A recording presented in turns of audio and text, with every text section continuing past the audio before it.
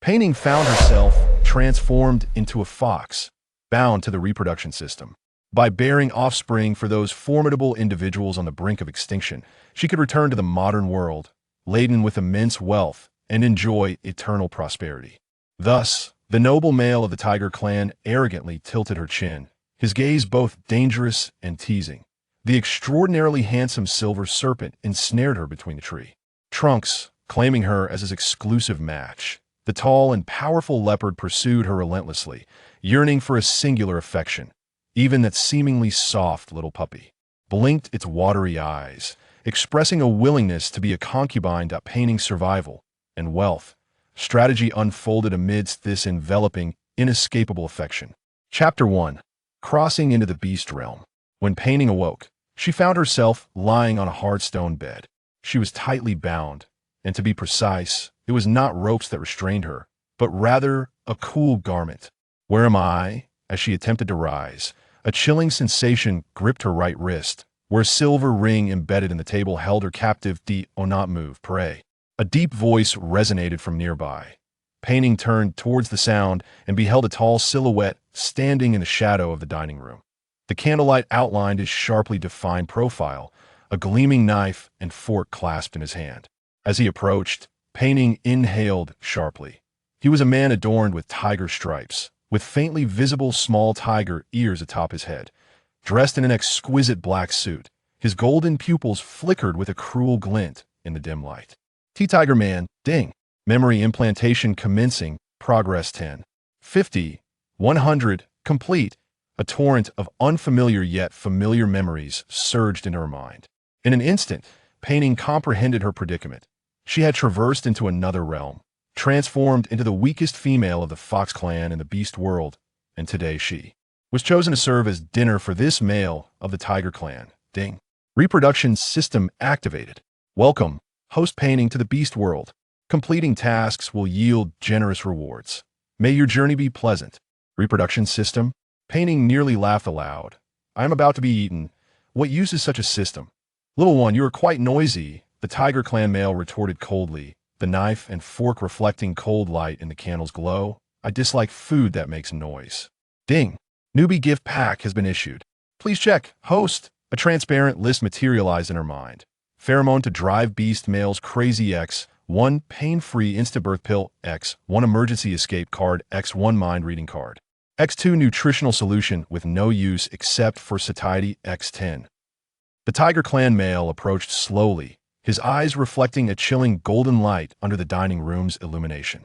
Though I do not relish foxes, the butler indicated you are on tonight's menu. His voice was low, a cruel smile curling at the corners of his lips. I am Xianming. Pei Ning trembled, despairing. She closed her eyes, daring not to open them, hoping it was merely an illusion. System. She fervently called within her mind. I wish to use the pheromone. Ding. Pheromone to drive beast males crazy activated. Duration. 24 hours. The peculiar fragrance wafted through the air. Pei Ning observed Xuanming's movements suddenly freeze. His pupils dilated and his nostrils flared slightly. Why does it smell so good? Xianming frowned, the golden hue of his gaze gradually tinged with desire. He released the knife and fork, which clattered to the ground with a crisp sound. Pei Ning's fox ears twitched anxiously, noticing a layer of orange-red fur sprouting on her body. Tentatively, she inquired, Brother, are you truly going to eat me? She deliberately softened her tone, lacing it with a hint of allure. Eat you? Xianming chuckled lightly, his voice gentler than before. Perhaps we could engage in something else first. He leaned closer, his fingers brushing against Pei Ning's cheek. The warmth of his touch starkly contrasted with his cold demeanor. What a lovely little fox. Pei Ning felt a flicker of hope, though her body remained shackled to the table. At least for the moment, she would not be treated as dinner. Would you kindly help me remove this? She pleaded, shaking her wrist bound by the silver ring. My wrist hurts. I need you to soothe it. She fluttered her eyelashes, smiling coyly, captivating all. Xuanming's gaze intensified, and he unfastened the silver ring, lifting Pei Ning from the table. Though you were sent as food, it seems you can serve a better purpose. For the first time, Pei Ning beheld his face up close, his angular jawline, high nose, and slightly upturned lips. If it weren't for those predator-like eyes, he could almost be deemed handsome. Upon being carried into a bedroom, the soft mattress allowed Pei Ning to relax slightly. I specifically chose a little fox. Xianming murmured, his long fingers gliding over her orange-red fox ears. Indeed, quite beautiful. Pei Ning smiled softly, her voice like a gentle spring breeze, stirring something within Xianming. Brother, please feel free to command Daji. Her red claws curled, leaning lazily against Xianming, who could no longer restrain himself, pressing her down and closing in.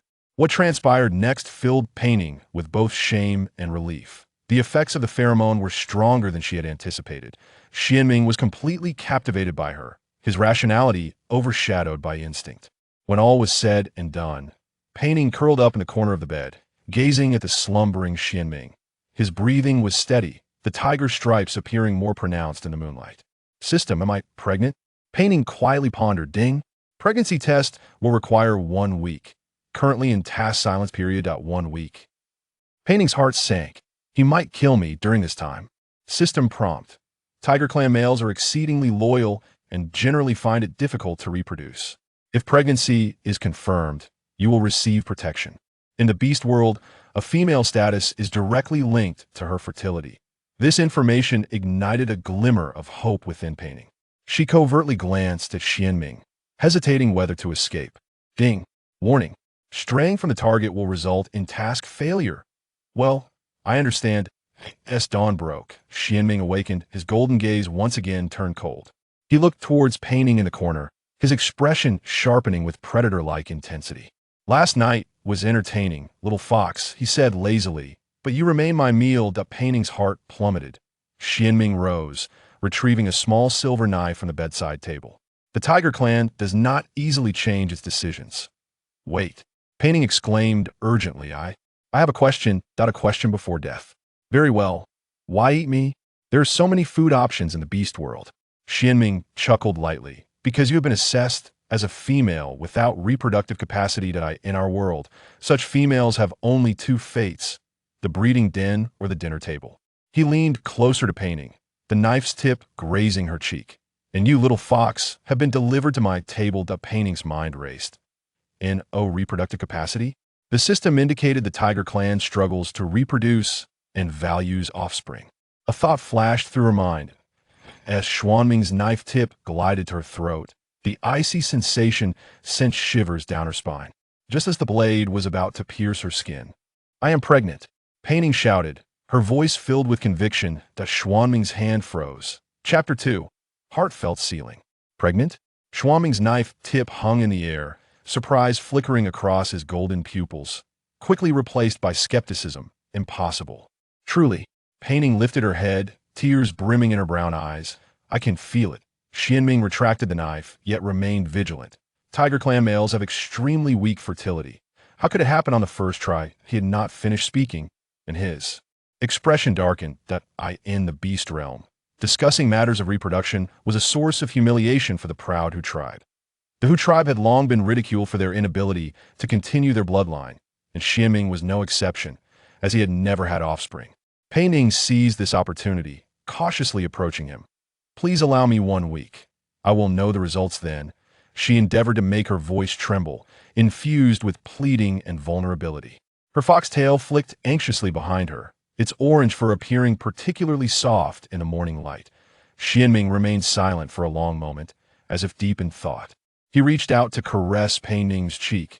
If I discover you have lied a week from now, I shall not grant you a merciful death. I have not lied.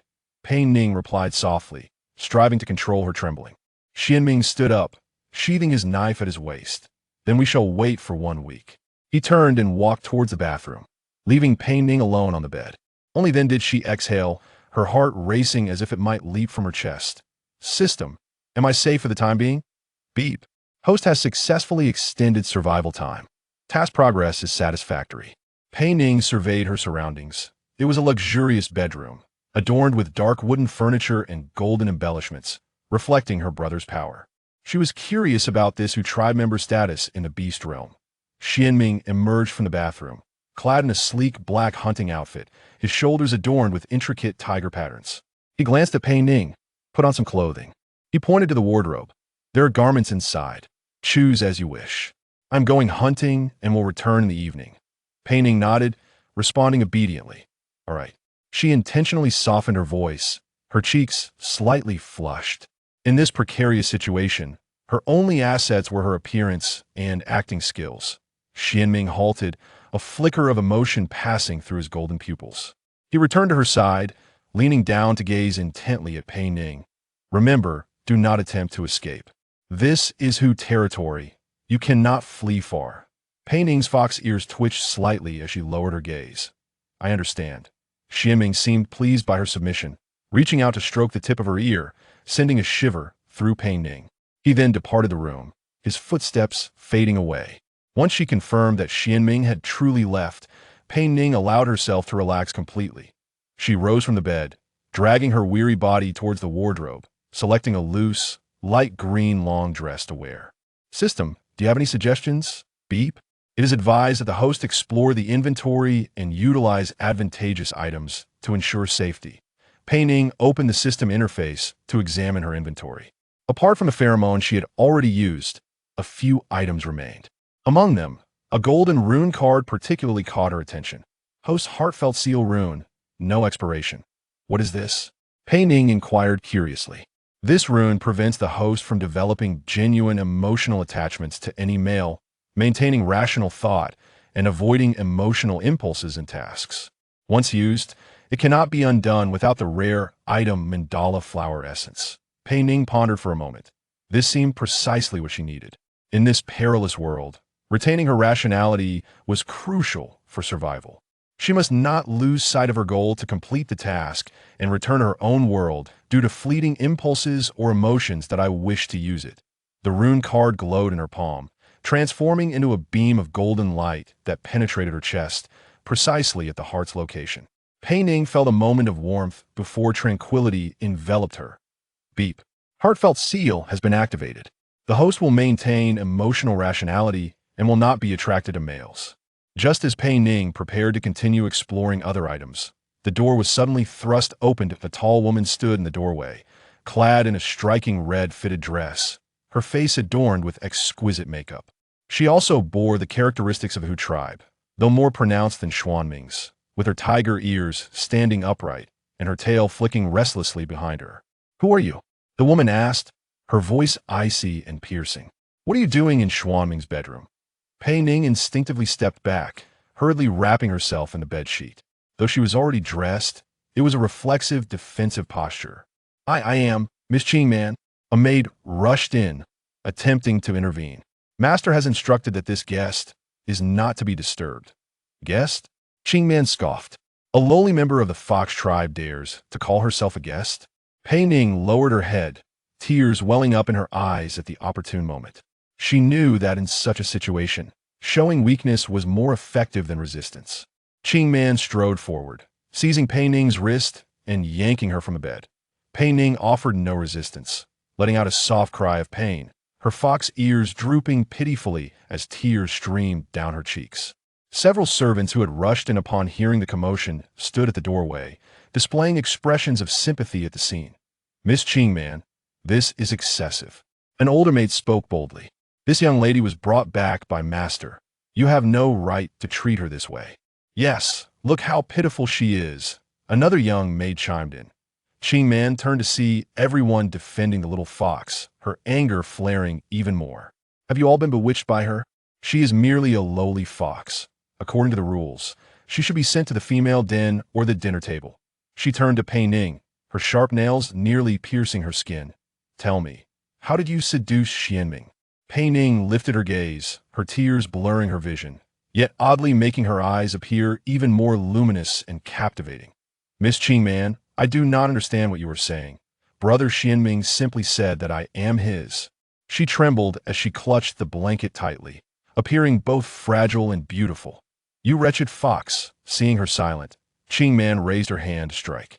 Before the slap could land, Pei Ning instinctively fell to the ground, looking up at Qingman with a pitiful expression. Is it a crime to be favored by Lord Xianming? Miss Qingman, men have no resistance to beautiful and gentle females. You cannot be both fierce and rude and expect not to strike other females. After speaking, Pei Ning could not help but blink her eyes, squeezing out a few tears, gazing innocently at Qingman. This tactic was quite effective. Qingman's face twisted with fury. "You lowly female, how dare you mock my appearance and demeanor? I will not rest until I have dealt with you." Pei Ning truly cried out this time, bracing for the impending blow. "Go ahead. The harder the strike, the more heartbroken Xianming will be when he returns." But as Pei Ning shut her eyes, the expected pain did not arrive. Stopped, a deep voice resounded from the doorway.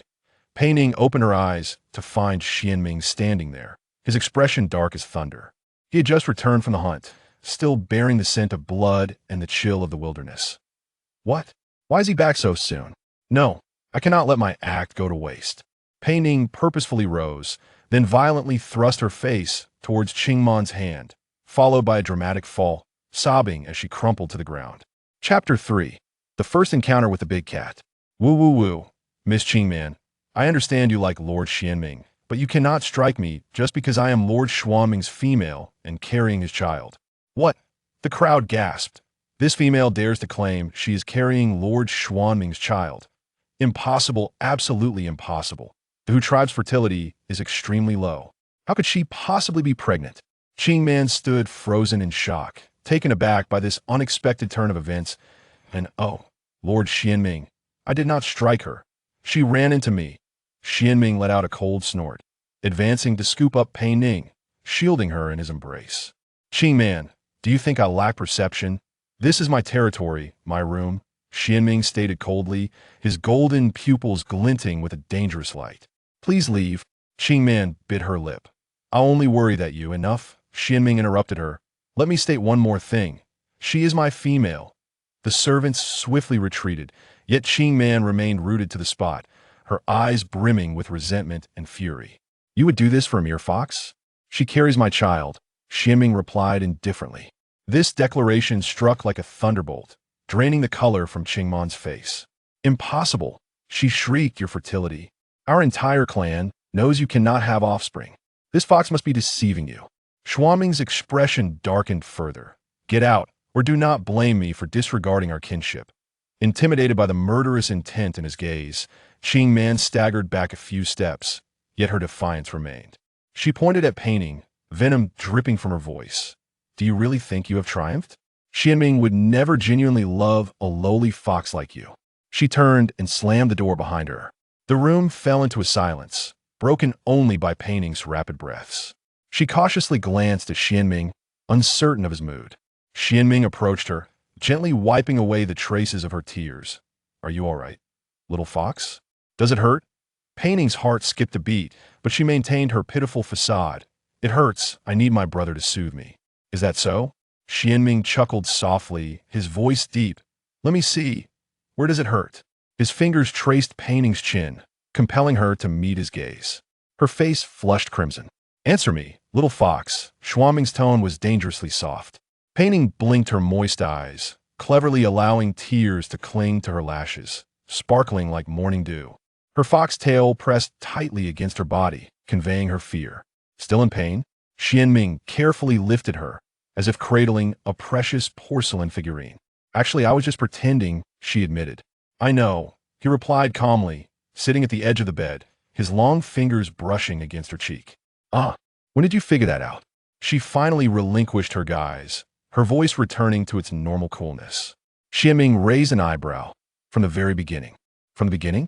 Pei Ning was astonished, her eyes widening. "Then why didn't you just devour me?"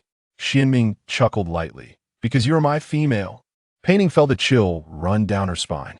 She had underestimated the sharpness of this Tiger Clan male.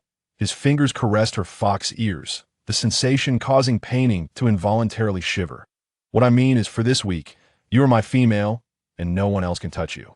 So she asked softly, "What if I truly become pregnant after a week?" "Then you will hold value," Xianming said calmly. "It is exceedingly rare for a male of the Tiger Clan to have offspring. If you can truly bear my children, I will protect you well." Pei Ning secretly sighed in relief. At least there was a glimmer of hope. Suddenly, her stomach protested loudly. She awkwardly covered her abdomen, her cheeks flushing. "Are you hungry?" Xianming inquired. Pei Ning nodded. "I haven't eaten anything since last night." Xianming stood and walked toward the door.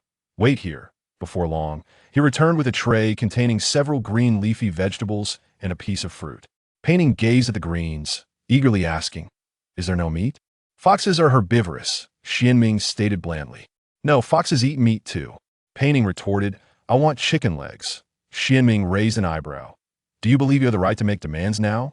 Pei Ning pouted, reluctantly biting into a piece of vegetable. She inwardly cursed this tyrant of the tiger clan, but outwardly, she could only swallow her grievances. "You speak as if I owe you something," she muttered softly. "It was you who wanted to eat me first." Xianming heard her, but merely chuckled. "And now, who is eating whom?" Pei Ning chewed on the greens, speechless. She secretly observed Xianming, noting his stance by the window, the sunlight outlining his tall figure. His profile was sharp, jaw clenched, his gaze keen as an eagle. Yet when he looked at her, his golden pupils reflected not merely coldness, but a hint of curiosity. "Even if he sees through me, he has not considered killing me outright." Pei Ning pondered, chewing on the leaves. This tiger clan male seemed more complex than she had imagined. She had to admit, Xuanming's directness in penetrating her disguise while still protecting her held a strange allure. Ding! Reminder for the host. Heartbeat sealing rune has been activated. The host will not develop genuine emotional attachment to the target. The system suddenly chimed in. "I know." Pei Ning mentally retorted, "I just find him a bit interesting." She lowered her head, continuing to munch on the greens, her lips involuntarily curling into a smile. Despite her sharp words, Xianming had prepared food for her, rather than letting her starve. Compared to Qingman's overt desire to consume her, Xianming could almost be labeled gentle. What a peculiar yet endearing big cat. Pei Ning thought, then inwardly chastised herself for her fanciful musings. She looked up just in time to meet Xuanming's probing gaze, those golden eyes seemingly capable of reading her thoughts. Pei Ning quickly averted her eyes, focusing intently on the greens, her heartbeat accelerating uncontrollably. "Why do I find him so charming?" Pei Ning silently cursed. "He once intended to devour me." In the morning, sunlight lazily spilled into the room. Pei Ning curled up in a corner of the soft bed, squinting her eyes to relish this rare tranquility. Over the past few days, Xianming had not attempted to consume her. She felt a slight relief. He merely ventured out to hunt at dawn, returning only in the evening. Thus their time together was limited. "System, does Xianming truly believe I am pregnant?" Pei Ning softly inquired. Ding. Pregnancy test countdown. 3 days. It is advisable for the host to prepare in advance and consider how to respond. Pei Ning frowned and sat up. The voices of the servants outside drifted in. She perked her ears, faintly catching the words Lord Xianming. "I should use the eavesdropping card." Pei Ning thought. Ding. Eavesdropping card activated, effective for 30 minutes. Immediately, clear voices reached her ears. Does Lord Xianming really believe that little foxes lie about being pregnant? Chapter 4. The Crisis of False Pregnancy. Hush, speak softly. The elders have sent someone to investigate her background. You know how cunning the wild fox spirit can be. With a dismissive curl of her lip, it was evident she relished the unfolding drama. The elder council was in turmoil. "I hear there will be an examination tomorrow." Pei Ning's heart sank. The scope of eavesdropping had widened. She closed her eyes, concentrating on seeking out Xianming's voice. She had 3 days until her pregnancy test. If it were truly a deception, that little fox would pay the price. That cold voice echoed in her mind.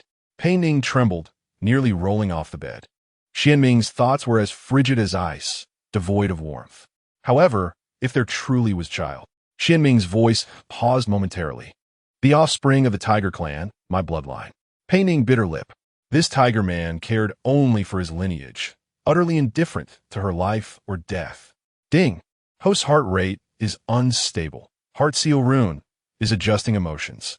Pei Ning took a deep breath to calm her nerves. In 3 days, the truth would be revealed. She needed to devise a plan swiftly.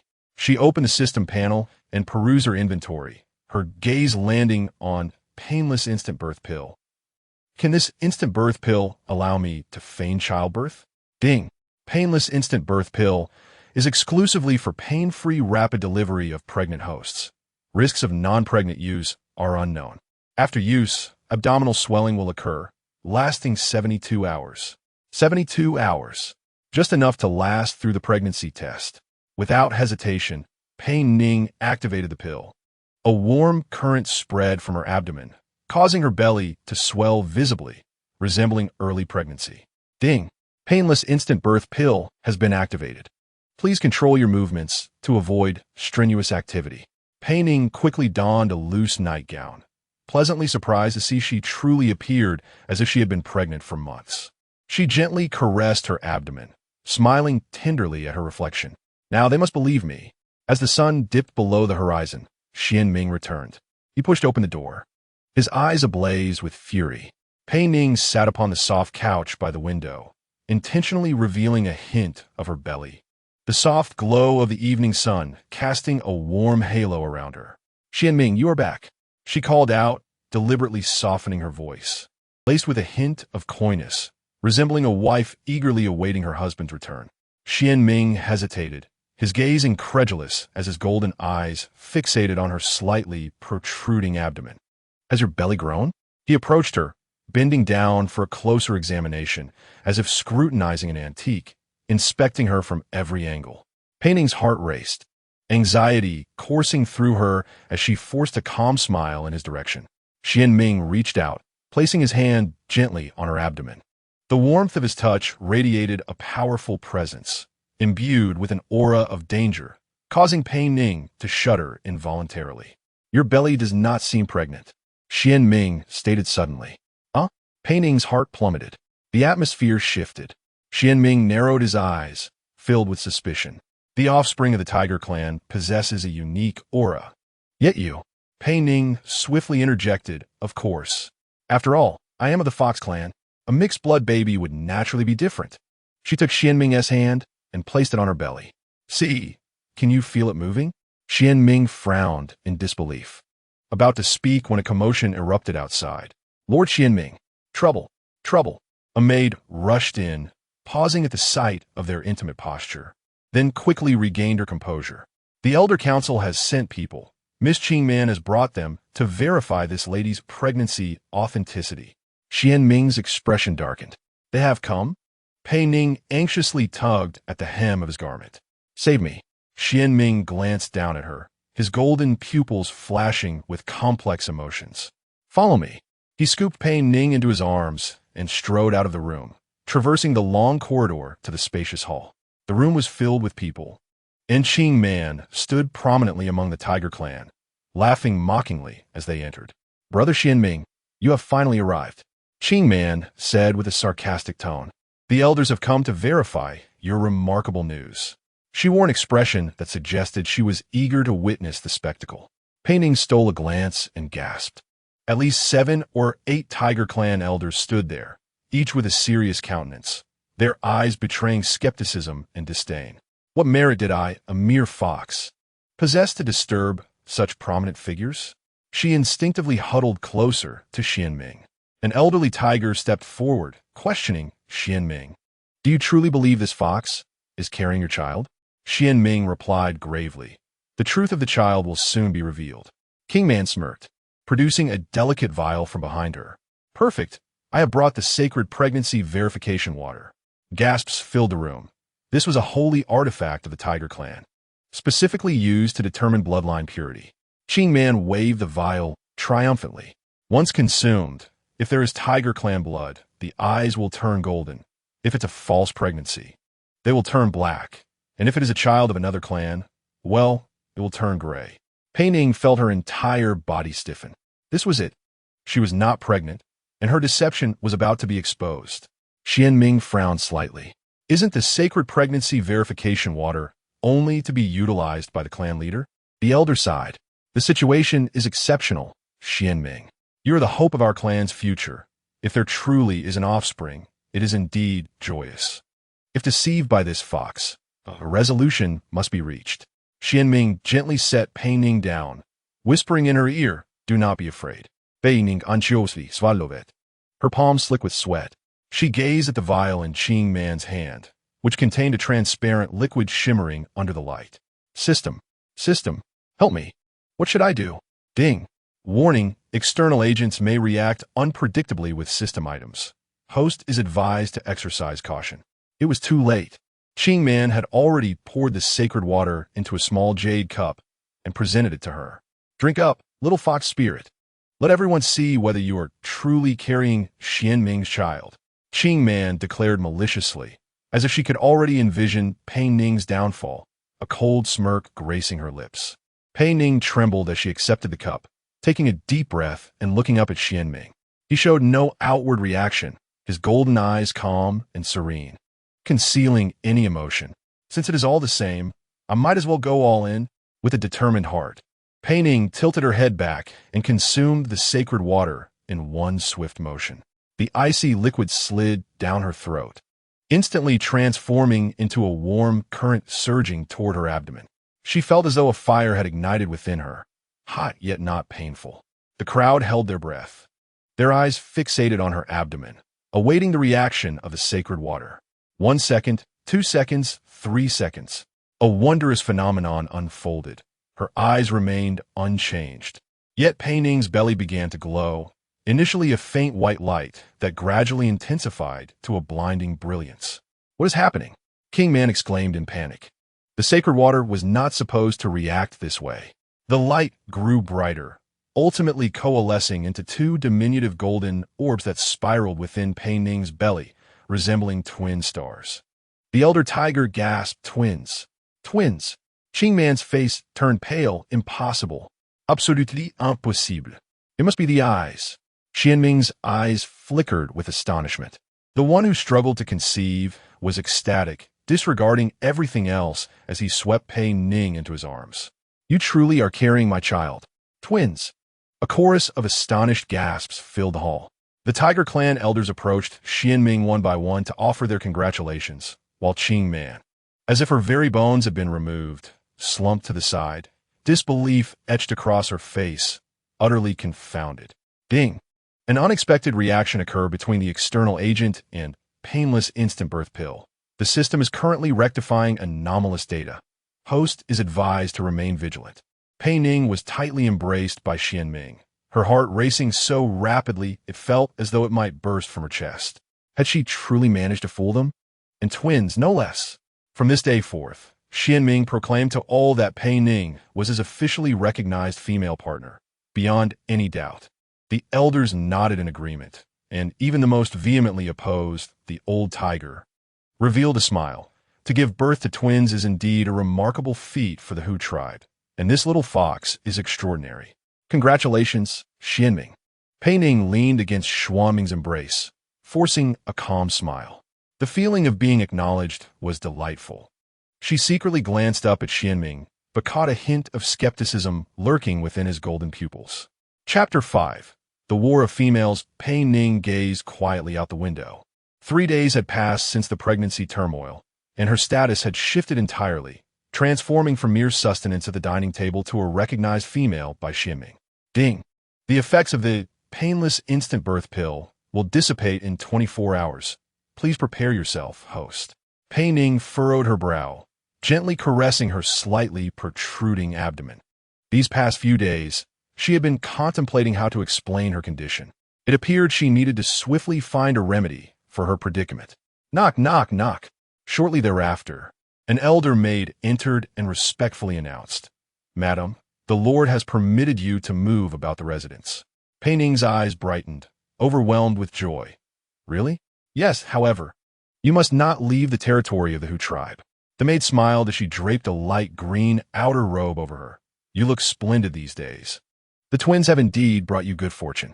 Pei Ning smiled sheepishly, reflecting on how long it had been since she breathed in fresh air, and she eagerly stepped out of her room to indulge in the moment. Pei Ning strolled through the flower beds, her orange-red fox tail swaying with delight. She slipped into the backyard, only to hear a faint sobbing sound from the bushes. Cautiously, she parted the foliage to find a small white female rabbit curled up inside, dirty and marked with scars. "Who are you? Why are you here?" Pei Ning inquired softly. The rabbit jumped in fright, its ears trembling nervously. "Please, do not tell anyone I escaped from the female den." "The female den?" Pei Ning pondered. Could it be similar to her own experience? The rabbit raised its terrified eyes.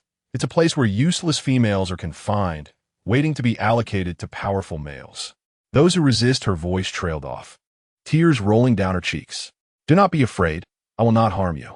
The rabbit hesitated for a moment, summoning courage to ask quietly.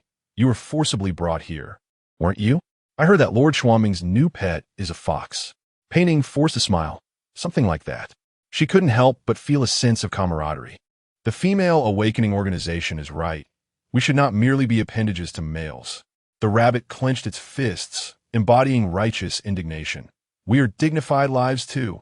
The female awakening organization? Pei Ning's interest was piqued. What is that?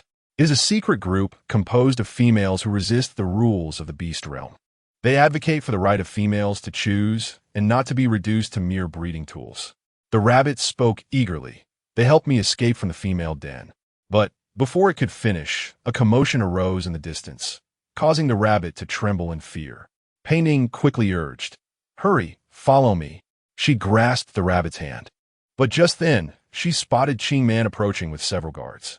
Pei Ning hastily concealed herself back in the bushes, tightly holding the trembling rabbit. I heard that fox has been wandering around today. Qing Man's voice was icy. I suspected she would come to the backyard. How foolish of Xianming to believe the pregnancy. Pei Ning and the rabbit held their breath, remaining perfectly still. As Qing Man's voice faded, Pei Ning sighed in relief. This is too dangerous. I must hide you until nightfall and then find a way to help you escape. As night fell, Pei Ning stealthily slipped out of her room and headed to the garden shed where she had hidden the rabbit during the day. Upon opening the door, a heavy scent of blood assaulted her senses. Little Bai, Pei Ning gasped in horror at the bloodstains covering the floor. The rabbit was nowhere to be found. Just as she turned to seek help, a sharp voice pierced the air. So, the vixen is here. Qing Man stormed in with a group of guards. Her face filled with smugness as she coldly declared, I knew you kidnapped that rabbit. Pei Ning froze. What? Don't play dumb. Qing Man snapped. That rabbit who escaped from the female den was hidden here by you. Unless you want to be exposed, as the guards surrounded her. Pei Ning realized she had been set up. It wasn't me. I just came to check on her. Check on her? Qing Man sneered. Are you colluding with the female awakening organization? Does Xianming know? Her smugness was palpable. Pei Ning felt a chill run down her spine. Qing Man intended to ruin her. At that moment, a cold voice rang out from the entrance. What is going on? Xianming stood there, his golden pupils gleaming in the moonlight, cold and piercing. His gaze flickered between the bloodstains and Pei Ning, his expression darkening. Qing Man immediately feigned distress. Brother Xianming, it's horrifying. That fox kidnapped a rabbit girl. And when we found her, the rabbit had already... Pei Ning interjected. It wasn't me. I only encountered her today. She escaped from the female den. And I just wanted to help her. Enough. Xianming bellowed, causing everyone to tremble. He strode forward, seizing Pei Ning's wrist. You dare betray me? His eyes blazed with fury, the grip on her wrist nearly crushing her bones. I truly didn't. Pei Ning's eyes welled with tears. Xianming, please let me explain. Enough. Xianming replied coldly. I allowed you to move freely, not to betray me. It seems freedom is still out of reach. Qing Man fanned the flames. I told you she is a fraud. Her pregnancy is a lie. Xuanming's fury intensified, as if flames were igniting within him. He gripped Pei Ning's hand tighter. Xiao Ning, are you part of the female awakening organization? Pei Ning instinctively protested. No, I know nothing of such an organization. Xianming sneered. Then how do you know the rabbit escaped from the female den? Pei Ning was rendered speechless. Xianming dragged her toward the house. In a moment of desperation, Pei Ning called out in her heart. System. Emergency escape card. Ding. Emergency escape card activated, effective in 5 seconds. A golden light suddenly burst forth from Pei Ning, causing Xianming to release her in shock, staring at her incredulously. Pei Ning dashed toward Qing Man, grasping her wrist. Look at this. Pei Ning tore open King Man's sleeve, revealing fresh bloodstains. You killed Little Bai and attempted to frame me. She turned to the astonished Xianming. Qing Man is jealous that I carry your child and plotted to eliminate me. She knew I encountered that rabbit today, so she orchestrated all of this. Qing Man's face paled, panic-stricken. She tried to wriggle free. Nonsense. This blood is my own. Pei Ning smirked. Is it? Then why is there white rabbit fur stuck under your nails? All eyes fell on Qingman's hands, revealing several tiny white hairs lodged within her fingernails. Xianming regarded Qingman with icy disdain. Qingman was thoroughly rattled. She stepped back, her voice trembling. I just wanted to expose the true face of this vixen. She is not pregnant at all. She colludes with the Female Awakening Organization to undermine the Hu tribe. Enough! Xianming roared. Take her back. The guards immediately stepped forward to restrain Qingman, dragging her away. Qingman yelled in protest, her eyes filled with resentment. Wretched fox. Don't be too pleased with yourself. Only Pei Ning and Xianming remained in the garden. Moonlight bathed the two in a silvery glow. Pei Ning lowered her head, her emotions entangled. She expected Xianming to trust her so deeply. Are you all right? Xianming's voice remained as cold as ever, though softened with concern. I am fine, Pei Ning replied softly, though I feel sorrow for that rabbit girl. Xianming sighed. Do not worry. Qingman would not dare harm her. The rabbit has been returned to the female den. Pei Ning breathed a sigh of relief, pondering what the female den could possibly be like. How will Xiao-Bai extricate herself? And what is this Female Awakening Organization? Xianming seemed to see through her thoughts. You are more astute than I anticipated, little fox. He reached out to caress Pei Ning's cheek. Pei Ning's heart inexplicably raced, her cheeks slightly flushed. How do you know I am not lying? Xianming chuckled softly, saying nothing in return. In her thoughts, it felt as if something in the air was subtly shifting. Suddenly, Xianming leaned down and lifted Pei Ning into his arms. Let us return. You need rest. Nestled against him, Pei Ning inhaled the faint, refreshing scent of grass and wood, a peculiar warmth blossoming within her heart. Ding! Warning! Heart seal shows signs of loosening. Please maintain emotional rationality. Host. Pei Ning was startled, quickly adjusting her mindset. No, I must not truly develop feelings for him. No matter how admirable Xianming is, he is merely a tool for me to complete my mission, correct? What is the matter? Xianming inquired, his golden pupils reflecting the moonlight, deep and enchanting. Nothing. Nothing at all. Pei Ning endeavored to steady her heartbeat, merely feeling a bit unwell. A flicker of concern passed through Xianming's eyes as he held her more carefully. Do not fear. I am here. Pei Ning felt her heart flutter once more. Ding! Warning. Heart seal loosening intensifies. The system is about to initiate repairs. Chapter 6. Crisis looms. Tranquil days never last long. I will be embarking on an expedition hunt tomorrow, lasting 10 days. One day, Xianming stood by the window, his voice low and cold, his handsome face rendered even chillier by the setting sun's glow. Pei Ning's heart tightened, her fingers unconsciously gripping the quilt, feeling as though time had stretched too long. Has it been that long? Unfamiliar emotions surged within her. The Hu tribe had a tradition of expedition hunting every year.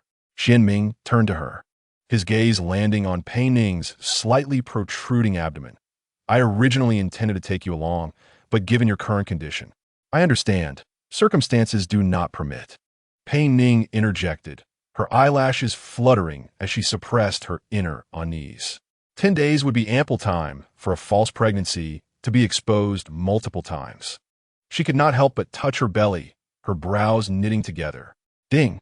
Painless instant birth pill effect has stabilized. Please maintain emotional stability and avoid vigorous movements. Xianming stepped closer, his fingertips gently brushing her cheek, the warmth and strength of his touch reassuring. Do not worry. I have arranged for the clan physician to check on you daily. Pei Ning forced a smile, more wretched than tears. Then you must be careful. Xianming's brow furrowed, seemingly deep in thought. He drew a finely crafted dagger from his waist, placing it in Pei Ning's hand. Keep this safe, just in case. Pei Ning gazed in astonishment at the dagger, its blade glinting with a cold light. She looked up at Xianming, her eyes filled with confusion. The Hu tribe's territory is not as safe as you may think, Xianming said with concern, his eyes glinting with veiled worry, teasingly adding. Especially for a pregnant fox with twins. Pei Ning felt a bit shy, lowering her head to conceal the dagger. Xianming turned to leave, but paused at the door. Wait for my return. Without waiting for Pei Ning's response, he hurried off to prepare. That night, Pei Ning found herself unable to sleep, feeling as though something was amiss. Xianming was about to leave, and a bittersweet sensation tugged at her heart. This thought startled Pei Ning. Ding! Detected. Heart seal has developed cracks, currently undergoing repair. It is advisable for the host to remain rational and not be deceived by transient feelings of safety. Pei Ning woke with a start, rolling over to lie down. A sleepless night ensued. In the morning, Xianming was ready to depart. He stood at the threshold, his golden pupils deep as a pond. Wait for my return. Pei Ning, like a devoted follower, stood at the door, her tail swaying eagerly as she replied, I will. Xianming seemed to want to say something, but ultimately just nodded before disappearing into the morning mist. Watching the hunting party depart, an inexplicable emptiness settled in her heart. Ding! Task reminder. The host has exited Xianming's protective range. Danger level increased by 80. Please proceed with caution. Pei Ning returned to the bedside. Retrieving the dagger given by Xianming, her expression resolute. Indeed, in the afternoon, an unfamiliar clan physician arrived for consultation. He was a slender, middle-aged male of the Hu tribe, his sharp eyes betraying his cunning nature. Upon entering, he furtively surveyed every corner of the room. Madam, the Lord specifically instructed me to see to your care daily, the physician said respectfully, extracting several packets of powder from his medical box and brewing a cup of dark red medicinal tea. This is a sacred tonic for nurturing the fetus. 1 cup daily is highly beneficial for twins.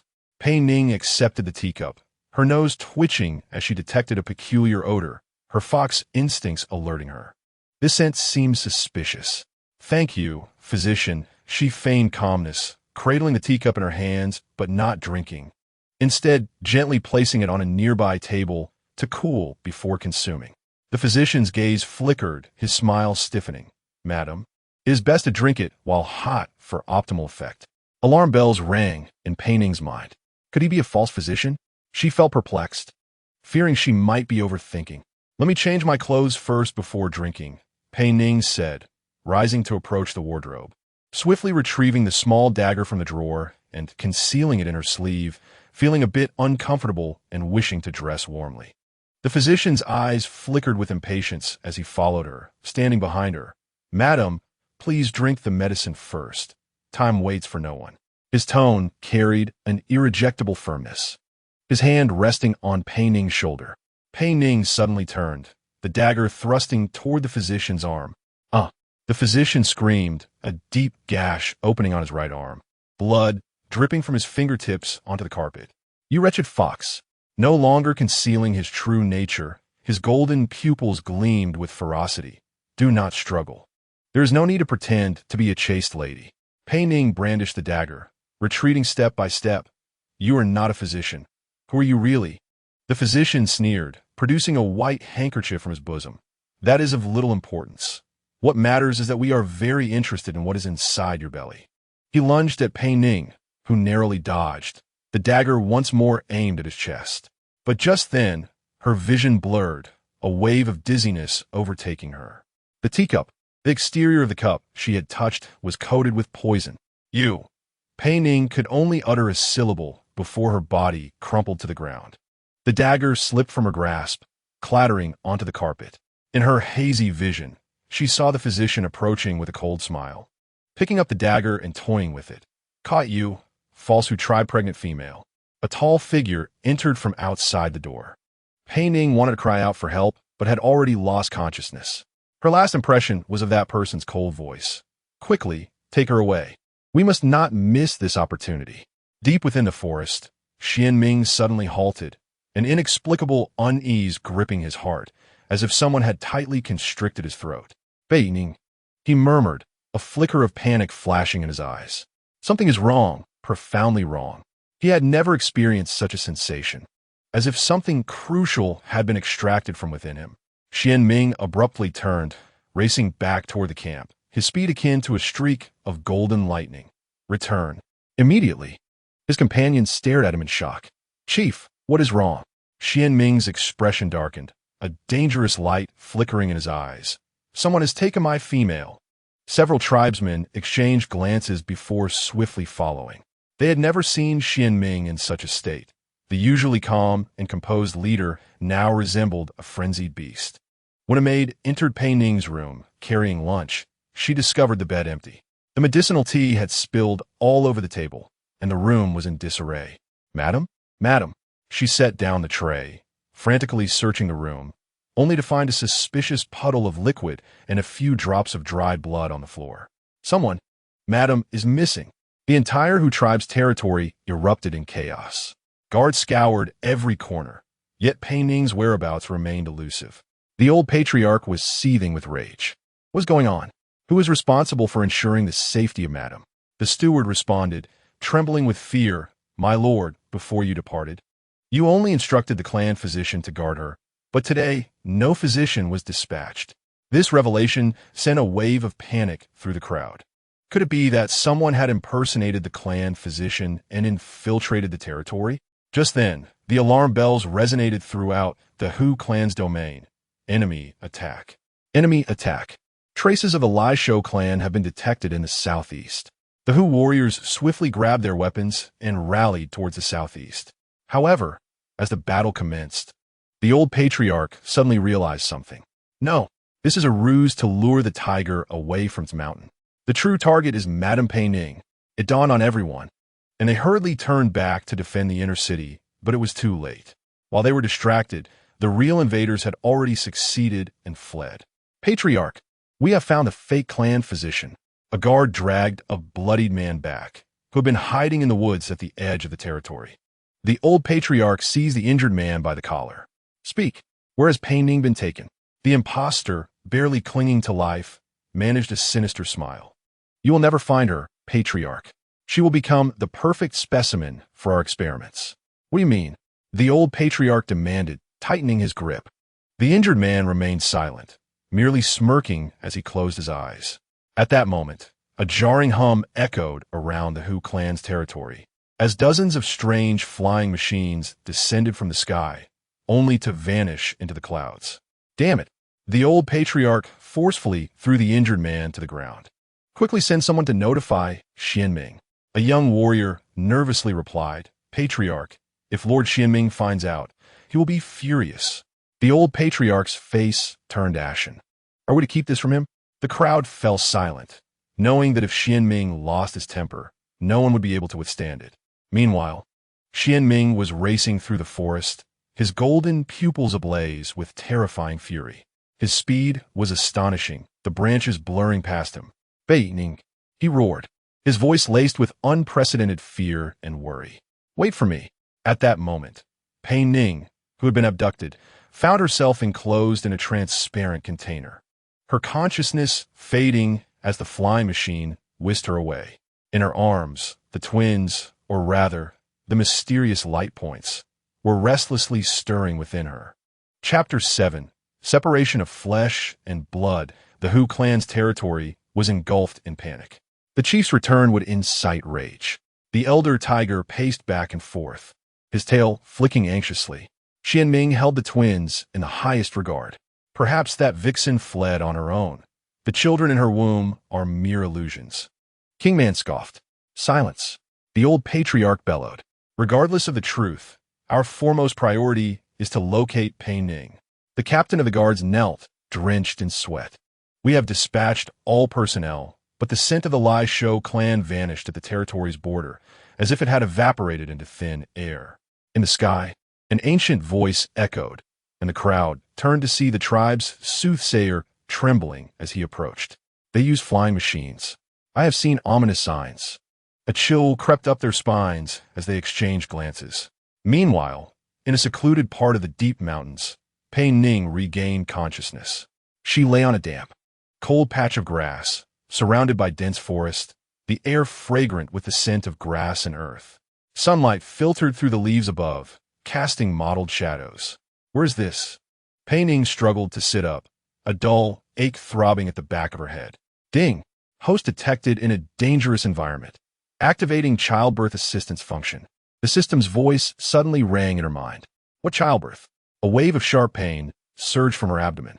Pei Ning gasped in horror as she looked down. Her belly had indeed swelled, even larger than before. "System, what is happening?" "Ding! Painless instant birth pill reacted with the holy water of pregnancy, resulting in the formation of two tangible energy entities within the host. They are about to separate from a body. Wait, are you saying I really, truly have children? Pei Ning's eyes widened in disbelief. The explanation is too complex. It is advised that the host focus on the birthing process now.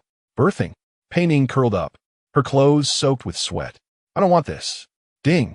Activation of painless rapid birth function successful. Pain reduced by 80. Please cooperate, host. Even so, Pei Ning felt waves of excruciating pain. She gritted her teeth, tears blurring her vision. Xian Ming, Xian Ming. She found herself calling out for the very tiger who had once tried to consume her. A loud wail shattered the forest silence.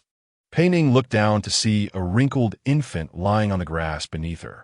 He had pale skin, with two small black tiger ears atop his head, and a pure white tip on his tail. Is this my child? Pei Ning reached out, trembling as she cradled the infant. Ding! First child successfully born. Please continue to exert effort, host.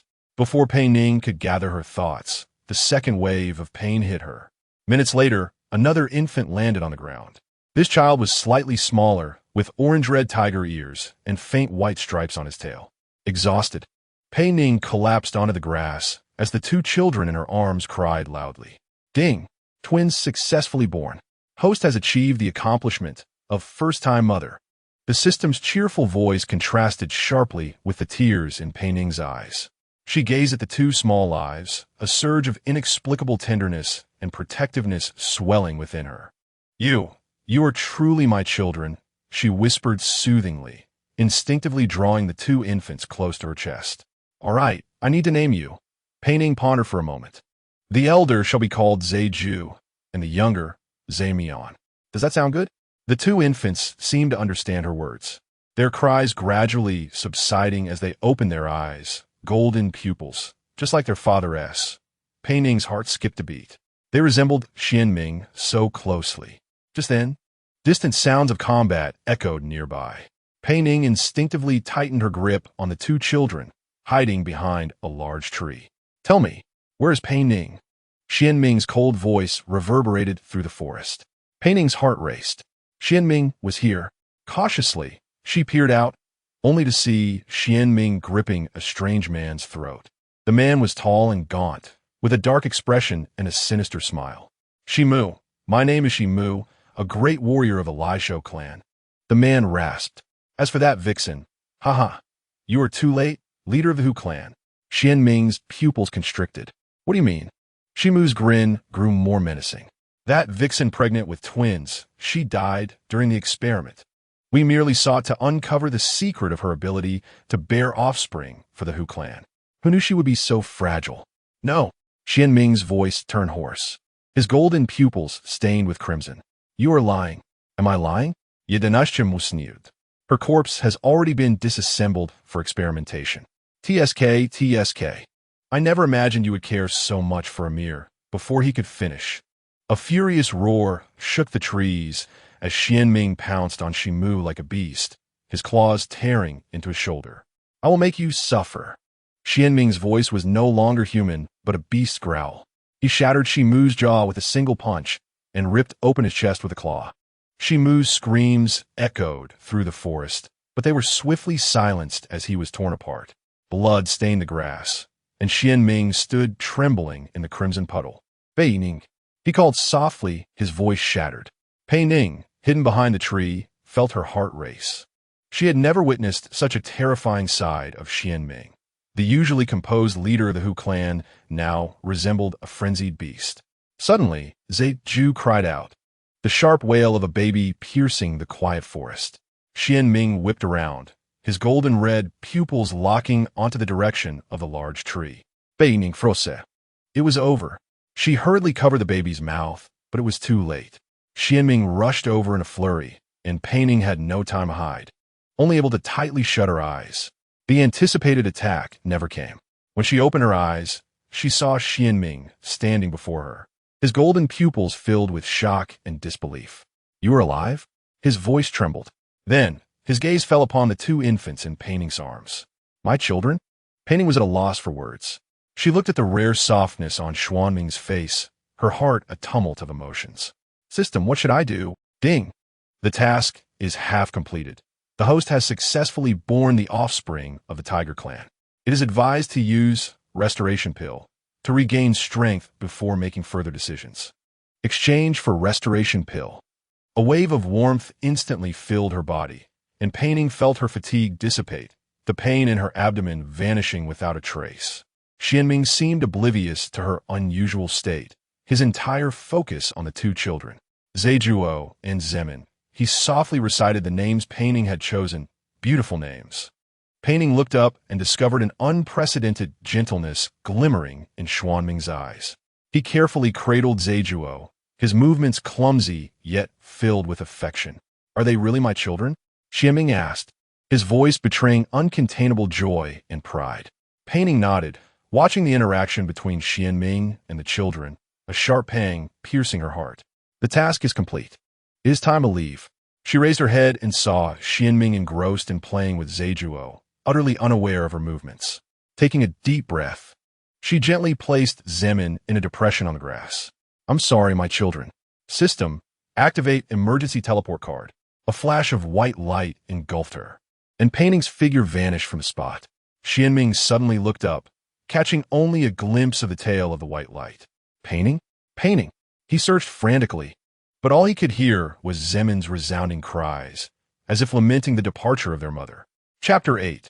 Rebirth. Xianming entered the Tiger Clan territory, holding the two infants.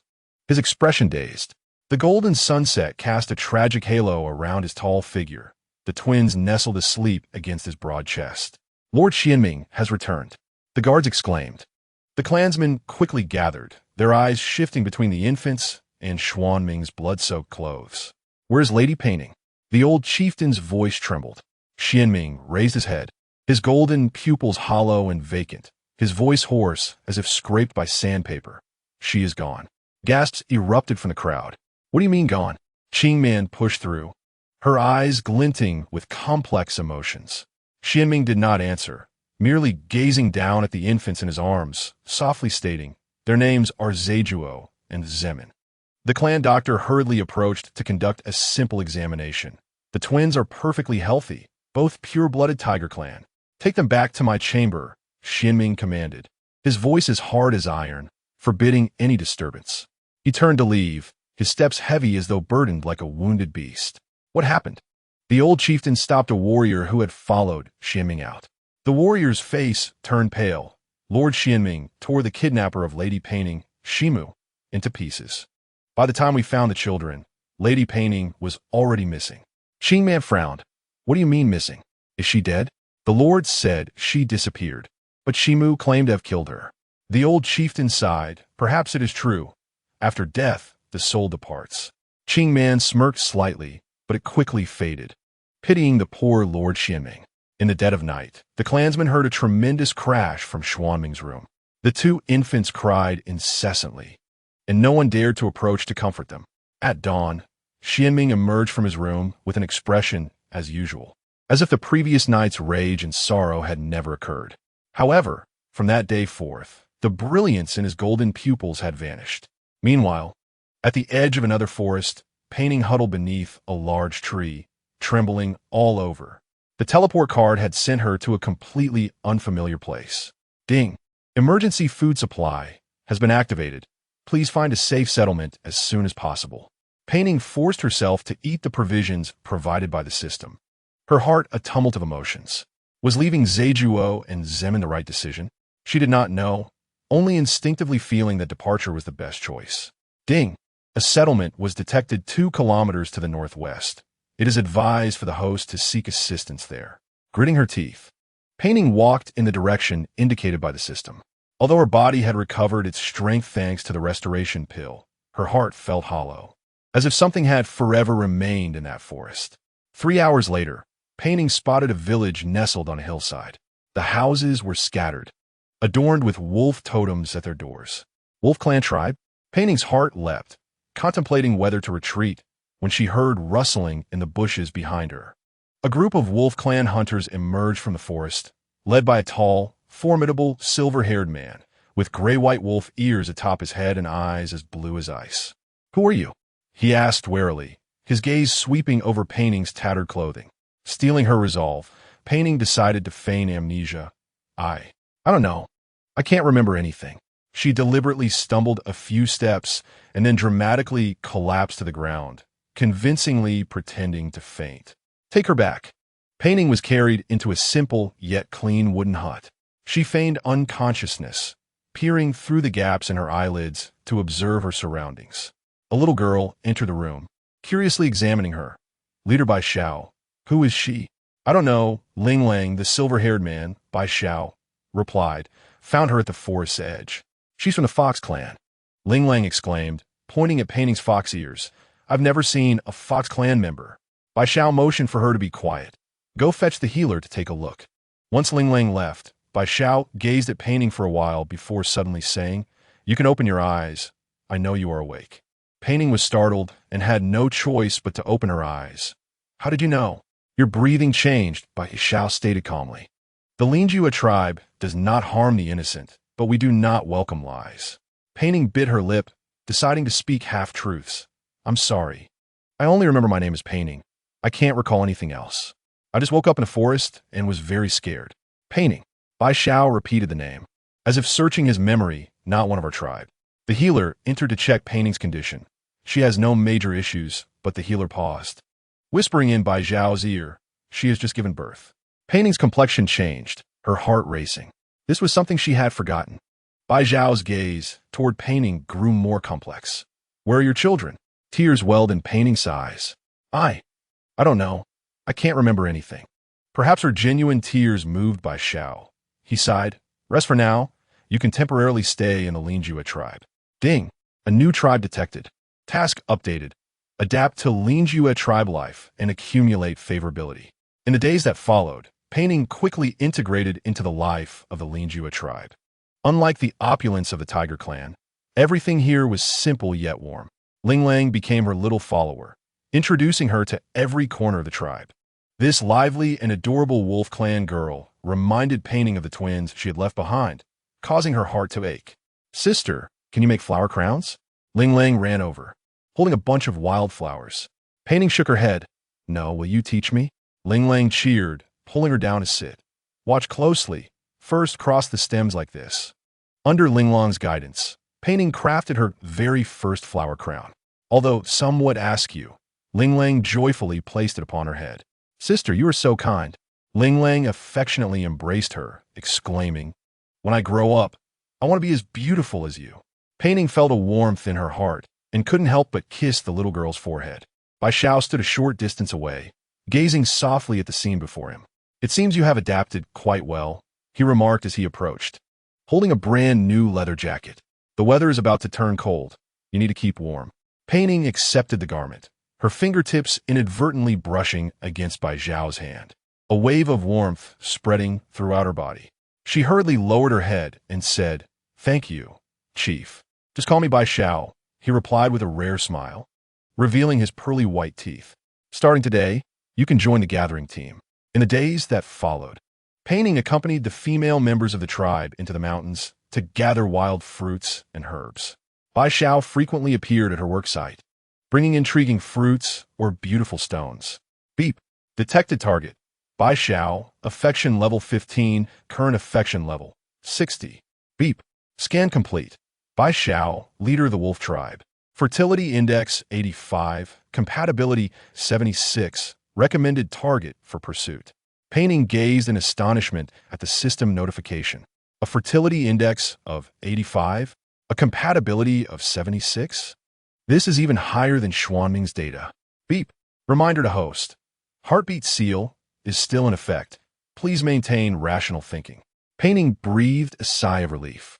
The heartbeat seal ensured she would not be swayed by emotions, allowing her to complete her tasks with a clear mind.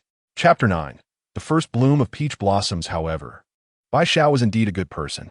He was valiant and kind, taking great care of everyone in the tribe, especially the weaker females and the young cubs. Compared to Xuanming's initial coldness, Bai Xiao was akin to warm sunlight. "What are you thinking about?" Bai Xiao's voice interrupted her thoughts. Pei Ning looked up to find him standing beside her, his eyes filled with inquiry. I'm thinking that life here is quite nice, Pei Ning replied softly, though her mind lingered on Xianming and the two children. Bai Xiao smiled. If you like it, you can stay. His gaze was too direct, causing Pei Ning to avert her eyes. Thank you for taking me in. Bai Xiao seemed poised to say something more, but was interrupted by a commotion nearby. Several females from the gathering team rushed over. Chief, the fish in the river have begun to migrate. Bai Xiao nodded, passed the word along. We will organize a fishing expedition tomorrow. Pei Ning's eyes brightened. Can I help? The females exchanged glances. Fishing is not as simple as gathering wild fruits. You have to jump into the icy river and catch the fish with your claws. I could try other methods, Pei Ning insisted. Bai Xiao looked at her with interest. What method? Fishing traps. Pei Ning exclaimed. We can weave a trap from wooden sticks and fine vines, place it in the river, and the fish will swim in but won't be able to escape. The females erupted in laughter. That's not possible. Fish aren't that foolish. Feeling somewhat disheartened, Pei Ning was surprised when Bai Xiao gently ruffled her hair. If you want to try, then go ahead. I will accompany you tomorrow. This gesture drew the attention of the females, and murmurs of speculation arose. The next day, Pei Ning rose early to gather materials for weaving the fishing traps. Bai Xiao indeed arrived, bringing some extra materials with him. Are you confident in this? He asked, helping her place the traps in the river. Pei Ning nodded. I think I have used this method before, in my memories before my amnesia. Bai Xiao seemed contemplative. You will gradually remember. Pei Ning felt anxious. What if they discovered she was lying? Beep. Urgent alert. Tiger tribe scent detected. Pei Ning abruptly looked up, noticing several tiger stripes flash through the trees on the opposite bank. What's wrong? Bai Xiao asked, his vigilance heightened. Pei Ning's heart raced. Nothing. I might have just seen an animal. Bai Xiao narrowed his eyes and peered across the riverbank. Is the scent of the tiger tribe? I will go take a look. No. Pei Ning instinctively grasped his wrist. Don't go over there. It's dangerous. Bai Xiao regarded her with confusion. How do you know it's dangerous? Pei Ning hastily released her grip. I'm just worried about you. Bai Xiao studied her for a moment before finally nodding. All right, let us head back. Meanwhile, in the woods across the river, several tiger tribe scouts were watching Pei Ning and Bai Xiao. Does that female from the fox tribe resemble Lord Xuanming's companion? A young scout whispered. The elder frowned. She does bear a resemblance, but that's impossible. Lady Pei Ning has already. Qing Man stepped out from behind them, her eyes gleaming with cold light. Whether she resembles her or not, just don't tell Xianming. The scouts stared at her in astonishment. Why not? If she truly is Lady Pei Ning, Lord Xianming would surely be overjoyed. King Man sneered. Overjoyed. He has just recovered from the pain of losing his wife. It took him a long time to focus on raising the children. If this is merely a fox that looks like her, and he builds up expectations only to be disappointed, how should he cope? The scouts exchanged glances, too intimidated to argue. Qing Man took one last look at Pei Ning by the river before turning to leave. When you report back, just say you discovered the wolf tribe. There's no need to elaborate. The scouts followed her out, unaware of the sinister smile playing at the corners of Qing Man's mouth. By the riverside, Pei Ning anxiously watched the opposite bank, her instincts as a fox warning her that danger was approaching. The Lingjue tribe was welcoming its annual harvest festival. As dusk fell, several bonfires were already lit in the central square, their flames illuminating joyful faces. Several plump mountain deer and wild boars were roasting over the fire, filling the air with a mouth-watering aroma. Pei Ning followed Ling Lang to the bonfire, and as they found a spot to sit, a tall male from the wolf tribe approached with a plate of roasted meat. Try my roasted meat. It's the tenderest part. The male flashed a charming smile, his eyes sparkling with eagerness. Thank you. Pei Ning politely accepted the meat, just as another male from the wolf tribe leaned in closer. Pei Ning, I gathered the sweetest honey and spread it on the meat. It's especially delicious. This male was younger than the first, holding a small jar of golden honey. Ling Ling giggled. Sister, they all want to please you. For the next half hour, at least 6 or 7 males came to curry favor, some offering meat, others fruits, and even flowers. Pei Ning felt overwhelmed, awkwardly accepting one kindness after another. Beep. Multiple males from the Lingjue tribe have displayed courtship intentions towards the host. It is advised to proceed with caution. Pei Ning sighed internally. She merely wished to spend this time quietly. Why was this happening? Everyone disperse. A deep male voice commanded, and the crowd parted to make way. The leatherworker from the Pei tribe strode forward, holding a piece of fine deer hide. He was a renowned hunter in the tribe, robust and around 30, sporting a confident smile. Pei Ning, I hunted a golden deer. This is its hide. Pei proudly displayed the hide, its golden fur gleaming in the firelight. I want to make you a skirt. The most beautiful female in the longevity tribe should wear the finest clothes. The surrounding males emitted low growls of jealousy, while the females whispered among themselves. Pei Ning's heart fluttered at the mention of courtship and pairing. Beep. Warning. Detected signals related to tribal customs, associated with courtship rituals. Before Pei Ning could ponder further, Bai Xiao's voice rang out from the back of the crowd. Pei, you should keep that hide for yourself. The crowd parted once more as Bai Xiao approached the bonfire, his blue eyes appearing particularly profound in the flickering flames. He did not glance at Pei Ning, but instead fixed his gaze firmly on Pei. The tribe is in need of bowstrings. This hide is perfect for that. Pei's expression shifted, gripping the deer hide tightly. You, Bai Xiao raised his hand to interrupt him. This is a chief's order. Pei ground his teeth, ultimately surrendering to the command. As you wish, chief. He turned to leave, casting a resentful glare at Pei Ning, his eyes filled with bitterness and anger. Pei Ning sighed in relief and cast a grateful look at Bai Xiao, who merely nodded before disappearing into the throng. The bonfire celebration continued late into the night. When Pei Ning returned to her quaint wooden cabin, fatigue enveloped her, and she longed for slumber. Just as she removed her outer garment, a gentle knock resonated from outside the door. Who is it? Pei Ning inquired, her voice tinged with caution. It's me, Bai Xiao, came the reply. Hastily, Pei Ning opened the door to find Bai Xiao standing there, a parcel in his hands. Under the moonlight, his silver hair shimmered with a soft glow, and his eyes reflected a blend of nervousness and anticipation. Is there something amiss at this late hour? Pei Ning asked, puzzled. Bai Xiao cleared his throat and handed her the package. This is for you. Chapter 10. An unintentional pact. Pei Ning unwrapped the parcel, revealing a splendid golden deerskin skirt, exquisitely tailored with intricate embroidery. This is, she gasped, glancing between the skirt and Bai Xiao. Did you procure this from the skin of a deer?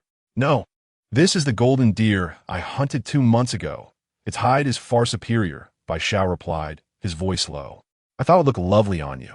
A warmth enveloped Pei Ning's heart, and recalling the multitude of gifts she had received from males today, she tentatively remarked, Thank you, but others have already gifted me. Their offerings do not compare to mine, Bai Xiao interjected, his gaze resolute. I crafted this with my own hands, investing considerable time. Touched by his sincerity, Pei Ning accepted the skirt. Thank you, Bai Xiao. She attempted to sound more affectionate. Bai Xiao's ears twitched noticeably, and a faint blush crept across his cheeks. He cleared his throat. You may simply call me by my name. The title of leader is unnecessary. Then I shall see you tomorrow. With that, he unexpectedly turned and dashed away like a bashful youth, leaving Pei Ning bewildered at the door. Ding! Bai Xiao's affection level detected at 20, current affection level, 80. Warning, according to tribal customs, accepting handmade garments signifies acceptance of courtship. Pei Ning froze. What? Is he proposing to me? Ding! While not entirely equivalent to a proposal. In the Linju tribe, when a male crafts clothing for a female, her wearing it signifies acceptance of his courtship, forming part of the preliminary pairing ritual. Pei Ning sank on her bed, contemplating the exquisite deerskin skirt in her hands. No wonder Pai Mu was so eager to gift her deerskin. No wonder Bai Xiao intervened. She placed the skirt beside her bed, her mind spiraling into contemplation. Bai Xiao was indeed a commendable male, strong, gentle, and of high standing, with the system indicating his fertility index was quite favorable. No, I'm not meant to remain here. Pei Ning chastised herself, shaking her head. I am merely fulfilling a task. Yet, as she gazed at the skirt, a twinge of guilt surged within her. She should not have accepted it. But the anticipation and tension in Bai Xiao's eyes rendered her unable to refuse. Ding! Heartfelt seal has shown fluctuations. Reminder to the host. Completing the task remains paramount. Pei Ning nodded, resolved to find an opportunity to return the skirt to Bai Xiao and clarify the situation. The following morning, Pei Ning awoke to find she had overslept. The sun was already high, and the village buzzed with raucous voices. She hastily got up, grabbing the garments by her bedside and donning them. It was only too late that she realized what she had chosen. "Oh no!" Pei Ning exclaimed, looking down at the golden deerskin skirt. Exhausted from the previous night, she had mistakenly worn the wrong outfit. There was no time to change. She had no choice but to brave the outside world. Stepping out, she immediately felt the weight of countless gazes upon her. The villagers paused their tasks, their eyes fixated on her. The females whispered behind their hands, while the males expressed astonishment and envy. "Good morning?" Pei Ning stammered, unsure of how to explain. Ling Long rushed over, her eyes wide with surprise as she seized Pei Ning's hand. "Sister, have you accepted Bai Zhao's courtship?" "What? No. Imareli." Pei Ning attempted to clarify, but was interrupted by the sight of Bai Zhao approaching from a distance, his face alight with uncontainable joy. The crowd quickly parted, allowing Bai Zhao to stand before Pei Ning, his gaze burning with intensity. "Pei Ning, you wore it." Pei Ning's cheeks flushed crimson, leaving her at a loss for words. Just then, Pai Mu approached, his expression darkening. "Leader, you stopped me yesterday because you desired her for yourself," he sneered, failing to continue. "Baixiao disregarded Bai Muestont. Sokusing soleli on Pei Ning. Does the skirt fit well?" "Very well," Pei Ning replied softly. "Thank you, Bai Zhao." Ding! Bai Zhao's affection level detected at 10. Current affection level, 90. Warning, tribal perception has solidified. You are regarded as Bai Zhao's prospective partner. A chorus of cheers and whistles erupted from the crowd, and Pei Ning realized the enormity of the situation she had unwittingly caused. "Congratulations, leader.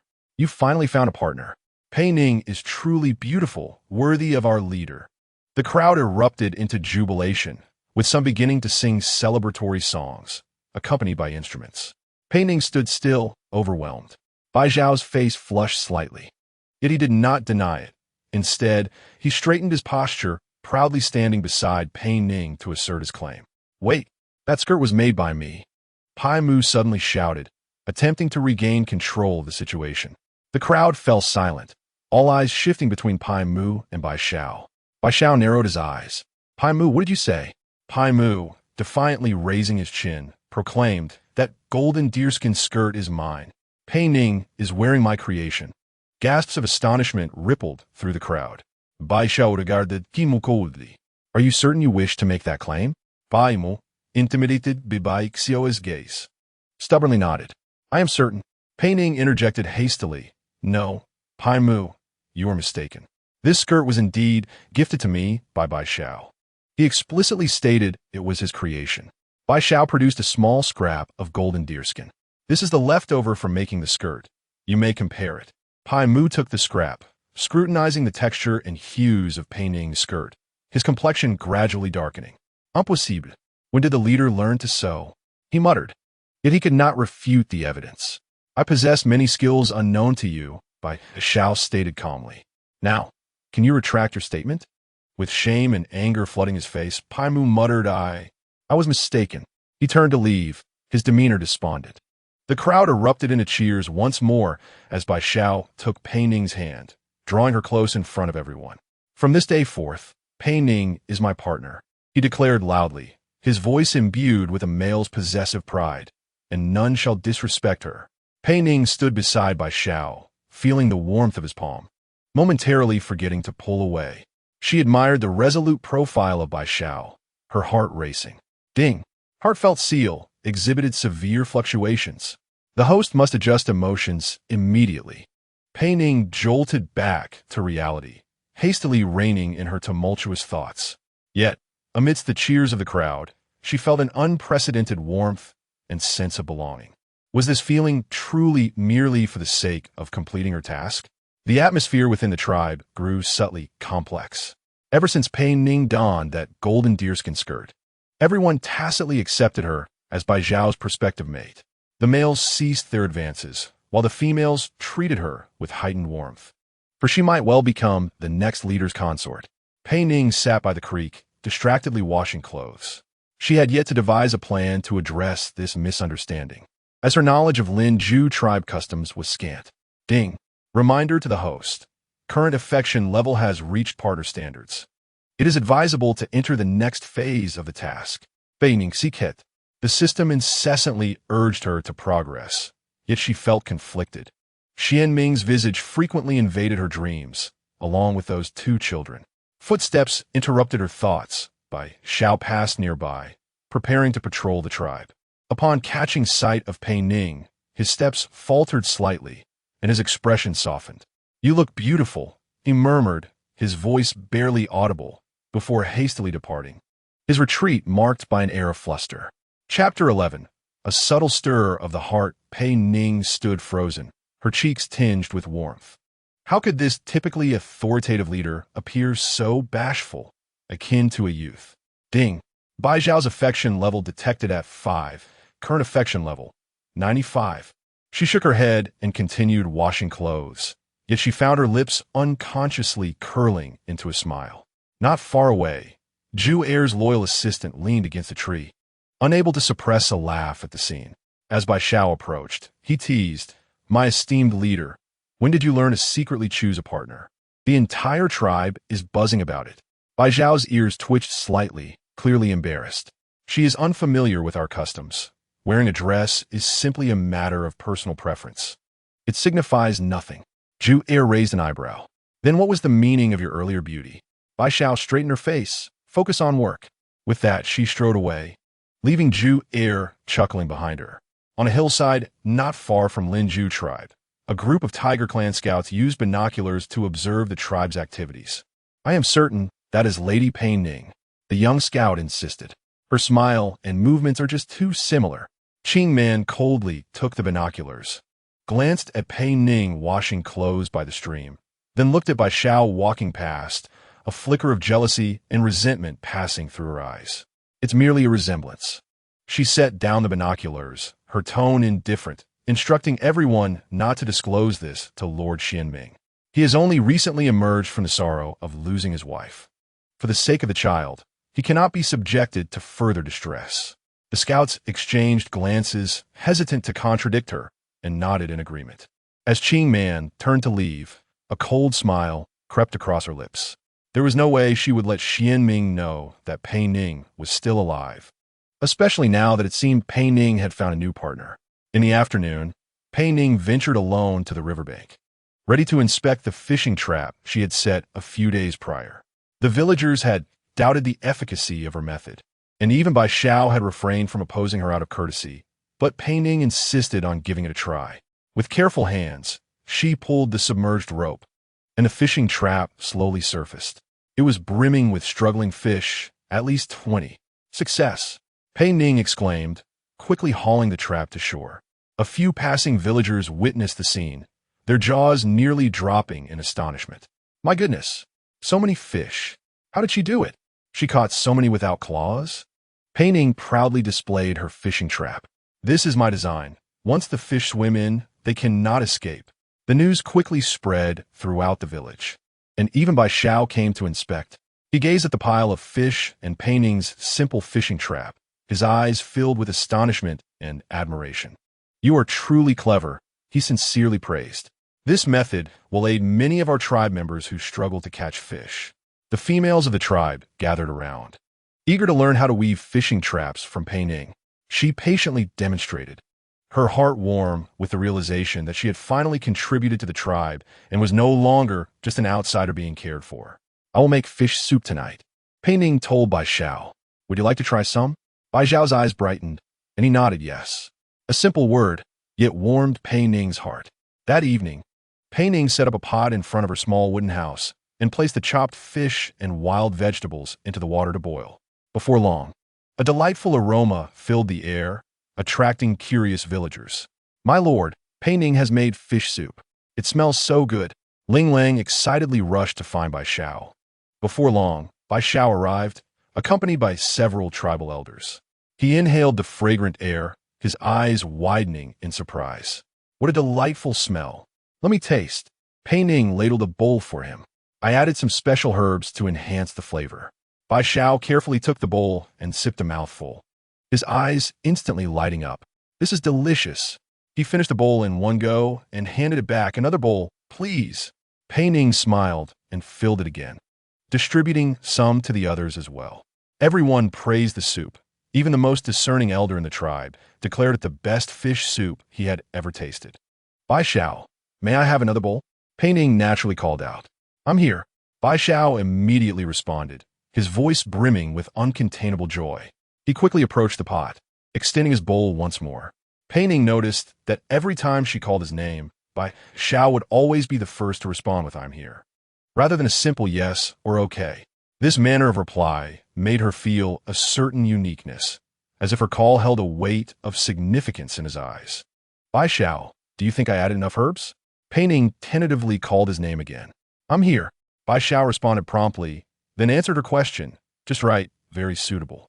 The surrounding tribespeople exchanged knowing glances. In Linju tribe, a male responding so swiftly to a female's call was one of the most evident signs of courtship. Ding. Detection shows that Bai Xiao exhibits a high level of mate intention towards the host. Affection level has reached a critical threshold. Pei Ning felt her face heat up involuntarily. She lowered her head, pretending to focus on adjusting the heat, all the while concealing her fluster. Bai Xiao's intentions were too apparent, and she was unsure of how to respond. As night deepened, the bonfire continued to blaze brightly. After finishing the fish soup, everyone was in high spirits. Some began to play instruments while others started dancing. Pei Ning sat aside, watching the joyful scene, her heart swirling with thoughts. Shall we dance?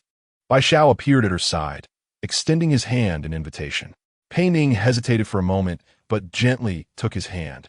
Bai Xiao's palm was broad and warm, offering a sense of comfort.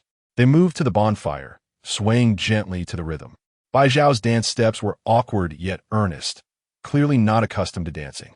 Pei Ning couldn't help but laugh, and Bai Xiao, unperturbed, joined in her laughter. Ding! Warning! Heartfelt seal exhibits severe cracks.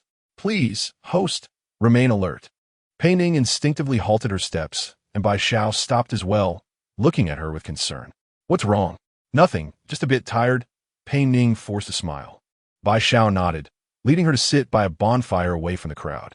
The firelight illuminated his resolute profile, and his silver hair danced gently in the night breeze. They sat in silence for a moment, each lost in their thoughts as they gazed into the flickering flames. Suddenly, Bai Xiao spoke, his voice low and firm. Pei Ning, I have something to tell you. Pei Ning turned to look at him, her heartbeat inexplicably quickening. What is it? Bai Xiao took a deep breath, looking earnestly into her eyes. Ever since you came to Linju tribe, everything has changed.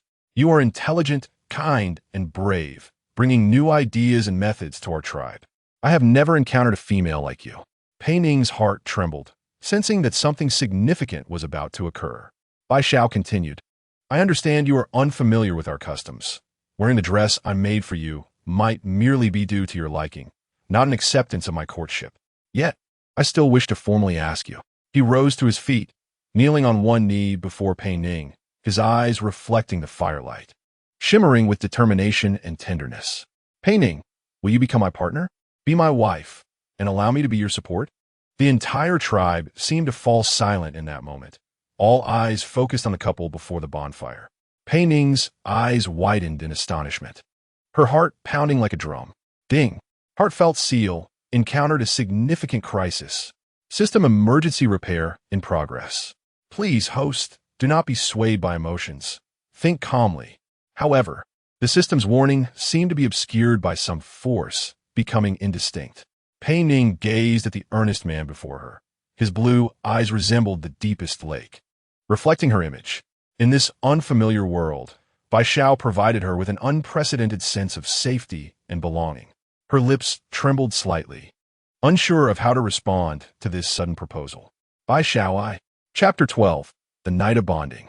The clearing was enveloped in silence, all eyes fixed on the figures before the bonfire. Bai Xiao knelt on one knee, gazing affectionately at Pei Ning, awaiting her answer.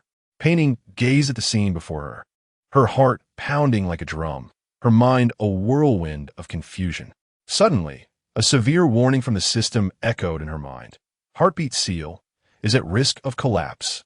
In that moment, A towering figure emerged from the crowd, Pei striding boldly to the bonfire, standing beside Bai Xiao.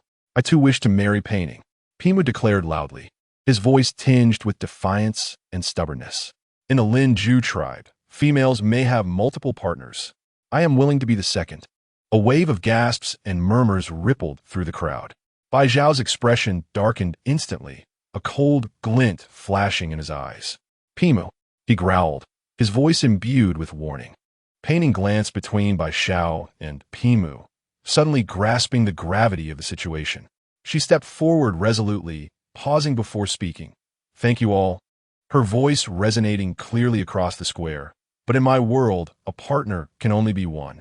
Turning to Pei, her tone softened. Pei, you are a fine hunter and will surely find a more suitable female. I am not the one for you. Hurt and anger flickered in Pei's eyes as he clenched his teeth, saying nothing, before turning and disappearing into the night. Pei Ning turned to Bai Xiao, smiling as she said, Bai Xiao, I am willing to be your partner. Bai Xiao's surprise was palpable. He stood stunned, struggling to believe her affirmation. Are you certain? I am certain, Pei Ning nodded, her tail wagging with excitement. Cheers erupted from the tribe, with all clans singing and dancing. In the midst of their blessings, Bai Xiao became intoxicated with joy. According to tribal tradition, an elder announced loudly, tonight is the night of coupling. The wolf pack cheered once more. And Pei Ning looked at Bai Xiao with confusion. The night of coupling? Bai Xiao, slightly tipsy, his ears perked in delight, replied, It is the first night we shall spend together. Pei Ning danced alluringly. As the revelry continued into the night, the wolf pack began to disperse. Bai Xiao walked alongside, Pei Ning toward the cave, the domain of the leader, spacious and warm.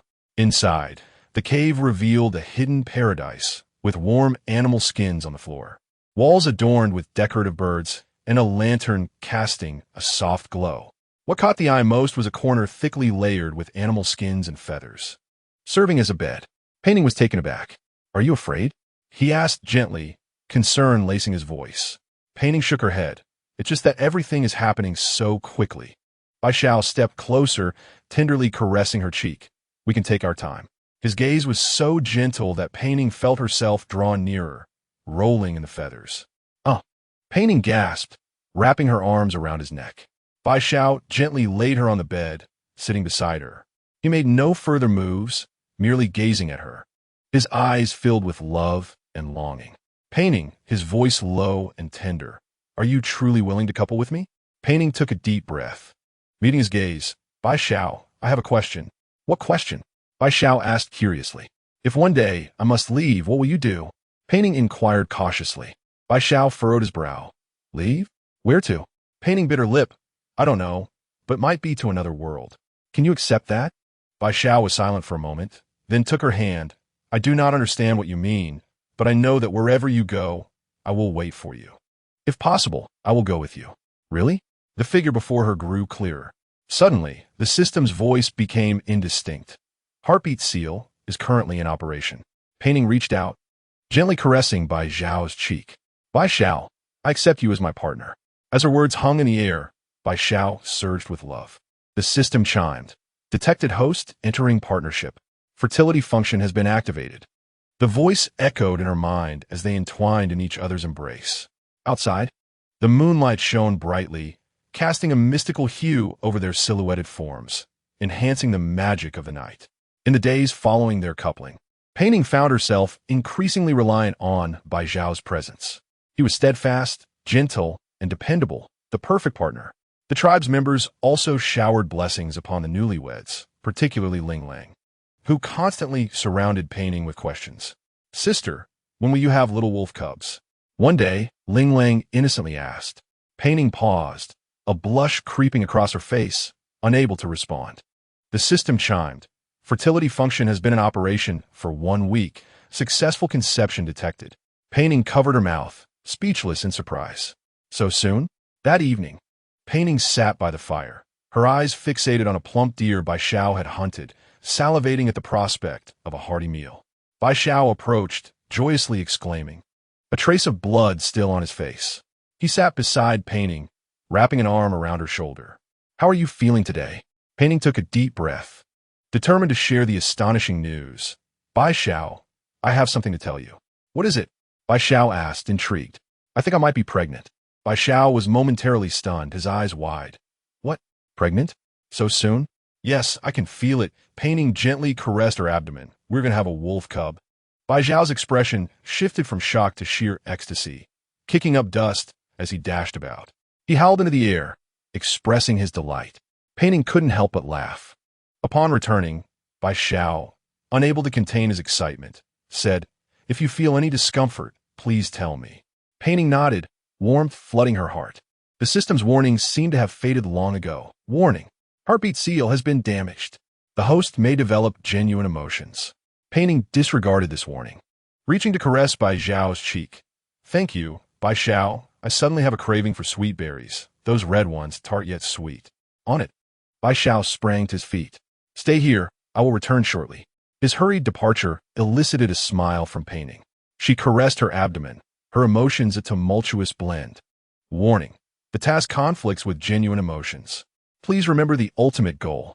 Pei Ning sighed, gazing up at the distant starry sky. Under this unfamiliar expanse, where was she meant to go? Before long, Bai Xiao returned, breathless, clutching a handful of vibrant red berries. I found them, the freshest and sweetest. Observing his sweaty yet joyful demeanor, Pei Ning felt deeply moved. She accepted the berries, softly saying, Thank you, Bai Xiao. For you and our child, I would do anything. Bai Xiao solemnly replied, his eyes filled with sincere affection. Pei Ning bit into a berry, a rush of tartness flooding her senses. Chapter 13. A joyful new beginning. On the 10th day of her pregnancy, Pei Ning rose as usual to prepare for the gathering team's work. However, when she donned her clothing, she found her belt could not be fastened. Her belly had noticeably rounded, resembling a small hill. So soon? Pei Ning marveled, stroking her abdomen. Typically, such a visible change would not occur within just 10 days. The system chimed. The fertility function has optimized the gestation process, with an expected reduction of 50. Pei Ning was taken aback. A reduction of 50? Would that not mean she would give birth in just 3 to 4 months? She hurriedly sought out a loose dress, though it did little to conceal her rounded belly. As she stepped outside, Linglong's astonished scream pierced the air. Sister's belly. Sister is having a baby. Linglong's exclamation drew the attention of nearby tribesfolk, all gazing in astonishment at Pei Ning's abdomen, their eyes filled with shock and joy. Isn't it only been 10 days? The children of the Fox tribe grow so quickly. Chief Bai Xiao is truly fortunate. Pei Ning stood awkwardly, unsure of how to explain this extraordinary change. Fortunately, Bai Xiao arrived just in time, shielding her behind him. Everyone disperse. Do not frighten her. His voice, although calm, carried an undeniable authority. The crowd gradually parted, their curiosity still fixated on Pei Ning. An elder female approached, kindly taking Pei Ning's hand. Child, I'm the tribe's midwife. Your situation is quite unique, but there is no need to worry. I have witnessed many peculiar births. She smiled benevolently, adding, if you ever feel unwell, do not hesitate to seek me out. Soon, the females of the tribe gathered around, bearing various gifts and well wishes. Some brought specially crafted herbal teas, claiming they could soothe the baby. Others presented soft animal skins, suggesting they could be fashioned into a swaddling blanket, while a few offered intricately carved toys, hoping the child could play with them upon arrival. Pei Ning was taken aback by this sudden outpouring of warmth, yet a wave of gratitude surged within her. No one had ever shown such concern for her child before. Even in the territory of the Tiger tribe, the focus had solely been on the bloodline value of the twins, rather than genuine joy for her. A few experienced females sat beside Pei Ning, sharing their birthing tales. When I gave birth to my first child, I bit through 3 branches from pain, boasted a robust female proudly. That is nothing. When I bore twins, my cries scared all the birds away from the valley. Another chimed in, unwilling to be outdone. Do not frighten her. The elder midwife shot them a glare before turning to Pei Ning. Fear not, child. We will all be with you. The Lin Zhu tribe never leaves a female to face childbirth alone. Pei Ning felt tears welling up in her eyes. In this unfamiliar world, she had unexpectedly found such a warm sense of belonging. Sister, sister. Ling Lang squeezed through the crowd, her hands full of bright red berries. I know you love these. I climbed to the highest hill to pick them. Pei Ning accepted the berries and gently ruffled the little girl's hair. Thank you, Ling Lang. Ling Lang beamed, revealing a row of small white teeth. Can I be a big sister when the baby is born? Of course, you will be the best sister. Pei Ning softly promised, though a pang of guilt crossed her mind. If the day came when she had to leave, how could she fulfill that promise? Throughout this time, Bai Xiao stood by, his eyes filled with pride and joy. When the crowd finally dispersed, leaving only the two of them, he gently embraced Pei Ning. Are you all right? He asked softly, concern evident in his gaze. Pei Ning nodded, just a bit tired. Bai Xiao immediately lifted her in his arms and strode towards their cave. Then you shall rest. From today on, you need not partake in gathering or labor. Pei Ning wanted to object, but upon seeing Bai Xiao's resolute expression, she relented. In the days that followed, it seemed as if everyone in the tribe considered caring for Pei Ning their foremost duty. Bai Xiao, in particular, remained ever present, almost relinquishing all responsibilities as the tribe's leader just to stay by her side. You do not need to do this. Pei Ning felt a bit guilty. I'm not that fragile. Bai Xiao, however, insisted, there are those in the tribe to handle daily affairs. It is more important that I accompany you. Each day, he brought her a variety of delicacies, the freshest berries from the mountains, the plumpest fish from the river, and the tenderest meat from the forest. He even crafted a special maternity dress for her, loose and soft, providing unparalleled comfort.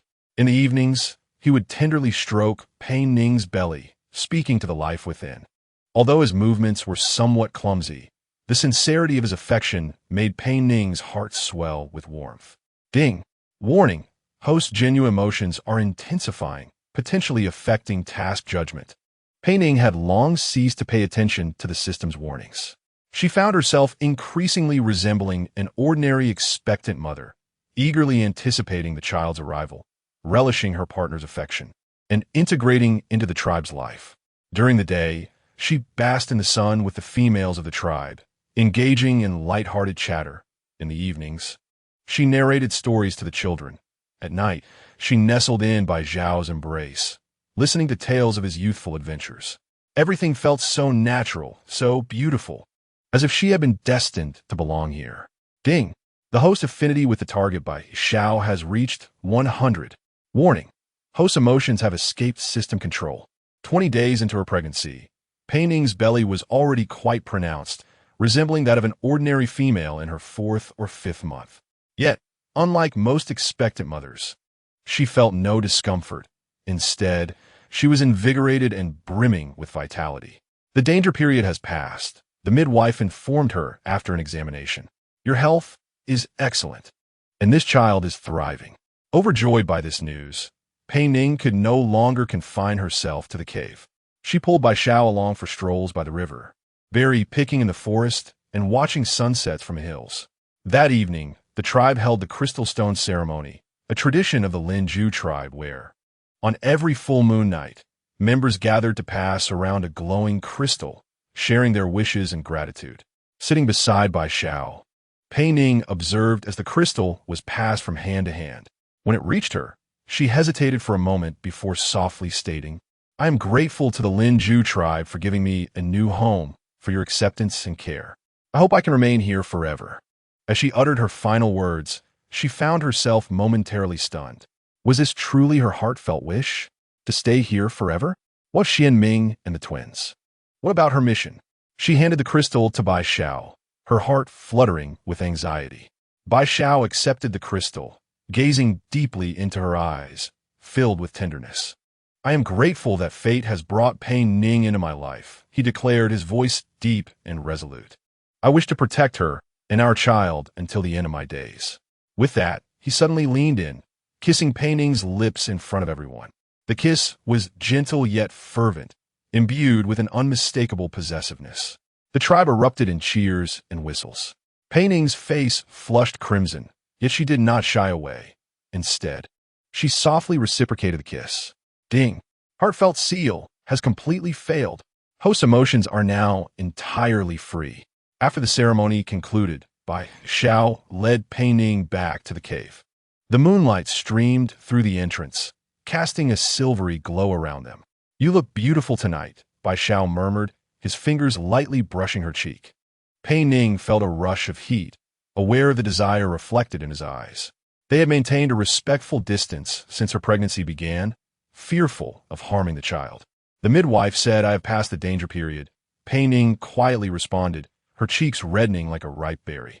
Bai Xiao's breathing grew noticeably heavier, his fingers gliding softly across her shoulder, his voice gravelly. "Then can you help me alleviate my needs? I have been holding back for so long." His bluntness left Pei Ning both bashful and touched. This usually imposing leader appeared before her as a boy yearning for affection. She gazed into his eyes, where her reflection shimmered amidst love and longing. In that moment, she forgot the system, the mission, and the past. She simply wished to revel in the present happiness. Pei Ning rose on her toes, gently kissing his lips. "All right." The flames in Bai Xiao's eyes ignited instantly. He scooped Pei Ning into his arms and carefully laid her on the soft animal pelts. The moonlight cascaded like water over their entwined figures. Two souls clung tightly together that night, as if they were fated companions. Yet, just as Pei Ning surrendered to bliss, the system's voice echoed once more, ding. External high-energy fluctuations detected. Warning, significant changes to the mission are imminent. Pei Ning, unheeding, tightened her embrace around her beloved, allowing herself to be lost in the moment's joy. The wheels of fate were turning in the shadows. A storm was on the horizon. "Is this really all right, system?" Pei Ning whispered softly, nestled in by Zhao's arms. The intimate contact after pregnancy left her somewhat anxious. Although the midwife assured her that the danger period had passed, she still sought confirmation. Ding. System analysis. Host's physical condition is good, and the fetus is developing steadily. Moderate intimacy poses no harm. Pei Ning breathed a sigh of relief. Her cheeks flushed. "It seems I've been overly worried." Bai Xiao affectionately kissed her forehead. "Silly girl, didn't the midwife say so? Your health is far better than that of ordinary females." In the days that followed, their lives were blissful and sweet. Bai Xiao continued to bring Pei Ning fresh delicacies every day, while Pei Ning gradually learned the weaving techniques of the wolf clan, preparing small garments for the forthcoming child. Each morning, they would watch the sun rise together on the hillside. During the day, Bai Xiao handled tribal affairs while Pei Ning conversed and learned with the other females. In the evening, they strolled hand in hand by the river. At night, they nestled together, listening to each other's heartbeat as they drifted to sleep. Ding! Warning. Host's emotions have completely detached from system control. Task completion is questionable. Pei Ning had grown increasingly indifferent to the system's warnings. She discovered that she was relishing this tranquil existence, even beginning to forget her original purpose for coming to this world. The members of the tribe had also embraced this unique female of the Fox clan. Pei Ning taught them many new skills: how to weave fishing nets, how to make sturdier pottery, and how to treat small wounds with herbs. In turn, she learned the survival wisdom of the wolf clan, how to discern changes in weather, how to track prey, and how to navigate by starlight. One morning, as Pei Ning and Bai Xiao were preparing to go for a walk, they suddenly heard a commotion in the center of the tribe. Would it be causing such a ruckus? Pei Ning asked, puzzled. Bai Xiao frowned. "I will take a look." Shortly after, Zhu Er hurried over, a look of anxiety on his face. "Chief, I found a severely injured female at the forest's edge and have brought her back." Bai Xiao immediately grew tense. "What kind of female?" "She appears to be from the Tiger clan." Zhu Er gasped, "but she is gravely wounded and unconscious." Pei Ning's heart jolted. "Tiger clan? Could it be?" Bai Xiao turned to Pei Ning. "Wait here, I will check." "I want to go too," Pei Ning insisted. Bai Xiao hesitated for a moment, but nodded. "Very well, but you may need to transform into fox form, so I can carry you there. The crowd is too noisy, and I worry you might get jostled." Pei Ning agreed with a nod. This was a new skill she had recently acquired, with the system's assistance. She could transform back into beast form for a short time. A flash of golden light enveloped her, and Pei Ning transformed into a small, orange-red fox, her belly still round. Bai Xiao carefully cradled the fox form of Pei Ning and hurried towards the center of the tribe. The crowd parted automatically for the chief, and more onlookers gathered. Make way! Make way!" Zhu Er led the way, guiding them to the medical tent. Bai Xiao entered the tent with Pei Ning in his arms and immediately saw a bloodied female lying on the grass couch. She bore distinct characteristics of the tiger clan. Tiger ears atop her head and a tiger tail behind her, but at that moment they were all obscured by blood, making her identity difficult to discern. The midwife was cleaning her wounds, shaking her head and sighing. She is gravely injured. I do not know if we can save her. Pei Ning was initially just curious, but when she clearly saw the injured female's face, her entire body trembled violently. Even covered in blood, she could not mistake that face. It was the very clan healer who had drugged her in the tiger clan, attempting to kidnap her. A surge of intense, murderous intent surged from Pei Ning's heart. In her fox form, she instinctively bared her sharp teeth, emitting a low, threatening growl. Bai Xiao sensed the unusual behavior of the little fox in his arms, glanced down, and was astonished to find Pei Ning's eyes had turned blood red. "Pei Ning, what is wrong?" he whispered, concern lacing his voice. Pei Ning did not respond. Her gaze fixed fiercely on the injured female, her fur bristling. Following her line of sight, Bai Xiao looked at Pei Ning and suddenly understood. He gently set Pei Ning aside, striding towards the injured female, grasping her collar. "Who are you? Why is Pei Ning so angry at the sight of you?" The injured female remained unconscious, her head drooping lifelessly. Bai Xiao's actions caused her wounds to bleed anew, prompting the midwife to intervene urgently. "Chief, she will die."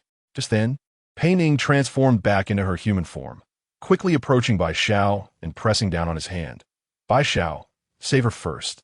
Bai Xiao stared at Pei Ning in surprise. "But she has clearly harmed you." "I saw your eyes, save her," Pei Ning insisted, suppressing her inner fury. "We need to know why she is here and gather information about the tiger clan." Bai Xiao furrowed his brow in contemplation for a moment before ultimately relenting, allowing the midwife to continue her treatment. He pulled Pei Ning to the side and whispered, "Who is she? What did she do to you?" Pei Ning took a deep breath to steady her emotions. She is the clan healer of the tiger clan. More precisely, she is a pretender to that role. She is the one who drugged me and abducted me from the tiger clan's territory. Bai Xiao's eyes ignited with fury. "What?" He turned to confront the injured female. Pei Ning quickly grasped his arm. "Wait until she wakes up. We need intelligence, Bai Xiao. The tiger clan would not appear near Lin Ju tribe without reason." Chapter 15. Underlying malice. Bai Xiao fell silent for a moment before finally nodding in agreement. He wrapped his arm around Pei Ning's shoulders. His eyes filled with compassion. "You have endured much suffering in the past, haven't you?"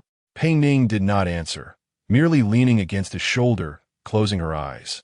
Memories of her time in the tiger clan suddenly became vivid. The golden eyes of Xian Ming, the cries of the twins, the cold laughter of the imposter healer, and finally, her choice to leave. Ding! Anomalous energy fluctuations are intensifying. Task variables have emerged. Just as the two were conversing in hushed tones, a faint groan suddenly echoed from within the tent. The injured female was waking. Bai Xiao immediately approached the grass couch, asking sternly, "Who are you? Why are you near our tribe?" The injured female opened her eyes, revealing a pair of pale green irises filled with fear and exhaustion. She glanced around, her gaze landing on Bai Xiao's face, and suddenly widened in shock. "Bai Xiao, is it really you?" Her voice was weak yet filled with astonishment. Bai Xiao froze, carefully scrutinizing the injured female's features, his expression shifting from wariness to disbelief. "Bai Yao?" The injured Bai Yao nodded weakly, tears welling in her eyes. "Brother, I finally found you." Pei Ning looked on in astonishment. "Bai Yao? Bai Xiao's sister? How could this be?" The one who drugged her was clearly a man. Bai Xiao stood rooted in shock, unable to articulate a word. Finally, he slowly crouched down, gently caressing Bai Yao's cheek. "It truly is you. I thought you had long since died." Bai Yao chuckled bitterly. "I nearly did. Brother Bai Xiao, I escaped. I escaped from the tiger clan." Pei Ning's heart raced. She stepped forward, staring intently at Bai Yao. "You just mentioned the tiger clan?" Bai Yao then noticed Pei Ning, her gaze lingering for a moment on her rounded belly before quickly averting. "Yes, the tiger clan. They captured me, along with our mother." Bai Zhao's expression darkened considerably. "Mother? Is she still alive?" Bai Yao shook her head in anguish, tears streaming down her cheeks. "Mother was killed. And eaten." "What?" Bai Xiao roared, the entire tent trembling from his fury. Pei Ning stood beside him, her heart filled with confusion. The Tiger clan indeed had a tradition of consuming other beastmen, but this was usually reserved for lower-tier prey. They would not kill fellow high-tier beast clans like the Wolf clan. Unless, the Hunter clan, Bai Yao whispered, her voice laden with fear. A branch of the Tiger clan that specializes in hunting other beast clans, consuming their essence to enhance their own power. Bai Zhao's fist clenched tightly, his forehead veins bulging. Those beasts. Were they? I will annihilate them all. Bai Yao weakly extended her hand and grasped Bai Zhao's sleeve. Brother, I escaped with all my strength. They're far too powerful for you to contend with. Pei Ning observed Bai Yao, her suspicions intensifying. Certain details did not align. The Hu tribe did not possess a branch known as the Hunter tribe, at least not in her recollection. Moreover, this Bai Yao, despite her altered appearance and aura, possessed eyes that Pei Ning would never forget. The gaze of that false clan physician upon her. Ding. Danger alert. A significant amount of negative energy has been detected emanating from target Bai Yao. It is advisable for the host to remain vigilant. Pei Ning subtly stepped back, feigning to rest her waist while keenly observing Bai Yao's every movement. Bai Xiao, consumed by anger, held Bai Yao's hand tightly. Sister, do not fear. You have found me. I will protect you and avenge our mother. A flicker of peculiar light flashed in Bai Yao's eyes, which Pei Ning caught, only to be swiftly replaced by sorrowful tears. Brother, I am so scared. They said they would capture me and devour my child. Child? Bai Xiao exclaimed. Are you pregnant? Bai Yao nodded, caressing her flat abdomen. I just conceived, but they said this is the most delectable time, so I had to flee. Pei Ning's heart sank. This woman was lying, and she was a dangerous deceiver. She needed to find a way to make Bai Xiao see the truth without being too aggressive, lest he lose his judgment in his fury. Bai Xiao, Pei Ning stepped forward and spoke softly. Your sister requires rest. Let's step outside and allow the midwife to attend to her, shall we? Bai Xiao hesitated for a moment, then nodded. He gently said to Bai Yao, rest well. Sister, once you feel better, we will discuss everything in detail. Bai Yao nodded and weakly closed her eyes. Yet, at the very moment Bai Xiao turned away, Pei Ning noticed her eyes snap open, fixed intently upon herself, the corners of her mouth curling into a chilling smile. At that moment, Pei Ning was convinced that a tremendous storm was about to descend, and this woman who called herself Bai Yao was at the center of it. Within the tent, the atmosphere suddenly grew tense. Bai Xiao stood beside Bai Yao, his expression shifting from initial shock to indifference. He silently regarded his sister, the warmth in his eyes gradually dissipating. Hunter tribe? Bai Xiao said coldly, his voice as frigid as ice. You chose to follow them of your own volition. Bai Yao, her tears still fresh upon her face, was momentarily taken aback. Brother, what are you saying? Stop feigning innocence. Bai Xiao stepped back, distancing himself from her. I warned you before. The Hunter tribe is ruthless and will treat you as prey. Yet you insisted on following that leader, claiming love was more important than the tribe. Pei Ning stood aside, astonished by this sudden shift in Bai Xiao's demeanor towards his long-lost sister. Bai Yao's expression twisted for a moment before reverting to a pitiable guise. Brother, I was wrong. I truly understand my mistakes now. I was too young and blinded by love. At that moment, the midwife approached, interrupting their exchange. Chief, her injuries are severe. Internal organs damaged and excessive blood loss. Whether she will survive remains uncertain. Can you allow her to rest quietly? Bai Xiao scoffed, disregarding the midwife's request, and instead fixed his gaze on Bai Yao. You claim to have escaped from the Hunter tribe? Bai Yao nodded weakly. Yes, I took advantage of their inattention. Impossible, Bai Xiao interrupted sharply, his voice cutting. The Hunter tribe never allows prey to escape, especially once captured. They would treat you as they did our mother, tearing you to shreds and devouring you whole. A flicker of panic crossed Bai Yao's eyes, but she quickly regained her composure. I climbed over a cliff to escape. They thought I had fallen to my death. Bai Zhao's cold laughter echoed. Climbed over a cliff? With your skills? The atmosphere grew increasingly tense, and Pei Ning noticed the growing coldness in Bai Zhao's gaze. His pale green eyes were devoid of tears, replaced instead by an unfathomable hatred. Ding! Danger level rising. Target Bai Yao is about to reveal her true intentions. Bai Yao suddenly sat upright, disregarding her torn wounds as she shouted, "It was you! You are the ones who caused Mother's death. If you had stopped us from leaving, she would not have died." Her voice was sharp and piercing, filled with resentment.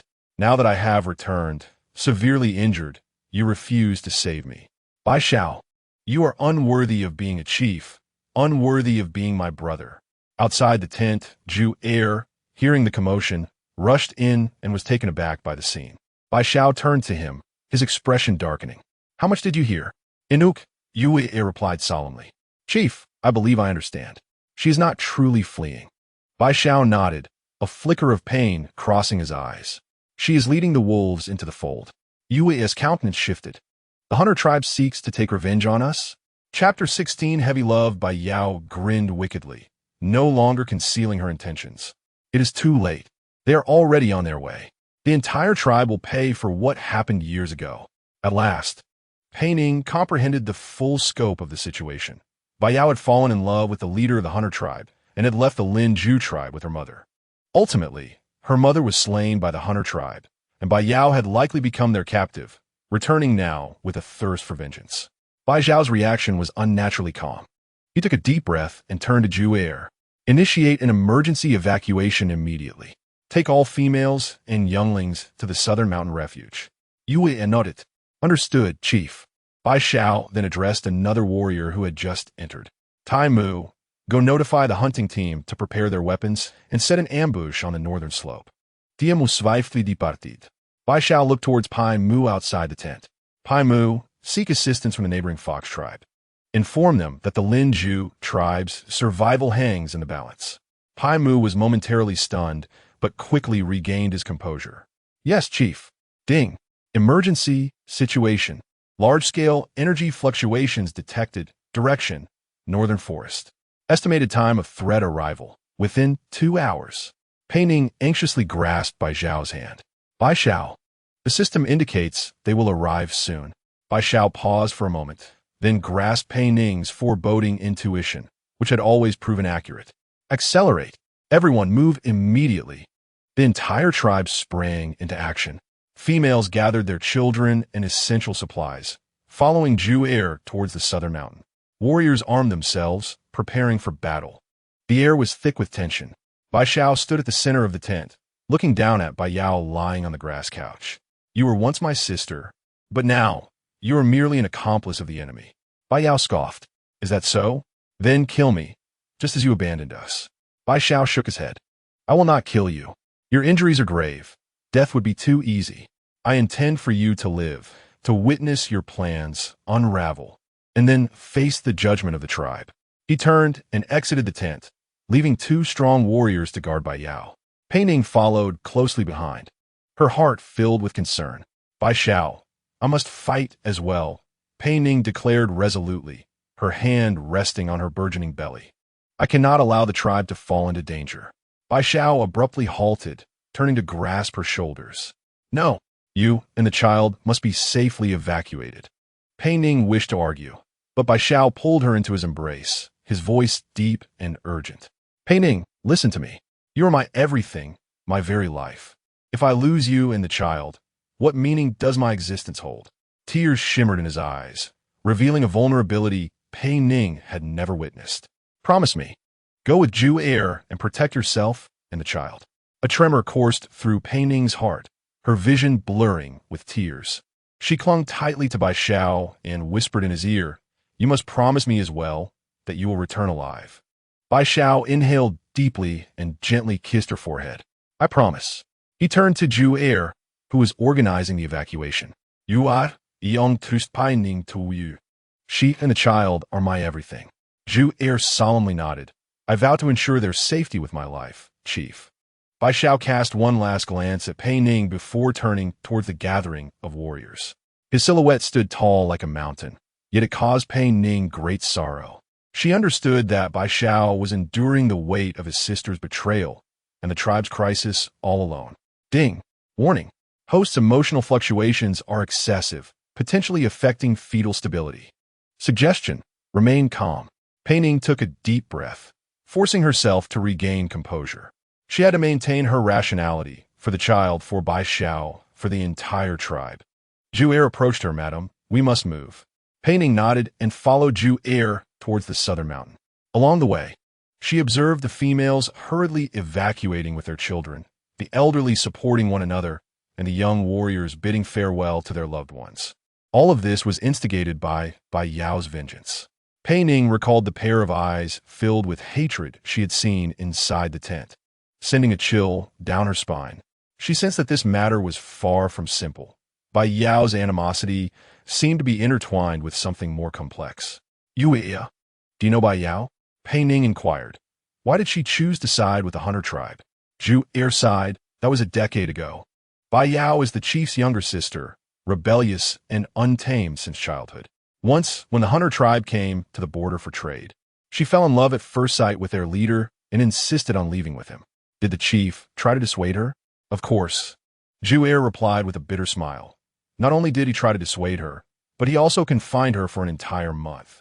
Yet, she ultimately escaped, taking their mother with her. Pei Ning's heart jolted. She forced her mother to leave with her? Nodded. The chief could not bear to let his daughter leave alone, so he followed her. He pursued her for 3 days and nights, but ultimately could not catch up. This story only deepened Pei Ning's sorrow. She couldn't help but feel heartache for Bai Xiao, who had lost both his mother and sister, and now faced his sister's betrayal and hatred. As they reached the halfway point up the mountain, Pei Ning suddenly halted. A strong premonition surged within her, an unprecedented sense of unease. Ding! Anomalous energy fluctuations detected. Danger level elevated to maximum. Host is at the center of an energy storm. Pei Ning abruptly turned, gazing in the direction of the tribe. In the distance, the sky began to darken, heavy clouds gathering as if a colossal storm was imminent. Something is amiss. Pei Ning murmured. What do you sense, madam? Ju asked, furrowing his brow as he followed her gaze. Pei Ning shook her head, unable to articulate the feeling. Yet, she knew that the Lin Ju tribe faced a threat far more terrifying than the invasion of the hunter tribe. Bai Yao's appearance, her bizarre injuries, her hatred for Bai Xiao, everything felt too strange. I must return, Pei Ning suddenly declared. Ju was taken aback. What? No, the chief ordered me to protect you. This is not merely a conflict between tribes. Ju Pei Ning said earnestly. I sense an unprecedented danger. Bai Xiao may die.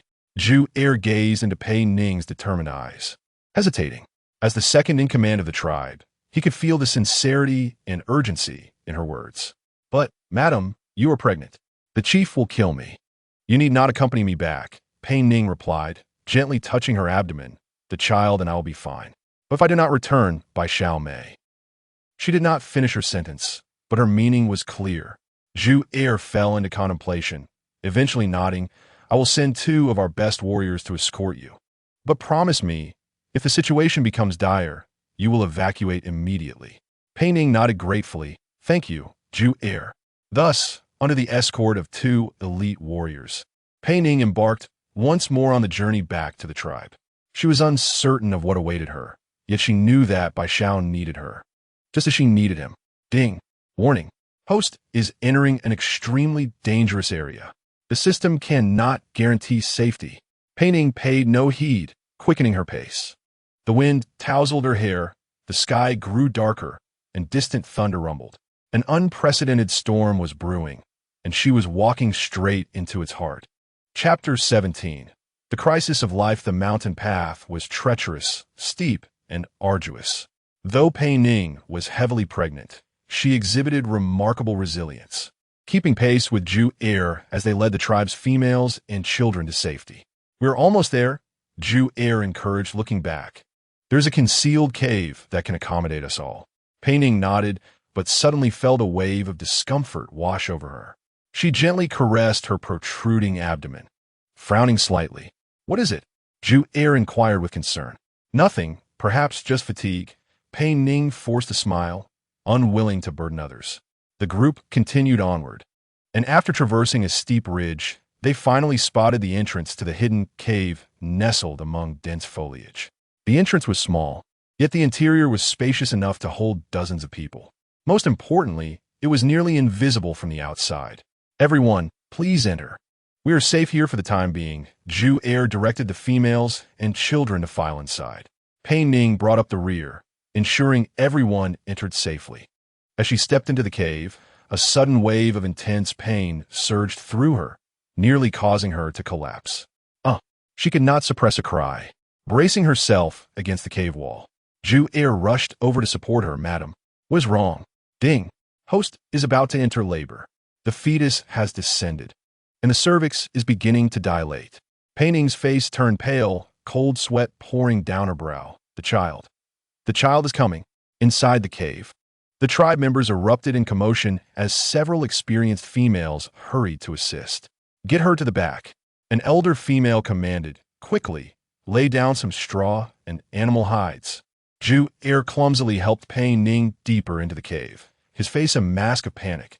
Now, in this situation, Pei Ning gritted her teeth and nodded. Another contraction gripping her, causing her to double over. The system says it is time.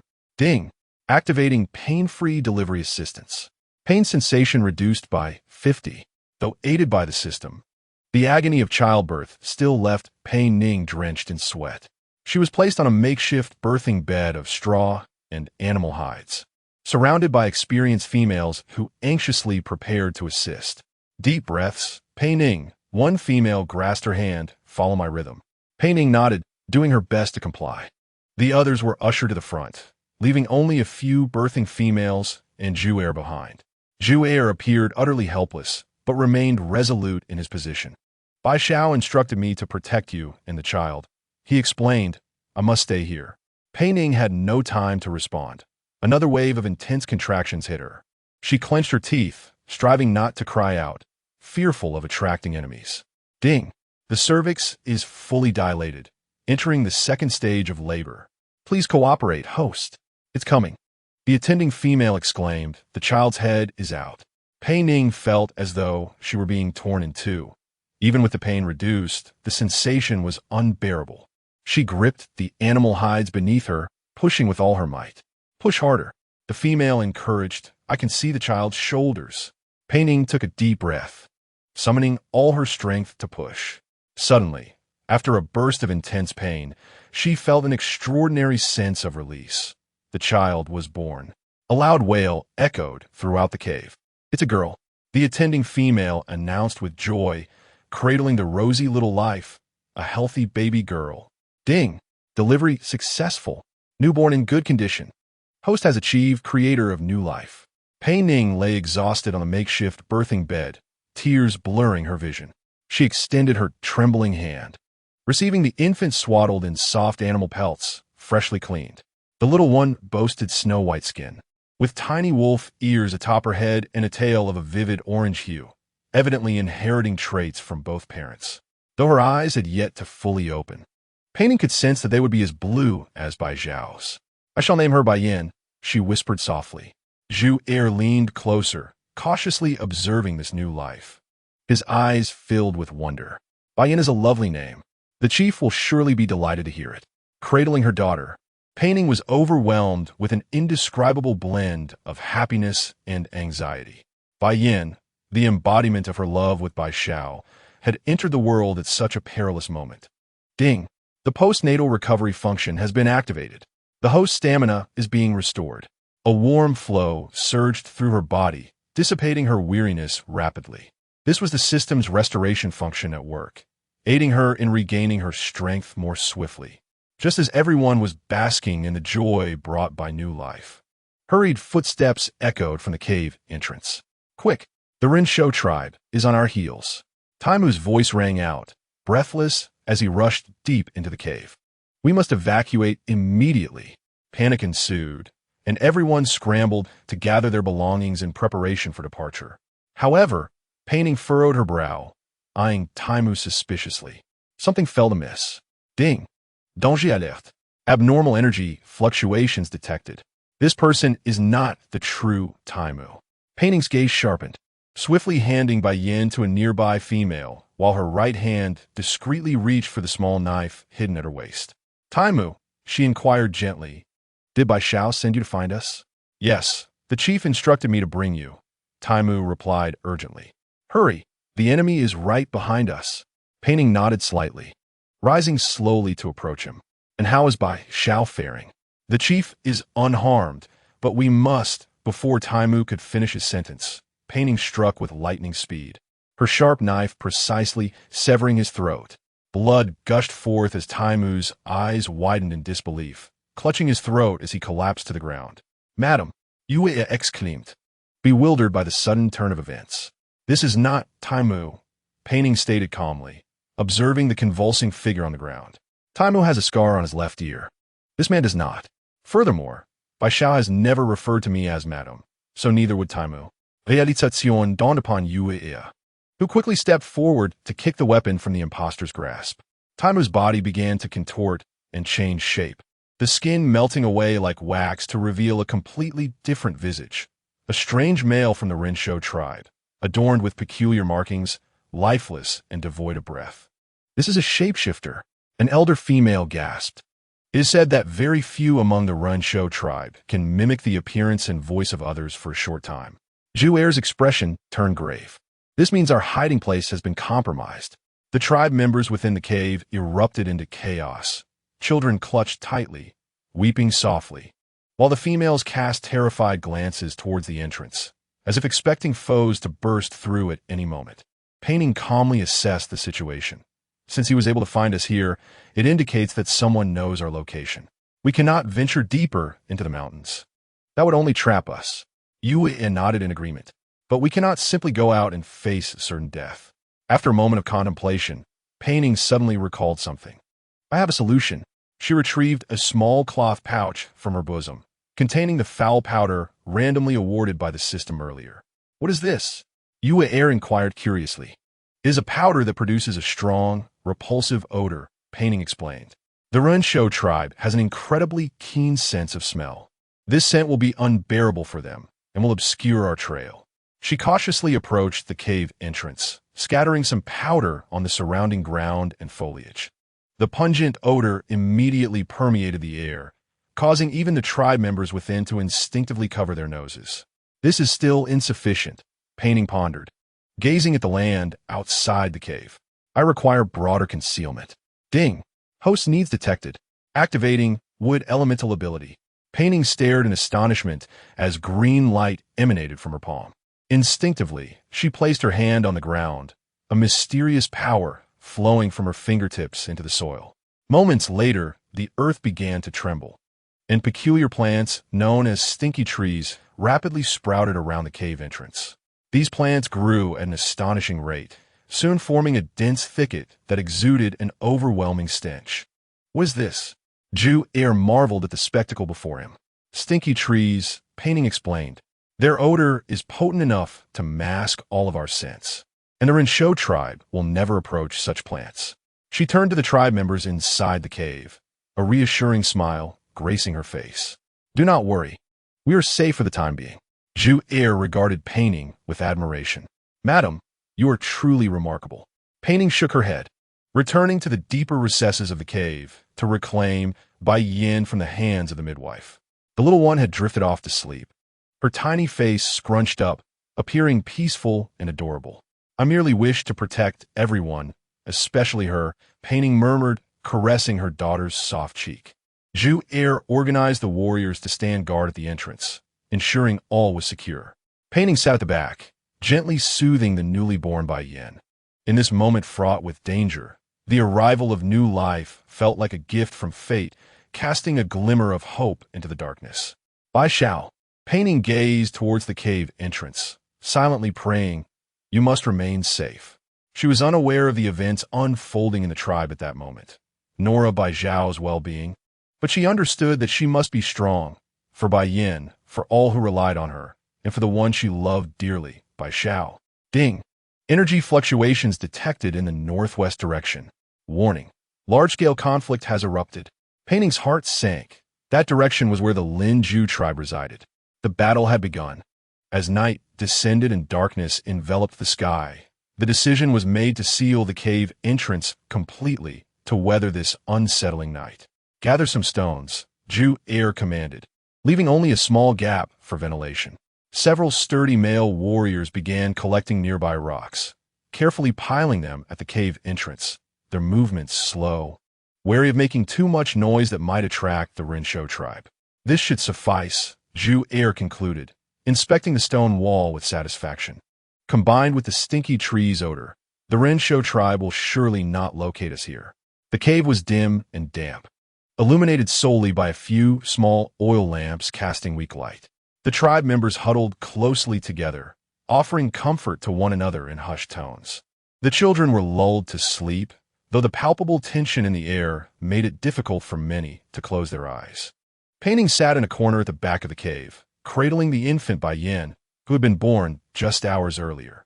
The little one scrunched her face, emitting hungry whimpers.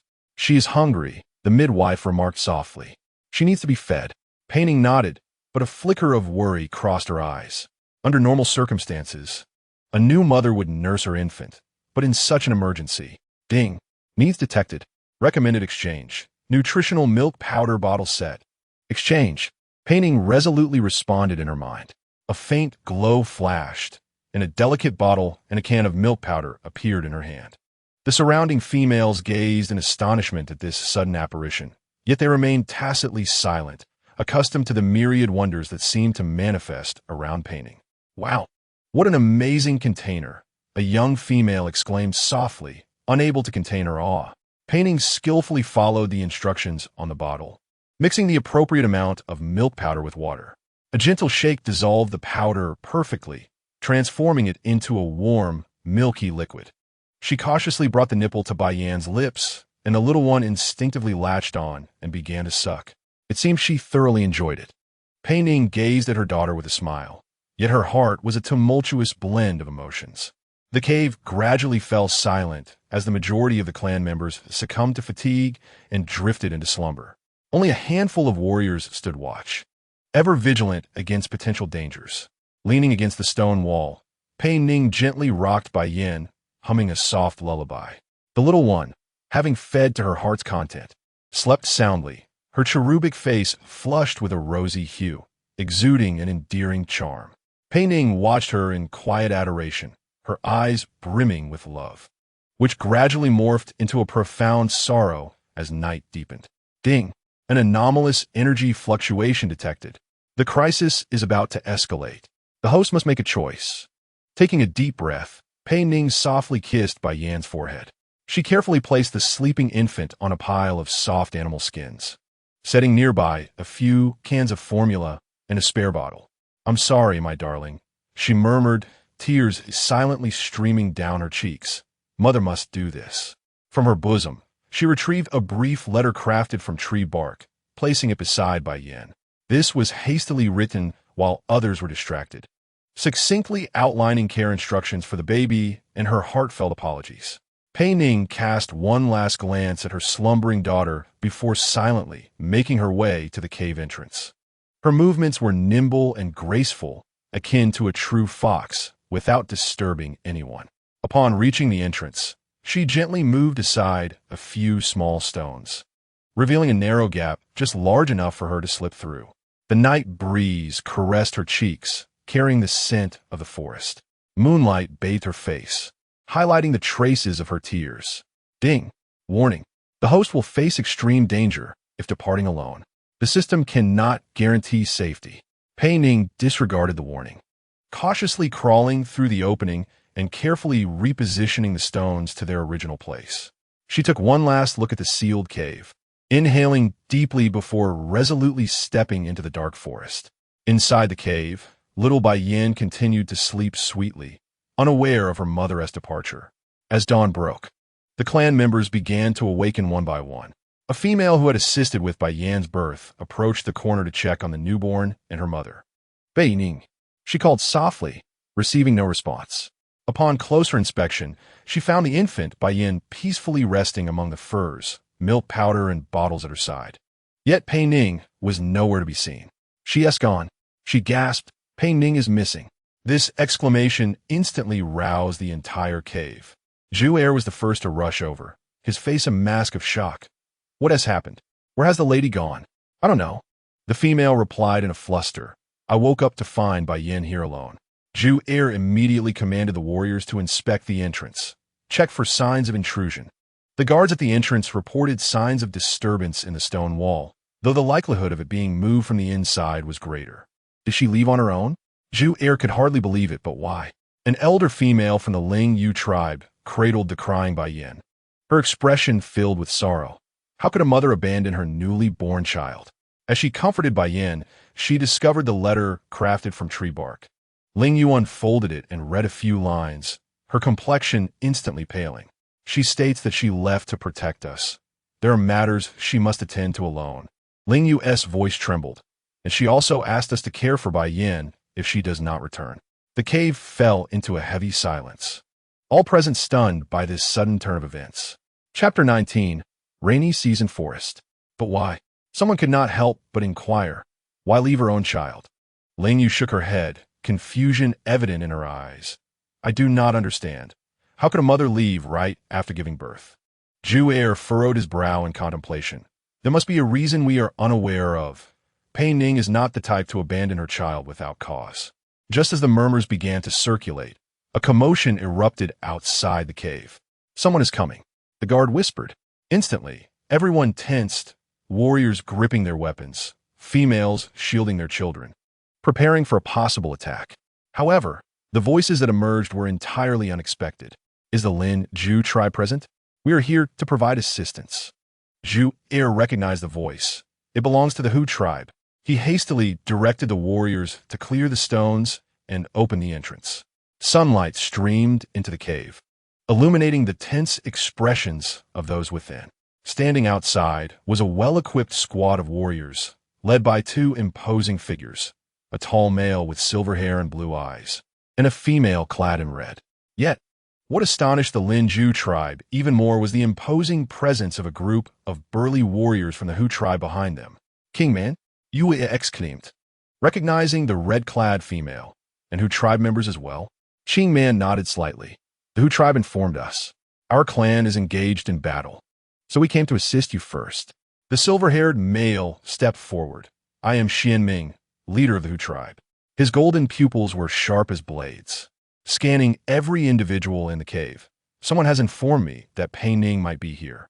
The members of the cave exchanged glances, unsure of how to respond. Xianming, leader of the Hu tribe, Pei Ning escaped from the Hu tribe. This information rapidly connected in their minds. Zhu Er cautiously spoke. You are here looking for Pei Ning? A glimmer of complex emotion flashed in Xianming's eyes. Where is she? I need to see her. His tone was firm, yet could not conceal his inner urgency. Qingman, standing behind him, wore an expression fluctuating between dark and light. Ling Yu stepped forward, cradling Bai Yin. Pei Ning is no longer here. Xianming's gaze immediately fell upon the infant in Ling Yu's arms, his eyes widening in shock. This is Bai Yin, Pei Ning's daughter. Ling Yu confirmed. She was born just last night. Xianming seemed rendered speechless by this revelation, his intense gaze fixed on Bai Yin, his expression a whirlwind of emotions. Where's Pei Ning gone? Qingman interjected suddenly, a hint of concealed hostility in her voice. Ling Yu shook her head, confusion filling her eyes. We do not know. She was here last night, tending to her newborn daughter.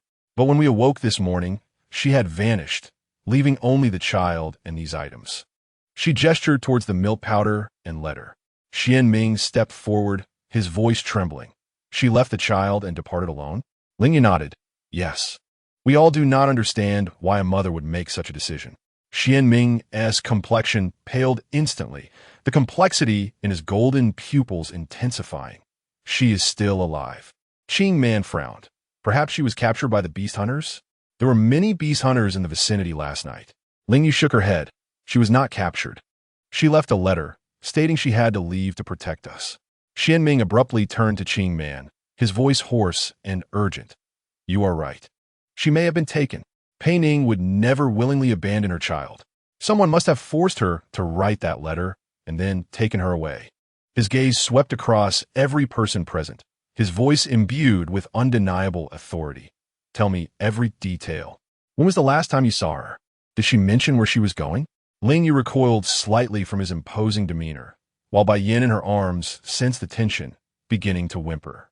We truly do not know, Ling Yu stammered. She only said she needed to protect us and had to leave for something. What was it? Xian Ming pressed. Ling Yu shook her head. The letter did not specify, only that if she did not return, we were to take good care of Bai Yan. Not return? Xian Ming's voice rose sharply.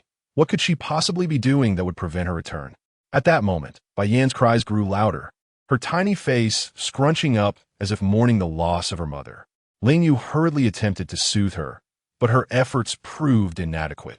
Xuanming's expression suddenly softened as he approached Ling Yue and extended his hand, requesting to hold the baby. Ling Yue hesitated for a moment, but ultimately handed Bai Yan over to him. To everyone's surprise, Xuanming's manner of receiving the infant was remarkably adept. He gently rocked Bai Yan while soothing her with a deep, tender voice. Miraculously, Bai Yan's cries gradually subsided, and she opened her tiny eyes, curiously gazing at this unfamiliar man. Xian Ming softly remarked that her eyes resembled those of Bai Xiao. Qing Man stepped closer, stating that they needed to return to the front lines immediately, as Bai Xiao and their warriors were still engaged in battle with the Beast Hunter tribe, and the situation was dire. Xian Ming nodded, though his gaze remained fixed on the baby in his arms, declaring that they would take everyone with them. He looked up at Zhu Er and added that he would personally take care of this child until they found Pei Ning. Zhu Er opened his mouth as if to say something, but ultimately just nodded in agreement. Xian Ming cast one last glance into the depths of the cave, seemingly searching for traces left by Pei Ning, and murmured, "Pei Ning, where have you gone? Yuan, I will surely find you." Embracing Bai Yan, Xuanming's golden pupils shimmered with resolute light. Qing Man, standing behind him, furrowed her brow and said, "My lord, Zhe Zhu and Zhe Mian are still waiting for you at home. This child is merely a descendant of that fox. Why exert such effort?" Xian Ming turned, his gaze as sharp as a blade. Never refer to Pei Ning in such a manner. Qing Man was taken aback by his intensity, stepping back and lowering her head, afraid to speak further. Xian Ming gently caressed Bai Yan's small face, his tone softening. "No matter where she is or what danger she encounters, I will find her." Yet, Qing Man still wished to argue. "Enough," Xian Ming interrupted sternly, preparing to depart with all members of the Linju tribe. "Until Pei Ning was found, this child would be under my personal care." His tone left no room for dissent, and Qing Man could only grit her teeth and nod. The entire rescue team quickly assembled, with the Tiger Tribe warriors escorting the members of the Linju tribe to a safe zone. Xian Ming personally carried Bai Yan at the forefront, his gaze scanning the surrounding forest as if anticipating Pei Ning to emerge from the thickets. Dark clouds loomed on the horizon, signaling an impending downpour. Xian Ming cast one last glance at the profound forest, softly murmuring, Yuan, where have you truly gone?" As the Tiger Tribe departed, the members of the Linju tribe began to settle in the temporary shelter. Zhu Er, as Bai Zhao's capable assistant, naturally took on the role of temporary leader. "We need to send out a reconnaissance team to ascertain the state of the tribe." Zhu Er addressed the warriors gathered around the campfire, and then promptly began rebuilding her home. An elder warrior expressed his concerns. "The Beast Hunter tribe may not have left." "No, they have retreated," Zhu Er asserted confidently, referencing reports from the Tiger Tribe scouts who indicated that the Beast Hunter tribe had withdrawn after facing the joint resistance from the Tiger Tribe and Bai Xiao. "Our tribe has suffered damage, but it is not irreparable." The tribe members breathed a sigh of relief and began discussing reconstruction plans. The elders and children would gather food and medicinal herbs, while the young and strong would be divided into groups for cleanup and rebuilding efforts. Chapter 20. The first encounter with the serpent beast, Ling Yue, sat nearby, her brow furrowed. "Where do you think Pei Ning has gone?" Zhu Er shook his head. "I do not know. However, one thing I am certain of is that she would not abandon Bai Yan without reason. There must be something we are unaware of." Ling Yue sighed. "That Tiger Tribe leader, Xian Ming, seems to know Pei Ning.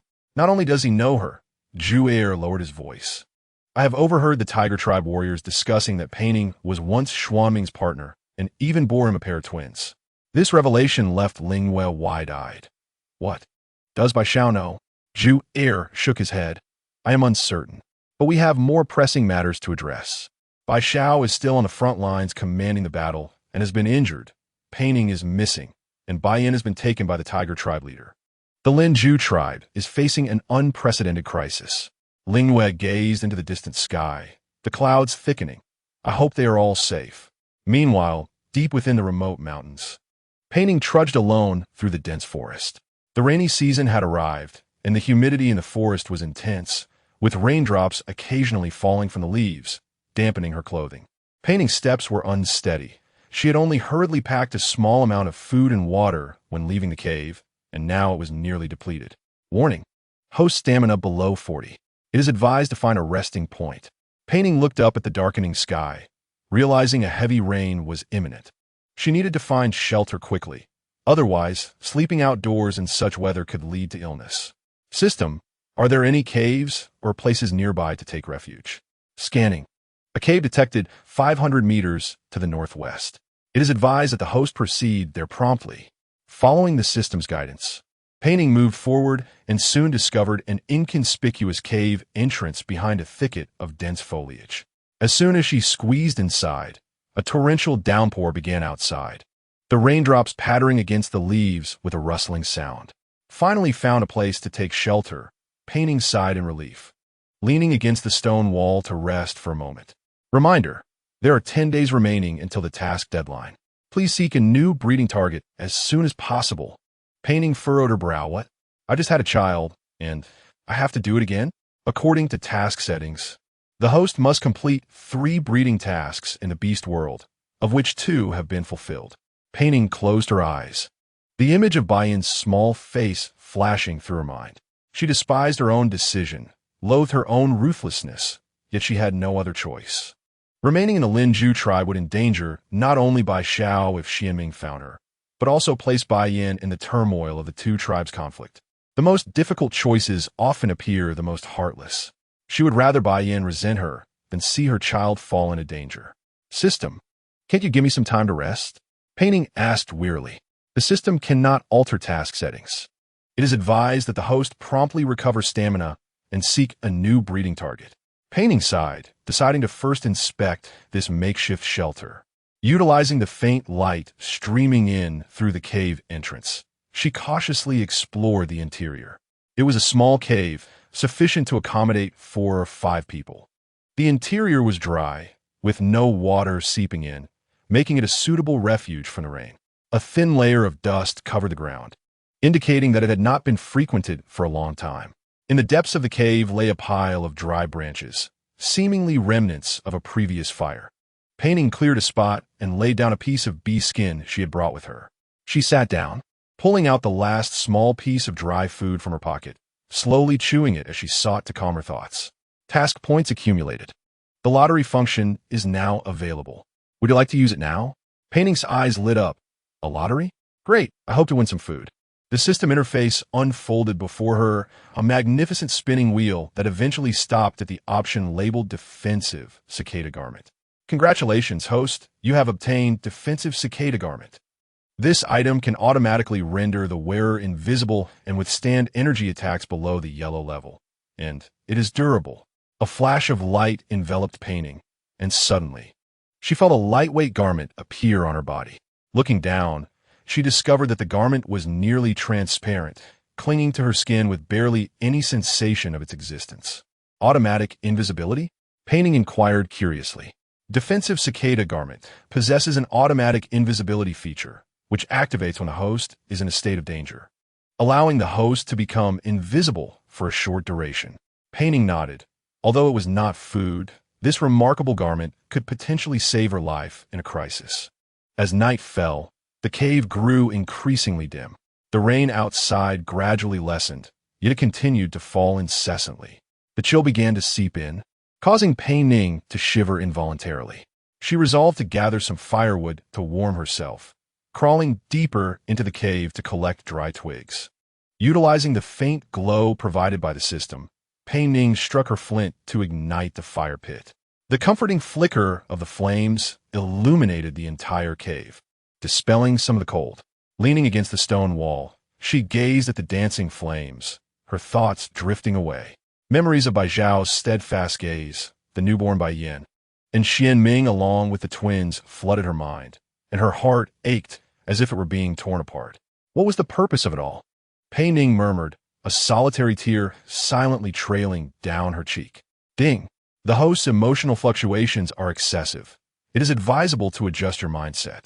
There are 10 days remaining until the task deadline. Please be prepared. Wiping her tears away, Pei Ning shook her head, saying, "Oh, system, you truly are heartless." She wrapped herself in animal skins and curled up beside the fire. Exhaustion finally overcame her, and she fell into a deep slumber. The system's prompt echoed in her ears, gradually fading away, ding. Detecting that the host has entered a sleep state. Detecting environmental changes within the cave. Detecting biological activity. However, Pei Ning could no longer hear it. She had succumbed to a long-awaited deep sleep. Just as she slumbered, a small snake stealthily emerged from the crevice deep within the cave. It was adorned in a striking red and black pattern, shimmering with an eerie luminescence. The small snake flicked its tongue, warily observing this unexpected guest, before slowly slithering toward Pei Ning. Illuminated by the firelight, the snake's eyes sparkled with an unusual intelligence. Cautiously, it approached Pei Ning, burrowing into her bedding and curling up against her warmth. Outside, the rain continued to fall, and within the cave, aside from the occasional crackling of the flames, everything was eerily quiet. Pei Ning was lost in her dreams, completely unaware that a peculiar roommate had entered her temporary abode. The small snake fixated on Pei Ning's tranquil sleeping face, seemingly deep in thought. A barely perceptible red glimmer flashed in its eyes, before it returned to a serene state, quietly accompanying the weary traveler through this rainy night. As dawn light streamed through the cave entrance, it fell upon Pei Ning's face. She slowly opened her eyes, feeling a strange weight upon her body.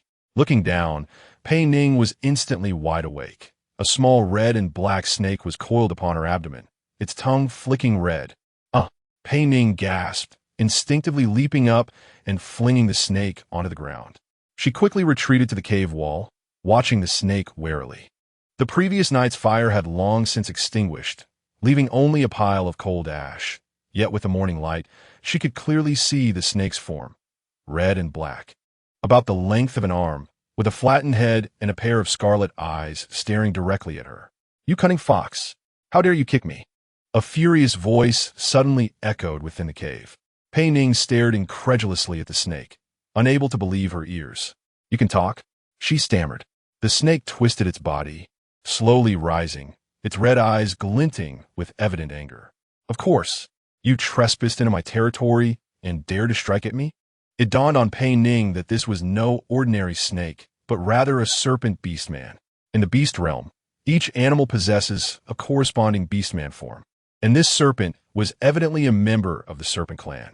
"I apologize, I was unaware this was your domain," Pei Ning hastily replied. "I merely sought refuge from the rain and will leave at dawn." "Stop right there," the serpent beastman commanded sharply. "Who gave you permission to leave?" Pei Ning halted her movements, puzzled as she looked at it. "But you were just scolding me for intruding." "Then you shall pay the price," the serpent beastman stated, fixating on Pei Ning, his voice laced with a hint of amusement. "Now that you are here, do not expect to leave so easily." Pei Ning's heart tightened as she warily regarded the small snake. Though it appeared non-threatening in its current form, she knew the power of a beastman, once transformed, was formidable. Just as she contemplated her options, a flash of red light surged, and the snake's body rapidly expanded and morphed. In an instant, a tall male figure stood before Pei Ning. Ding! Detecting powerful energy fluctuations. Warning: the opponent's strength far exceeds that of the host. Pei Ning gasped as the man before her possessed a tall and muscular frame, clad in a loose black robe that hung open, revealing a substantial expanse of sun-kissed skin. His hair was a brilliant red, reminiscent of blazing flames, and two tiny red scales were faintly visible on his forehead. Most striking were his eyes, blood red with vertically slit pupils, exuding wildness and danger. "My name is Qi Lian," he declared, his voice unexpectedly deep and magnetic, starkly contrasting with his fierce appearance. "You have invaded my territory. You must pay the price." Pei Ning forced herself to remain composed. "What price?" A cold smirk crept across Qi Lian's lips, his eyes glimmering with greed. "Give me offspring." Pei Ning was taken aback, caught off guard by his directness. She instinctively stepped back, her back pressed against the cold cave wall. Ding! Scanning complete. Qilian, Serpent Clan, Fertility Index 93, Compatibility 88, an excellent target for pursuit. Pei Ning was slightly stunned. His fertility index and compatibility were even higher than Bai Zhao's. Could it be that the system orchestrated this encounter? Seizing the opportunity, she scrutinized Qi Lian closely. Although he appeared fierce and dangerous, she could not deny his handsomeness. His red eyes, while fierce, held a peculiar allure. His features were chiseled. With a prominent nose and sculpted lips, a light stubble adorning his chin, adding to his rugged charm. Well, have you given it some thought? Qi Lian interrupted her observation. Impatience evident in his tone. Pei Ning had yet to respond when Qi Lian stepped forward, seizing her by the throat and pinning her against the stone wall. His fingers were strong and elongated, nails sharp as blades, lightly grazing Pei Ning's skin and leaving a faint red mark. I have little patience, little fox. He growled dangerously low. You either agree or you die here. Pei Ning struggled to breathe, but maintained a calm demeanor. The protective layer of her defensive clothing had automatically activated, creating an invisible shield around her, diminishing Qi Lian's grip. Ding! Defensive garment activated. Warning. Opponent's strength reaches high-level yellow. Protective effect limited. Pei Ning looked calmly at Qi Lian, her voice slightly hoarse from the grip on her throat, yet unusually serene. What is your name? Qi Lian hesitated, evidently surprised that she would inquire about such a matter in this situation. He loosened his grip slightly, regarding Pei Ning with suspicion. I just told you. Qi Lian. Qi Lian. Pei Ning repeated softly with a hint of a smile. A very pleasant name. Qi Lian was momentarily at a loss for how to respond. He had anticipated this intruder would be terrified, yet she remained composed. He released Pei Ning, taking a few steps back to appraise her. Are you not afraid of death? Pei Ning rubbed her sore throat and replied candidly, Of course I am, but I believe you will not kill me. Why is that? Because you need me to bear your offspring. Pei Ning deliberately countered with his own words, a glint of cunning in her eyes. Qi Lian narrowed his eyes, seemingly re-evaluating this Fox Clan woman. He had not expected her to accept his request so readily, even showing initiative. I am Pei Ning, she introduced herself, taking a step closer. Since we will be cohabitating for a while, let's get to know each other. She extended her hand in a gesture of friendliness. Qi Lian hesitated, refraining from shaking her hand. You cunning fox, he scoffed. Do you think I am unaware of your intentions? To survive, one is willing to do anything, is that so? Pei Ning's smile froze upon her face, her hands awkwardly suspended in midair. She had not anticipated that Qi Lian would so bluntly expose her thoughts. I simply wish to coexist amicably, she defended herself. Qi Lian scoffed. Spare me this charade. The Fox Clan is the most duplicitous. I have heard your flowery words far too often. He ventured deeper into the cave and retrieved some provisions and water from a concealed corner. Eat if you're hungry. Pei Ning thanked him and accepted the food. It consisted of an unknown dried fruit and jerky, surprisingly palatable. She nibbled delicately while covertly observing Qi Lian's every move. Ding! Recommended strategy. The other party harbors prejudice against the Fox Clan. It is advisable to move him with sincerity. Pei Ning nodded to herself, deciding to alter her approach. I am indeed fighting for my life, she suddenly confessed. But are you not also driven by the desire to propagate your lineage? We both have our needs. Why must we harbor suspicion towards one another? Qi Lian paused in his task of organizing the cave's clutter, casting her a surprised glance. You're quite forthright. There is no need for pretenses, Pei Ning shrugged. Since we share a common goal, why not be candid with each other? After a moment of silence, Qi Lian finally nodded. At least you are more honest than the other females I have encountered. The atmosphere lightened slightly. Seizing the opportunity, Pei Ning surveyed her surroundings, noting that while the cave was rudimentary, it was relatively tidy. Piles of prey bones and pelts were stacked in a corner, indicating Qi Lian's prowess as a hunter. Do you live here alone? Pei Ning inquired curiously. Qi Lian nodded. The Serpent Clan mostly lives in solitude. Then why do you seek offspring? Qi Lian's expression darkened. That is none of your concern. Pei Ning wisely fell silent, recognizing his sensitivity regarding personal matters. Pressing further would only provoke his ire. Throughout the day, they each occupied their own space, avoiding interference. Qi Lian ventured out and returned with a plump mountain hare. He skillfully skinned it, cleaned its insides, and began roasting it over a makeshift hearth in the cave. The savory aroma soon filled the air, causing Pei Ning's stomach to betray her with a growl. "Eat," Qi Lian said, slicing off a perfectly roasted piece of hare and offering it to Pei Ning. Chapter 22. Conflicted emotions. Pei Ning accepted the meat, murmuring her thanks. They dined in silence, the atmosphere somewhat awkward, but still peaceful. As night fell, a gentle drizzle began outside the cave once more. The only bedding in the cave was a single animal hide mat, which posed a problem. "I will sleep on the mat," Qi Lian declared nonchalantly. Pei Ning frowned. "Then where will I sleep?" "On the ground, of course," Qi Lian replied, looking at her as if she were foolish. "Do you think this is an inn?" Pei Ning shook her head. "No, I cannot. I need something soft." She patted her waist. "I slept on this last night. According to the rules of first come, first serve, it should be mine." Qi Lian narrowed his eyes. "This is my cave, my mat. But you were in your serpent form last night, sleeping on me." Pei Ning countered. "If you're accustomed to sleeping in serpent form, you can transform back and continue to rest on me." "You!" Qi Lian's anger flared. "Shameless fox." Pei Ning blinked innocently. "I am merely stating facts." They were at an impasse, neither willing to concede. Ultimately, Pei Ning yawned and walked over to the edge of the mat, declaring, "If you do not sleep, I will." "You dare!" Qi Lian sprang over, sitting on the opposite side of the mat. They each occupied half of the mat, glaring at each other, neither willing to yield. The rain outside intensified, and the temperature within the cave began to drop. Pei Ning shivered involuntarily, yet she resolutely refused to leave the mat. Observing her obstinacy, Qi Lian suddenly chuckled coldly. "Do you truly believe I would share?" Pei Ning retorted defiantly. "And do you truly believe I would concede?" Qi Lian's eyes glimmered with a dangerous red light in the darkness, yet Pei Ning remained unafraid, meeting his gaze.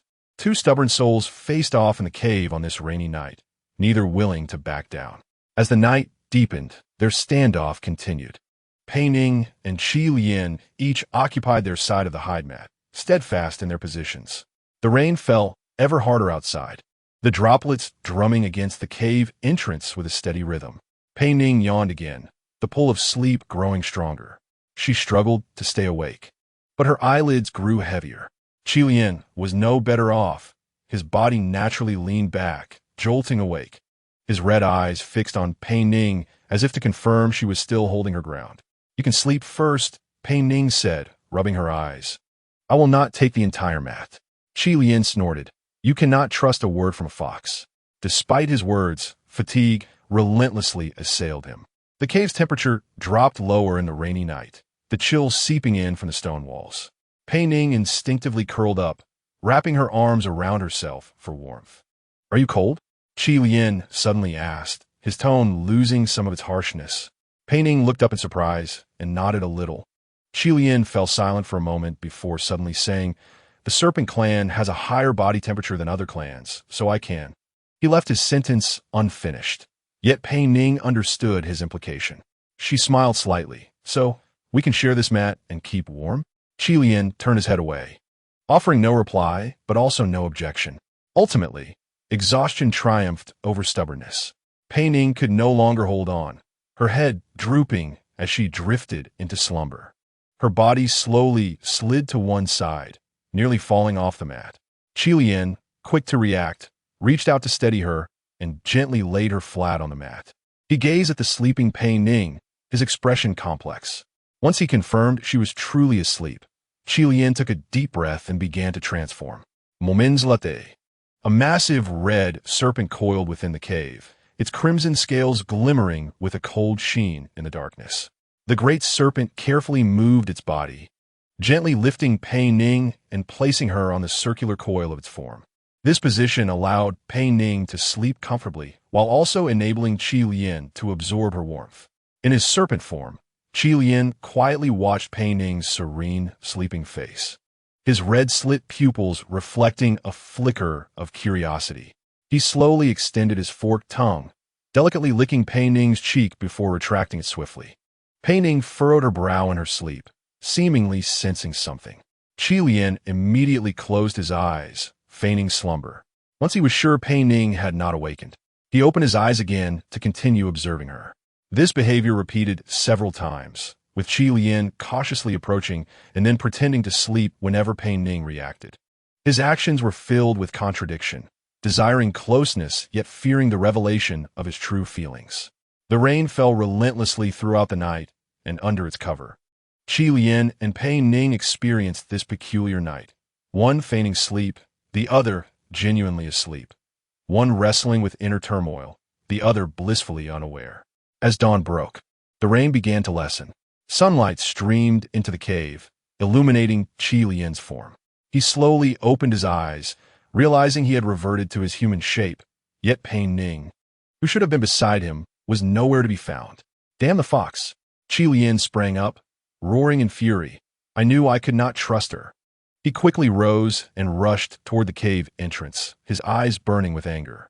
Outside, the air was fresh and damp after the rain. But Qi Lian had no mind to admire the scenery. He scanned the area, searching for Pei Ning's figure. Cunning fox, escaping so swiftly, he muttered through gritted teeth. I will undoubtedly find you. Following a faint scent trail, Qi Lian pursued towards a nearby stream. Having not gone far, he suddenly halted, stunned by the sight before him. By the stream, Pei Ning was intently fishing. Using a slender branch with a small piece of meat tied to its end, she dangled it in the water. Whenever a fish approached, she quickly yanked it up, flinging it onto the shore. Beside her lay several plump fish and a heap of freshly picked wild fruits.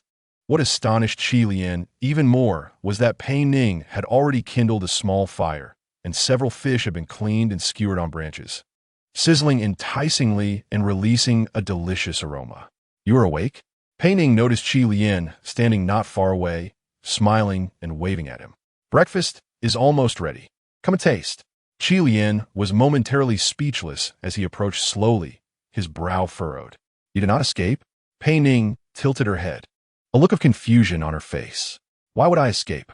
Qi Lian suddenly found himself at a loss for a reasonable explanation. Pei Ning took the grilled fish off the fire and handed it to Qi Lian. Try it. I added some wild herbs. It should taste delightful. Qi Lian hesitated for a moment before accepting the grilled fish. The fragrance was irresistible, and upon taking a bite, he was pleasantly surprised by the exquisite flavor. You are quite skilled in cooking, he unconsciously complimented. Pei Ning smilet. I learned quite a bit during my time in the Linju tribe. The females there are exceptional cooks. Linju tribe? Qi Lian furrowed his brow. Isn't that the territory of the wolf clan? Pei Ning noted. I lived there for a while. Qi Lian stared at her for a moment, suspicion filling his eyes. Who exactly are you? A typical Fox clan member would not wander alone in such deep mountains. Pei Ning siket. It's a long story. To put it simply, I am here to complete a task. What task? A task concerning reproduction. Pei Ning carefully observed Qi Lian's reaction. His expression grew more complex. So you easily accepted the idea of bearing offspring with me? Pei Ning noted. You could say that. A brief silence enveloped them, punctuated only by the sound of flowing water and the sizzling fish over the fire. Ah, look over there. Pei Ning suddenly pointed excitedly at a shallow area in the creek. Chapter 23. The initial stirring of the heart. Following her gesture, Qi Lian spotted a group of creatures resembling small crayfish crawling in the water. They were slightly smaller than ordinary lobsters, their shells glimmering with a pale blue sheen. Were these? Qi Lian inquired. Crystal shrimp, Pei Ning exclaimed with delight. They are exceedingly rare in my world. Without hesitation, she rolled up her pant legs and stepped into the creek, the water barely reaching her calves. Pei Ning bent down, intently watching the cluster of small shrimp, and with lightning speed, she snatched one up. Got it. She cheered, examining the crystal shrimp in her hand. Qi Lian approached the creek's edge, bemused by her actions. They're just small shrimp. What is so special about them? You wouldn't understand, Pei Ning replied with a mysterious smile. The broth made from these shrimp is exceptionally delicious and beneficial for the body. In my world, it is a rare delicacy. She carefully placed the shrimp in a small pit on the shore and continued to catch several more. Ding! Detected host has captured rare ingredient. Crystal shrimp X7. Satiety effect. 50. Stamina recovery. 30. Pei Ning smiled mysteriously at Qi Lian. Just wait to taste my culinary skills. Qi Lian observed her busy form in the creek. His gaze filled with complexity. This Fox Clan woman was unlike any female he had encountered before. She did not fear him, and even proactively prepared food for him. She could have escaped while he slept, yet she chose to stay. You truly do not intend to flee? Qi Lian asked again. His voice mingled with confusion and a hint of hope. Pei Ning lifted her head from the water and met his gaze. I've already stated, why would I escape? Do we not agree to help each other? She stepped out of the creek, shaking the wetness from her pant legs. You need me to bear your offspring? I need to complete my task. It is a mutually beneficial arrangement. Qi Lian fell silent. He did not understand why, but a sense of disappointment surged within him. Did he hope she would stay because she liked him? The thought startled him. Pei Ning remained unaware of Qi Lian's inner turmoil.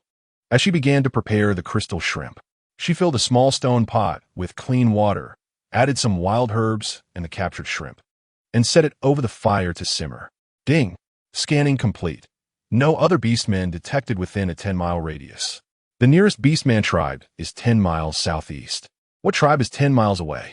Pei Ning murmured to herself. What did you say? Qi Lian turned to ask. Pei Ning quickly shook her head. Nothing. Just pondering how long it will take for the shrimp to cook. Qi Lian nodded, though he did not entirely believe her. He found a flat stone to sit on and quietly watched Pei Ning as she busied herself. Sunlight filtered through the leaves, casting dappled patterns on Pei Ning, highlighting her graceful form. Qi Lian found himself unable to look away, his internal conflict intensifying. On one hand, he harbored deep-seated distrust towards the Fox clan. On the other hand, Pei Ning's words and actions continuously shattered his prejudices.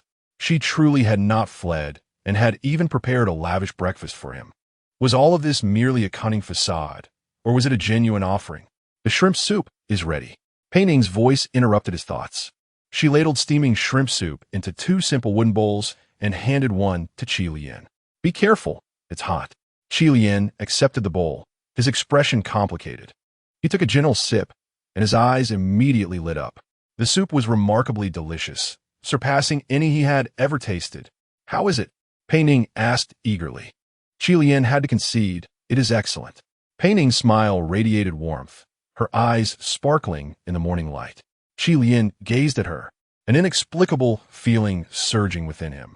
This Fox clan woman who had intruded into his territory seemed to be gradually making her way into his heart.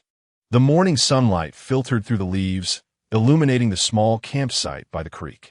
Pei Ning sat cross-legged on a flat stone, watching Qi Lian intently as he diligently prepared the crystal shrimp, her lips curving into an involuntary smile. Qi Lian's movements were clean and precise, his long fingers deftly peeling the shrimp shells and cleaning the shrimp lines, each action a pleasure to behold. His focused profile was sharply defined in the morning light, his red hair gently tousled by the breeze, resembling a flickering flame. What are you looking at? Qi Lian suddenly raised his head, noticing Pei Ning's unwavering gaze. Pei Ning smilet. I was admiring your technique. You are quite professional. Qi Lian paused, momentarily taken aback by such praise. He lowered his head and continued his task, but a barely perceptible smile crept onto his lips. Having lived alone for so long, one must learn to manage these small tasks. Pei Ning propped her chin on her hand, her curiosity piqued as she continued to observe. She noted that although Qi Lian appeared cold and unyielding, he was meticulous in his work. He arranged the peeled shrimp neatly on a clean leaf, creating a visually pleasing display. Ding! Host mood index increased by 50. Current mood, joyful. Pei Ning indeed felt quite content. The creek's water was crystal clear, the sunlight warm but not scorching, and a handsome man was preparing food for her. Such a scene was a rare delight, even in her original world. Qi Lian observed Pei Ning in secret. She appeared so fulfilled by such simple matters, her face radiating genuine joy, which puzzled him.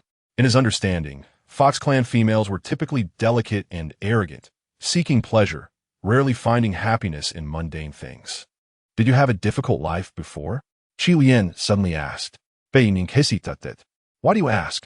You seem easily satisfied, Qi Lian continued, peeling shrimp with a neutral tone, reminiscent of someone who had endured much hardship. Pei Ning remained silent for a moment before softly replying, "Everyone has their own story." Qi Lian chose not to press further, yet his mind was already filled with speculation.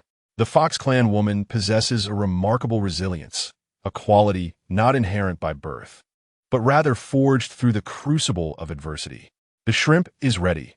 Qi Lian broke the silence, handing a leaf filled with shrimp to Pei Ning. "What do you wish to do?" Pei Ning accepted the leaf, her eyes sparkling with excitement. "I want to make shrimp porridge. Do you have rice?"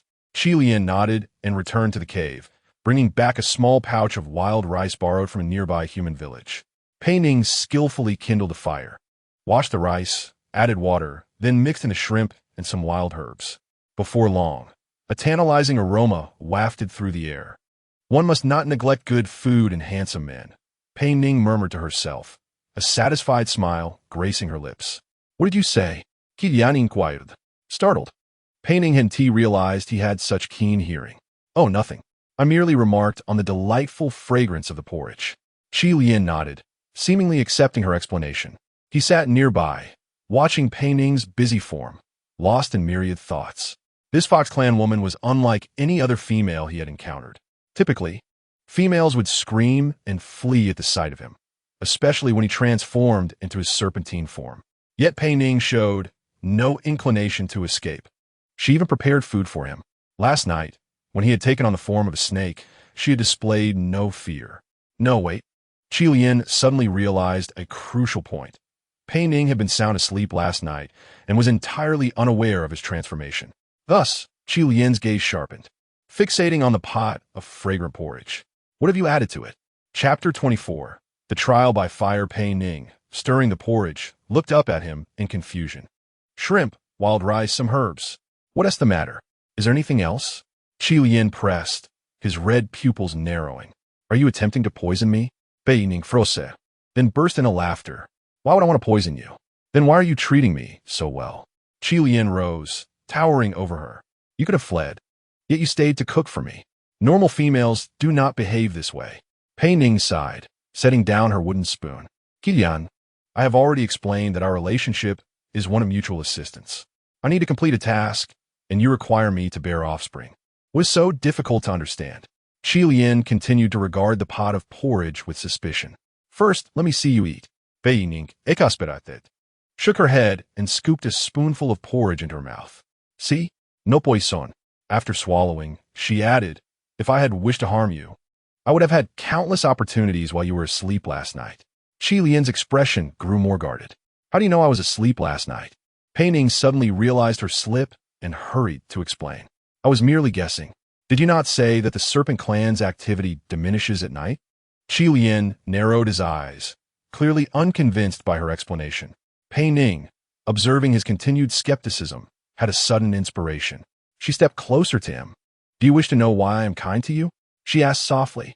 Before Qi Lian could respond, Pei Ning rose onto her toes and lightly kissed his cheek, quickly retreating with a playful smile. "Because I find you quite charming.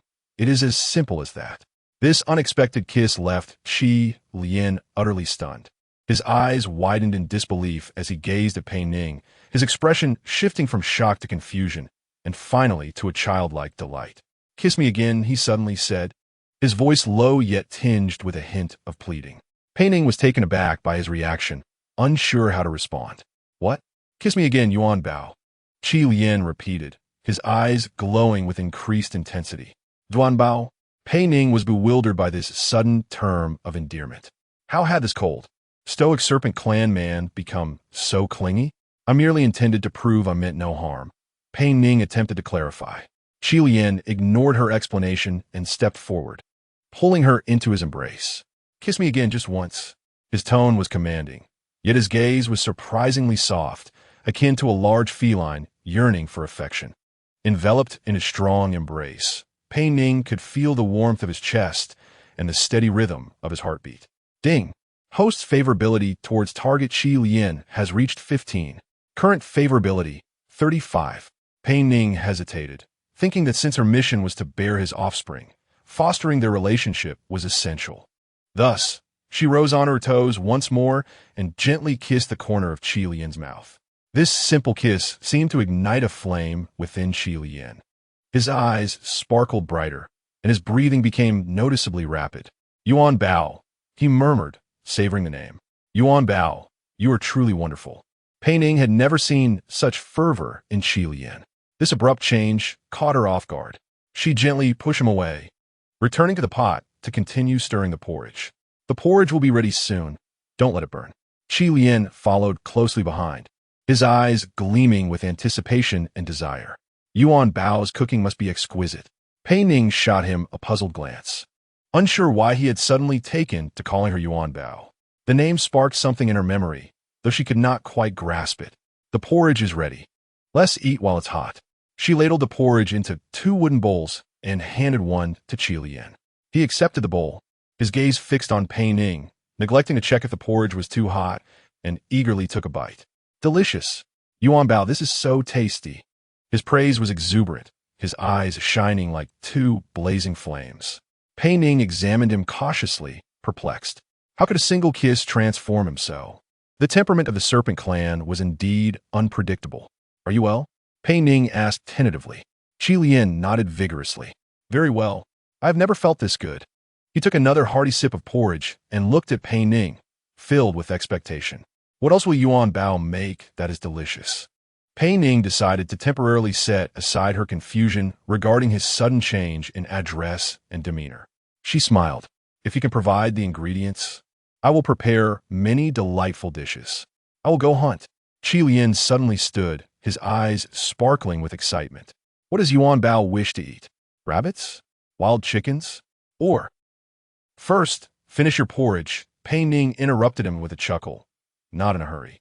Qi Lian obediently sat down to continue eating, yet his gaze remained fixed on Pei Ning, as though fearing she might vanish.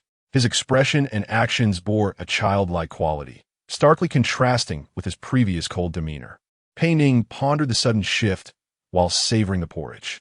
The name Yuan Bao seemed to harbor some secret, and Qi Lian's reaction to the kiss was unusually intense, deviating from a typical change in attitude.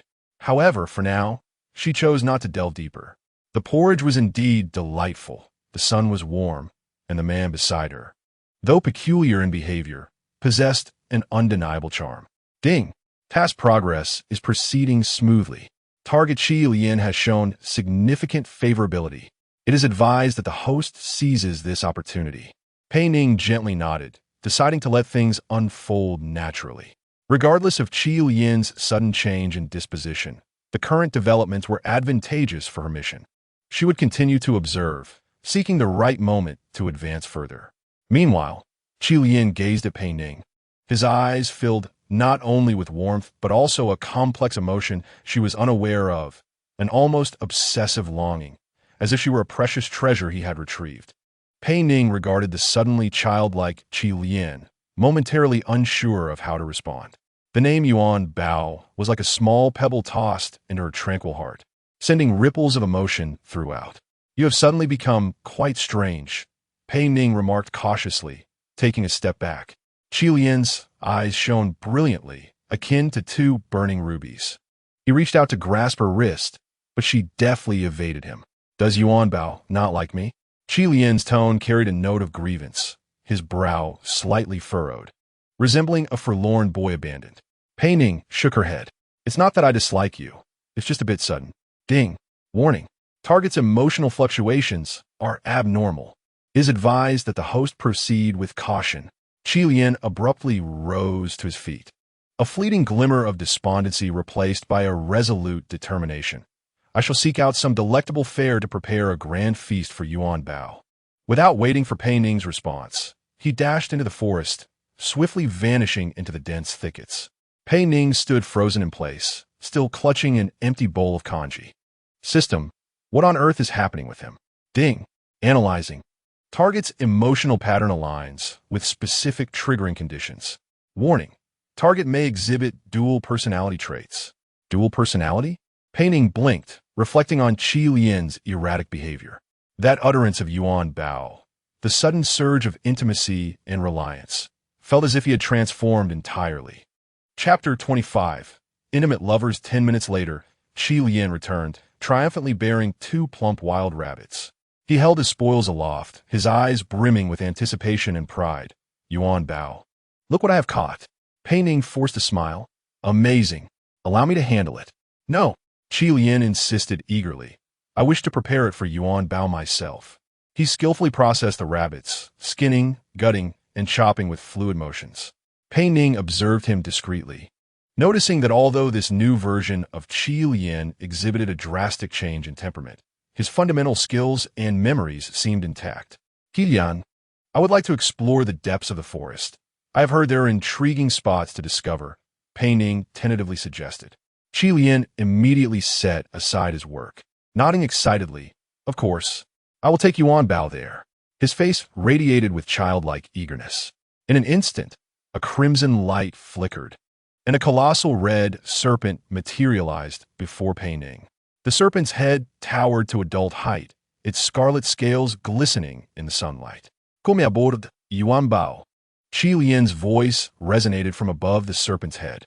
Pei Ning cautiously climbed atop the serpent's head, discovering a natural depression perfectly suited for comfortable seating. Just as she settled in, Qi Lian eagerly plunged into the underbrush, propelling them deeper into the forest. The wind howled past her ears as Pei Ning grasped a protrusion atop Qi Lian's head, fearful of being thrown off. Suddenly, her hand encountered a peculiar texture, not scales, but a hard, smooth horn. Do you have horns? Pei Ning inquired, curiously probing the small, red protrusions. Just as her fingertips brushed the second horn, Qi Lian's body jolted violently. Another flash of red light occurred, and Pei Ning felt herself lifted, only to find herself enveloped in a warm embrace. Qi Lian had reverted to human form, yet maintained the serpent's speed as he surged forward. His arms tightly encircled Pei Ning, his eyes gleaming with a dangerous red light. Do not touch there. His voice was low and gravelly, each word emerging as if forced through clenched teeth. Before Pei Ning could comprehend, Qi Lian had pinned her against a sturdy tree. His hands braced against either side of her head, his body leaning in, casting her entirely within his shadow. That was an exceptionally sensitive area. Qi Lian's breath quickened, his chest rising and falling rapidly. Pei Ning then realized she might have inadvertently touched an inappropriate region. Her face flushed crimson. I am sorry, I didn't know. Qi Lian offered no opportunity for explanation. He lowered his head and captured her lips in a kiss. It was an awkward yet fervent kiss, reminiscent of an inexperienced youth expressing emotion through sheer force. Pei Ning found herself slightly breathless from his sudden passion. She gently pushed Qi Lian away, and amidst his bewildered gaze, softly murmured, "Not like this. Allow me to teach you." Rising onto her tiptoes, she cradled Qi Lian's face with her hands and tenderly pressed her lips against his. Initially, it was a gentle caress, then gradually increasing pressure, guiding his rhythm. Qi Lian learned quickly, soon transitioning from passive to active, his hands encircling Pei Ning's waist, drawing her closer. Ding! Target affinity increased by 20. Current affinity, 55. The kiss seemed to last an eternity, and when they finally parted, both were breathless. Qi Lian's eyes blazed with an intensity that nearly melted Pei Ning. Yuan Bao, he whispered, his voice laced with longing. The ensuing intimacy flowed seamlessly. Beneath the shelter of the forest, amidst the dappled sunlight filtering through the trees, their forms entwined, passionately expressing the most primal of emotions. Pei Ning had never anticipated that a novice could exhibit such fervor and passion. Qi Lian was a quick learner, particularly when it came to matters of the heart. As they lay exhausted on the grass, the sun began its descent. Qi Lian held Pei Ning tightly in his embrace, as if fearing her sudden disappearance. Ding! Target affinity has reached a critical threshold. It is advisable for the host to solidify the relationship. Are you hungry? Qi Lian inquired softly, his fingers tenderly combing through Pei Ning's slightly tousled hair. Pei Ning then recalled the unroasted rabbit from the morning. A bit, but it will take a long time to return. A mysterious smile played at the corners of Qi Lian's lips. No need to go back. I shall take you to a wonderful place. He lifted Pei Ning and ventured deeper into the forest. Before long, they arrived at a clearing surrounded by towering trees. a grassy expanse at its heart, dotted with enormous stones. "Rest here. Watch me hunt," Qi Lian instructed, settling Pei Ning upon a sturdy branch of a large tree. "It is safe here. You'll have a clear view of the entire meadow." As soon as Pei Ning was comfortable, she spotted a group of peculiar creatures emerging from the opposite end of the meadow. They resembled wild boars, yet sported twisted horns, their eyes glowing red and their size at least double that of ordinary wild boars. Longhorn boars. Qi Lian's eyes sparkled with excitement. "Their meat is the most delectable." He strode confidently into the center of the meadow, unabashedly revealing his presence. The herd of longhorned boars quickly noticed him, collectively lifting their heads, their eyes flashing with hostile red light. "Be careful." Pei Ning couldn't help but shout. Qi Lian, undeterred, merely extended his right hand, fingers splayed. The next moment, a searing fireball erupted from his palm, striking the foremost longhorn boar with precision. The explosion rang out, and the boar was sent flying, collapsing motionless on the ground. Pei Ning's eyes widened in astonishment. This was a supernatural ability. Qi Lian possessed fire-based powers. The longhorn boars, enraged, charged toward Qi Lian. He remained unperturbed, tracing an arc with his hands in the air, and a wall of flames materialized, blocking most of the herd. The fire illuminated his handsome features, casting a dangerous yet captivating smile. Pei Ning was entranced. This was her first direct experience of supernatural combat. Scenes that had only existed in the realm of science fiction now unfolding vividly before her eyes. Qi Lian's every move was so graceful, each strike so precise, resembling a flawlessly choreographed dance. Within the fiery barrier, Qi Lian effortlessly dispatched one longhorn boar after another. His fire-based abilities appeared boundless. Fireballs, flame walls, and even fire rings emerged in succession, transforming the meadow into an inferno. The flames, under his command, were both weapon and shield, expanding Pei Ning's horizons. Ding! Warning! Energy fluctuations detected. The target may have ulterior motives. Just as Pei Ning was immersed in the thrilling spectacle, a peculiar force suddenly enveloped her. Her body lifted off the ground, and in the blink of an eye, she found herself transported to the center of the meadow, landing squarely within a ring of fire. The flames soared several meters high, isolating her from the outside world. Worse still, 3 surviving longhorn boars stood within the fire circle, glaring menacingly at her, their hooves scraping the ground, poised to charge at any moment. "Qiyan," Pei Ning cried in alarm. "Yuan Bao, show me your abilities." Qi Lian's voice echoed from beyond the wall of flames, laced with playful anticipation. "I know you are not an ordinary Fox clan member. Let me witness your true power." Pei Ning's heart raced, suddenly comprehending everything. He knew. He was aware of her supernatural abilities. Chapter 26. The Novice of Supernatural Powers. Pei Ning glanced at the mat, then back at Qi Lian, a gentle smile gracing her lips. "May we sleep together tonight? I feel a bit cold." Qi Lian's atoms apple-bobbed, the red glow in his eyes intensifying. He inhaled deeply, seemingly striving to control something within himself. In the end, he softly murmured, "All right." Pei Ning lay down first, while Qi Lian hesitated for a moment before cautiously lying beside her, maintaining a slight distance. Pei Ning, feeling dissatisfied, shifted closer until she could sense his warmth. "Qi Lian?" she called softly. "Thank you for teaching me how to use my abilities today." Qi Lian chuckled lightly. "Yuan Bao learns quickly, even more astutely than I had anticipated." Pei Ning turned to face him, their proximity palpable. Qi Lian's breath caressed her face, warm and exhilarating. She slightly tilted her head, seemingly inviting a kiss. Unexpectedly, Qi Lian merely placed a gentle kiss on her forehead and enveloped her in his embrace, saying, "Sleep now. I shall guard you." Pei Ning gazed at him in surprise, unable to comprehend why this previously ardent man had suddenly become so restrained. A flicker of complex emotion passed through Qi Lian's eyes, but it quickly settled into a serene gentleness. "What's the matter?" Pei Ning couldn't help but inquire. Qi Lian shook his head, a bittersweet smile gracing his lips. "Yuan Bao needs to rest now. You've exerted yourself too much today." Pei Ning was about to say something more, but Qilian gently patted her back, soothing her like a child. Be good, sleep. To the sound of Qilian's steady heartbeat, Pei Ning gradually closed her eyes.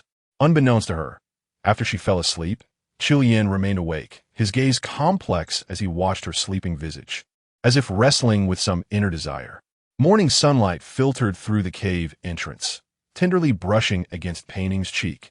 She slowly opened her eyes, only to discover that Qilian was no longer beside her, leaving behind an impression in the fur as evidence of his presence. Qilian?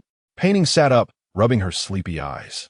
A rustling sound came from outside the cave, prompting Pei Ning to perk up her ears.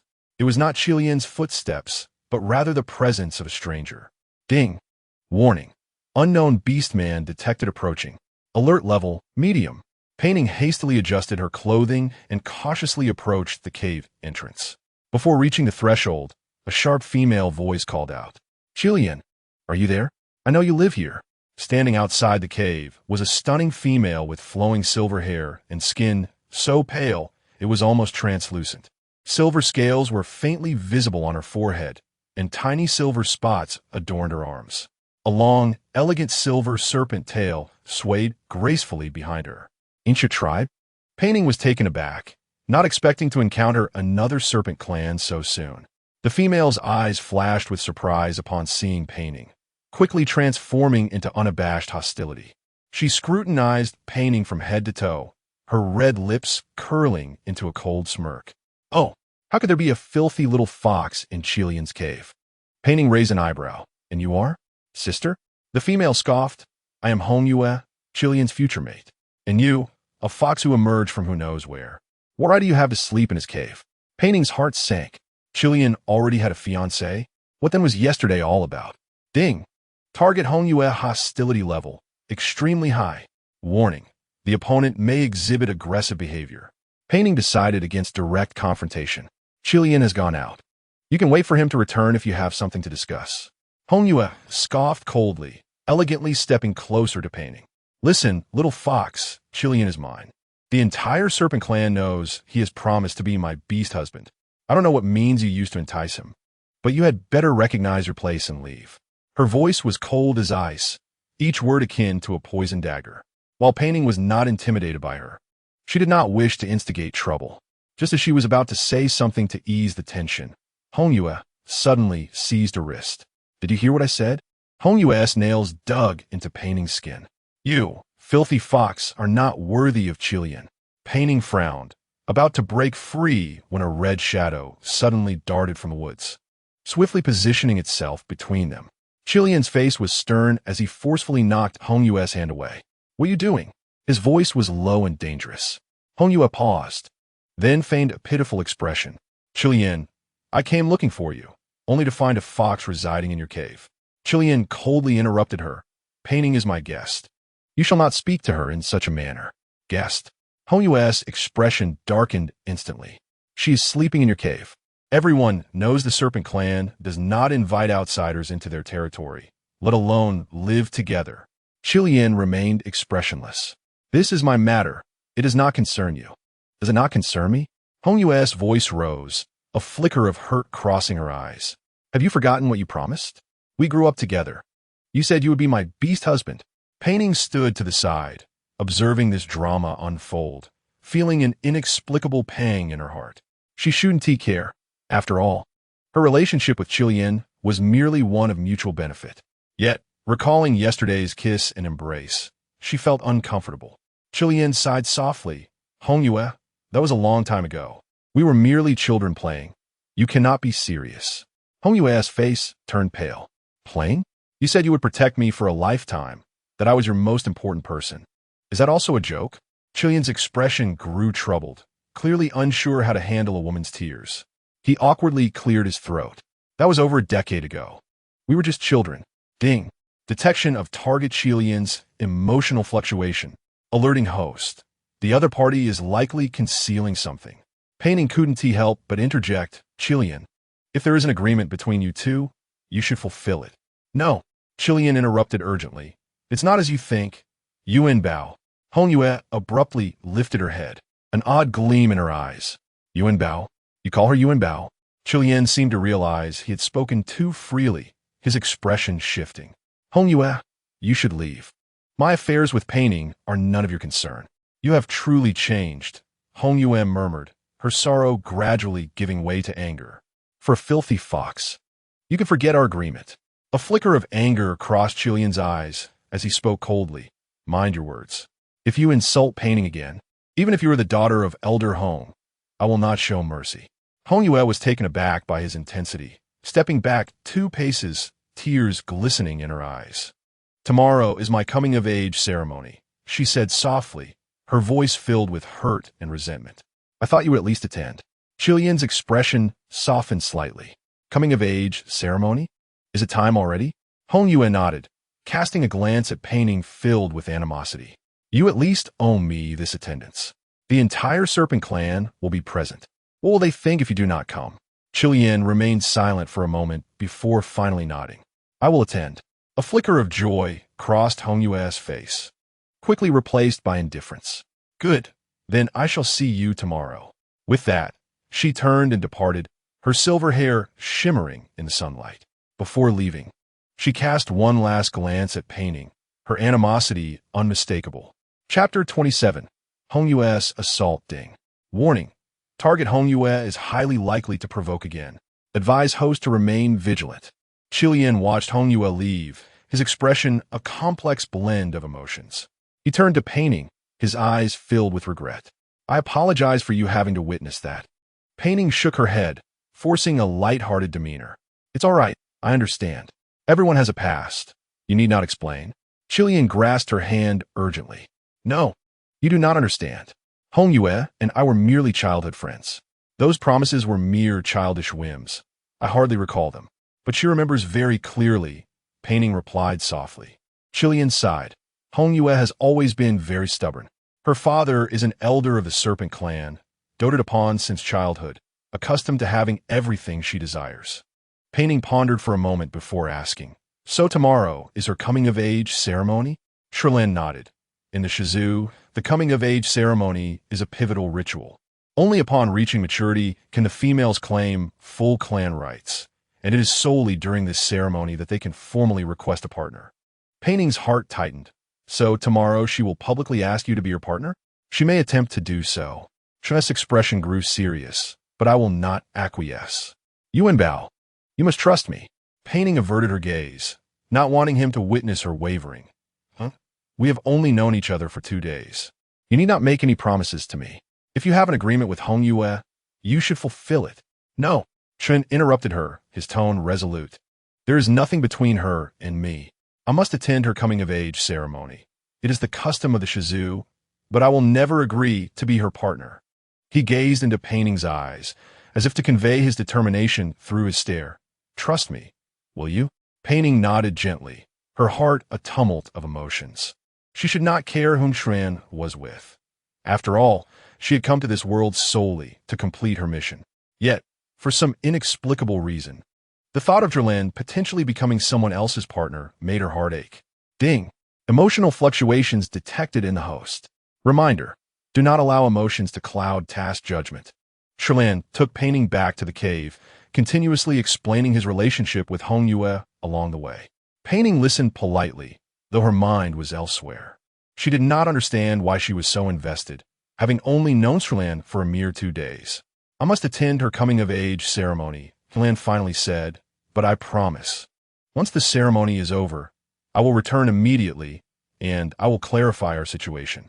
Pei Ning forced a smile. Go ahead, do not worry about me. I will wait here for your return. Xuan looked at her, seemingly trying to read more from her expression. Eventually, he sighed softly. I will be back soon. Pei Ning nodded, watching Xuan's departing silhouette, a sense of inexplicable loss rising within her. She should not have become so deeply involved, she reminded herself. This was merely a task. But a voice within her questioned, is it really just a task? Pei Ning stood at the cave entrance, observing Xuan until he completely vanished into the depths of the forest.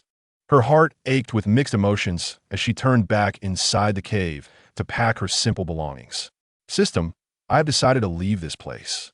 Ding. Warning. Target Xuan's affection level has reached 65. Leaving rashly may hinder task progress. Pei Ning smiled wryly. Should I stay to watch him marry another female? Ding. Analysis indicates that target Chilan has no romantic intentions toward Hong Yue. And so what? Pei Ning tightened her backpack, her voice resolute. I have never belonged here. After completing my mission, I will ultimately depart. Why should we both become too invested? The system seemed at a loss for words, ceasing its notifications. Pei Ning surveyed her surroundings, ensuring no significant items were left behind, and then resolutely stepped out of the cave. Sunlight filtered through the leaves, casting dappled patterns on the forest path. Pei Ning inhaled deeply, striving to cast aside her distractions. She walked east along the trail, rumored to lead to a small village, where she might uncover new clues. Ding! Anomalous energy fluctuations detected. Warning! Potential danger ahead. Pei Ning halted, cautiously peering forward. From the dense forest emerged a familiar figure. Rilan, Yuanbao, where are you going? He asked with a smile, his eyes glimmering red. Pei Ning frowned slightly. Hadn't Shilan just departed? Why was he here again? Shilan, did you not go to the coming-of-age ceremony? I'm not going. Shilan pouted like a petulant child. That boring ceremony can be skipped. I want to take Yuanbao to see the orchard deep in the forest, where the sweetest berries grow. Pei Ning's heart raced. Something was amiss. Just moments ago, Fen had stated that the Shizu's coming-of-age ceremony was of utmost importance. As a member of high status within the clan, he could not simply choose not to attend. Ding! Warning! The energy fluctuations of the individual do not match target Shilan. High likelihood of being an imposter. Pei Ning forced herself to remain calm, smiling as she said, That sounds wonderful, but it seems something has gotten into my eye. Could you help me take a look? The falserin paused briefly, but quickly approached. Don't worry, Yuanbao, I'll check. He leaned in closer, and in that moment, Pei Ning swiftly drew a small dagger from her sleeve, one she had stealthily taken from the cave. Seizing the opportunity, she thrust it forcefully toward Kenneth's abdomen. The dagger pierced, yet no blood flowed. Instead, a plume of black smoke seeped from the wound. Kenneth's face contorted, the crimson light in his eyes growing even more sinister. Little fox, you are quite clever, he hissed, his voice entirely altered, but such cleverness will be your demise. He grasped Pei Ning's wrist with astonishing force. Though she felt pain, she did not panic. Her right foot swiftly kicked towards his knee. The falserin grunted, releasing his grip. Ding! Self-defense Chan E activated automatically. Protection effect 60. An almost imperceptible thin membrane enveloped Pei Ning. At that moment, the falserin's fist struck her abdomen with great force. Surprisingly, the impact diminished significantly upon contact with the membrane, causing her to stagger back a few steps without injury. Interesting protection. The falserin licked his lips, but this one T stopped me. His body began to morph, arms elongating, nails transforming into sharp claws. This was no longer Chen, but a grotesque monster, retaining only a hint of resemblance in its red eyes. Were you?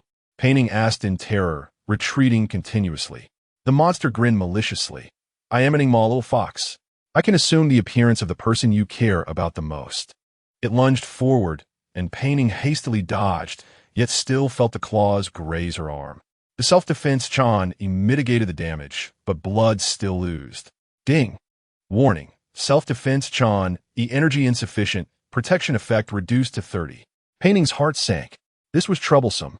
She hurriedly searched her mind for a way to combat this creature, but found nothing. Little fox, your extraordinary abilities have run out. Haven't they? The Ingma taunted, slowly advancing. Yesterday's battle drained too much of your energy. Now you are merely a helpless, ordinary little fox. It spoke the truth. Pei Ning indeed felt her energy reserves dwindling. Yet she could not concede.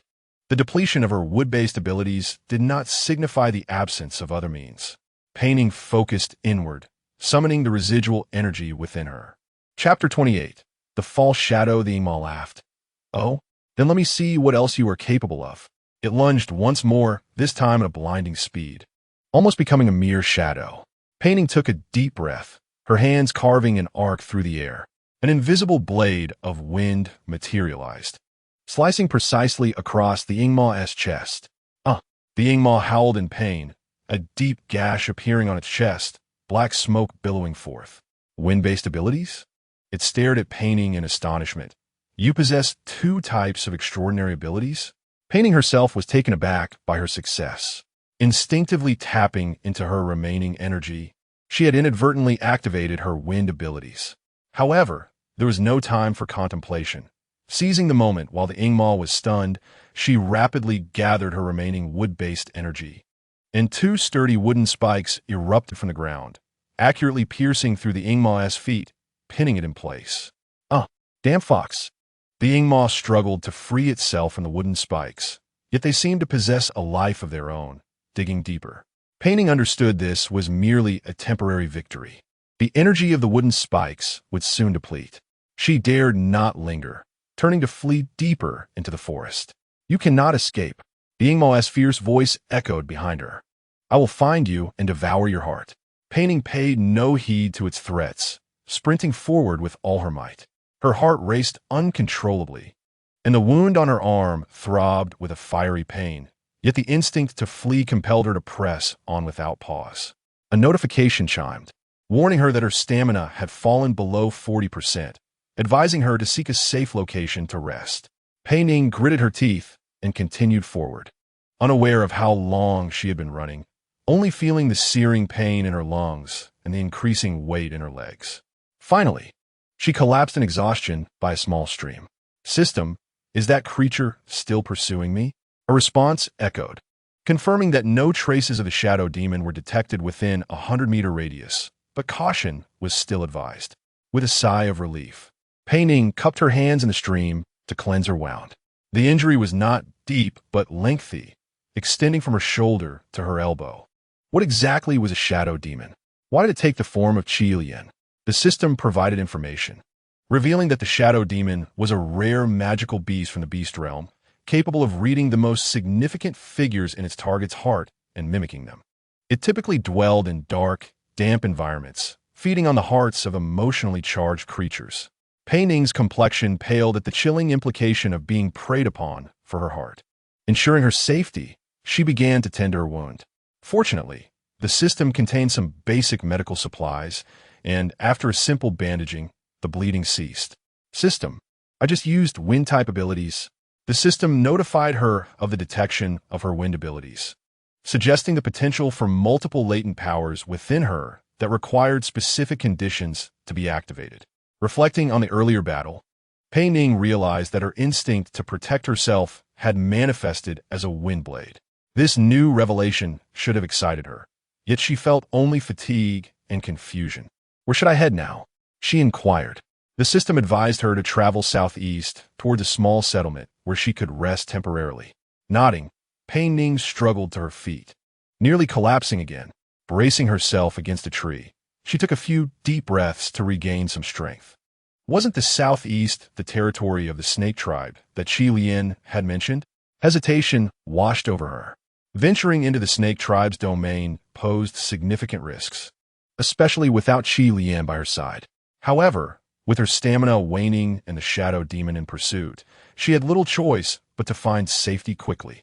Let us hope Qi Lian's promise holds true, Pei Ning murmured as she gathered her belongings and staggered towards the southeast. The setting sun filtered through the leaves, casting a golden-red hue upon the ground. Her shadow elongated, a reminder that night was approaching. She had to find a safe haven before darkness fell. Otherwise, in this perilous forest, she might become prey to other predators. More terrifying was the possibility that the shadow demon was still tracking her. It was said that once this creature locked onto a target, it would relentlessly pursue until it devoured the prey's heart. Pei Ning quickened her pace, despite the protests of her weary muscles. So much had transpired that day. Qi Lian's departure, the provocation from Han Yu, the attack by the shadow demon. All she wanted was a secure place to rest before contemplating her next move. A sudden alert interrupted her thoughts, warning of undetermined energy fluctuations from the west. Pei Ning's heart sank as she quickly concealed herself behind a large tree. Wasn't that the direction she had come from? Had the shadow demon managed to escape the wooden spikes and followed her here? Meanwhile, Qi Lian regained consciousness, his head pounding. He attempted to move his limbs, only to find them bound by resilient vines to a stone pillar, rendering him utterly powerless. Awake, are we? A familiar voice emerged from shadows. Kilian squinted, adjusting to the dim light. A peculiar scent filled the air, sweet yet slightly acrid. He recognized it as an aphrodisiac incense. Hongyu, what are you planning? He asked coldly, his voice hoarse. Hongyu stepped into the light, her silver hair glimmering ominously in the torchlight. Clad in a sheer dress that almost revealed her perfect curves. Did you not promise to attend my coming-of-age ceremony? She chuckled softly, her fingers gliding down Qi Lian's chest. I merely sought to invite you early. Qi Lian sneered, his gaze sharp as a blade. An early invitation? You sent someone to ambush me, drug me, and bound me here. That's your idea of an invitation? Hongyu shrugged nonchalantly. You were always meant to be mine. If it weren't for that fox. Pei Ning. Qi Lian's body tensed as he struggled against his restraints. What have you done to her? Fear not.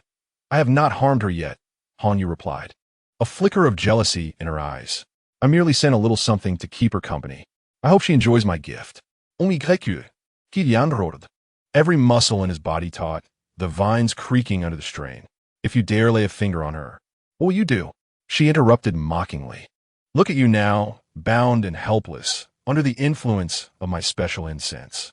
In less than half an hour, you will beg me to release you. Qi Lian took a deep breath, forcing himself to suppress the rising desire within. The aphrodisiac was indeed potent. He could feel his blood boiling, each heartbeat accompanied by an overwhelming urge. But who was he? The strongest fire wielder of the snake tribe. He would not be defeated by such trivial tricks. You should kill me, he said, his voice low, eyes glowing with a dangerous light. For if I leave here alive, I will make you regret your very existence. On y looked dismissively. Qi Lian, do not speak so ominously. We grew up together. Do you truly wish to harm me? Without hesitation, he replied coldly, his gaze icy. Just as I made your parents weep and plead for mercy, I could make you taste the same bitterness. Hongyu's smile faltered, fear flashing in her eyes. However, she quickly regained her composure, stepping closer to Qi Lian and caressing his cheek. Those days are long gone, Qi Lian. The grievances between our families have long been settled. Her voice softened. My father has acknowledged his mistakes and is willing to marry me to you. Is this not the best resolution? Qi Lian scoffed. Marry me? What do you think you are? A prize? Hongyu's face flushed with anger and embarrassment. Taking a deep breath, she declared, I am the most exceptional female of the snake tribe, with a fertility rate of 95. No one in the tribe is more suited to be your partner than I. She glared at him, teeth gritted. Why? Why would you choose that filthy little fox over me? Qi Lian remained silent, his icy demeanor unchanged. On y, infuriated by his indifference, seized his chin, forcing him to meet her gaze. Is it because she resembles me? Because she calls Yuan Bao? Her voice twisted with jealousy. Yuan is dead. She will never return. You know that. Qi Lian's body jolted, a flicker of pain crossing his face. Sensing she had struck a nerve, Hongyu pressed on. Where were you when Yuan died? Why couldn't you save her? Everyone in the tribe says you are to blame. Silence. Qi Lian bellowed, his voice laced with unprecedented fury and anguish. On y triomphant l'auteur échoué. Did I strike a nerve? Indeed, your beloved Yuan is dead, while I still live. I am the one who can bear your offspring, the best choice for you. Qi Lian shut his eyes, forcing himself to suppress the rage boiling within. He knew Hongyu was deliberately provoking him, and he could not afford to act impulsively. He needed to remain calm, devise a plan to escape, and return to Pei Ning. The thought of the danger she might be facing filled him with urgency. Where exactly was he? Qi Lian opened his eyes, surveying his surroundings. The stone chamber was ancient and dark, its walls covered in moss, the air thick with dampness. This is the altar's secret chamber of the GG tribe. On y proclaimed proudly. It is the most concealed place in the entire forest, guarded by the warriors of the GG tribe. Even if you are the bravest warrior of the snake tribe, you shall not escape. Qi Lian frowned. The GG tribe is a small community hidden deep within the forest. Although their strength is relatively modest, they excel in the arts of concealment and trapping. If one were to find themselves on their territory, Escaping would indeed prove to be a formidable challenge. Hongwei, what exactly do you desire? Qilian fixed her with a steady gaze. Do you truly believe that I would wholeheartedly submit to you, even if you were to resort to such despicable tactics to obtain me? Hongwei licked her lips, a peculiar glimmer dancing in her eyes. The effects of the aphrodisiac are extraordinary, particularly for those of the serpent tribe. You will soon succumb to your primal instincts and beg me for release. At that moment, you will belong to me entirely. She gently caressed Qilian's chest, feeling the heat radiating from his body. It has already begun to take effect, has it not? Your body is far more honest than you are. Qilian gritted his teeth, beads of sweat forming on his brow. The potency of the aphrodisiac was indeed increasing, igniting an insatiable fire within him, while the strings of reason threatened to snap. Yet he knew he must not yield. He could not allow Hongwei to triumph under these circumstances. A soft chime interrupted Hongwei's actions. She retrieved a small jade bead from her bosom, holding it to her ear for a moment before her expression shifted slightly. The Gigi tribe has summoned me. There are some trivial matters that require my attention. Hongwei placed the jade bead down and regarded Qilian meaningfully. Do not fret. I shall return swiftly. When I do, I will take good care of you. With that, she swayed her slender waist and departed the stone chamber, her silver hair flowing behind her like an elegant silver serpent. Qilian exhaled a sigh of relief and immediately summoned his fire-based abilities, attempting to sever his bindings. However, no matter how fervently he tried, his powers seemed sealed, utterly unresponsive. Futile effort. A raspy voice emerged from the corner, prompting Qilian to notice the diminutive figure nestled there. It was an elder of the monkey tribe, his fur gray and white, his face lined with deep wrinkles. He hung his head, curled up in the corner, appearing exceedingly frail. The Gigi tribe's forbidden spirit stone can temporarily seal your powers, the elder said slowly as he lifted his gaze. Struggling will only deplete your strength. It is wiser to conserve your energy and await an opportune moment. Qilian furrowed his brow. Who are you? I am an elder of the Gigi tribe. And I too am a prisoner, the elder replied with a bitter smile. That cunning girl, Hongwei, has seized control of the entire Gigi tribe, masquerading under the guise of a coming-of-age ceremony, while in reality, she intends to conduct a dark ritual. A dark ritual? Qilian's heart sank. What kind of ritual? The elder sighed. A sacrificial ceremony. She aims to gain greater power through the sacrifice of formidable ability wielders. And you, as the strongest fire user of the serpent tribe, are the ideal offering. Qilian scoffed. So, she does not desire me as a partner. She wishes to kill me instead, not merely to kill you. The elder shook his head. She seeks to drain your entire essence and vitality. That would bring a suffering far worse than death itself. A sense of alarm resonated within Qilian. No wonder Hongwei dared to imprison him so brazenly. She had no intention of allowing him to leave alive. Do you know what she sent to find Pei Ning? Qilian asked urgently. The elder's brow furrowed. She mentioned something about the shadow demon. The shadow demon? Qilian's complexion paled, his muscles tensing. Damn it! He understood the nature of the shadow demon. It was among the most perilous creatures in the beast realm, capable of reading the image of the person its target holds most dear and perfectly mimicking them, then drawing close to the prey to devour their heart. Pei Ning was currently facing a life-threatening danger. I must escape from here. Qilian strained against his bonds once more, the vines creaking ominously, yet they remained unyielding. The elder sighed. Do not waste your strength. Those vines are woven from the branches of the forbidden spirit tree. The more you struggle, the tighter they will bind you.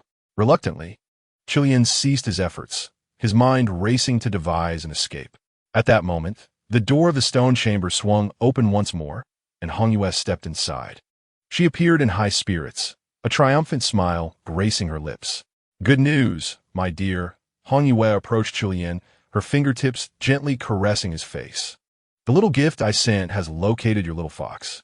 The shadow demon remarked that she looks quite delectable, especially that heart brimming with affection. Qilian's pupils dilated, his entire body tensing. He glared at Hongwei, a palpable aura of murderous intent emanating from him. What is it? Are you feeling sorrowful? Hongwei sneered. Just a lowly fox. What is there to lament? What could she possibly offer you? A filthy offspring of the fox tribe? She leaned closer to Qilian, whispering in his ear, I am the one truly suited to be your partner. My fertility index is at 95, the highest among the serpent tribe. My lineage is pure, my beauty unmatched. Why you disdain me so? Why must you fancy that lowly little fox? Pei Ning held her breath, her back pressed against the tree trunk, remaining utterly still. The energy fluctuations emanating from the west grew increasingly ominous, sending chills down her spine. Ding! Warning. Unidentified energy approaching the center. It is advised that the host immediately change direction and evacuate southeast. Chapter 30. The mysteries of the ancient forest. Pei Ning clenched her jaw, cautiously inching forward. Suddenly, a sharp crack of a breaking branch erupted behind her. Her heart raced, and without a second thought, she dashed forward, completely oblivious to the steep drop ahead. As her feet slipped, Pei Ning let out a startled cry, tumbling uncontrollably down the slope. Jagged stones and branches scraped against her skin, reopening wounds on her arms. Blood seeping forth. When she finally came to a stop, her body was battered and bruised. System, where am I? Pei Ning struggled to her feet, surveying her surroundings. She found herself in an unfamiliar thicket, ancient trees towering above, vines cascading down, and the air thick with an aura of antiquity and mystery. Morning light filtered through the dense foliage, casting dappled shadows upon the ground. Ding! Locating. Warning.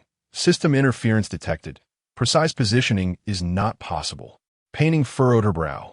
Having never encountered such a situation before, she carefully brushed off the dust from her clothes, wincing as her arm throbbed. Taking a few cautious steps forward, she stumbled upon a stone statue buried beneath the vines. It depicted a creature with a beast's head and a human body, its features worn and indistinct. Yet its imposing presence remained. Ding! Abnormal energy, fluctuations detected. It is advised that the host proceed with caution. Pei Ning's curiosity piqued. She followed the direction of the statue. After navigating through a dense thicket, she was astonished to find herself at the entrance of an ancient altar. Constructed from massive stones, the altar, despite its age, maintained its structural integrity. On either side of the entrance stood rows of beast-headed statues, representing tigers, wolves, bears, and serpents, all remarkably lifelike. What is this place? Pei Ning murmured to herself, cautiously stepping onto the altar. The interior of the altar was far more expansive than she had imagined, resembling a small palace. The walls were adorned with exquisite murals. Although the colors had faded over time, one could still discern scenes depicting harmonious coexistence among various beast tribes. Ding! Warning. System experiencing severe interference. Access to the database is restricted. Pei Ning's heart raced, but her curiosity compelled her to continue forward. She halted before a particularly striking mural that depicted a grand throne, upon which sat a woman adorned with a feathered crown, surrounded by representatives of 5 different beast tribes, each holding a crystal of distinct color. Was there once a unified dynasty in the beast world? Pei Ning gasped in astonishment. Instinctively, she reached out to touch the mural. The moment her fingertip made contact with the crowned woman's image, an unusual energy surged through her fingertips, flowing into her body. Ding, ding, ding. Warning. System experiencing interference from unknown energy. Some functions are temporarily disabled. The system's voice became intermittent, as if disrupted by some powerful force. Pei Ning quickly withdrew her hand. Yet that strange energy had already begun to circulate within her, evoking a sensation both familiar and foreign. Taking a deep breath, she endeavored to calm her erratic breathing. Her gaze continued to traverse the other murals until it settled on an image depicting the totems of the 5 elemental abilities. In the painting, the energy flows of 5 distinct colors form a perfect cycle. Green signifies the wood element, red embodies fire, blue represents water, yellow stands for earth, and white symbolizes wind. Just as Pei Ning was deeply engrossed in her studies, a sudden, sharp pain surged from the wound on her arm. Glancing down, she noticed the skin around the injury had begun to blacken, a clear sign of its deterioration. Damn, the shadow demon S claws are poisonous. Gritting her teeth against the pain, Pei Ning retrieved the last remnants of medicinal powder from her backpack and sprinkled it over the wound. At that moment, a cacophony of hurried footsteps and whispered voices echoed from outside. Pei Ning, alert, quickly concealed herself behind a stone pillar. "I'm certain someone has entered," a sharp voice declared. "There's a scent of blood in the air." Another voice warned. "Be cautious. It might be scouts from the Chi tribe," suggested another. Pei Ning held her breath, peering through the crevice of the pillar. 6 or 7 diminutive figures entered the altar, agile and adorned with long tails, unmistakably characteristics of the Yuan tribe. The patrol team from the Gigi tribe. Pei Ning pondered her strategy. Although the Yuan tribe was small in stature, their numbers were vast, and, in her current condition, she doubted her ability to confront them. "Over there." One Yuan suddenly pointed towards her hiding spot. "Capture her." Pei Ning disregarded discretion and bolted, but the injury on her arm impeded her speed. Within a few paces, she was ensnared in a net. "We've got her! We've got her!" The Yuan warriors cheered triumphantly. Pei Ning struggled to free herself, but the more she resisted, the tighter the net constricted around her. As the Yuan drew closer, a wave of despair washed over her. Just then, a silver shadow darted through the entrance of the altar, moving with such speed that it was nearly imperceptible. A series of thuds echoed as several Yuan warriors collapsed, unconscious. "Who goes there?" The remaining Yuan exclaimed in terror. The silver shadow finally came to a halt, revealing a tall young man with striking silver hair and piercing blue eyes. 2 silver tufts resembling wolf fur were faintly visible on his forehead, and a fluffy silver wolf tail swayed gently behind him. To Pei Ning's astonishment, this young man from the silver wolf tribe bore a striking resemblance to Qi Lian.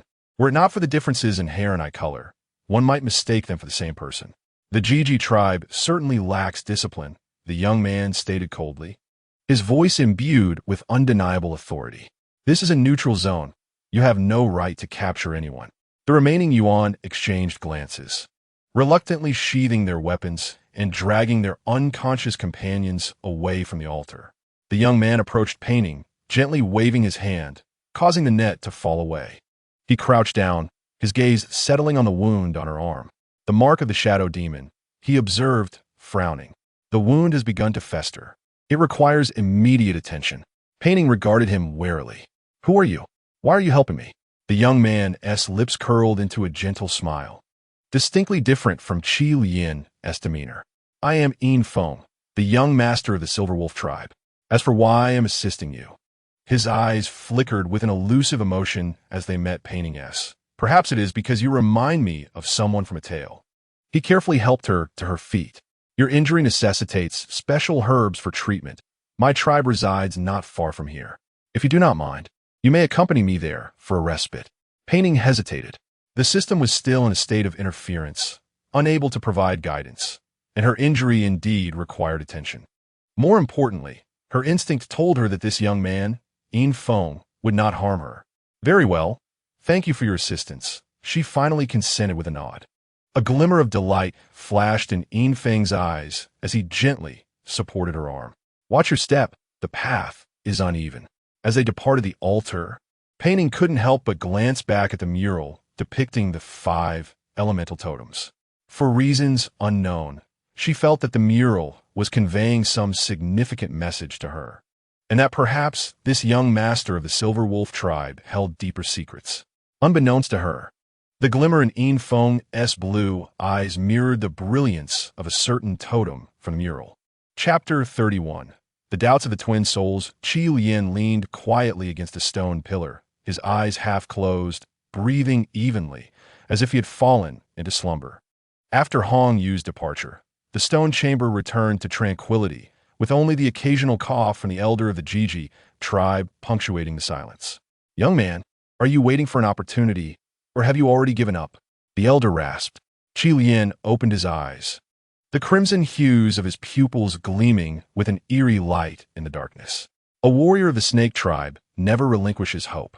He regarded the vines coiling around his wrist, a flicker of determination crossing his gaze. The branches of the forbidden spirit tree were indeed exceptionally resilient. Ordinary means could not sever them. Yet for Qi Lian, there remained a choice: albeit one with a dire cost. Elder, there may be some commotion soon. Please bear with me, Qi Lian murmured. Without waiting for the elder's response, he began to take deep breaths, his chest rising and falling in a rhythmic cadence. As his breathing deepened, the temperature within him surged dramatically, his skin reddening as if it were about to ignite. "What are you doing?" the elder asked in astonishment. "I am igniting the fire toxin within me." Qi Lian gritted through clenched teeth, his voice contorted by pain. "This is a secret technique of the Snake Tribe warriors, and it is my last resort." The fire toxin within Qi Lian was an exceedingly perilous energy, typically kept under his meticulous control. Once unleashed, it would sear through his veins and meridians like wildfire. At this moment, he was risking the activation of this power, hoping to break free from the entanglement of the forbidden spirit tree's branches. His complexion grew increasingly pale, beads of sweat forming on his forehead, cascading down the sharp line of his jaw. The vines around his wrist began to emit wisps of smoke, gradually drying out with a hissing sound. Ding! Warning! Host fire toxin levels are dangerously high, life-threatening. Please cease self-harm immediately. The system's voice suddenly echoed in his mind, and Qi Lian froze. This was a prompt that only Pei Ning system would emit. Could it be? There was no time to ponder further. Qi Lian surged with force, and the withered vines finally snapped. He staggered to his feet, his limbs slightly stiff from prolonged confinement. Yet what troubled him more was the raging fire toxin within him. If it was not controlled in time, the consequences would be dire.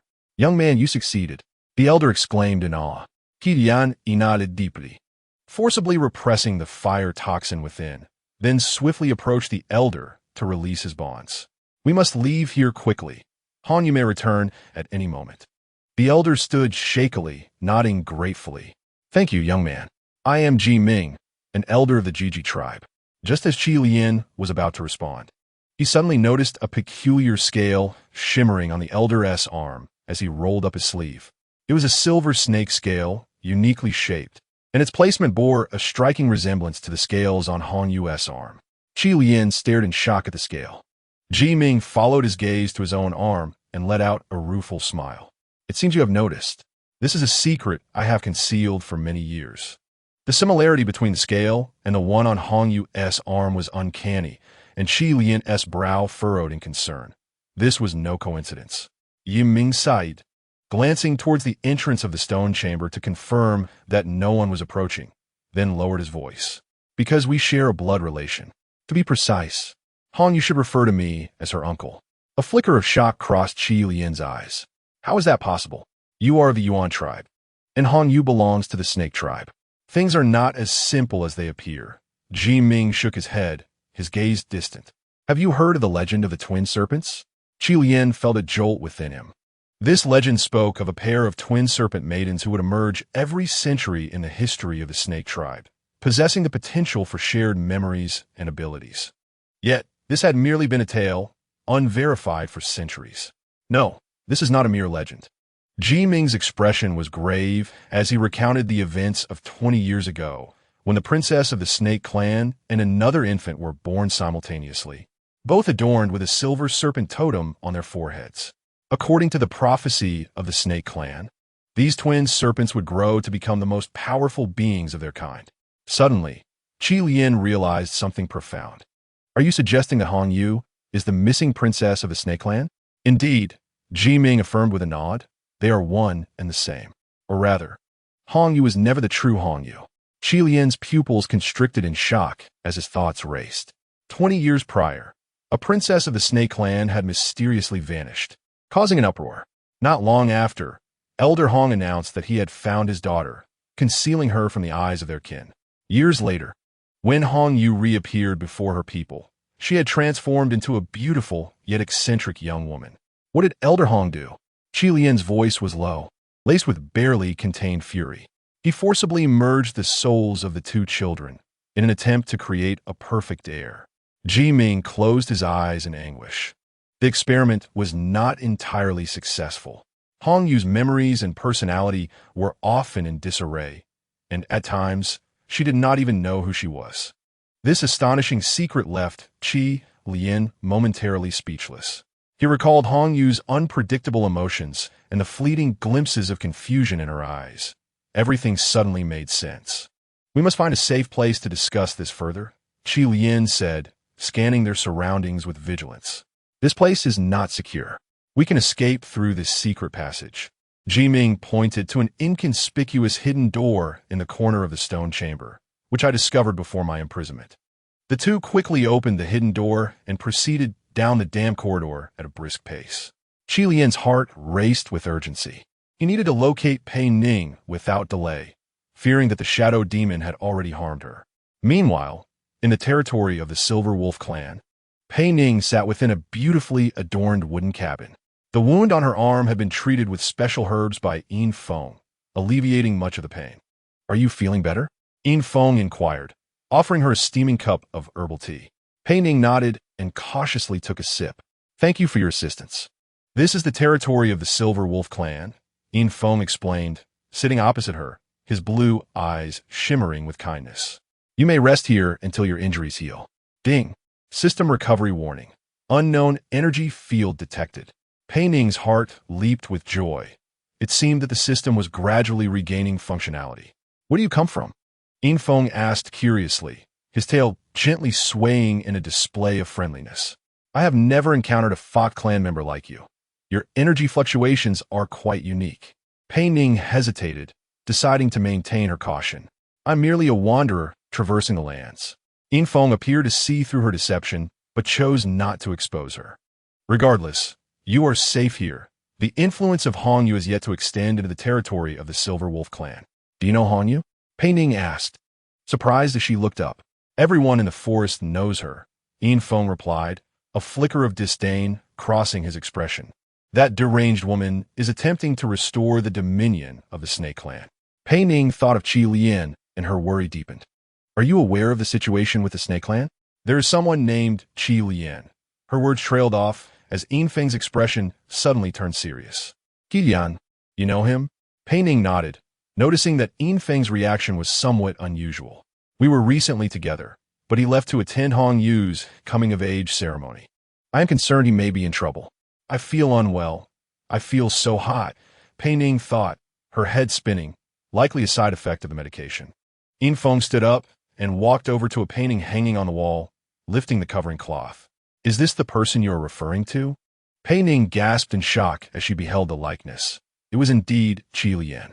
However, the date inscribed on the painting caused her breath to hitch. Year 789 of the Snake Era, which by the current calendar was a full century ago. "This is impossible." Pei Ning's voice trembled. "This must be a mistake." Ding. Important discovery. Time anomaly detected. Target Qi Lian may be involved in a time span. Yin Feng regarded her with a complex expression. "This painting has been preserved in my clan's ancestral grounds for 100 years. The man depicted is named Qi Lian, the chief warrior of the Snake clan at that time, and the last to possess pure fire energy. Records state that he mysteriously vanished during a ritual and was never seen again." Pei Ning felt a wave of dizziness wash over her as memories of Qi Lian's eyes, always imbued with a sense of time's burden, flooded her mind. She recalled his obsession with Yuan and the moments of wisdom that belied his youth. "There is more you should know." Yin Feng's voice grew somber.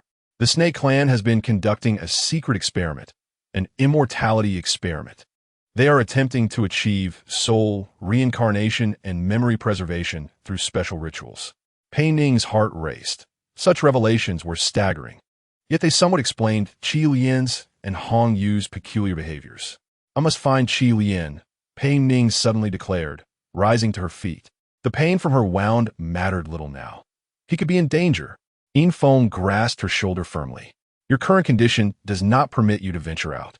Furthermore, if Hong Yu has indeed captured him, he is likely at the underground altar of the GG clan." "Do you know where the altar is?" Pei Ning asked eagerly. Yin Feng nodded. "I know, but it is heavily guarded. We need to devise a plan and not act recklessly." Pei Ning bit her lip, torn inside. Her intuition told her that Qi Lian was in peril, and every moment of delay increased his danger. Yet reason reminded her that Yin Feng was right. Impulsive action would only place her in jeopardy as well. Ding. The system advises the host to remain calm. Target Qi Lian's vital signs are stable. The target is currently in motion. He may have evaded danger. The system's message provided Pei Ning with a measure of relief. She took a deep breath, deciding to heed Yin Feng's advice to first heal her wounds before plotting a rescue. Unbeknownst to her, just miles away in the forest, Qi Lian and Ji Ming were racing toward the same objective: the truth behind the Snake Clan's immortality experiment, a truth that would irrevocably alter her understanding of this world. Chapter 32. Fragments of Truth. Yin Feng observed the slight redness around Pei Ning's eyes from fatigue and gently remarked, "You need to rest. Tomorrow, I will take you to a place where the answers you seek reside." Pei Ning nodded and soon fell into a deep slumber. The effects of the herbs quickly took hold, diminishing the pain of her wounds. Yet her dreams became chaotic, the image of Qi Lian overlapping with the reality of him. The name Yuan Bao echoed in her ears, alongside those sorrowful, red eyes that always seemed to carry an unspoken sadness. The following morning, Yin Feng awaited her outside. He had donned a traditional silver-white attire, a beautifully crafted long sword slung across his back. In the sunlight, his silver hair shimmered dazzlingly. "Are you feeling better?" Yin Feng asked kindly, his gaze sweeping over Pei Ning's arm. Pei Ning nodded. "Much better. Where are you taking me?" "To my clan's ancestral grounds," Yin Feng replied solemnly. "There, many truths are preserved, and it is also the safest place." After a while, the pair traversed the dense forest and arrived at a secluded valley hidden among the mountains. At the entrance stood two massive stone statues of silver wolves, their sharp gazes fixed upon every entrant. Ding! Powerful energy field detected. System functionality may be limited. Pei Ning felt a wave of dizziness as the system's alert tone became intermittent. Yin Feng seemed to notice her discomfort and gently steadied her arm. "The energy of the ancestral grounds is somewhat repellent to outsiders. Just hold on a little longer and you'll be fine." Navigating through the narrow valley, they arrived at an expansive platform. At the center stood an ancient complex, its style simple yet dignified. A few elderly Wolf Clan elders sat on the steps, eyes closed in meditation. Yin Feng bowed respectfully to the elders before guiding Pei Ning into the main hall. The hall was dimly lit, its walls adorned with historical bee-skin scrolls and wooden plaques. Most striking were the two enormous timelines suspended in the center of the hall, one marking the Xian Yao calendar and the other the Shi calendar. Yin Feng pointed at the timelines and explained, "This is the history recorded by my clan. Do you know? 10 years ago, the entire Beast World continent's calendar was abruptly altered, resetting from the Xian Yao calendar to the Shi calendar." An alteration of the calendar? Pei Ning found it hard to believe. How could an entire continent's calendar change overnight? "It is not merely a change of the calendar." Yin Feng's voice turned somber. "But it altered the memories of most people. The current younger generation knows only the Shi calendar and is oblivious to the existence of the Xian Yao calendar." A chill ran down Pei Ning's spine. "How can this be? I cannot explain it." Yin Feng shook his head, "But some elders of my clan retain dual memories, remembering the existence of both calendars. They preserve the true history in this manner." He pointed at the timeline on the wall. Pei Ning approached the timeline, scrutinizing it closely. The records of the Xian Yao calendar were far more abundant than those of the Shi calendar, detailing numerous significant events that were entirely absent in the latter. "Look here." Yin Feng pointed to a marker in the year 3721 of the Xian Yao calendar, the establishment of the Great Harmony Alliance, marking the beginning of peaceful coexistence among the 5 beast clans.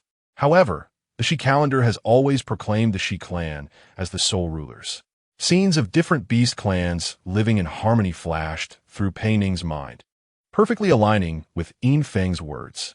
In which era did Qi Lian, the figure in that mural, live? Pei Ning inquired, her heart racing unconsciously. Yin Feng walked slowly toward a low table on one side of the hall, retrieving a jade tablet that shimmered like emerald from an exquisite wooden box. "This is a record passed down through my clan, containing much about that era."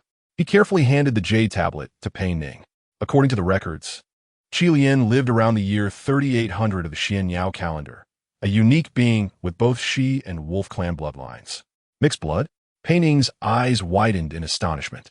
Indeed, Yin Feng nodded, his gaze lingering on Pei Ning's face as if confirming something. He was a product of a union between the She and Wolf clans, which was exceedingly rare at that time. He paused before continuing. More importantly, he had a close relationship with a person named Yuan Yuan, who mysteriously vanished from history. Pei Ning's fingers trembled slightly as she cautiously accepted the jade tablet. It felt cool to the touch, its surface covered in intricate runes that seemed incredibly ancient. How do I open it? Pei Ning asked. Use your energy to activate it, Yin Feng instructed. Relax your mind and let the energy flow naturally. Pei Ning followed his advice, closing her eyes and gently infusing the jade tablet with her wood energy. However, the moment her energy made contact, a powerful tremor emanated from the tablet, causing her wood energy to surge violently within her. Pei Ning cried out, nearly dropping the tablet. Ding ding ding. Warning. Host wood energy is in turmoil. External energy interference detected. Yin Feng was startled and quickly grasped her wrist. What is happening? This has never occurred before. Pei Ning could not respond. She felt as though her wood energy had gained a will of its own, wildly surging toward the jade tablet. The surface of the tablet began to glow, first with a faint green luminescence that gradually intensified. The entire hall was illuminated by the green light, forcing Yin Feng to release her hand and step back. Hold on. Do not resist it. Pei Ning felt as if she were being drawn into a vortex of energy, and the scenery before her began to shift. She saw a magnificent palace adorned with crystals of 5 colors. A young Qi Lian, clad in a silver-red war robe, stood beside a woman wearing a feathered crown. Fierce battles erupted, flames soaring into the sky, and Qi Lian, in despair, cradled the woman's body, blood staining his garments. The call of Yuan Yuan echoed across time and space. Pei Ning suddenly opened her eyes, finding herself slumped on the ground. The jade tablet still in her hand, but no longer glowing. Yin Feng knelt beside her, concern etched on his face. What did you see? He asked urgently. Pei Ning panted, beads of sweat forming on her forehead, her gaze unfocused. I saw Qi Lian, the young Qi Lian, and a woman in battle. Yin Feng's breath hitched, his pupils constricting. Was that woman wearing a feathered crown, and did she bear striking resemblance to you? Pei Ning was taken aback, her head snapping up. How do you know? Yin Feng rose to his feet, pacing back and forth, his demeanor turning exceptionally grave. According to legend, in the final years of the Xian Yao calendar, there existed a woman with extraordinary powers who could harmonize the 5 elemental energies. Known as the Envoy, she shared a close bond with a mixed-blood warrior, and together they safeguarded the peace of the continent. However, during a great battle, the Envoy was slain, and the warrior vanished, resulting in the collapse of the entire Xian Yao dynasty. Chapter 33. Pursuing the truth that Envoy. Is it Yuan Yuan? Pei Ning pisped. Her heart racing. The record states so. Yin Feng nodded, his gaze profound. Moreover, what is even more astonishing is your reaction earlier. It seems there is a connection between you and her. Pei Ning felt a wave of dizziness. Everything was too surreal.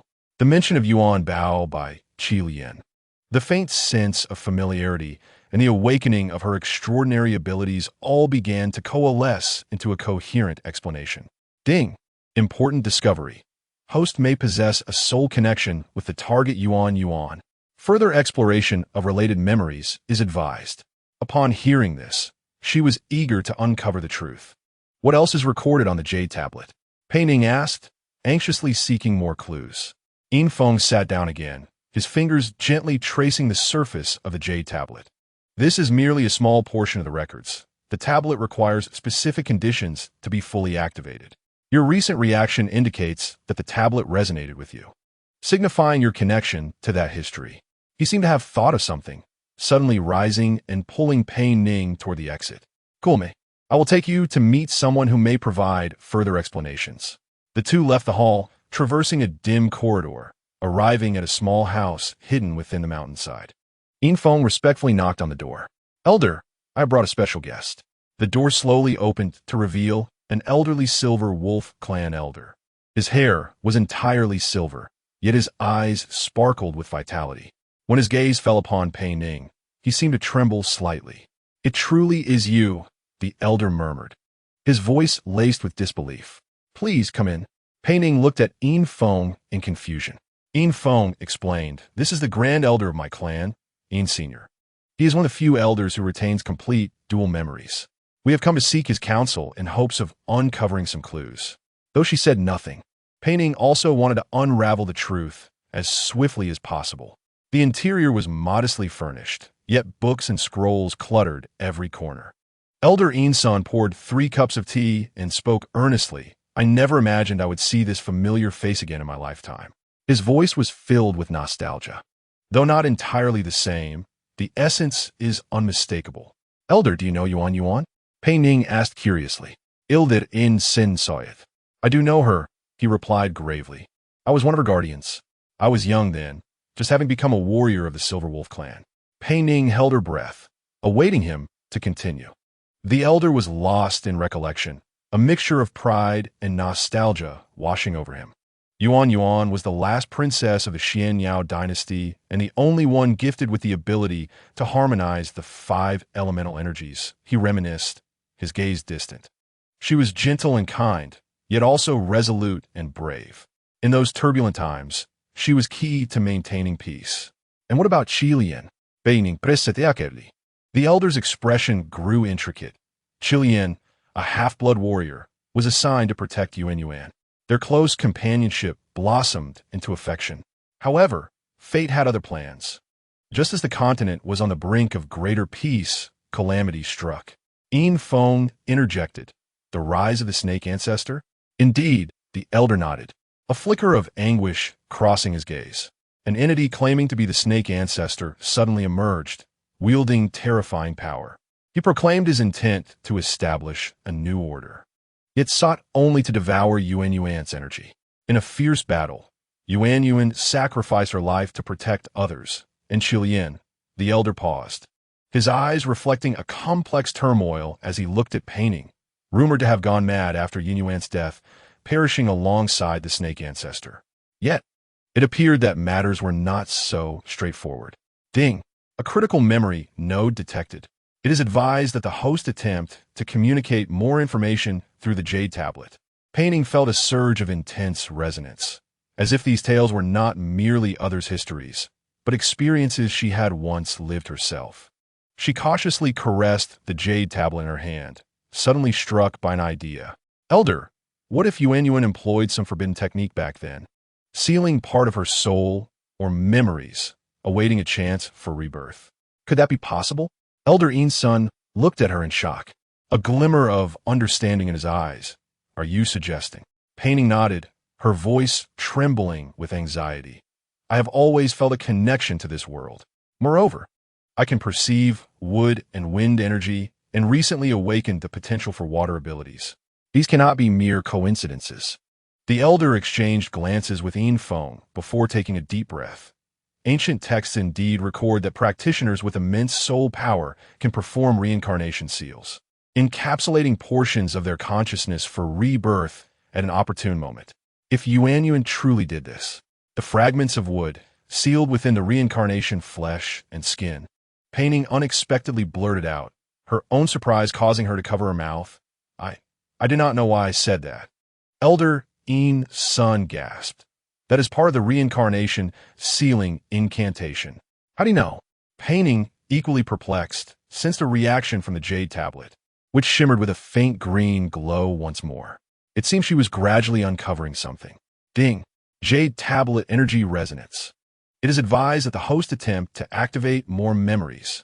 Following the system's prompt, Pei Ning closed her eyes and softly repeated, "The fragments of wood, sealed within the reincarnation, flesh, and skin." The Jade tablet's radiance surged dramatically, a warm current flowing from Pei Ning's palm throughout her body. She felt her consciousness being drawn into a vivid illusion. Chaotic images flashed rapidly. A young Qilian and Yuan Yuan studying ancient texts together in a palace. The two making a vow before a multicolored crystal altar. A sudden attack, the snake ancestor's silhouette flickering. Yuan Yuan collapsing in a pool of blood, Qilian cradling her. Despair etched on his face. "I will return. Wait for me." Yuan, her voice echoed in the memory. "Protect the heart of the 5 elements." Pei Ning abruptly opened her eyes, tears cascading down her cheeks. as if she were the protagonist of the unfolding tale. Yin Feng and the elder gazed at her in astonishment, as if witnessing an unbelievable phenomenon. "Your eyes," Yin Feng stammered, pointing at her. Pei Ning, puzzled, touched her face. "What is it?" Elder Yin's son retrieved a bronze mirror and handed it to Pei Ning. In the mirror, she saw her familiar face, yet her once black pupils had transformed into deep purple, shimmering like the starry sky. "This is the color of Yuan's eyes." The elder's voice trembled with astonishment, a sign of the awakening of the Xian bird bloodline. Chapter 34. The beginning of the blood sacrifice. Qilian and Jiming navigated through the dense forest, each step taken with utmost caution. The morning dew dampened their robes, yet both were oblivious to such trivialities. Qilian's mind was consumed with a singular thought: to find Pei Ning and ensure her safety. "Something feels amiss." Qilian suddenly halted, his brow furrowed. Jiming, sensing the anomaly, displayed concern upon his weathered visage. "Do you feel it too?" The trees around them had begun to wither, their once vibrant green leaves tinged with an unnatural brown. The grass underfoot lay shriveled and curled, as if scorched by an invisible flame. More unsettling was the eerie silence enveloping the forest, devoid of birdsong or insect chirps, as if all living beings held their breath. Life energy was draining away. Qilian pressed his palm against the trunk of a great tree, feeling its faint pulse, as though something was forcibly extracting it. His eyes turned a deeper crimson, pupils resembling two burning flames.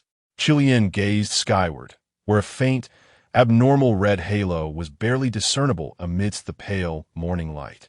Ding! Warning! A large-scale energy anomaly detected.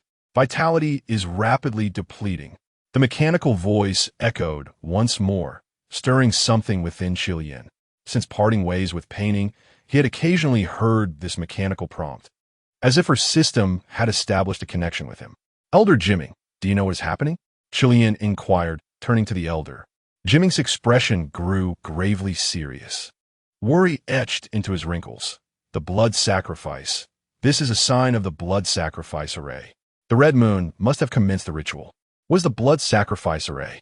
Qilian asked urgently. "An exceptionally nefarious ancient spell," Jiming's voice trembled, "that absorbs the life force of surrounding beings to grant immense energy to the practitioner. It is typically a prelude to some forbidden ritual." Qilian's heart sank. What does she intend to do? Jiming gazed into the distance, seemingly lost in recollection. "What do you know of the Red Moon?" "The daughter of the Snake Clan elder, with an exceedingly high reproductive index, has always sought to make me her mate," Qilian replied tersely, then realized this information was rather superficial. "But you hinted earlier that she may not be the true Red Moon." "Not only that," Jiming shook his head, a flicker of pain crossing his eyes, "she is not even the genuine Snake Clan descendant." Qilian's pupils constricted. "What do you mean?" 20 years ago, the real Red Moon, when still an infant, was chosen for a secret experiment. Jiming's voice fell to a whisper. Her body was implanted with Acor of the Snake Clan, a mysterious substance from ancient times. Since then, her body has gradually transformed into a vessel. A chill ran down Qilian's spine. A vessel? To contain what? The legendary life thief. Jiming's voice quivered, an entity that can grow stronger by devouring the lives and energies of others. The blood sacrifice array is the preferred method for the life thief to gather power.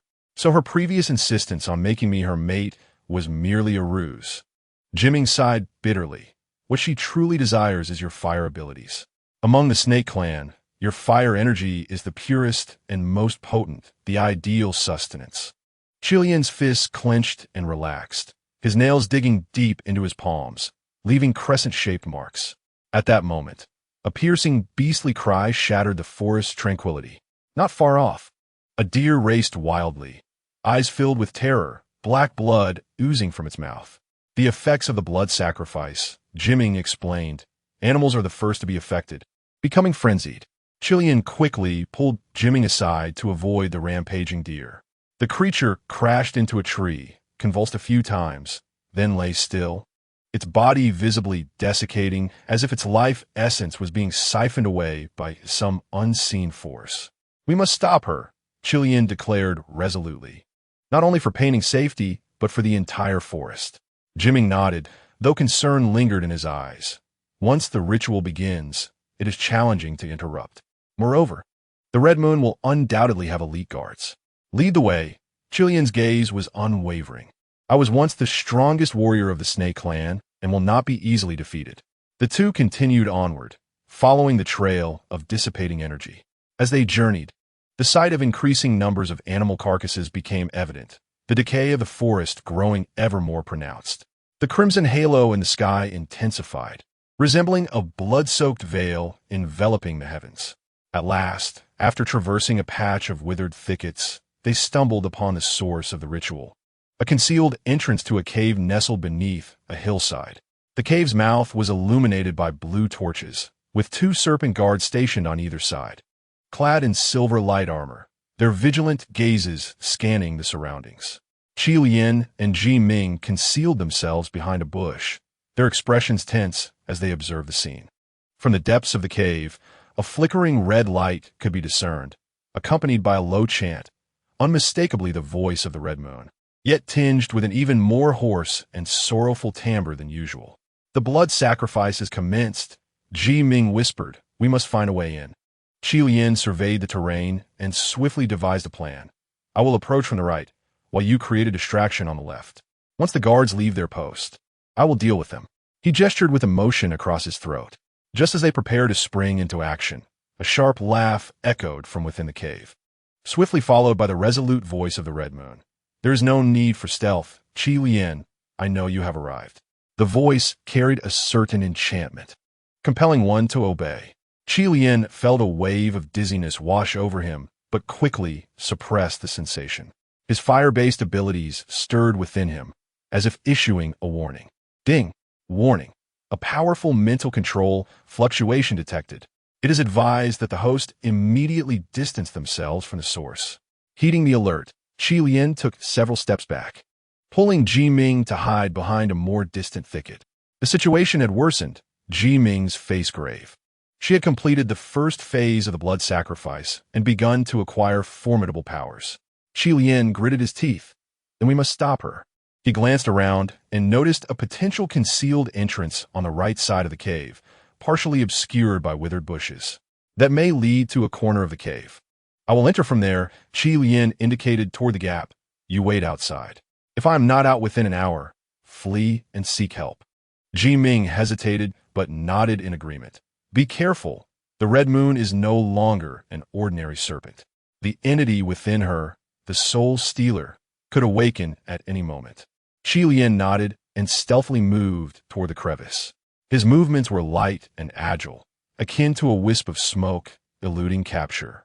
However, just as he was about to reach the gap, the ground beneath him suddenly shifted, and a massive net sprang up from below, ensnaring him in an instant. Chapter 35. Injured indeed? You have come. A hoarse voice resonated from the darkness. The master said you would arrive, and it is true. 5 figures emerged from the shadows, all clad in dark red armor of elite serpent warriors. Leading them was a tall, burly serpent, a vicious scar marring his left eye, with a long sword glowing green in his right hand. Poison Fong Captain, Qilian recognized him, his tone icy. It appears you remain a lackey of the Red Moon. Poison Fong sneered. Qilian, it has been years. Your bravado remains unchanged. But today, your luck has run out. With a wave of his hand, 4 warriors lunged at Qilian. Although ensnared in the net, Qilian reacted swiftly, unleashing a surge of fire-based energy that ignited a wall of flames, repelling the advancing warriors. Fire blade slash, Qilian shouted, transforming his palm into a blade of fire, swiftly severing the net. Just as he broke free, Poison Fong closed in, thrusting the green sword toward Qilian's chest. Qilian sidestepped, simultaneously gathering flames in his palm and striking at Poison Fong. The two clashed, exchanging blows in a flurry that filled the forest with sparks and sword light. Ding! Warning! High levels of fire poison detected within the target's body. Continued combat may result in severe internal injury. Qilian indeed felt the fire poison roiling within him. The energy he had previously ignited to escape captivity had yet to subside, and now he was forced to fight with all his might, placing him in a perilous situation. Surrender, Qi Lian, Poison Fong snarled, attacking again with his sword. Even if you were once the strongest, now you are merely a half-destroyed being. Qi Lian's confidence remained unshaken, dismissing their provocations as he continued to battle Poison Fong. However, it was clear that he was outnumbered. Once the other 4 warriors joined the fray, attacking from different directions, he felt overwhelmed. Qi Lian fought while retreating, but against 5 elite warriors, even in his prime, he would struggle, let alone in his current weakened state. Ugh! A muffled groan escaped as a short sword pierced his left shoulder, blood instantly staining his robe. Ding! Target injured. Vital signs fluctuating. Immediate withdrawal from combat is advised. Qi Lian gritted his teeth, enduring the excruciating pain as he concentrated all his fire energy into a single point, forming a massive fireball. Inferno blast! He bellowed, the fireball erupting into a wave of flames that pushed the 5 warriors back. Seizing the opportunity, Qi Lian turned to flee but was met with Ji Ming's agonized scream. Turning back, he saw the elder subdued by 2 warriors who had appeared from nowhere, kneeling on the ground.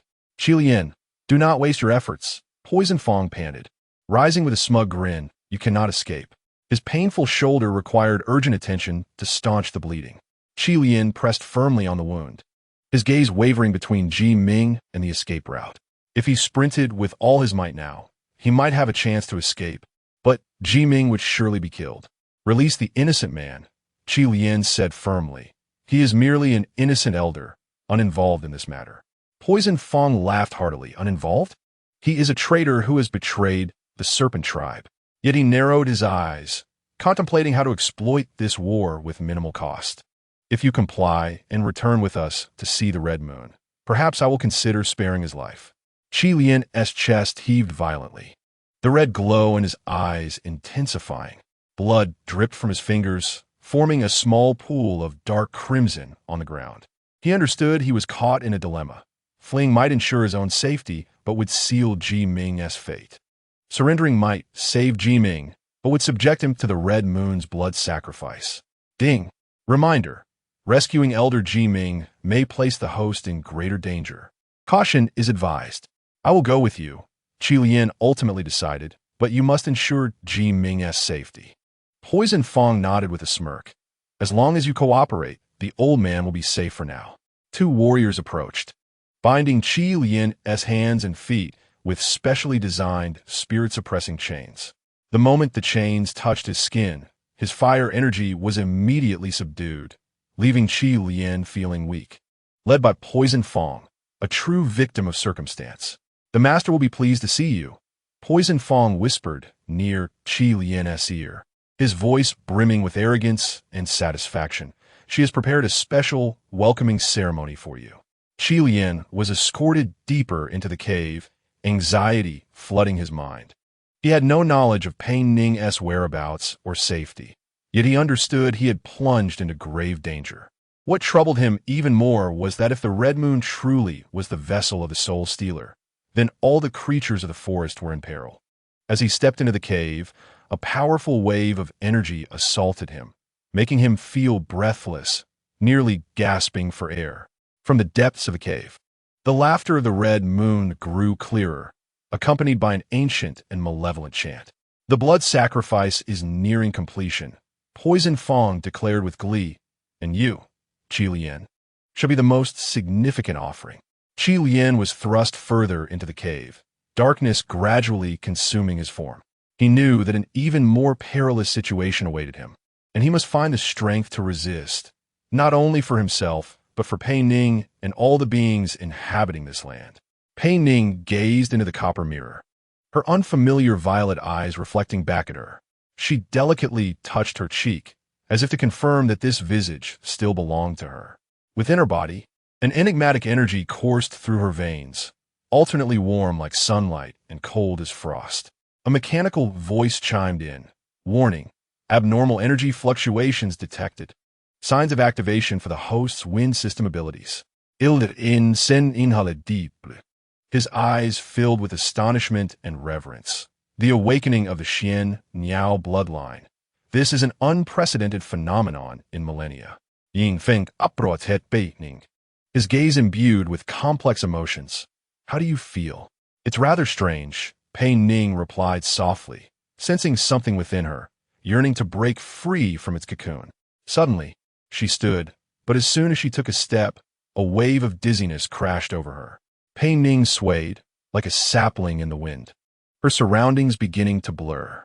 Yin Feng, quick as a flash, caught her faltering form. So hot, he exclaimed, having felt the unusual rise in her body temperature.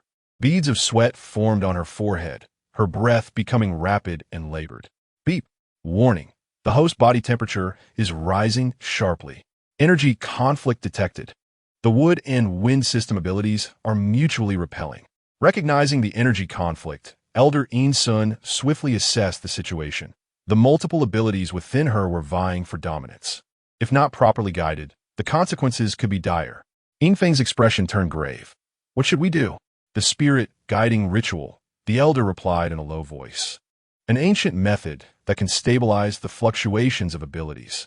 However, it requires a powerful energy source as a conduit. Can I do it? Yin Feng asked without hesitation. The elder scrutinized him. Your silver light ability is indeed formidable, but the risks are immense. Should the guidance fail, not only will she be in danger, but you may also suffer backlash. Chapter 36. Qing Zhu's Spirit Guiding. It doesn't matter, Yin Feng declared resolutely, his gaze fixed on Pei Ning's pained face. I'm willing to try. Pei Ning, engulfed in fever, vaguely heard their conversation and wished to speak, yet not a syllable could escape her lips. She felt her blood boiling, her internal organs seemingly sliced by countless small blades. More terrifying were the fragmented memories flashing in her mind, familiar yet strange faces. Distant voices swirling and colliding within her consciousness. Beep. Emergency warning. Energy conflict intensifying. Immediate external assistance is advised. The elder rose swiftly, retrieving a set of tools from an old wooden chest in the corner. Bronze needles, silver threads, ink, and specially prepared herbs. We have little time, the elder said, his voice trembling yet firm. Yin Feng, help me lay her flat on the couch. Yin Feng carefully lifted Pei Ning, feeling her warmth nearly scalding his arm. She was placed upon a low wooden couch, and the elder acted swiftly, grinding the herbs into powder and mixing them with ink. This is the spirit guiding pattern. The elder explained, his hands in motion, an ancient energy guiding rune that helps to organize the chaotic flow of energy. He filled a specially crafted bronze tube with a mixture, the end connected to a slender silver needle.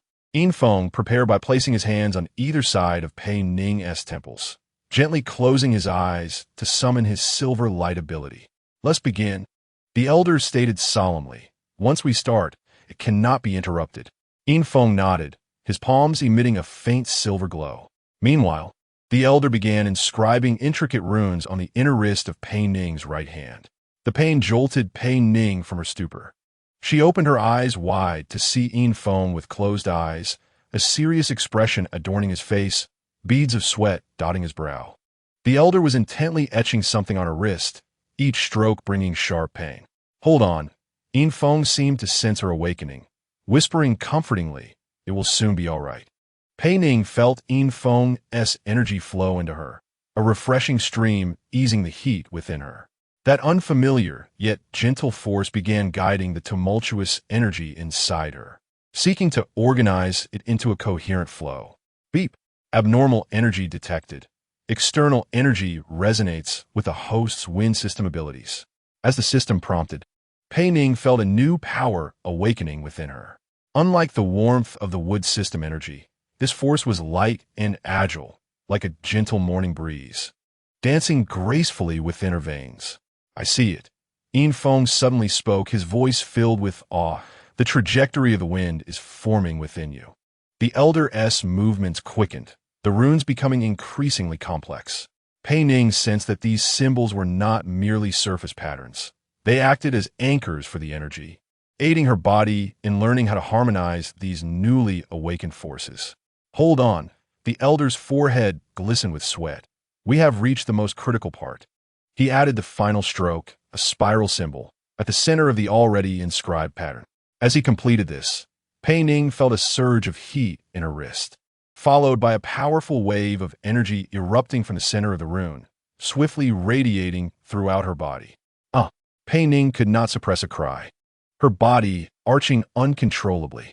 Yinfeng immediately intensified his energy output, silver light emanating from his palms, enveloping his upper body as if clad in silver armor. His expression twisted in pain from the immense energy drain, yet he pressed on without the slightest hint of retreat. Beep. Energy stabilizing. Wind system abilities successfully activated. The host is advised to attempt mobilization. Upon hearing the system's notification, Pei Ning endeavored to sense the wind system energy within her. Unlike the wood system energy, the wind system was far more fluid and variable, requiring not steadfast will, but rather a flexible mind.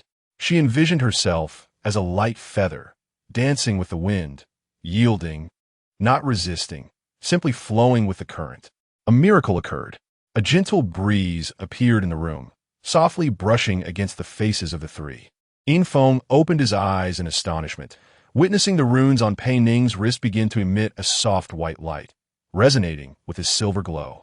We succeeded. The elder exhaled in relief, wiping the sweat from his brow. The spirit guiding pattern has successfully connected with her wind system abilities. Pei Ning felt her body temperature finally beginning to drop, and the excruciating pain gradually subsiding. She attempted to mobilize more of the wind system energy. With a gentle flick of her fingertips, a small whirlwind formed in midair, spinning a few times before dissipating. This is truly amazing, Pei Ning exclaimed, a long-lost smile gracing her face. Yinfeng returned her smile, though his complexion appeared somewhat pale from the energy exertion. You learn quickly. The elder gathered the tools, his expression serious. The spirit guiding pattern is merely a temporary solution, capable of stabilizing your abilities but not addressing the fundamental issue. What issue? Pei Ning inquired. Cautiously sitting up, the balance of multiple abilities, the elder elucidated.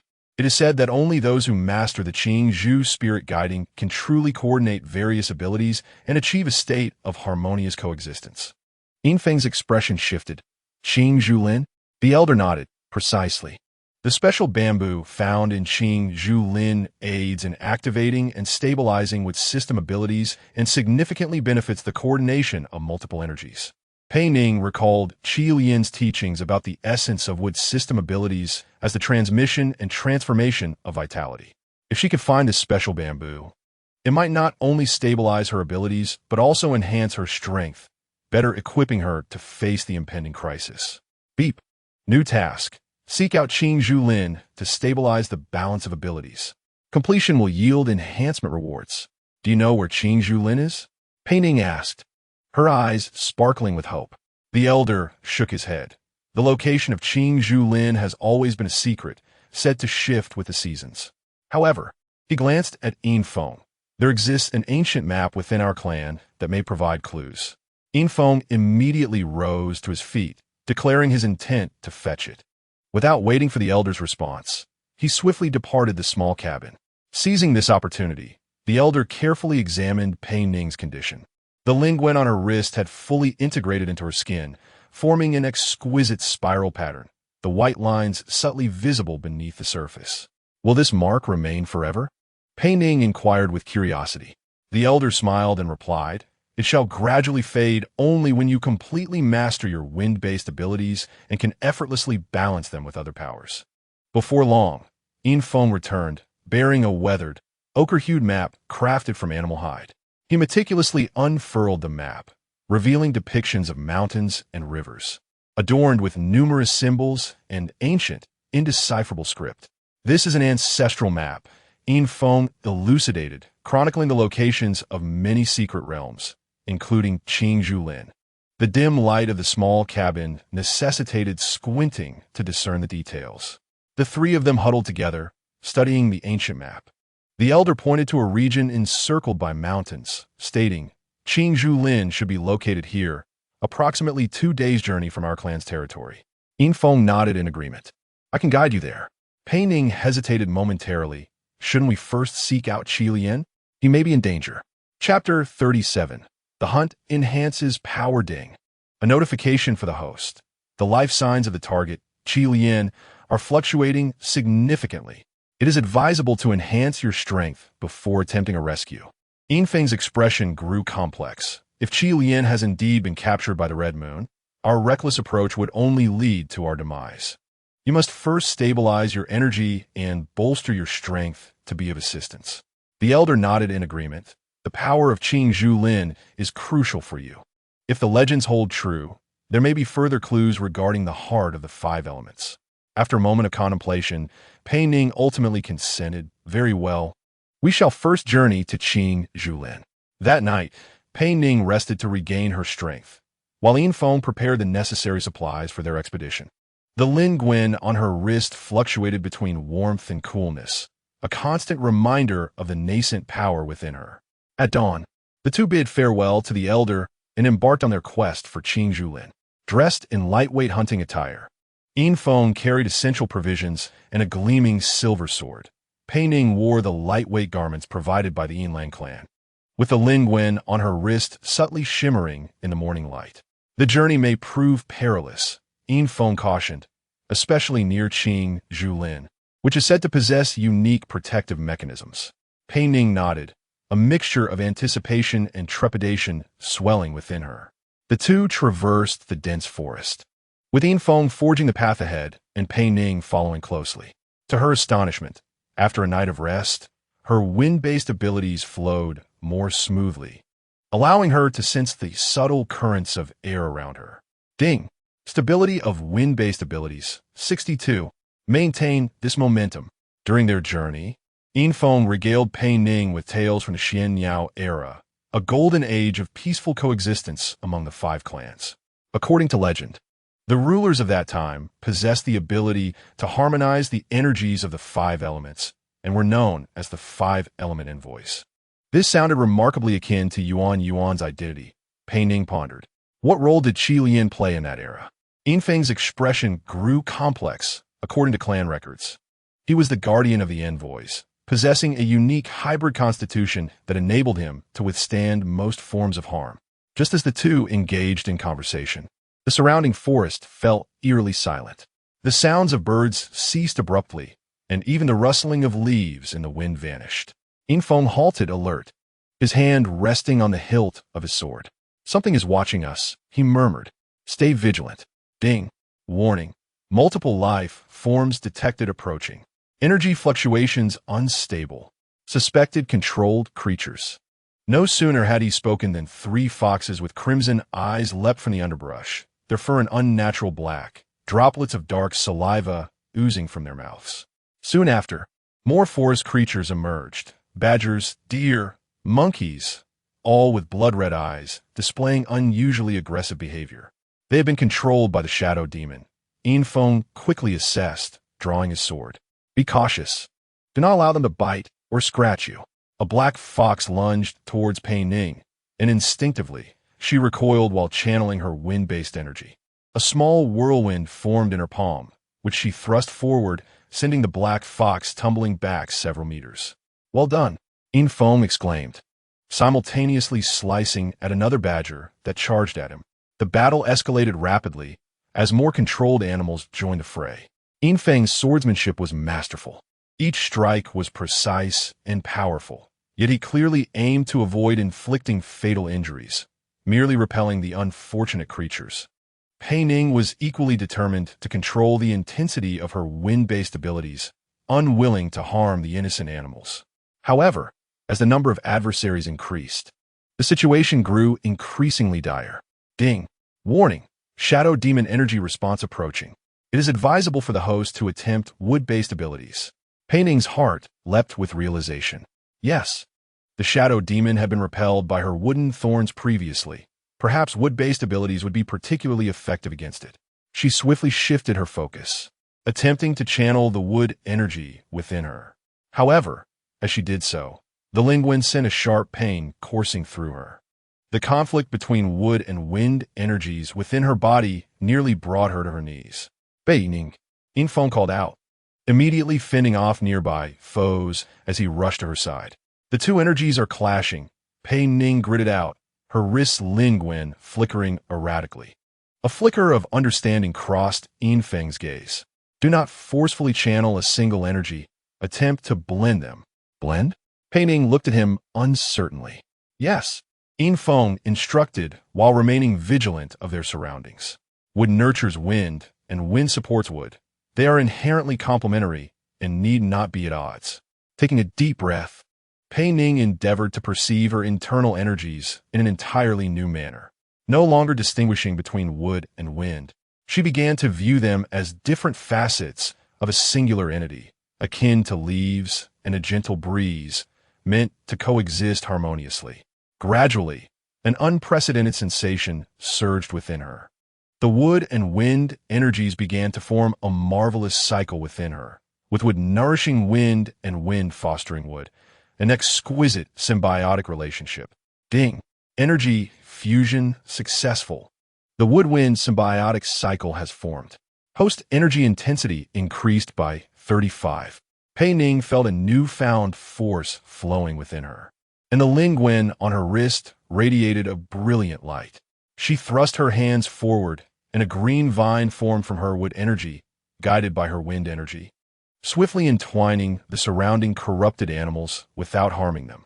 What was even more astonishing was that as the vine touched the creatures, tendrils of black mist were drawn from their bodies and dissipated into the air. The animals' eyes gradually returned to normal, and their struggles began to subside. Ding! Detection of the host successfully guiding wood-based purification abilities. Control of the shadow demon has been lifted. Yinfeng stared in astonishment at the scene. You did it. Pei Ning gazed at her hands in disbelief. Is this the power of the wood-wind symbiosis? Just then, a piercing howl echoed from deep within the forest, as if some creature had suffered a grievous injury. Soon after, a cloud of black mist rose from the distance, swirling in the air for a moment before swiftly fleeing.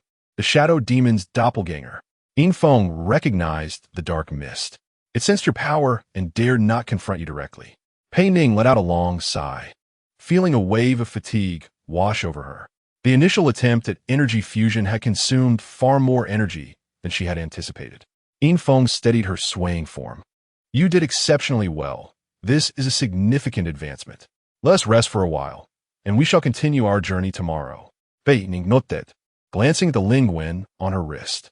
The pattern no longer flickered, but emitted a steady, gentle glow, signifying that her energy state had achieved a balance.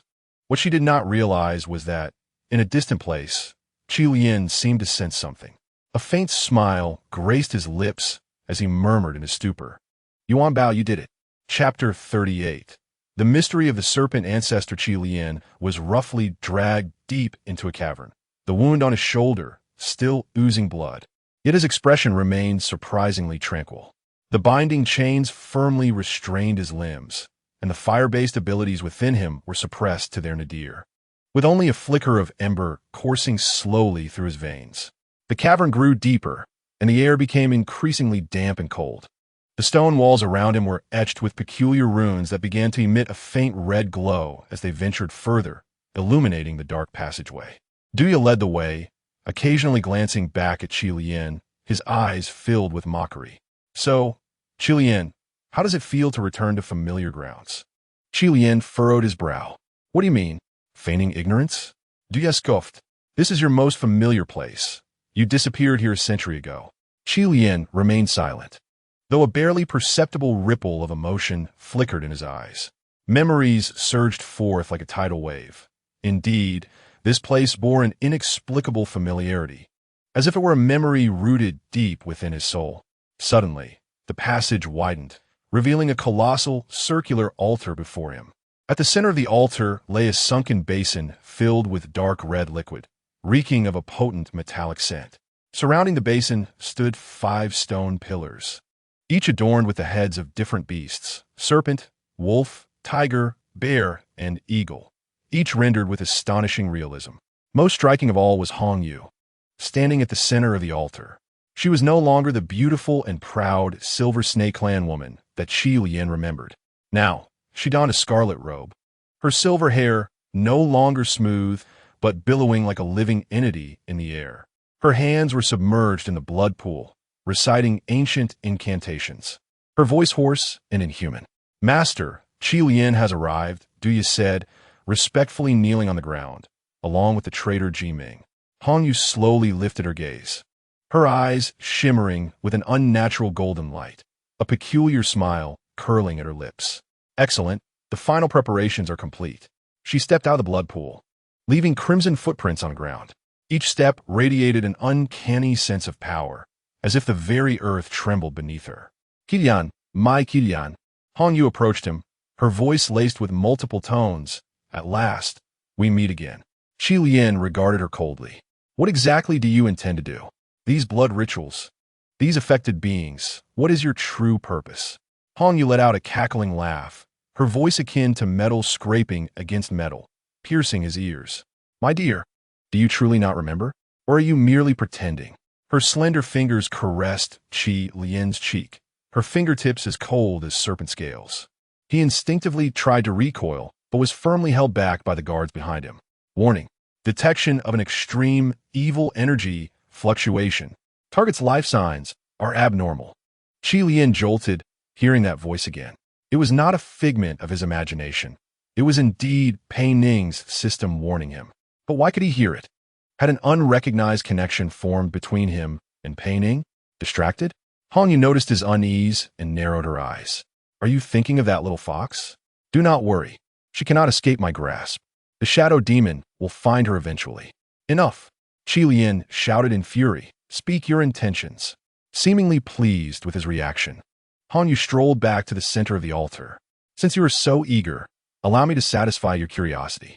She spread her arms, and the liquid in the basin began to bubble violently, forming tiny droplets of blood that floated in the air like red stars. "Do you know why the Serpent clan has maintained its dominion over the Beast World continent for so long?" Hong Yu inquired, her visage appearing particularly sinister beneath the bloodlight.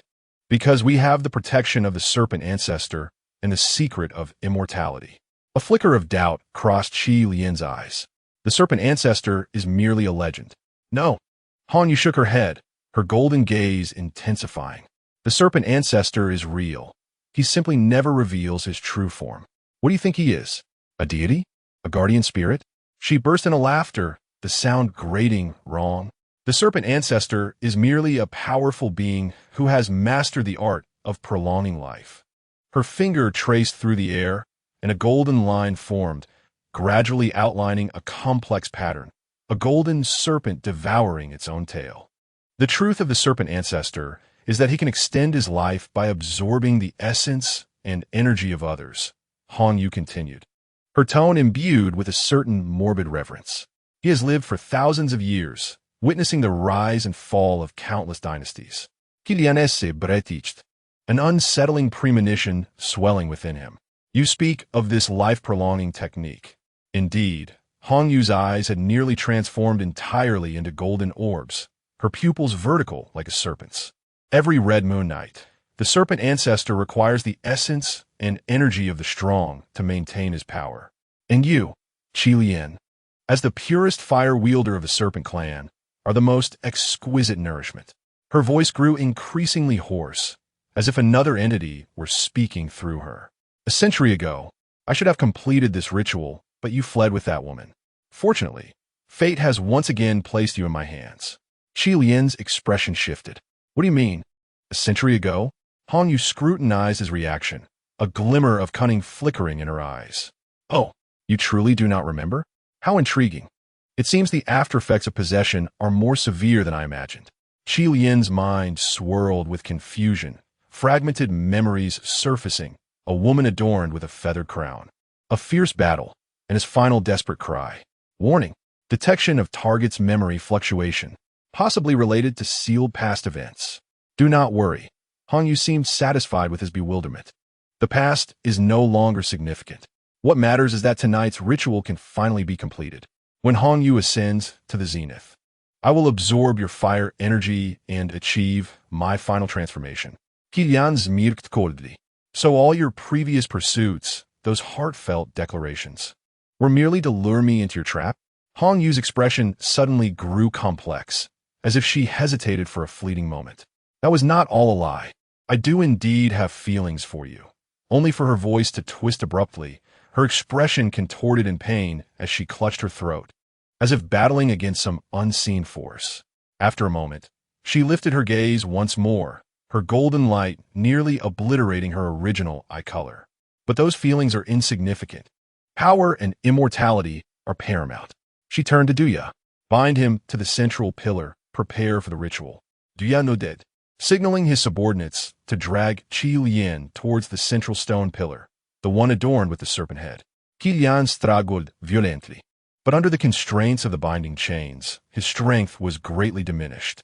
Soon, he was securely bound to the pillar, facing Hong Yu and the blood pool. And that old fool, Hong Yu cast a cold glance at Ji Ming, who was restrained nearby. Find a place to confine him. I will deal with him later. 2 guards escorted Ji Ming toward the side door. As they passed by Qi Lian, the old man suddenly struggled to turn around, whispering, "Remember, she is not the true Hong Yu. She is merely a vessel. The real Hong Yu is still struggling within that body." Silence. Du struck the old man's nape, causing Ji Ming to grunt before being dragged away. Only Qi Lian, Hong Yu, and a few guards remained at the altar. Hong Yu approached a stone platform at the side of the altar, where a row of ancient implements was displayed: bronze bowls, silver needles, jade blades, and a red crystal vial containing a golden liquid. Chapter 39. Unraveling the Mystery. Do you know what this is? Hong Yu gently grasped the crystal vial, shaking it delicately. This contained the essence of the serpent ancestor, a fragment of his being left in this world. Tonight, with your power, I shall merge completely with it and become the new serpent ancestor. Her fingers caressed the crystal vial tenderly, her eyes glimmering with fervor. As the reincarnation of the serpent ancestor, I shall reclaim dominion over this land and restore all to its rightful course. Qi Lian gritted his teeth, a profound revulsion coursing through him. You are not Hong Yue. Who are you, truly? Hong Yue approached him, a strange smile gracing her lips. Who am I? I bear many names. Serpent ancestor, the immortal, master of 10,000 serpents. But you, Qi Lian, once called me mother. Qi Lian's pupils constricted sharply, his heart gripped by an invisible hand. No, it cannot be. Why is it impossible? Hong Yue smiled, her fingers brushing against his cheek, their bloodlines intertwined, their breaths resonating. Do you wonder why you have lived for so long? Why you possess such formidable fire-based abilities? Because my blood flows within you. Qi Lian's expression became a tumult of shock, confusion, anger, and an indescribable dread. His breath quickened, cold sweat beading on his forehead as fragmented memories danced in his mind like shattered glass, refusing to coalesce. Ding! Warning! Target's mental fluctuations are intense. Immediate intervention is advised. Hong Yue gazed upward at a circular opening in the cave's ceiling, where a small patch of night sky was visible, a blood-red full moon slowly rising. The night of Hong Yue has arrived.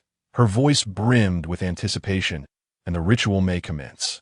She strode towards the blood pool, plunging her hand into its depths, beginning to chant an ancient language. As the incantation progressed, her form began to transform. Fine cracks appeared upon her skin, revealing scales that shimmered with golden light beneath. Her silver hair gradually morphed into gold, dancing in the air like a living entity. Her eyes transformed entirely into golden vertical pupils, exuding a terrifying pressure. The liquid in the blood pool began to boil, billowing clouds of sanguine mist encircling Hong Yue. She lifted the crystal vial, pouring the golden liquid into the blood pool, triggering a violent reaction. The blood pool instantaneously transformed into a brilliant crimson gold, its radiance illuminating the entire altar. In the final step of the ritual, amid the golden red glow, Hong Yue's voice had morphed into that of another entity, deep and commanding. I shall absorb your fire-based powers, Qi Lian, my child. Onjue. No. Rather, the serpent ancestor, borrowing Hong Yue's form, slowly approached Qi Lian, each step deliberate, as if savoring the moment. Her face bore an increasing number of cracks, vast patches of golden scales becoming exposed. She appeared less human, and more a bizarre creature straddling the line between humanity and serpent. "Let begin," she extended her hand, palm facing Qi Lian's chest. "Bestow your power upon your mother." As dawn's light began to break, Pei Ning and Yinfeng had traversed the night for quite some time. The map indicated that they were merely half a day's journey from Qingjulin, and despite their fatigue, they resolved to press onward. The dawnlit forest was shrouded in a thin mist, the air suffused with the refreshing scent of earth and dew. Just over the small hill ahead lies Qingjulin. Yinfeng pointed toward a distant undulating terrain, but be wary. Strange energy fluctuations often occur around Qingjulin, sometimes triggering illusions.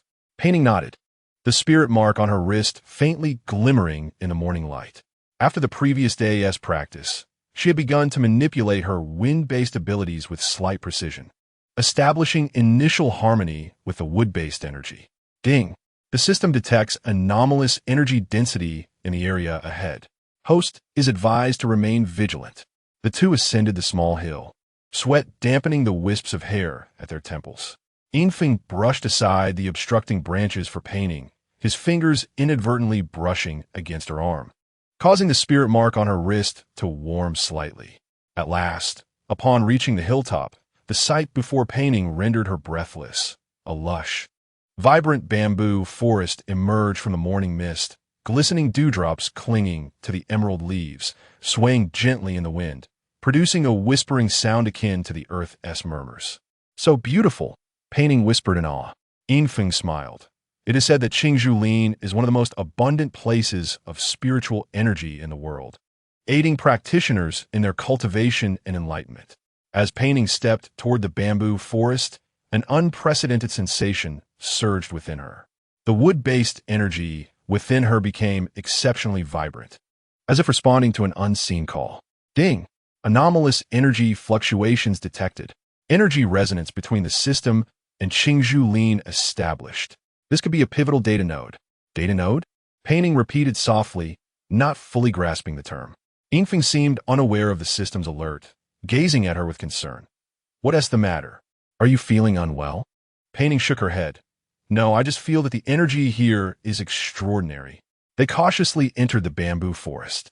As they ventured deeper, the bamboo grew taller and more majestic, the color shifting from ordinary green to a faintly glowing azure.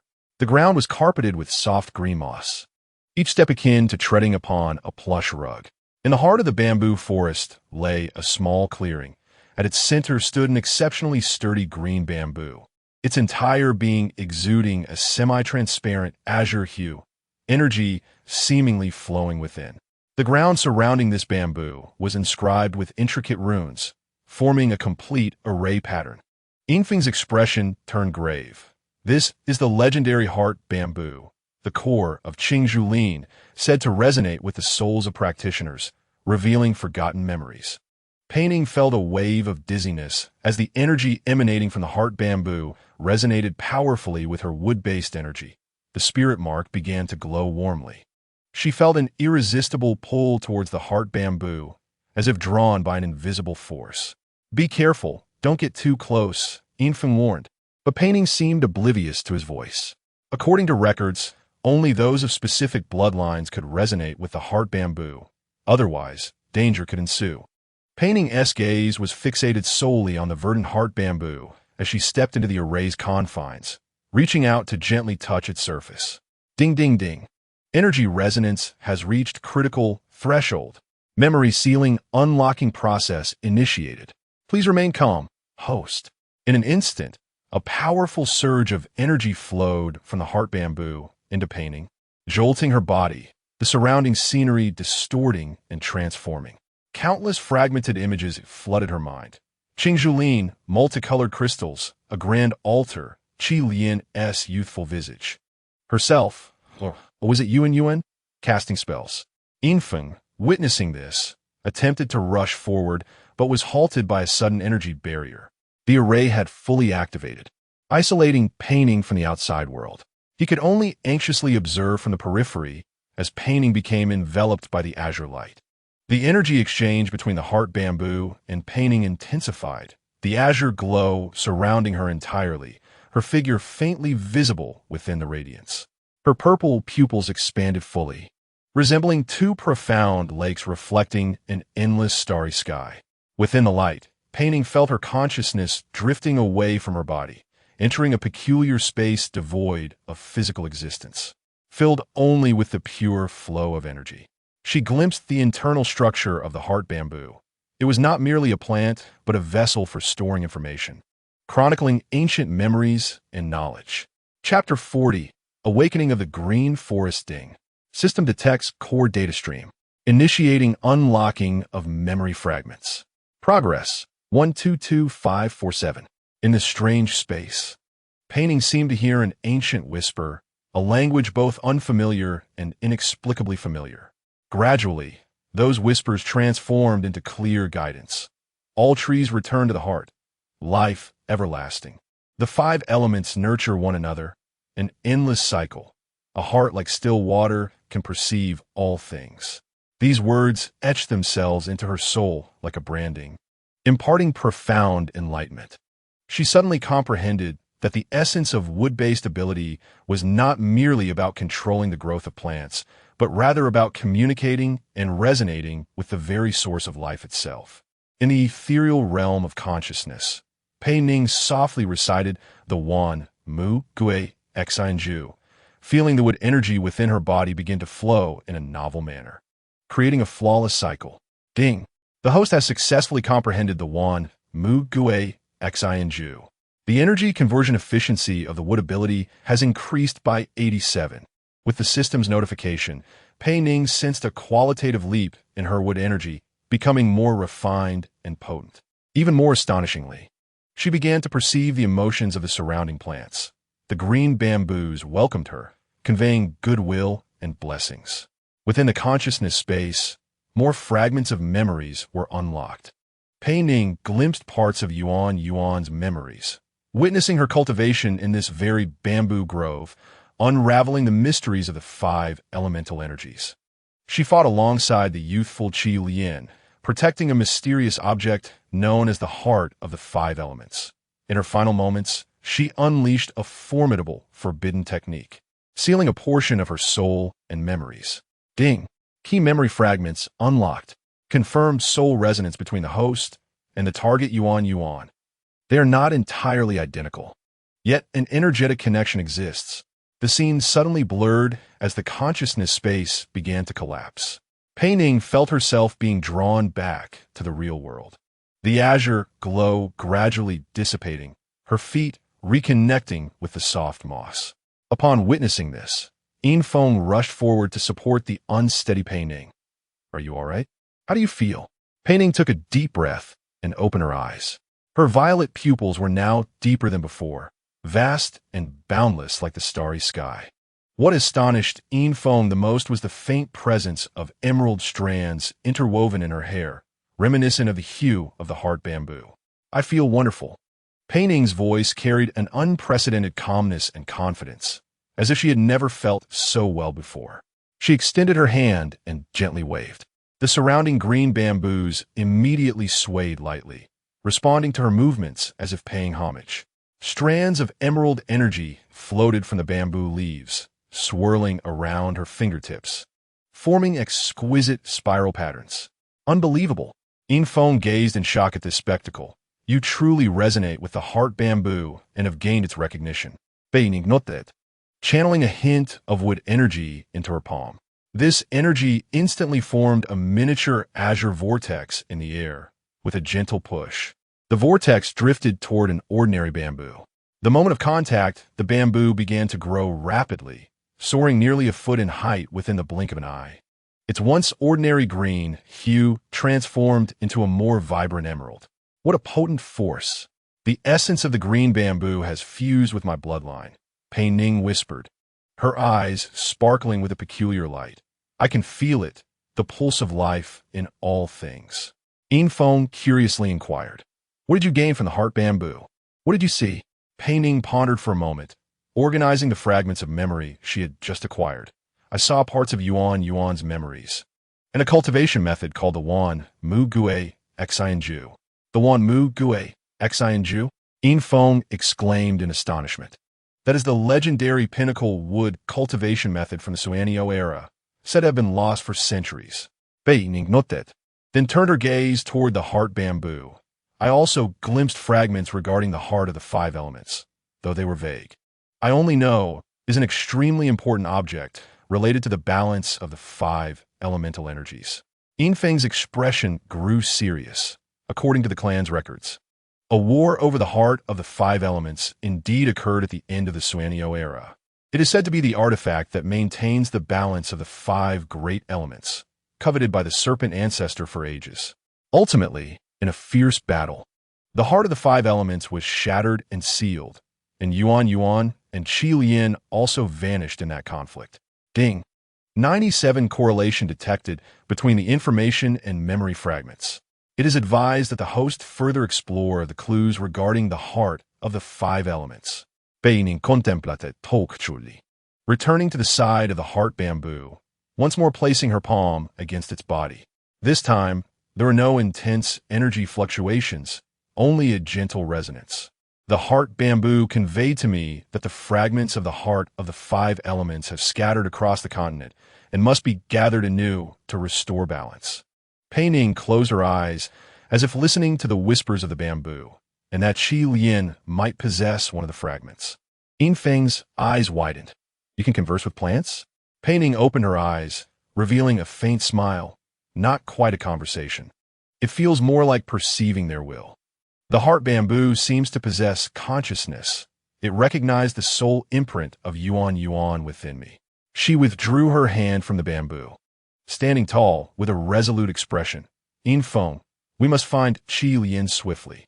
If the red moon is indeed the vessel of the soul thief, and if she is indeed conducting a blood sacrificial ritual, then her target is likely the fragment of the heart of the five elements within Qi Lian. Do you think he's still alive? Yinfeng asked cautiously. Pei Ning placed her hand on her chest, closing her eyes to sense, yes, he is still alive. I can feel a certain connection, but he is in danger. We must act quickly. Seeing her unwavering determination, Yinfeng said no more, merely nodding. Rest for a moment, replenish your energy, and then we will depart immediately. Pei Ning agreed to this suggestion. She sat on the moss beside the heart bamboo, beginning to meditate using the newly comprehended Wanmu Gate Xinju. With each deep breath, she felt the surrounding plant energies gradually converge towards her, forming a miniature energy cycle. These pure energies flowed into her meridians, repairing her weary body and replenishing her expended strength. Ding! Environmental energy replenishment detected. The host's affinity with what abilities has reached the pinnacle. Yinfeng stood guard nearby, marveling at how Pei Ning was enveloped in a soft azure glow. He had never witnessed such proficient use of wood energy. Even in the records of the Suanio era, few could attain this level. Is this the reincarnation of Yuan? Yinfeng murmured, a complex emotion flickering in his eyes. Fate truly is a capricious thing. As the sun gradually ascended, the bamboo grove appeared even more vibrant and lush under the sunlight. Pei Ning sat quietly, resonating with the life of all beings, gathering strength for the impending challenges. Somewhere far away, Qi Lian, bound to a stone pillar, suddenly felt a warmth in his chest, as if a familiar energy was soothing his spirit. He raised his head slightly, the despair in his eyes gradually being replaced by hope. He whispered, Yuan Bao, have you come to save me? Chapter 41. Blood moon in the sky as the day darkened. Pei Ning and Yinfeng departed from the bamboo grove, making their way toward the territory of the Silver Wolf clan. The twilight forest fell eerily silent, devoid of the sounds of insects and birds, with only the rustling of leaves stirred by the wind. Pei Ning looked up at the sky, where a blood-red full moon slowly ascended, casting an ominous crimson hue across the entire forest. On her wrist, the spirit-calling pattern faintly warmed, as if warning her of something. The night of the blood moon has truly arrived. Yinfeng's voice was somber. We must hasten our pace and return to the clan to gather our strength. Pei Ning nodded, her thoughts lingering on Qi Lian. Ever since awakening a stronger wood energy in the bamboo grove, the tenuous connection between her and Qi Lian had become increasingly vivid. She could sense his presence, as well as the faint fluctuations of his life energy. Ding. Target's life signs detected to be steadily weakening. Warning to the host. The blood sacrificial ceremony may have already commenced. This warning pierced through Pei Ning's heart like a sharp blade, her breath nearly halting. She sprinted through the forest, her fingers instinctively clenching into fists, her nails digging into her palms. The territory of the Silver Wolf clan bustled with activity. Warriors clad in light leather armor, expressions grave, checked their weapons. Female clan members prepared herbs and bandages, readying for the potential battle. Elder Ean's son stood on the central stone platform, issuing commands to the gathered clan members. The power of the blood moon has already begun to affect the surrounding creatures. The elder instructed the questioning warriors, send out more patrols to secure the borders. Any animals exhibiting abnormal behavior must be dealt with immediately. Upon seeing Yin Feng and Pei Ning return, the elder sighed in relief. You have finally returned. What is the situation? The power of the Qingzhou forest is indeed extraordinary. Yin Feng replied succinctly, gesturing for the elder to glance at Pei Ning. She had gained the recognition of the Qingzhou, leading to a qualitative leap in her abilities. Strands of verdant blue still shimmered amidst her hair, glinting softly under the blood moon's glow. Her violet eyes were deeper than before, seemingly infused with boundless vitality. The elder scrutinized Pei Ning. She is indeed transformed. How do you feel? Unprecedented clarity, Pei Ning responded, yet her gaze drifted towards the horizon, a flicker of worry passing through her eyes. Qilian is losing his vitality during the blood sacrifice ceremony. I can feel it. Yinsen nodded. We have received news of unusual activities at the Jiji clan's altar. The Red Moon has indeed begun her ritual. Yin Feng furrowed his brow. Even if we know the location, we cannot simply charge in. The elite of the Shi clan will undoubtedly have thick defenses set. Taking a deep breath, Pei Ning's wrist bore the faint white glow of the guiding spirit pattern. I must save him. Ding. Warning. Host's emotional fluctuations are intense. It is advised to remain calm. Analysis indicates that the blood sacrifice ceremony of the Red Moon will occur in 3 phases, currently at the first phase, energy absorption. The elder pondered for a moment. The blood sacrifice ceremony will take an entire night to complete. If we can reach before midnight, there might still be a chance to intervene. He turned to Yin Feng. Muster the most elite warriors and prepare to depart. We must be swift yet discreet. Within half an hour, a team of 15 elite warriors from the Yinlong clan was fully equipped and ready for action. They donned dark leather armor, their weapons smeared with dark dye to minimize reflections in the night. The elder handed a weathered silver horn to Yin Feng. If you encounter insurmountable danger, sound it. The horn's call will resonate throughout the forest, summoning nearby clansmen for support. Yin Feng solemnly accepted the horn, while Pei Ning closed her eyes, attuning herself to the power bestowed upon her by the Qingzhou forest, allowing it to circulate within her, preparing for the challenges ahead. Ding. Wood elemental energy saturation, 95. Wind elemental energy stability, 78. Host combat power assessment, significantly enhanced. Nightfall fully enveloped the land, the blood moon hanging high. The rescue team advanced along a concealed path, avoiding the main beast trails and river valleys. The forest appeared eerily distorted under the blood moon's illumination, shadows of trees twisting as if alive. The power of the blood moon affects all beings, Yin Feng explained softly, particularly those creatures already possessing bestial instincts, making them more susceptible to madness. Pei Ning noted that some plants exhibited abnormal changes. Flowers bloomed unnaturally at night, emitting a pungent odor. Vines writhed as if searching for prey. I can sense their suffering, she murmured. These plants are being distorted by some external energy. The team continued onward, the howls of beasts echoing from the depths of the forest, more mournful and tinged with madness than usual. The Yinlong warriors maintained a vigilant demeanor, hands resting on their weapons, ready to respond to any sudden developments.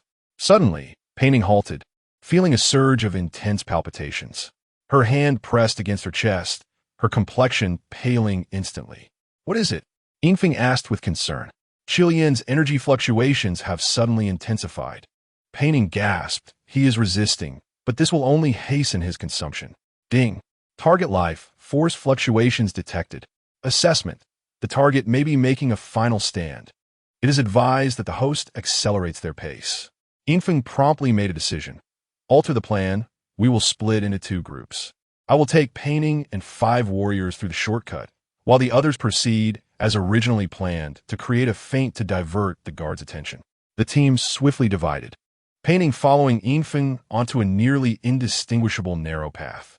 This route was rugged and challenging, but it significantly shortened the time to reach the altar. This is the hunter's path. Infeng led the way, known only to the finest hunters of our clan. The forest grew increasingly silent. Even the abnormal howls of the beasts faded, as if all life was holding its breath in anticipation. The light of the blood moon intensified, painting the entire forest in a sea of crimson. Suddenly, a rustling sound emerged ahead. The Yinlong warriors instantly became alert, adopting combat stances. A shadow leaped from the underbrush. It's a Shi clan sentry. Infeng warned in a hushed tone, quickly raising his hand to signal the team to halt. In the clearing ahead, 5 warriors clad in black scale armor from the Shi clan were patrolling, their eyes flickering with an unnatural red light. We cannot circumvent them, Infeng observed quietly. This area is within their patrol zone. Pei Ning surveyed her surroundings. Then we break through directly, her fingers already swirling with a gentle breeze. I can create a distraction. She closed her eyes, attuning to the flow of air around her, gently guiding a gust. Under her control, the air elemental ability formed a miniature whirlwind, lifting fallen leaves and dust from the ground to assault the patrolling Shi clan warriors. Seizing the moment of distraction, the Yinlong warriors launched a swift attack.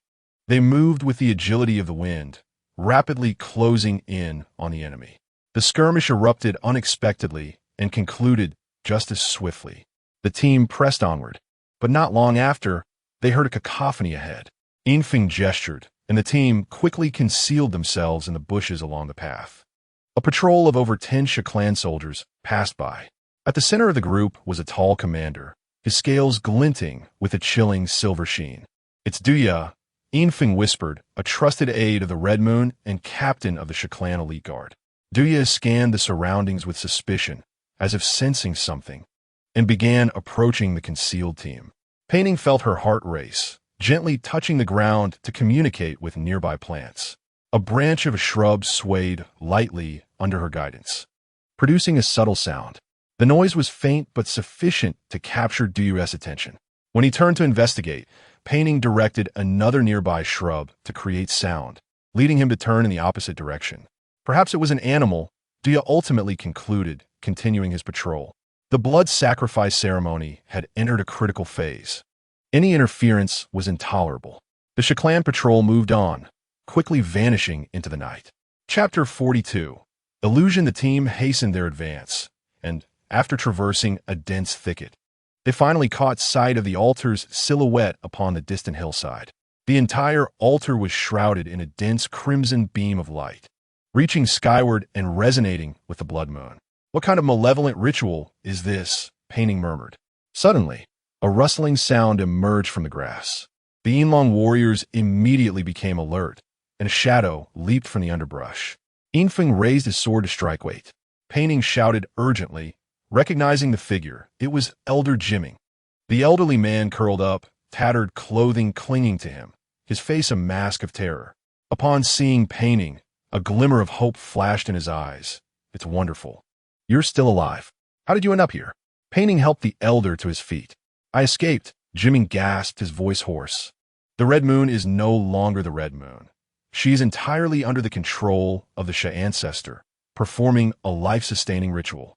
Chilian is bound to the central stone pillar. She is gradually siphoning his fire elemental energy and vitality." "To what stage has the ritual progressed?" Infeng asked anxiously. "It has already reached the 2nd phase. Jimming coughed several times. "The blood pool is bubbling, and the Red Moon's body is beginning to metamorphose. If we wait until the 3rd phase begins, and the true form of the golden serpent manifests, no one will be able to stop her." Ding! Urgent alert. Target life force in crisis. The 2nd phase is nearing completion. It is advised that the host take immediate action. Pei Ning's expression hardened with determination. "We go now." Infeng produced the horn given by Yinsen, The other team members should be prepared by now. The horn's call will direct them to attack from another direction, creating chaos. He took a deep breath, raised the horn to his lips, and sounded a resounding blast. The sound echoed through the night sky, reverberating throughout the forest. In the distance, a responding horn sounded, followed by shouts and the clamor of chaos. The attention of the Sha clan guards was drawn away, providing them with a vital opportunity. "Let us proceed," Yin Feng commanded, sheathing his horn and drawing forth his long sword. "Remember, our objective is to rescue Qi Lian. Do not linger in battle." Pei Ning nodded, feeling the surging energy of the wood element within her and the gradually stabilizing force of the wind. She gazed up at the blood-red full moon, determination flickering in her eyes. "Hold on, Qi Lian, I am coming to save you." At the altar's center, the blood pool writhed violently, the heavy stench of blood mingling with an eerie metallic scent filling the air. Qi Lian was tightly bound to a serpent-headed pillar, his body ensnared by spirit-binding chains. The energy of fire being gradually siphoned away. His skin bore an unnatural pallor, his lips cracked, yet his gaze remained defiant. "It hurts, does it not?" The voice of Hong Yue had transformed, resembling a cacophony of sounds, sharp and hoarse. "Your energy is so pure, so delectable." She floated above the blood pool, her form undergoing a metamorphosis. Her silver hair had fully transformed into gold, swirling in the air like a living entity. More cracks appeared on her skin, revealing glimmering golden scales beneath. Her eyes had entirely morphed into vertical slits, blindingly radiant. "What manner of being are you?" Qi Lian managed to utter, his voice dry. "Where has Hong Yue gone?" The entity occupying her body released a piercing laugh. "Hong Yue? She has long since slumbered within this vessel. Poor child, selected by me as a container from the day of her birth." She drifted into Qi Lian, her golden nails lightly tracing his cheek, leaving a thin trail of blood. "And you, my dear, shall also become a part of me. Your flames will restore my former glory." Ding! Warning. Significant energy fluctuation detected. Host's heartbeat slowing. Core temperature rising abnormally. Danger level extremely high. Qi Lian suddenly heard the voice of Pei Ning's system. This voice sparked a glimmer of hope in his eyes, yet it was swiftly engulfed by anguish. Hong Yue's fingers rested upon his chest. A golden energy surged like a serpentine lightning bolt into his body, forcibly extracting his fire energy. Qi Lian cried out in agony, his muscles tensed, veins bulging. The sensation was akin to being pierced by countless fiery needles simultaneously, as if a layer of skin were being vivisected. "Do not resist," Hong Yue whispered, her tone unexpectedly gentle, like a lullaby coaxing a child to sleep. "Let it flow naturally, thus the pain will lessen. A century ago, you were just as stubborn. What was the outcome? Did you not merely watch her perish?" Qi Lian gasped, his body drenched in sweat. Hong Yue's words were like a dull blade, piercing his heart's deepest wound. "Yuan," he murmured.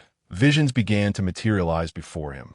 In the illusions, he beheld a woman clad in white, standing amidst a grove of green bamboos, the verdant leaves framing her exquisite visage. She turned and smiled at him, extending her hand.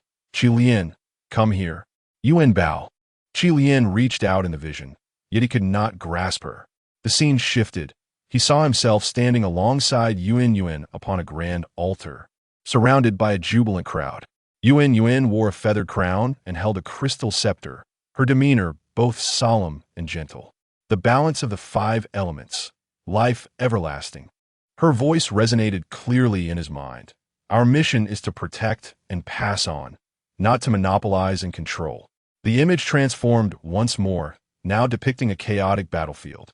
Serpent clan warriors stormed the temple, flames and screams echoing everywhere. Yuan stood at the temple's heart, clutching the heart of the 5 elements, poised to initiate the sealing spell. "There is no time," she told Qi Lian, tears glistening in her eyes. "I must disperse its power, otherwise, should the serpent ancestor seize it, the world shall plunge into eternal darkness." Qi Lian witnessed himself reaching out to stop her, but it was too late. Yuan activated the forbidden technique, the heart of the 5 elements fracturing into 5 shards, each shooting off in different directions. In the blinding light that followed, Yun collapsed into his arms, her vitality swiftly waning. "I will return," she whispered weakly, her gaze growing dim. "At the right moment, I will find you. Remember, only through the unity of the 5 elements can balance be restored." Her palm pressed against his heart, leaving a warm imprint before her eyes closed. "No," Qilian cried out in the vision, simultaneously emitting a pained roar in reality. "Do you see?" Hong Yue's voice yanked him back to the present. "You have let her down, just as you have betrayed every soul that loves you." Her palm traced a complex rune upon his chest, golden energy lines gradually forming, penetrating his skin, reaching deep into his veins. Ding! Life-threatening danger. Host S vitality plummeting. Fire element abilities being forcibly extracted. Estimated remaining time: less than 10 minutes. Qilian felt the fire within him nearly extinguished, with only a faint spark stubbornly flickering in the depths of his heart. His vision blurred. Consciousness began to drift from his body. The illusion appeared once more, this time with greater clarity. He saw Yun casting her final soul-binding technique before her demise. Part of her essence entering the cycle of reincarnation. Her soul transformed into a white light, vanishing into the heavens. "Until another vessel resonates with my soul, I shall wait." Yun's voice echoed in the void. "And you, Qilian, shall be cursed to remember everything, yet unable to alter your fate. Each encounter, each parting, is a trial of reincarnation." The scene shifted again. Qilian saw himself being possessed by the serpent ancestor, his consciousness suppressed, with only a flicker of his true self hiding deep within. His body became a tool for the serpent ancestor to prolong its life, requiring a blood sacrifice every century to replenish energy. Chapter 43. The devouring serpent shadow in the endless darkness. He sensed a familiar presence. It was Yun. She had reincarnated, appearing under a different guise. Yet each time he neared her, the serpent ancestor would reclaim control, forcing history to repeat itself. "This is your destiny." Hong Yue's voice intertwined with that of the serpent ancestor, eternally pursuing, eternally losing. What a perfect punishment, is it not? The liquid in the blood pool had nearly entirely transformed into gold, beginning to swirl into a massive vortex. Hong Yue's body gradually contorted and transformed, her arms elongating into serpent-like appendages covered in scales. Her lower half morphed entirely into a serpentine tail, gracefully undulating in the air. At last, she should now be called the Golden Serpent, emitting a satisfied hiss as the final ritual approached completion. The Golden Serpent coiled above Qilian, opening her enormous maw to reveal sharp, venomous fangs. Poison dripped onto the stone pillar, corroding it into deep pits. "Your flames, your life, all that you are, shall belong to me," the Golden Serpent hissed softly, just as it was 1,000 years ago. Qilian's consciousness swayed between illusion and reality, the visage of Yun merging with that of Pei Ning. The two faces alternated before ultimately merging into one. "Yun Bao," he softly called. Uncertain of whom he was addressing, "I'm sorry." Just as the Golden Serpent lunged toward him, the last flicker of fire within Qilian erupted. A wave of unprecedented heat surged forth from the depths of his heart, akin to a dormant volcano awakening. Ding! Anomalous energy eruption. Host fire abilities have surpassed their limits. Please prepare for impact. The Golden Serpent was momentarily stunned by this sudden surge of energy, recoiling slightly.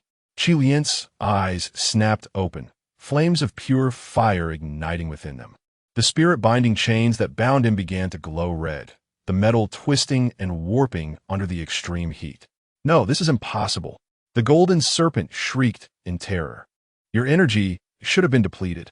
Qilian did not respond, his entire being radiated a crimson glow, temperatures soaring. The runes on the pillar's surface began to fracture, cracks spreading across it. Ding! Rescue team has breached the outer defenses. Pei Ning is approaching the main altar. Estimated arrival in 2 minutes. Hearing this voice, the flames in Qilian's eyes blazed even brighter. His remaining strength and hope coalesced into a singular force, his fire abilities receiving an unprecedented amplification. This time, he fixed his gaze upon the Golden Serpent, his voice low and resolute. The outcome will be different. The echoes of the silver horn resounded through the forest, akin to an enraged howl. Pei Ning and Infong swiftly led their team towards the altar, illuminated by the crimson light of the blood moon, which also revealed the perils that lay ahead. The periphery of the altar was already engulfed in chaos, with warriors of the Silver Wolf clan fiercely clashing against the Serpent clan guards. The cacophony of metal clashing, beastly roars, and agonized groans intertwined, while the scent of blood permeated the air. In the distance, Du commanded the elite Serpent clan warriors, his eyes glinting with a dangerous red light. Ahead lay the main altar, pointed out by Elder Jimming, cloaked in a blood-colored beam of light. His voice trembled, yet the protective barrier ensured that no one could easily breach it. Pei Ning squinted and indeed saw a layer of translucent shield surrounding the light beam, distorting the air like rippling water. Several Silver Wolf warriors attempting to draw near were repelled, tumbling awkwardly to the ground, their skin marked by burns. A notification chimed. High-intensity energy field detected. Analyzing energy source of the barrier. Blood moon alters runic life energy. Warning: conventional methods cannot penetrate. Pei Ning's heart raced as cold sweat beaded on her forehead.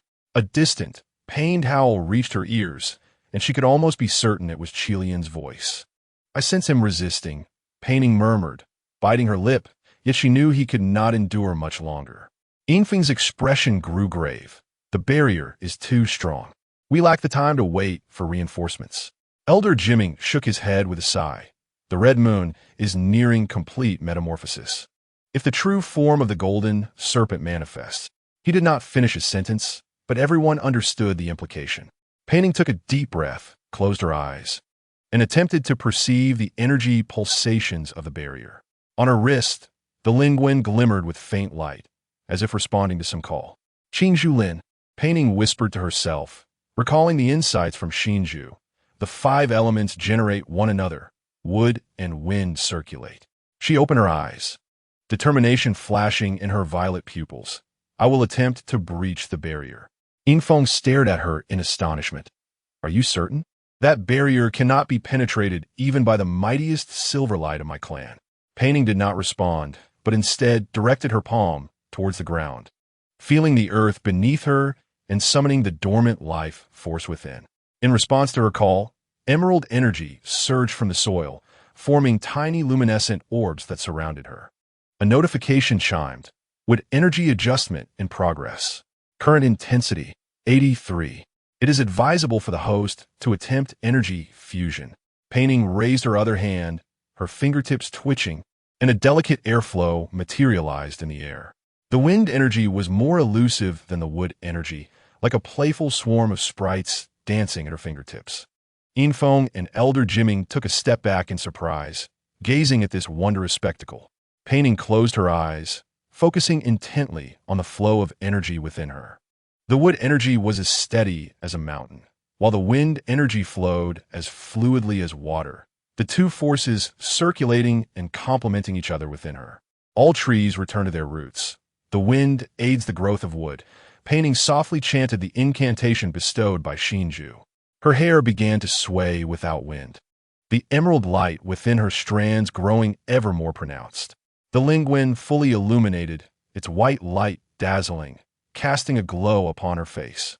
The grass and flowers beneath her began to grow at an observable rate, while swirling winds lifted fallen leaves, forming a miniature tornado.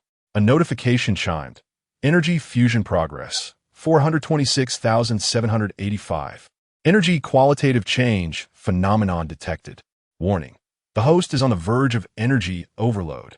Pei Ning felt a strong wave of dizziness, as if countless needles were piercing her veins. Yet, she gritted her teeth and persevered, the linguin on her wrist shifting from white to green, resonating with the emerald light in her hair. Suddenly, a brand new energy took shape in her palm, a vibrant green orb of light, within which a vortex of wind continuously swirled, its surface adorned with delicate green vines. Pulsating with life, Infong gasped in astonishment. "Is that the life storm? The legendary dual-element fusion?" Elder Jimming's eyes sparkled with disbelief. The fusion of dual-element abilities exists only in ancient texts. Almost no one in modern times can achieve it. Unless a multi-element messenger, Yin Feng murmured, a hint of reverence crossing his face.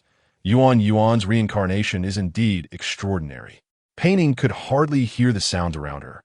Her entire focus fixated on the energy sphere in her hand. She could feel the immense power and purity of this fused energy akin to nascent life, brimming with infinite possibilities. A notification chimed.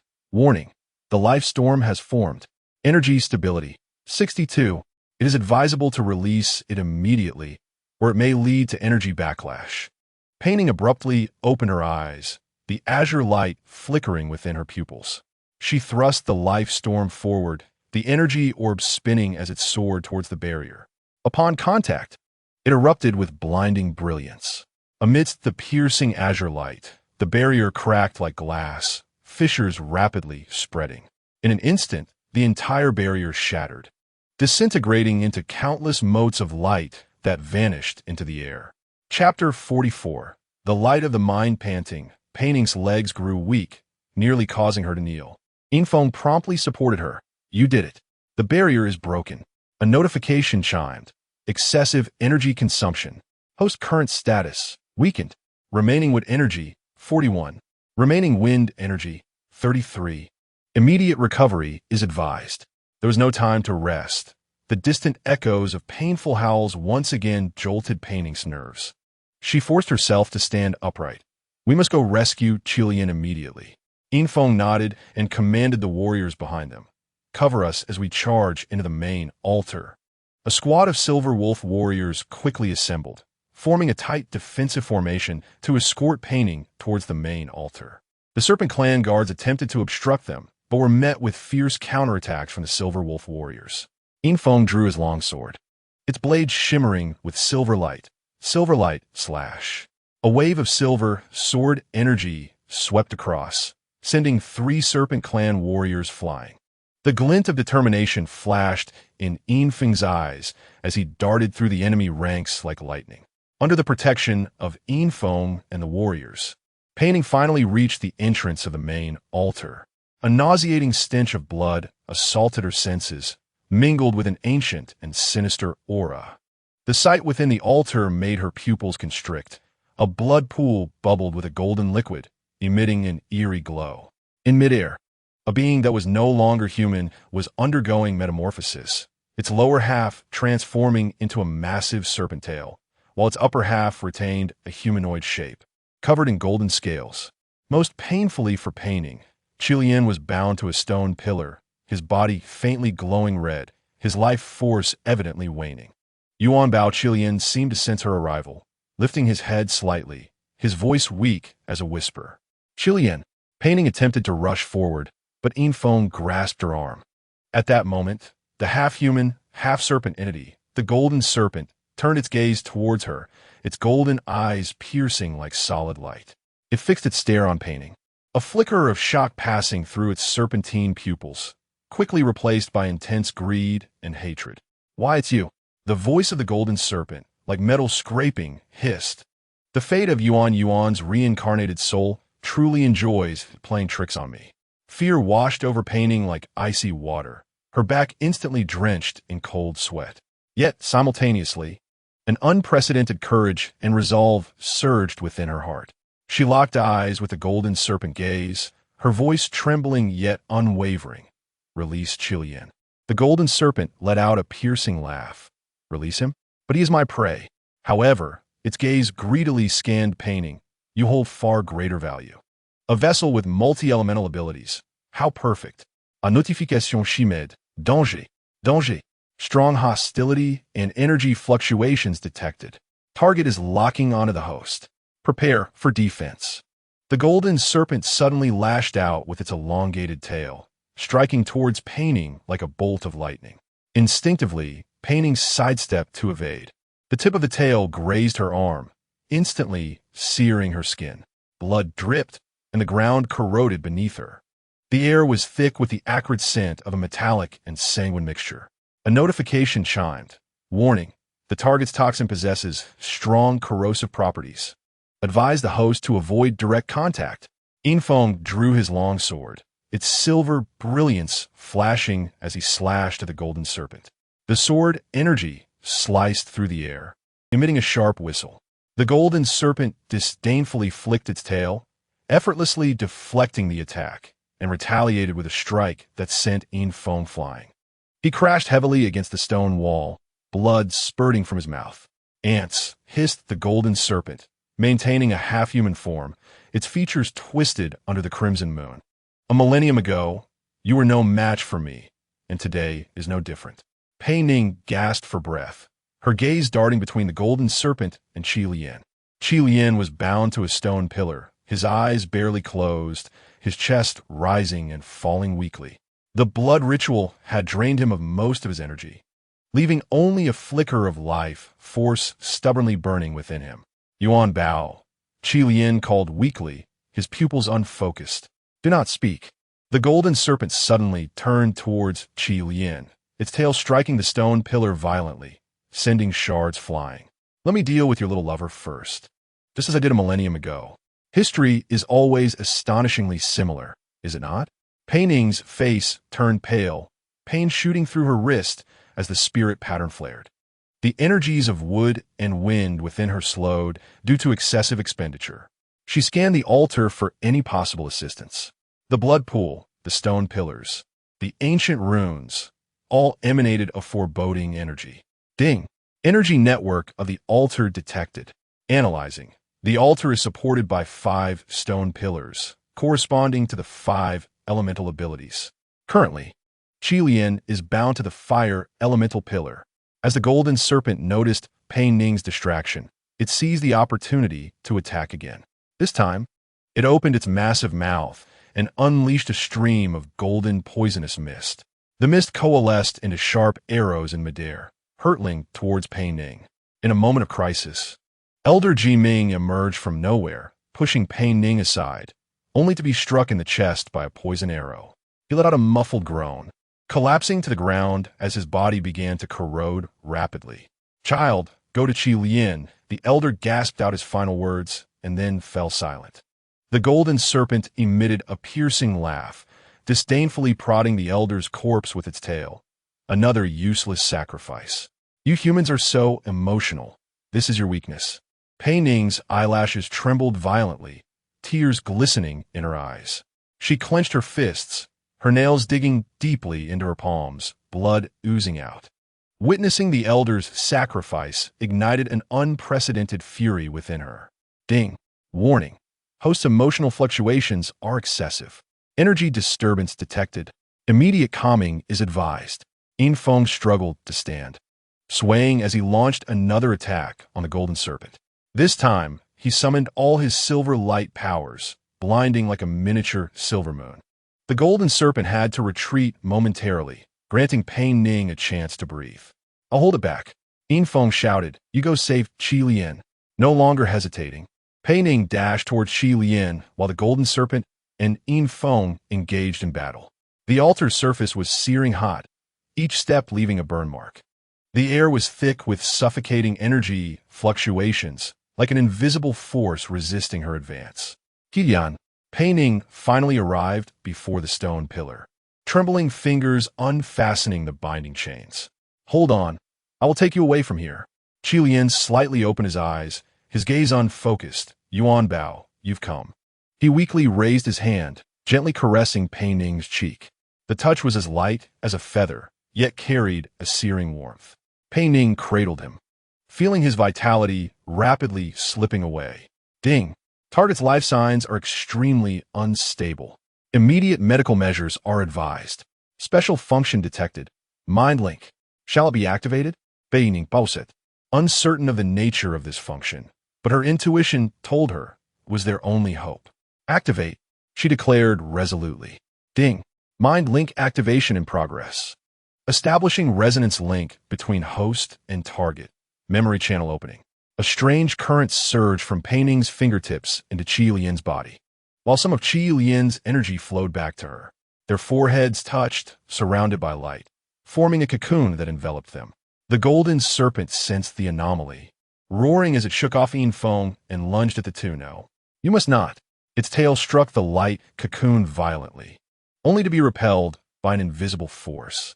The golden serpent let out a pained hiss, cracks appearing on its scales, golden blood dripping. Pei Ning felt her consciousness pulled into a strange yet familiar space. In the boundless darkness, specks of starlight emerged, like fragments of memories floating in the void. She reached out to touch one of the stars, instantly being drawn into a memory. Chapter 45. The Breaking of the Seal in the Memory.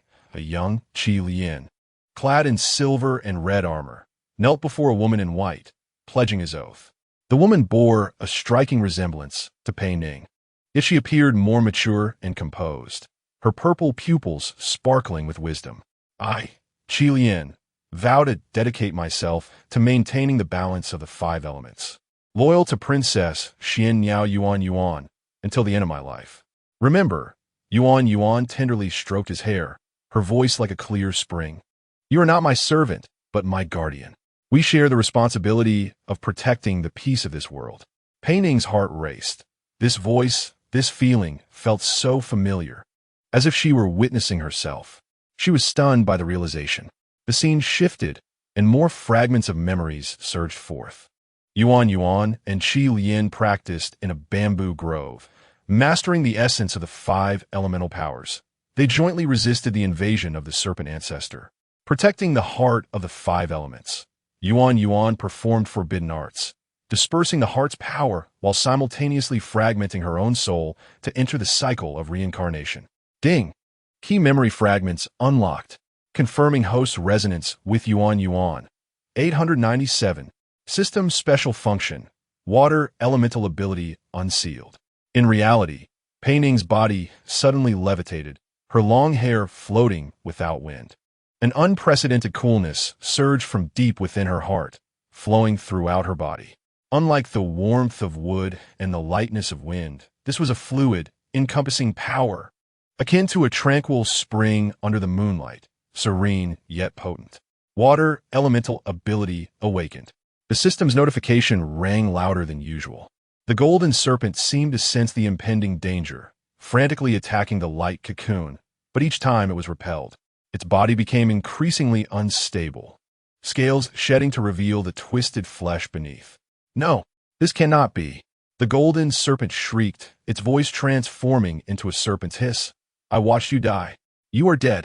Pei Ning returned from the memory to reality, her eyes shimmering with a water-blue glow. She gently laid Qi Lian down, turning to face the golden serpent, conjuring a swirling sphere of water in her hands. Though the sphere appeared gentle, it harbored astonishing power. You are mistaken. Pei Ning's voice was unexpectedly calm. Imbued with an ancient authority, I have never truly died. I have merely awaited the right moment to return. Ding! Activation of Water Elemental Ability completed. Current strength, 76. Suggested to form a cyclic enhancement with wood elemental energy. The water sphere in Pei Ning's palm expanded continuously, intricate blue runes appearing on its surface. These runes were ancient and mysterious, resonating with the runes on the altar's stone pillars. The golden serpent let out a terrified hiss, desperately retreating. It seemed to recognize those runes and understood their significance. The power of the seal. The golden serpent quivered. No, I will not be sealed again. I am immortal. I am the lord of all serpents. Pei Ning thrust her hands forward, sending the water sphere hurtling towards the golden serpent. Upon contact, the sphere exploded, transforming into countless water chains that coiled around the golden serpent. The chains rapidly froze, forming a crystalline ice prison that bound the serpent. This is merely temporary, Pei Ning murmured, beads of sweat forming on her forehead, clearly drained. Without the heart of the 5 elements, I cannot completely seal you. The golden serpent thrashed and roared within the ice prison, but with each movement, the ice would automatically repair and thicken. Its power was drastically diminished, leaving it to emit only furious hisses. Pei Ning turned to Qi Lian, placing her hand gently on his chest. A stream of refreshing water, elemental energy, flowed into him, repairing the meridians damaged by the blood ritual, nurturing the dying flame of his life. Ding! Life signs stabilizing. target temporarily out of danger. It is advised to leave the altar quickly. The golden serpent seal will last a maximum of 2 hours. Ying Feng laboriously approached Pei Ning.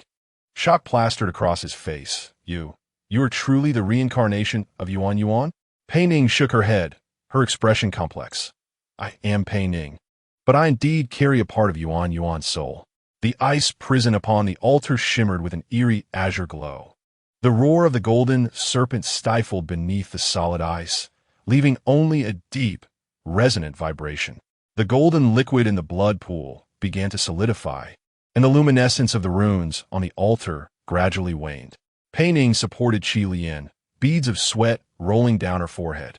We must leave at once. Yin Feng surveyed the surroundings, his voice taut. The ice prison cannot hold much longer. Pei Ning nodded, her arm draped over Qi Lian's shoulder, attempting to lift him.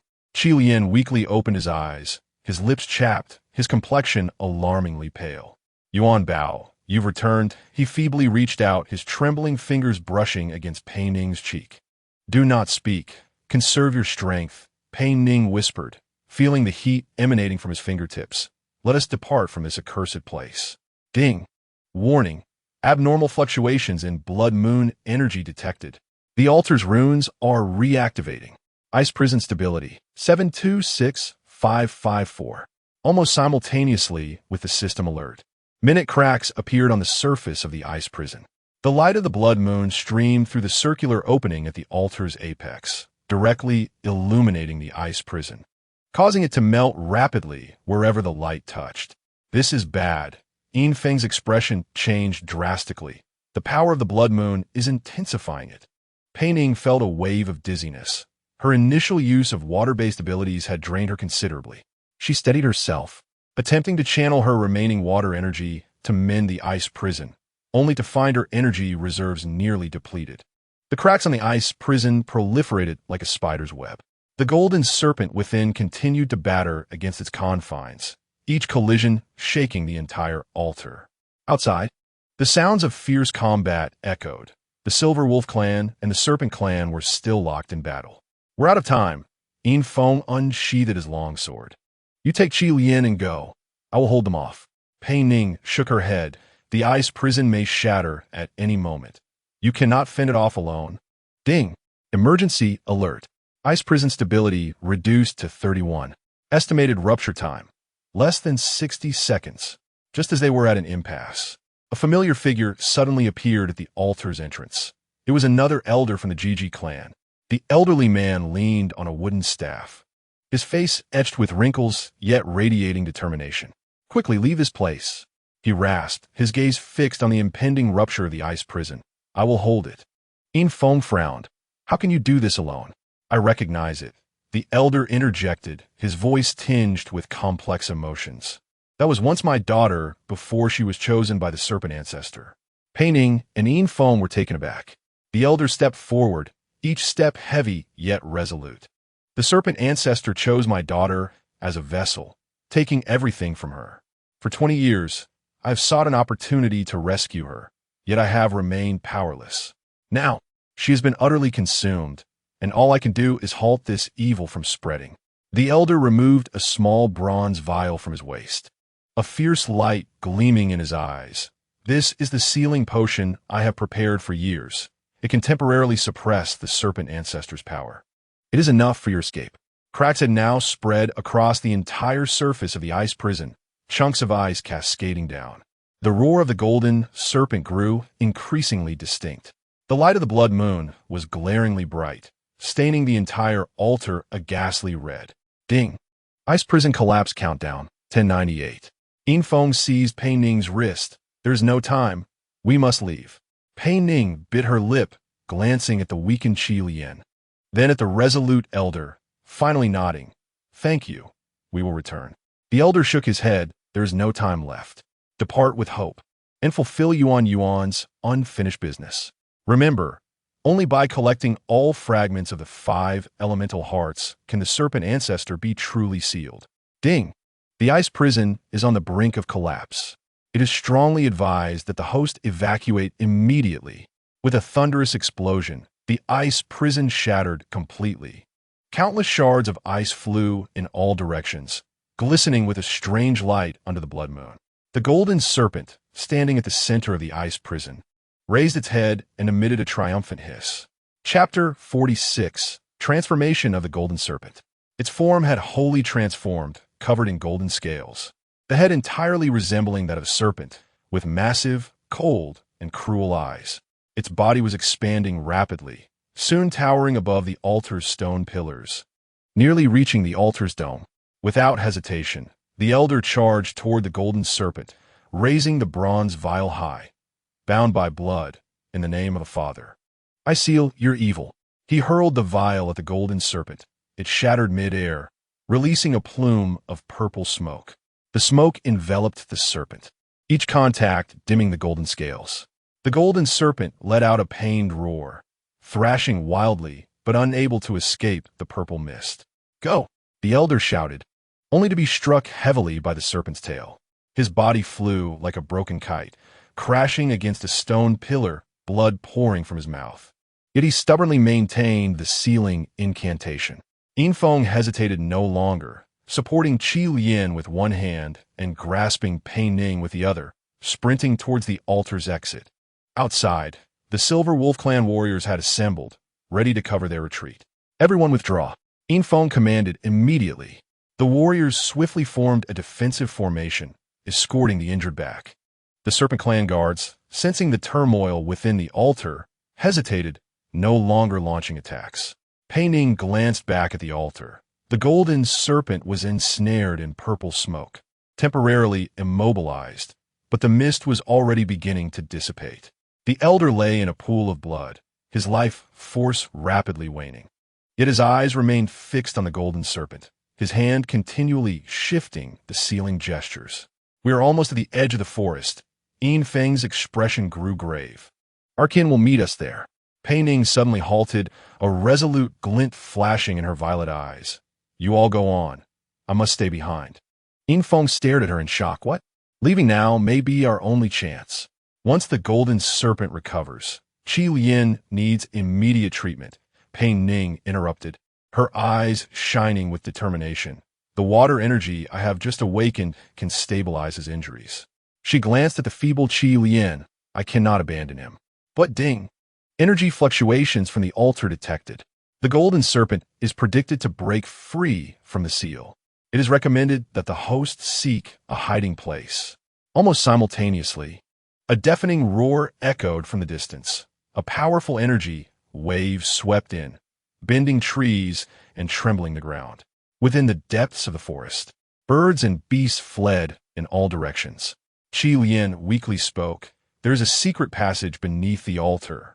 Pei Ning immediately comprehended his intent. There is a hidden passage beneath the altar where we can take refuge. Yinfeng hesitated for a moment before finally nodding, very well. I will lead our kin to a safe distance. Once the golden serpent leaves the altar in search of you, we will return to assist.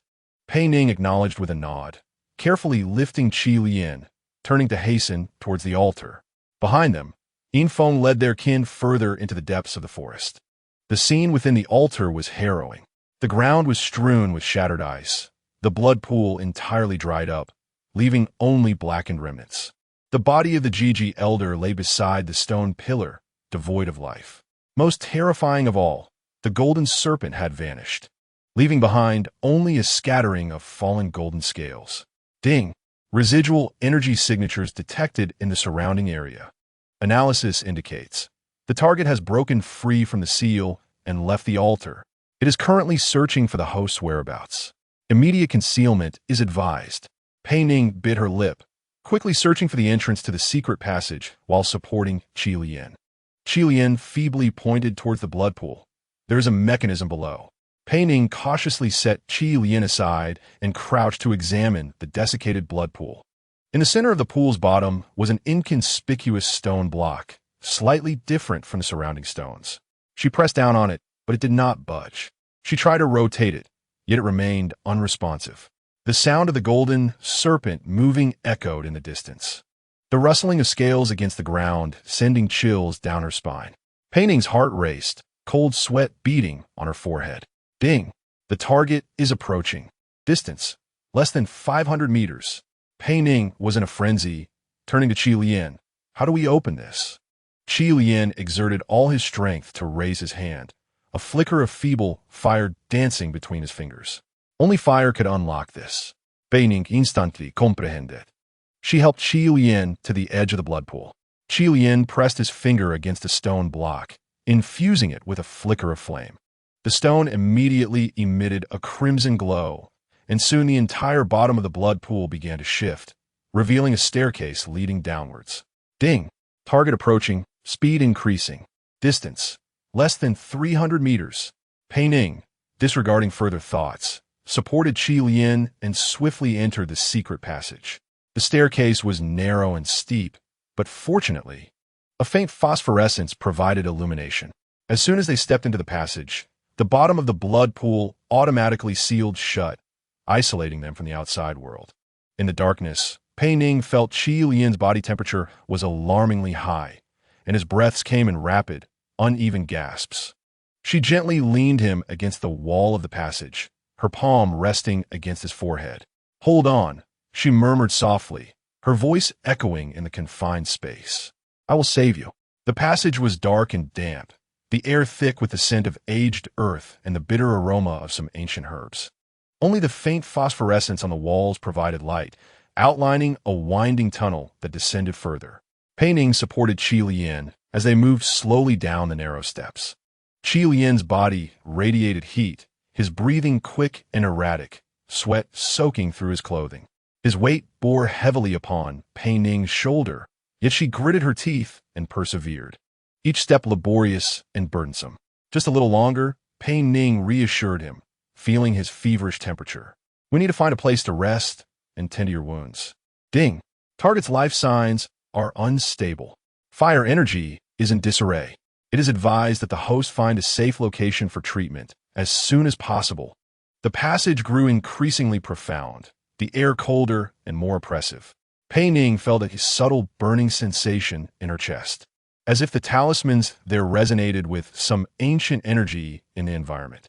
At last, a small stone chamber appeared at the end of the staircase.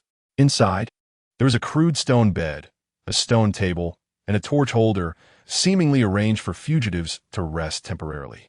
The walls were adorned with intricate runes, similar yet not identical to those on the altar. Pei Ning carefully laid Qi Lian upon the stone bed, then found a flint from the torch holder and ignited the torch on the wall. The flickering light illuminated the entire chamber, allowing Pei Ning to see Qi Lian's condition clearly. His face was as pale as parchment, his lips cracked, dark shadows under his eyes, and faint golden lines visible on his skin, remnants of the blood ritual. Ding! Residual sacrificial energy detected within the target's body. This energy is eroding the target's vitality. Immediate removal is recommended. Pei Ning bit her lip nervously, her fingers trembling uncontrollably. Her newly awakened water abilities were still unstable, yet there was no alternative. Taking a deep breath, she gently placed her palm on Qi Lian's chest, closing her eyes as she attempted to channel the scant water energy remaining within her.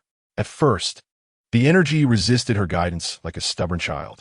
Beads of sweat formed on her forehead, her brows furrowed in concentration. Gradually, a cool sensation began to flow from her palm, infusing into Qi Lian's body. The water energy coursed through him like a gentle stream, seeking out the golden energy left behind by the blood ritual, washing it away bit by bit. Ding! Healing in progress. Residual energy removal rate 234157. Pei Ning was wholly absorbed, losing track of time. She was eventually pulled back to reality by a faint sigh. Opening her eyes, she found Qi Lian gazing at her, his eyes weak yet gentle. "Yuan Bao," Qi Lian softly called out, raising his hand to touch her cheek, only to let it fall weakly. Chapter 47. The Enigma of Yuan. Pei Ning grasped his hand. "Do not speak, just rest." Ding! Residual energy removal complete. Target's life signs are stabilizing. However, energy levels remain at a dangerous low. Continued energy replenishment is advised. Qi Lian looked at Pei Ning with a complex expression. "Do you remember?" Pei Ning shook her head. "Only fragments." At the altar, Through the mental link, I saw some images, but they were too blurry. Qi Lian nodded weakly, sadness evident in his gaze. That memory is too painful. I have always been afraid to face it. Suddenly, Pei Ning felt a flutter of her heart. The spirit-connecting pattern on her wrist beginning to radiate warmth. Her violet pupils dilated slightly, as if responding to some calling. There is something here. Isn't there? She scanned the surroundings, her gaze finally settling on a section of the wall at the chamber's end. The stones there were subtly different in hue, suggesting a concealed door. Following her gaze, Qi Lian's eyes flickered with a hint of emotion. That is the path to the sacred land. I never expected to find an entrance here. The sacred land? The ruins of the Xian Niao Temple, Qi Lian explained softly, and also Yuan's final battleground. Pei Ning was suddenly overwhelmed by an inexplicable sadness, as if some dormant memory had been awakened. She hesitated before glancing at Qi Lian. Should we go and take a look? Ding. Special energy resonance detected. Analysis indicates there may be significant clues beyond the secret chamber. However, the target has not fully recovered, and proceeding poses potential risks. Shai Lian met Pei Ning's gaze. Speaking softly, only you can decide. That is your past and your choice. Pei Ning clenched her fists, her nails digging unconsciously into her palms. Her heart raced, breaths becoming rapid. A certain intuition told her that the secrets behind the wall would irrevocably alter everything. I want to know the truth, she ultimately resolved, her voice firm and clear, regardless of how painful it may be. Qi Lian nodded, struggling to rise. Pei Ning quickly supported him. You are still weak. I must go. Qi Lian insisted, determination flickering in his eyes. It is my responsibility and my penance. With Pei Ning's assistance, Qi Lian managed to stand, and together they slowly approached the suspicious wall. Upon closer inspection, Pei Ning discovered an almost imperceptible indentation on the wall, shaped like a key or some emblem. It needs a key, Pei Ning frowned. We do not have one. Qi Lian gently shook his head, raising his right hand, palm upward. A flicker of flame danced in his hand, forming an exquisite flame imprint. It is not a key, he murmured, but a mark. Every guardian has their own mark. This is mine. He pressed his hand against the indentation on the wall, the flame imprint fitting perfectly. The wall emitted a subtle vibration as the stones began to shift. Regal-Passage. At the end of the passage was a circular hall, significantly larger than the stone chamber where they had rested. In the center of the hall stood an altar, upon which rested a 5-colored crystal. The crystal was roughly the size of a fist, presenting a flawless pentagonal shape, with each face emanating a different hue of light: red, blue, green, white, and yellow, representing the 5 elements of fire, water, wood, wind, and earth. The model of the heart of the 5 elements, Qi Lian explained softly. The genuine article has been shattered into fragments, scattered far and wide. This model is preserved for record-keeping. Pei Ning was irresistibly drawn to the crystal, her steps lightly advancing. With each step closer, the crystal's glow intensified. When she stood before the altar, the crystal shone brightly, resembling a miniature star. Ding! Strong energy resonance detected. The model of the heart of the 5 elements is establishing a connection with the host.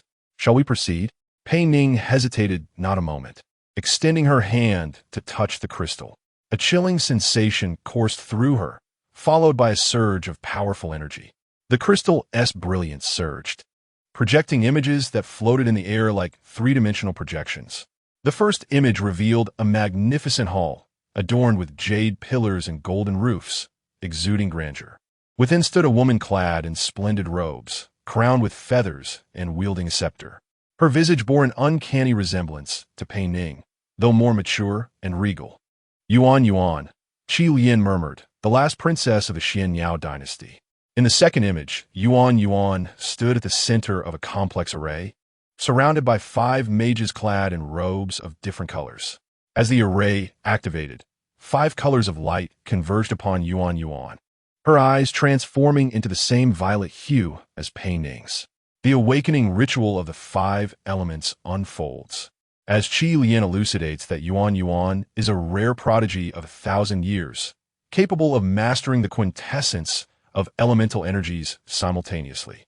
The imagery shifts continuously, portraying Yuan's journey of learning to harness the energies of each element. She is both gentle and resolute, filled with reverence and love for life. Pei Ning observes that the youthful Qi Lian is always by Yuan's side, embodying the role of protector and companion. Suddenly, the scene darkens, transforming into a horrifying war. The Serpent clan's army invades the royal palace, with flames and screams echoing throughout. A towering figure clad in golden scales, accompanied by countless serpent soldiers, storms into the temple. The serpent ancestor, Qi Lian's voice resonates with agony, as he had vowed to protect the Xianyao dynasty, yet at a crucial moment. He betrays that promise in pursuit of the power of the heart of the five elements. The subsequent imagery grows even more harrowing. Yuan stands at the center of the temple, wielding the heart of the five elements, surrounded by fallen guards. Qilian, bloodied and battered, stands beside her, seemingly the only surviving guardian. Time is running out. Yuan declares in the vision, I must divide the heart of the five elements. Otherwise, it will fall into the hands of the serpent ancestor, plunging the world into eternal darkness. Yet division implies horror for the young Qi Lian.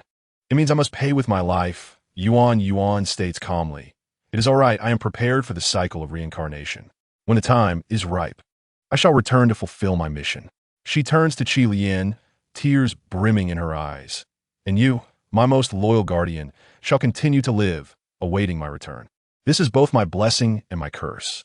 Yuan initiates the division technique, and the heart of the five elements shatters into 5 radiant fragments, each shooting off in different directions. Simultaneously, her vitality swiftly drains away, and she collapses into Qi Lian's arms.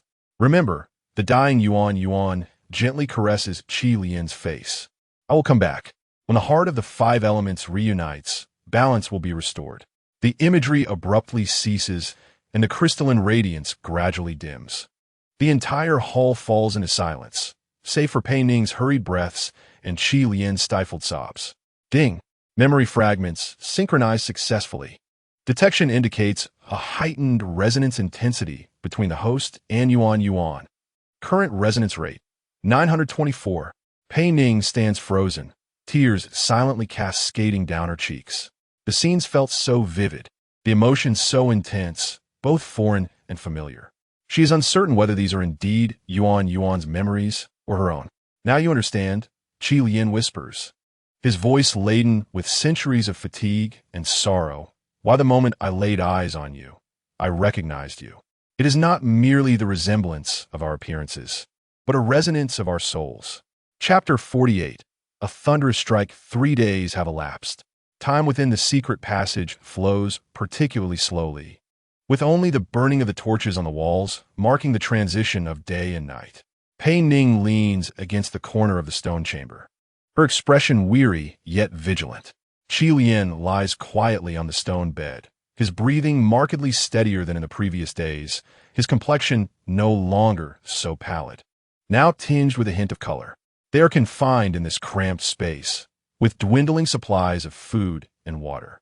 The situation grows increasingly dire. Pei Ning presses her forehead, a rare display of fatigue crossing her features. Summoning her spirit, she locates a storage box in the corner of the chamber, containing provisions and water.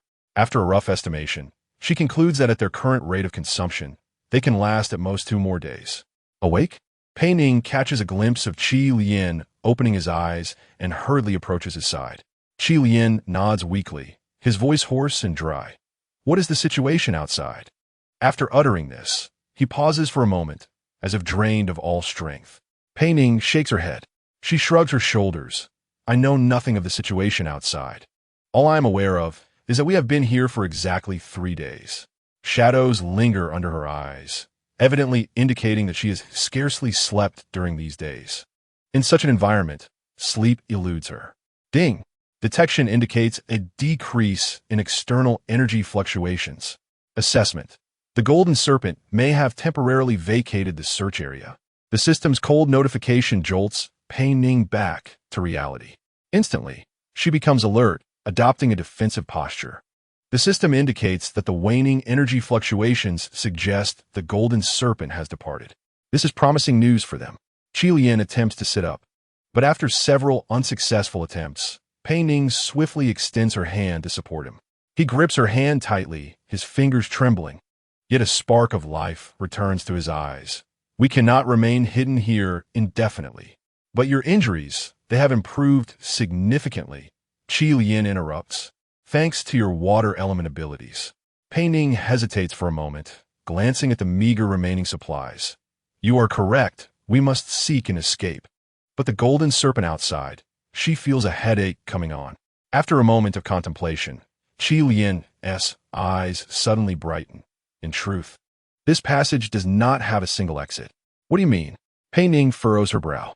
This is an ancient refuge, Qi Lian explains. Beads of sweat forming on his forehead as he struggles with his diminished strength. Such refuges typically feature multiple exits for emergencies. I can sense another passageway that may lead to the Serpent clan's sacred grounds. Ding! Detection confirms the existence of a complex network of energy channels in the vicinity.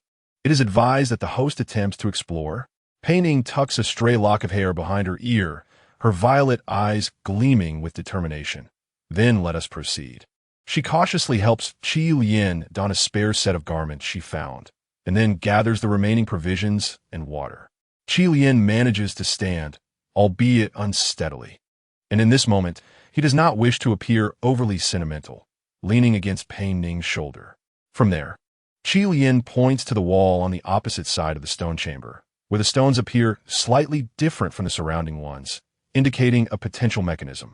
Following his guidance, Pei Ning inspects the wall meticulously, eventually discovering a recessed stone. She presses down firmly, and with a low grinding sound, the wall slowly shifts, revealing a narrow passageway. We must proceed with caution, Qi Lian whispers. These ancient passages may possess guardian mechanisms. Pei Ning nods, removing a torch from the wall, taking the lead to illuminate the way. The passage is narrower than the ones they traversed previously, with a significantly lower ceiling, compelling them to stoop as they advance. The air is thick with a musty odor, mingled with an indescribable metallic scent. How much do you remember? After walking for a while, Pei Ning suddenly inquires about the past. Qi Lian falls silent for a moment, his breathing echoing in the constricted passageway, reverberating in her ears. He glances at Pei Ning. More than I wish to recall. Is Yuan truly me? Pei Ning's voice quivers slightly as she struggles to maintain her composure. This question has plagued her for quite some time, and she can no longer suppress her curiosity. Qi Lian instinctively slows his pace. Yes and no, you possess her soul, yet also your own memories and emotions. Reincarnation is not a mere duplication, but a continuation. Pei Ning abruptly halts, turning to face Qi Lian, standing face to face. The torchlight casts intricate shadows, illuminating the complex emotions flickering in her violet eyes. And you? Do you feel this way because I am the reincarnation of Yuan? Qi Lian's eyelashes flutter, his gaze a tapestry of conflicting emotions, intertwined in a delicate dance. Initially, yes, I was cursed to remember everything, and fate orchestrated our reunion. But later, he pauses, raising his hand, his fingertips gently brushing Pei Ning's cheek. I have fallen in love with you as you are now, Pei Ning. A blend of similarities and differences from Yuan. Ding! Detection indicates an acceleration in the host's heart rate. Emotional fluctuations detected. Disturbances in the nearby energy field. It is advised to proceed immediately. The system's warning shatters the ambiguous atmosphere between them, laced with a hint of complex sentiments. Pei Ning took a deep breath, her fingertips unconsciously sinking into her palm. We must continue onward. The passage grew increasingly spacious, and intricate reliefs began to emerge on the walls on either side. Illuminated by the flickering light, Pei Ning beheld ancient five-element energy runes, strikingly similar to those seen upon the altar. The walls were adorned with serpentine patterns of various forms, some coiling gently, while others appeared aggressive. This place once symbolized the harmonious coexistence of the Snake clan and other races, as Qi Lian softly explained, before being clouded by malevolent thoughts. the progenitor of snakes, was one of the guardians of elemental balance. What had led to his transformation? Power, greed, and an obsession with immortality. A poignant bitterness tinged Qi Lian's voice. For the allure of eternal life was so profound that it could corrupt even the most steadfast of souls. Suddenly, a fork appeared ahead, with 3 paths extending in different directions. Qi Lian closed his eyes, seemingly attuning to something, then pointed to the right passage. That way leads to the sacred ground of the snake clan. Are you certain? I can sense the presence of water, Pei Ning inquired. Qi Lian nodded. The sacred ground contained a crystal lake, a nexus of 5-element energy from ancient times. After a moment's hesitation, they chose to advance down the right passage. This corridor was evidently wider and more pristine than the previous one, with the reliefs on the walls more exquisite. The ground transitioned from rough stone to smooth, bluestone slabs, their footsteps echoing through the passage. Warning: energy fluctuations detected ahead. Suspected guardian creature. It is advisable for the host to remain vigilant. Almost simultaneously, Qi Lian abruptly halted, his expression grave. Something lies ahead. Pei Ning tightened her grip on the torch. What is it? Uncertain, but I can sense a unique energy fluctuation, Qi Lian replied, narrowing his eyes as though perceiving a storm's essence. Trusting his judgment, they slowed their pace, treading cautiously. At the end of the path lay a vast pool, shimmering with an ethereal blue light. Surrounding the pool were 7 stone pillars, each inscribed with different runes. This is the guardian chamber, Qi Lian whispered, explaining to her that it was the final barrier before the sacred ground. Just as Pei Ning was about to speak, an unexpected disturbance erupted. Ripples formed in the pool, and a colossal silver, serpent-like creature leaped from the water. Its entire body was cloaked in silver scales, with tiny arcs of electricity dancing between them. Most astonishingly, its head was not that of an ordinary serpent, but adorned with a pair of curved horns, its eyes glowing with an electric violet hue. Lei Linshi. Qi Lian's expression shifted dramatically, instinctively shielding Pei Ning behind him. This ancient guardian beast was one of the most formidable protectors of the snake clan. The Lei Lin, she emitted a low, menacing hiss, its violet pupils locking onto the pair.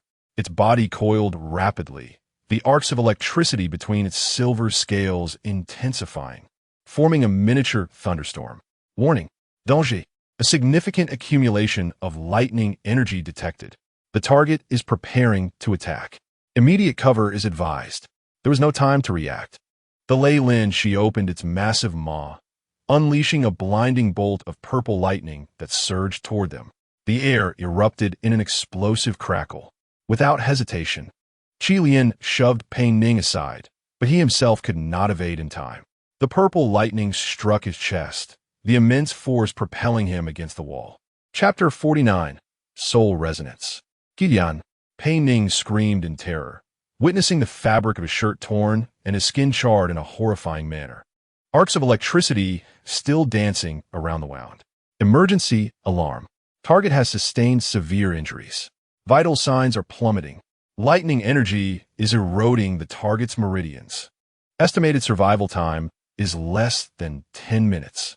Pei Ning felt a chill envelop her, her breath almost ceasing. The scene before her seemed like a replay from a millennium ago, as Qi Lian once again suffered for her protection. The Lei Lin, she did not cease its assault. Its body had fully emerged from the depths, coiling into a battle stance, ready to launch a second strike. No, Pei Ning roared, instinctively raising her hands. The water energy within her surged violently, coursing toward her fingertips. She had no knowledge of how to control this power, but instinctively poured all her emotions into it. A stream of water shot forth from her palms, forming a shield between herself and the Lei Lin Shi. The second lightning bolt struck the water shield, causing the electricity to scatter in the water, the shield vibrating violently, but remaining intact. Water-based defense successful. However, the target's condition is critical. Immediate stronger assistance is advised. Pei Ning glanced at Qi Lian, who lay on the ground, her heart aching. She had to find a way to escape and discover a means to heal him. Yet the Lei Lin she blocked the soul exit, and her water energy was insufficient to vanquish such a powerful guardian beast. In her despair, a bold idea surfaced in her mind. System, Pei Ning bit her lip, her voice resolute. Is there a special function that can save Qi Lian? There must be a way. Trembling, she pressed her hands against Qi Lian's charred wound, tears cascading uncontrollably. The Lei Lin she remained poised at the edge of the pool, ready to strike again. Warning. Host's emotional fluctuations have reached critical levels. The special function of emotional resonance can be activated. Do you confirm activation? Caution. This function will consume the host's vitality and poses potential risks. I confirm. Hurry. Pei Ning replied without hesitation, her voice urgent and determined. Emotional resonance function activating. Please place your palms upon the target's wound to establish a soul link. Pei Ning took a deep breath, gently placing her hands over Qi Lian's wound. A warm energy surged from her palms, entwining around Qi Lian's body like delicate threads. She could feel her vitality flowing into him like a gentle stream. Soul link established. Healing process initiated. Host vitality transfer 51221. Her vision began to darken, dizziness enveloping her. Yet she gritted her teeth, her palms unwavering. In the distance, the Lei Lin she seemed to sense something, abruptly halting its preparation for attack, a flicker of hesitation flashing in its violet-slit pupils. Just hold on, Pei Ning whispered to herself, feeling her body grow increasingly weak. Suddenly, a powerful force yanked her consciousness away from her physical form. Pei Ning found herself swept into a peculiar mental realm devoid of substance, filled only with drifting lights and shards of emotion. Where's this? She wondered, bewildered as she gazed around. This is the convergence of our souls. Qi Lian's voice echoed from all directions, both familiar and foreign. A beam of light coalesced before her, forming an image of Qi Lian. Yet this Qi Lian appeared younger, his eyes devoid of the heaviness he usually bore, reminiscent of a time long past. Soul convergence? Pei Ning queried, perplexed. Special state. Soul resonance triggered. In this state, the host can access the target's deepest memories. Note, this state is unstable and poses the risk of mutual influence. The youthful Qi Lian extended his hand. Come with me, Yuan Bao. No, Pei Ning. There are matters you must come to understand. Pei Ning hesitated, but as their fingertips brushed, the surroundings abruptly transformed. A grand palace materialized around them, resplendent with gold and splendor, precisely as depicted in the crystal projection of the Xian Niao dynasty's temple. This is a memory from a millennium ago, Qi Lian softly replied. The deepest recollection I was forced to bury. Another Qi Lian appeared in the scene, clad in guardian attire, standing before the palace gates. Inside, a woman bearing a striking resemblance to Pei Ning, named Yuan, conversed with a tall man draped in golden robes. Is that the progenitor of snakes? Pei Ning instinctively clenched her fists. Qi Lian nodded, his gaze darkening. At that time, he was still revered as one of the guardians, not yet fully consumed by ambition. The memory continued to unfold, the scene shifting as Yuan stood at the center of a complex array, with the progenitor of snakes guiding her. In the recesses of memory, Qi Lian stood by with a visage etched in concern. What is this ceremony? Pei Ning inquired. On the surface, it was a guardian ritual intended to strengthen the connection between Wu Zai's and Yuan. Qi Lian's voice was laden with anguish as the serpent ancestor proclaimed that it would enable Yuan to better harness the elemental energies, a claim we all believed. As the array activated, golden light enveloped Yuan. Initially, everything appeared normal, but suddenly, the brilliance became blinding. Yuan's expression shifted from tranquility to torment, and she began to struggle. Something is amiss. Qi Lian, save me. The memory of Yuan reached out desperately. The memory of Qi Lian attempted to rush towards the array, but was thwarted by the energy barrier released by the serpent ancestor. Do not interrupt the ceremony. The serpent ancestor commanded coldly. It would condemn her to eternal suffering. The memory of Qi Lian, in agonizing torment, halted, helplessly witnessing Yuan being consumed by the golden light. When the radiance dissipated, Yuan lay collapsed, her breath faint. Yet the serpent ancestor radiated an unprecedented, formidable aura, his eyes flickering with golden light. "What have you done?" The memory of Qi Lian rushed to embrace Yuan Yuan. The serpent ancestor sneered, "Foolish guardian. Do you truly believe that protection is merely protection? This is a sacrifice, a critical step towards my immortality." "Immortality? You deceived us." The memory of Qi Lian roared. "Not merely you," the serpent ancestor responded calmly. "I require a vessel to perpetuate this power. Since you care for her so deeply, why not inherit this honor yourself?" In that moment, the memory of the serpent ancestor lunged at Qi Lian, striking his forehead with a palm. Golden energy surged from the serpent ancestor's fingertips into Qi Lian's body, causing him to howl in agony, unable to resist. "From this day forth, you shall become my vessel, bearing a fragment of my consciousness and power. You will witness Yuan Yuan's reincarnation and forever remember the pain of this day."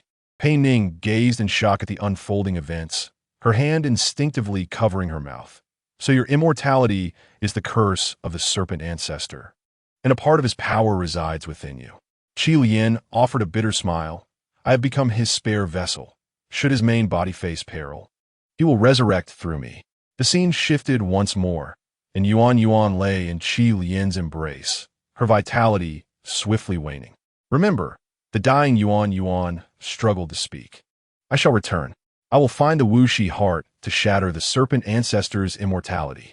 I vow to await you," the memory of Qi Lian said, tears streaming down his face. Yuan Yuan's lips curled into a faint smile, determination flashing in her eyes. "I shall use the Wuxi as a guide, with the soul as a seed, to reincarnate. We shall meet again." With her final breath, Yuan Yuan's form transformed into shimmering light, dissipating into the air. Qilian, enveloped in golden energy, writhed in agony on the ground as his body underwent a horrific transformation. Chapter 50. Coexistence of Energy. Pei Ning observed all this, tears blurring her vision. "So this is your secret. I have been forced to become the vessel of the serpent ancestor, carrying a fragment of his consciousness and energy to this day." Qi Lian softly spoke. "When I first encountered you and felt that familiar soul resonance, I knew Yuan Yuan's promise had been fulfilled." The visions within the spiritual realm gradually blurred, fragments of memory scattering. Pei Ning experienced a profound sense of detachment, as if her soul had been thoroughly cleansed. Ding! The resonance of souls is about to conclude. Energy transfer complete. Vitality transfer rate 87. Target core damage has been repaired. Pei Ning, the Qi Lian within her soul, spoke urgently. "Regardless of whether you choose to accept or reject this past, remember this. I love the present you. Not just because of Yuan Yuan's soul." As a wave of dizziness washed over her, Pei Ning's consciousness finally returned to the realm of reality. It was only then that she realized she was leaning against Qi Lian, whose wounds had miraculously healed, replaced by a new skin glimmering with silver light. Ding! Healing successful. Target life signs have returned to normal. Warning: host vitality is critically low. Immediate rest and recovery are advised. Pei Ning weakly lifted her head, noticing that the Lei Lin snake had vanished without her noticing. The surface of the pool rippled gently, as if disturbed by something before returning to tranquility, appearing unchanged from the outside. "Yuan Bao, are you all right?" Qi Lian struggled to sit up, carefully supporting Pei Ning, encouraging her to lean against him. "I am fine," Pei Ning replied softly, her voice still somewhat weak, yet her resolve unwavering, just a bit tired. Qi Lian hesitated for a moment, waiting for her to regain some strength before gently asking, "What did you see?"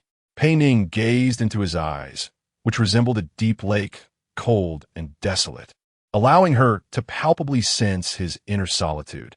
"I saw the truth concerning you, Yuan Yuan, and the curse upon the entire serpent clan." Qi Lian lowered his head, his eyelids falling. "Now you know, I am the vessel of the serpent ancestor, with his energy coursing through my veins, his tone tinged with bitterness." Pei Ning, weakly raising her hand, tenderly caressed his face, as if to soothe him. "But you are still you. Even a millennium of struggle has not broken your spirit, and that is what matters most. In my heart, you're independent." Qi Lian grasped her hand, his voice trembling. "I have always feared that if you were to learn the truth, you would." He did not distrust Pei Ning, but rather feared betrayal, having been let down by too many before. "What would you think of me?" Pei Ning smiled faintly, despite her pallor. "Would you be more heartbroken? More angered? Or would you resolutely stand by my side to defeat the serpent ancestor?"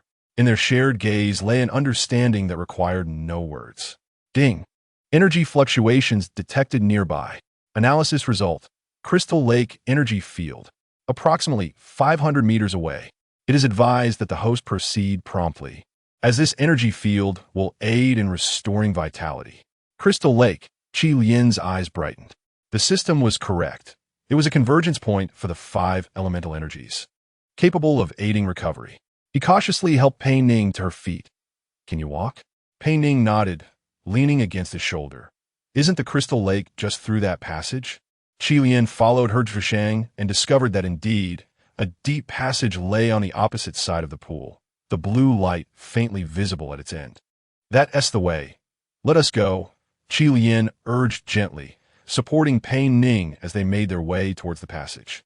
Leaning against Qi Lian, Pei Ning felt the warmth of his body and recalled all she had witnessed during the soul resonance. A millennium of waiting, of suffering, of solitude compelled her to tighten her grip on Qi Lian's hand. "Do not worry," she whispered to him. "This time, we shall break this curse together." Qi Lian gazed deeply into her eyes, a flicker of complex emotion passing before ultimately fading away, leaving only resolute determination. "Let us proceed. The Crystal Lake awaits us." The two supported each other as they entered the passage leading to the Crystal Lake, the surface of the pool behind them rippling gently, as if bidding them farewell. The passage widened further, the humidity in the air noticeably increasing. Pei Ning quietly leaned against Qi Lian's shoulder, feeling each step consume her dwindling strength.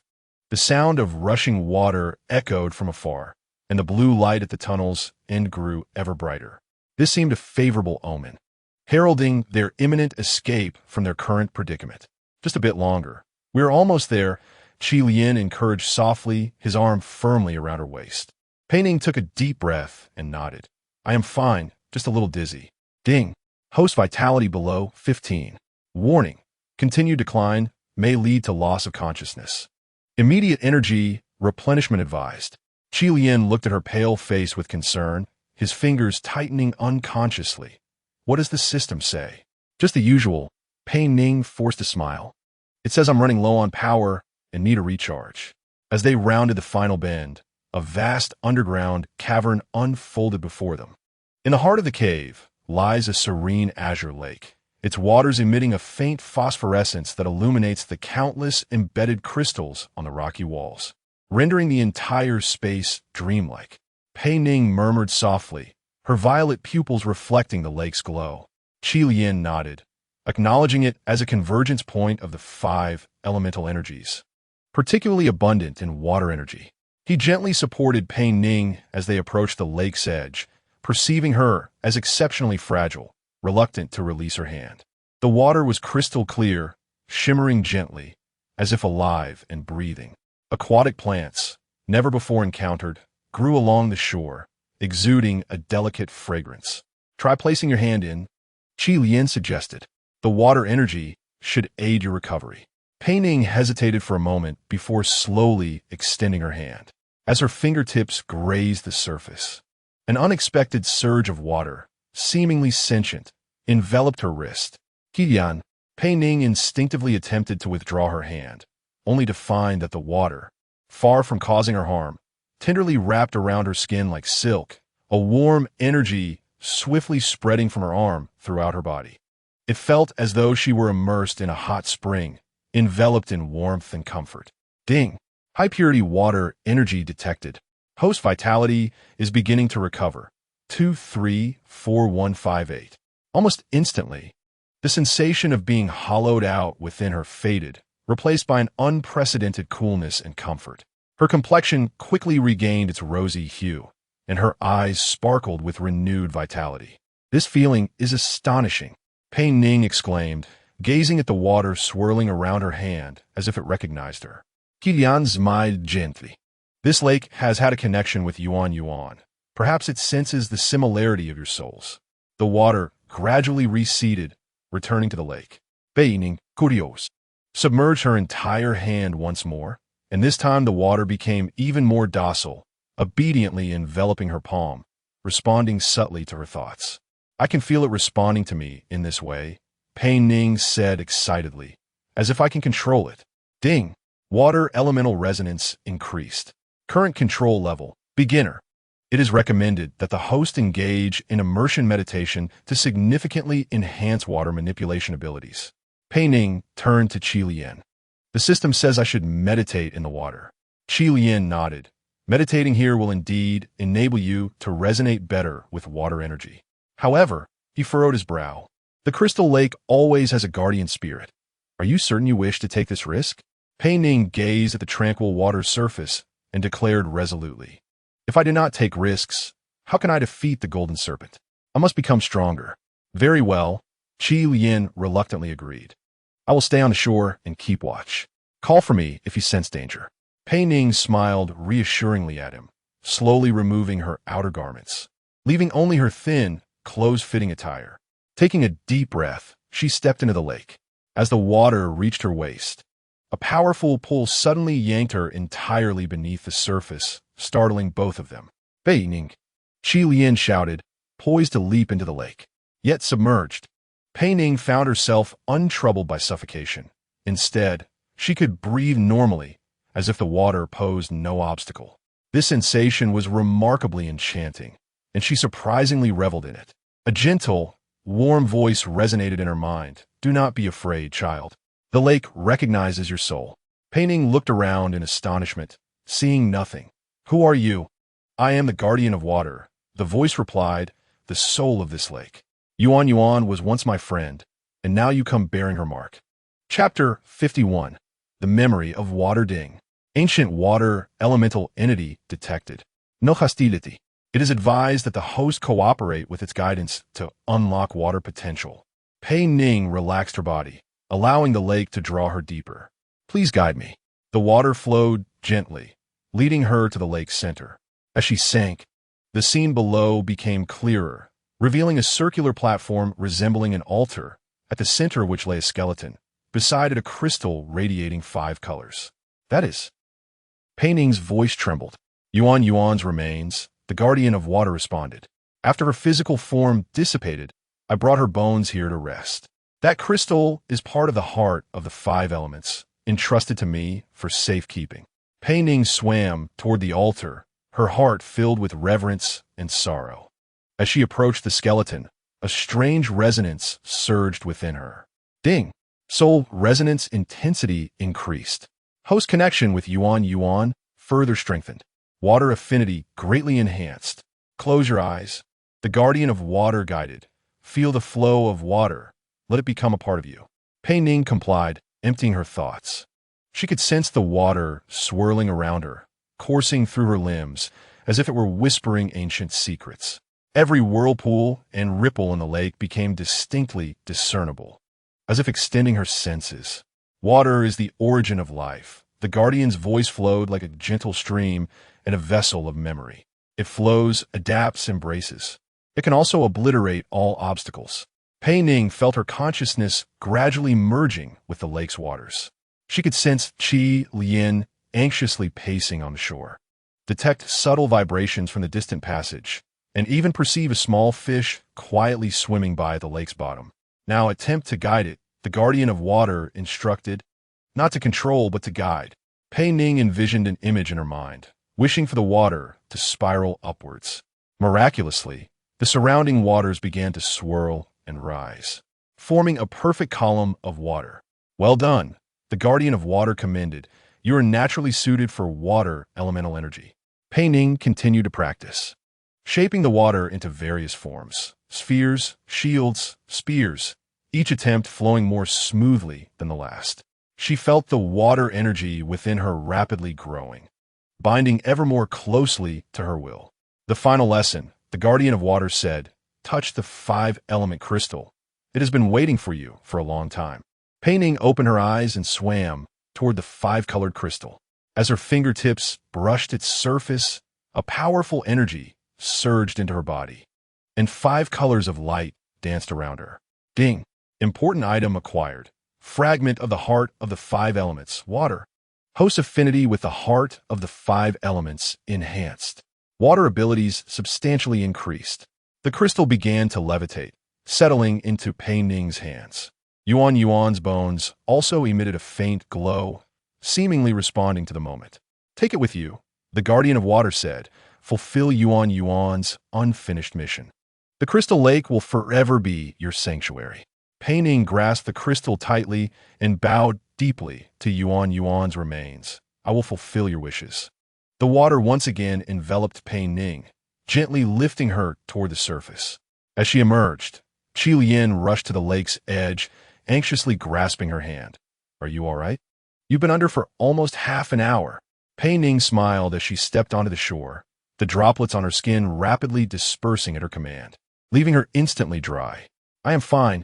I obtained this. She opened her palm to reveal the 5-colored crystal. Qi Lian gasped. A fragment of the heart of the 5 elements. Did you find it at the lake's bottom? Pei Ning nodded, her expression complex, not just the crystal, but also Yuan Yuan's remains, right there at the bottom. Qi Lian's expression faltered, pain flashing in his eyes, so she ultimately returned to the water. Pei Ning tightened her grip on the crystal. Qi Lian, the lake has taught me more water abilities. I believe we now have a greater chance to confront the golden serpent. Qi Lian took a deep breath, seemingly suppressing his emotions. Then we must leave here quickly. With the crystal, the golden serpent will surely intensify its search. Ding! Energy fluctuations detected from a distance. Analysis result. Suspected large biological group approaching. It is advised that the host immediately seek an evacuation route. Pei Ning's expression shifted dramatically as the system alerted her that something was approaching. Jillian, ever vigilant, glanced toward the passage from which they had come and urged, quickly, let us take that path. He pointed to a narrow trail on the opposite side of the cave, which led to the surface and should allow them to evade their pursuers. Pei Ning carefully tucked the crystal close to her, matching Jillian's pace. Before departing, she cast one last glance at the tranquil crystal lake, as if she could see the serene figure of Yuan Yuan resting beneath its surface. I will surely defeat the golden serpent, she silently vowed. This time, I shall not falter. The passage on the other side of the cave was significantly narrower than the entrance, compelling the two to navigate sideways. Pei Ning followed closely behind Jillian, the 5-colored crystal in her hand flickering intermittently to illuminate their path ahead. Are there truly that many exits? Pei Ning inquired softly, carefully avoiding the debris scattered upon the ground. Jillian responded in hushed tones. Ancient refuges typically possess multiple escape routes. This one should lead towards the northern woodlands. Ding! Energy fluctuations are intensifying. Analysis result. A large biological group is rapidly approaching the crystal lake via the main passage. Arrival is expected within 30 minutes. Pei Ning's heart tightened. The system indicated that their pursuers were nearing the crystal lake. Jillian quickened his steps. We must hurry. Only upon exiting the underground passage will we have a chance to shake them off. The passage gradually inclined upwards, the dampness in the air replaced by the earthy fragrance of the soil. Pei Ning felt a faint tremor beneath her feet, as if some colossal creature was stirring in the distance. Has the golden serpent arrived? Unable to resist, Pei Ning glanced back, though the darkness revealed nothing. Jillian's voice was low and tense. Is highly likely. The creature possesses a unique sensitivity to the fragments of the 5 elements heart. With you carrying the crystal, is akin to holding a lantern to signal it. Ding! The system recommends the host attempt to use water energy to cloak the crystal, temporarily shielding it from energy fluctuations. The system indicated that I could use water energy to mask the crystal's presence.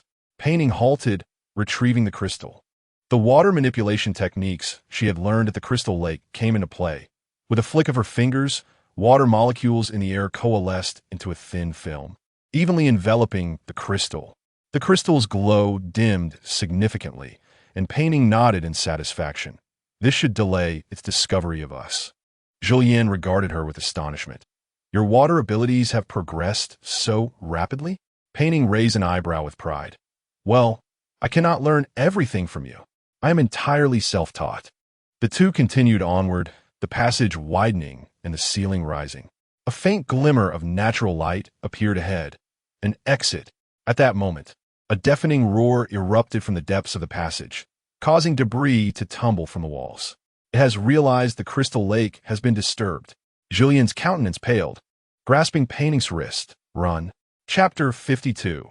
The pursuit of the golden serpent. The two dashed forward, disregarding the debris and roots beneath their feet. The exit drew nearer, the sunlight piercing Pei Ning's eyes painfully. Behind them, roars echoed, accompanied by the chaotic sounds of footsteps. The serpent clan's pursuers had breached the network of passages. Ding! Emergency alarm. Detection of a high-energy entity approaching rapidly. Identified as the golden serpent. Distance, less than 3 kilometers. Finally bursting through the cave's mouth. The blinding sunlight caused both to squint uncomfortably. They found themselves at the edge of a dense forest, with undulating hills and thick woods stretching before them. Which way do we go? Pei Ning asked urgently, glancing back at the cave entrance, poised to confront any pursuers that might emerge. Julian surveyed the surroundings, pointing northwest. The woods are denser that way. We can take refuge there for the time being. However, he hesitated, but the golden serpent's sensory abilities are exceptionally keen. It is only a matter of time before we are caught. Pei Ning inhaled deeply. What then? Julian gazed at her intently. I have an idea. We should split up. You take the crystal and go ahead while I divert the pursuers. Absolutely not. Pei Ning countered without hesitation, her violet eyes sparkling with determination. We have separated too many times already. This time, we will not part ways. But no buts. Pei Ning interjected. I have learned some new techniques at the Crystal Lake that may prove useful. Trust me, we will face this together. Julian regarded her resolute expression, finally relenting. Very well. But promise me that if the situation becomes dire, you will escape first. Pei Ning non-committally hummed in response, her gaze shifting to the surrounding environment. The gentle sound of water flowing in the dense woods caught her attention. Listen, there is a stream. Julian listened intently. It seems to be coming from the west. It sounds like a significant flow. Pei Ning's eyes brightened. Wherever there is water is my domain. Let's set an ambush there. The two swiftly maneuvered through the underbrush, racing towards the sound of the stream. Soon, a rushing creek appeared before them, the crystal-clear water reflecting sunlight and shimmering brightly. Ding! Suitable water energy field detected. The system recommends the host utilize this terrain to set traps. Pei Ning stood at the creek's edge, closing her eyes to feel the rhythm of the water flow. In an instant, she felt as though she had merged with the entire stream, able to sense every movement of the water. She crouched down, her hands gently dipping into the water, beginning to adjust the flow according to the methods learned at the Crystal Lake. Julian, keep an eye on our rear. I need a moment, she whispered, concentrating fully on controlling the water flow. Julian remained alert behind her, his eyes fixed on the direction they had come from. Hurry. I can sense them drawing closer. Under Pei Ning's guidance, the creek formed a peculiar flow pattern. Certain areas appeared calm, yet concealed rapid currents, while seemingly tumultuous sections allowed safe passage. She meticulously set a series of water traps along the bank and within the water, waiting for the enemy to step into them. Done. Pei Ning rose, wiping the sweat from her brow. These traps are invisible to me. Even the Serpent clan's pursuers will struggle to discern them for a time. Julian regarded her with admiration. Impressive. Yuan. He paused awkwardly, adding, Pei Ning. Pei Ning gently shook her head. It is fine. I no longer mind. That name is also a part of me. No sooner had she spoken than the distant sounds of hurried footsteps and hissing whispers reached them. The Serpent clan's pursuers had arrived at the creek's edge. Quick hide. Julian pulled Pei Ning behind a large boulder, peeking out to assess the situation. A squad of Serpent warriors appeared at the creek, fully armored, their fierce gazes scanning the surroundings. Leading them was a Serpent commander clad in silver-scaled armor, his cold vertical pupils sweeping the area. The master has said the crystal's aura is nearby, the commander stated icily. Turn this area upside down, if necessary, to find them. The warriors dispersed, with several stepping directly into the creek, intent on wading across. unwittingly entering Pei Ning's trap zone. Pei Ning smiled slightly, her fingers deftly activating the first trap. In an instant, the seemingly tranquil water surface erupted into a whirlpool, yanking several serpent warriors violently into its depths. More warriors rushed to rescue them, but found themselves ensnared in other traps. Some were hurled away by sudden surges of water, while others sank into the muddy depths. Struggling to reach the shore, the silver-scaled commander fumed. "It's an ambush. Fall back to the bank." Ding! Trap successfully triggered. Detection of chaos among pursuers. The system recommends the host to relocate immediately. Pei Ning tugged at Jilian's sleeve. "Let us go now." The two stealthily maneuvered upstream, preparing to depart from another direction. Suddenly, the temperature plummeted, and an oppressive sensation of dread surged towards them from afar. "This is bad." Jilian's expression changed drastically. "The golden serpent has arrived. It has come in person." Ding! Donji! Donji! A supercharged energy entity is approaching at high speed. Distance: less than 1 kilometer. The trees in the distance began to sway unnaturally, and a massive figure, shimmering with golden light, darted towards them with astounding speed. Even from afar, Pei Ning could feel the overwhelming aura that quickened her heartbeat. It has pinpointed the location of the crystal. Qilian grasped Pei Ning's hand, stating that the water-based traps would be ineffective against it. They needed to devise an alternative strategy. Pei Ning bit her lip, glancing at the stream and then at the approaching golden light in the distance. "I have a plan, but it requires your cooperation." "What kind of plan?" "Your fire." "My water," Pei Ning declared with unwavering determination.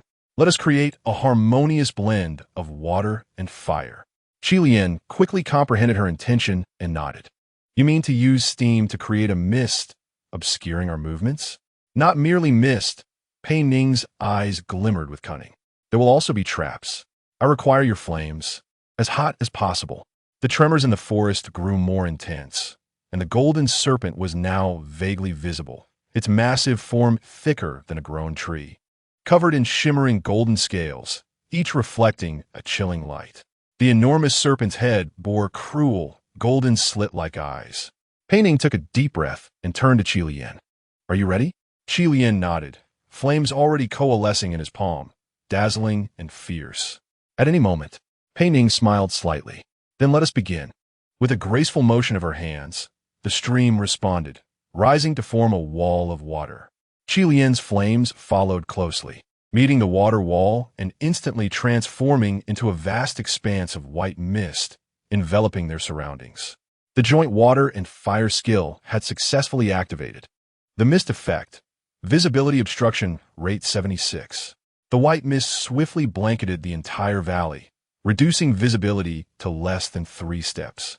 In the distance, the golden serpent's roar grew restless, its massive body partially obscured by the mist, the shine of its golden scales significantly diminished. "This way." Pei Ning tugged at Qilian's hand, navigating through the mist. Through her connection with the water, she could perceive everything within the fog, clearly, effortlessly avoiding obstacles. The golden serpent rampaged within the mist, attempting to disperse it. Its colossal tail struck the ground, sending dirt flying and snapping trees in half. Chapter 53. The Resolution of a Heart. An alert sounded. Warning. The target is releasing high-temperature energy. Mist stability decreasing. 685,443. Qilian glanced back. "It is evaporating the mist. This tactic won't hold for long." "Not for long," Pei Ning panted. "As long as we can stall until we reach the valley's exit."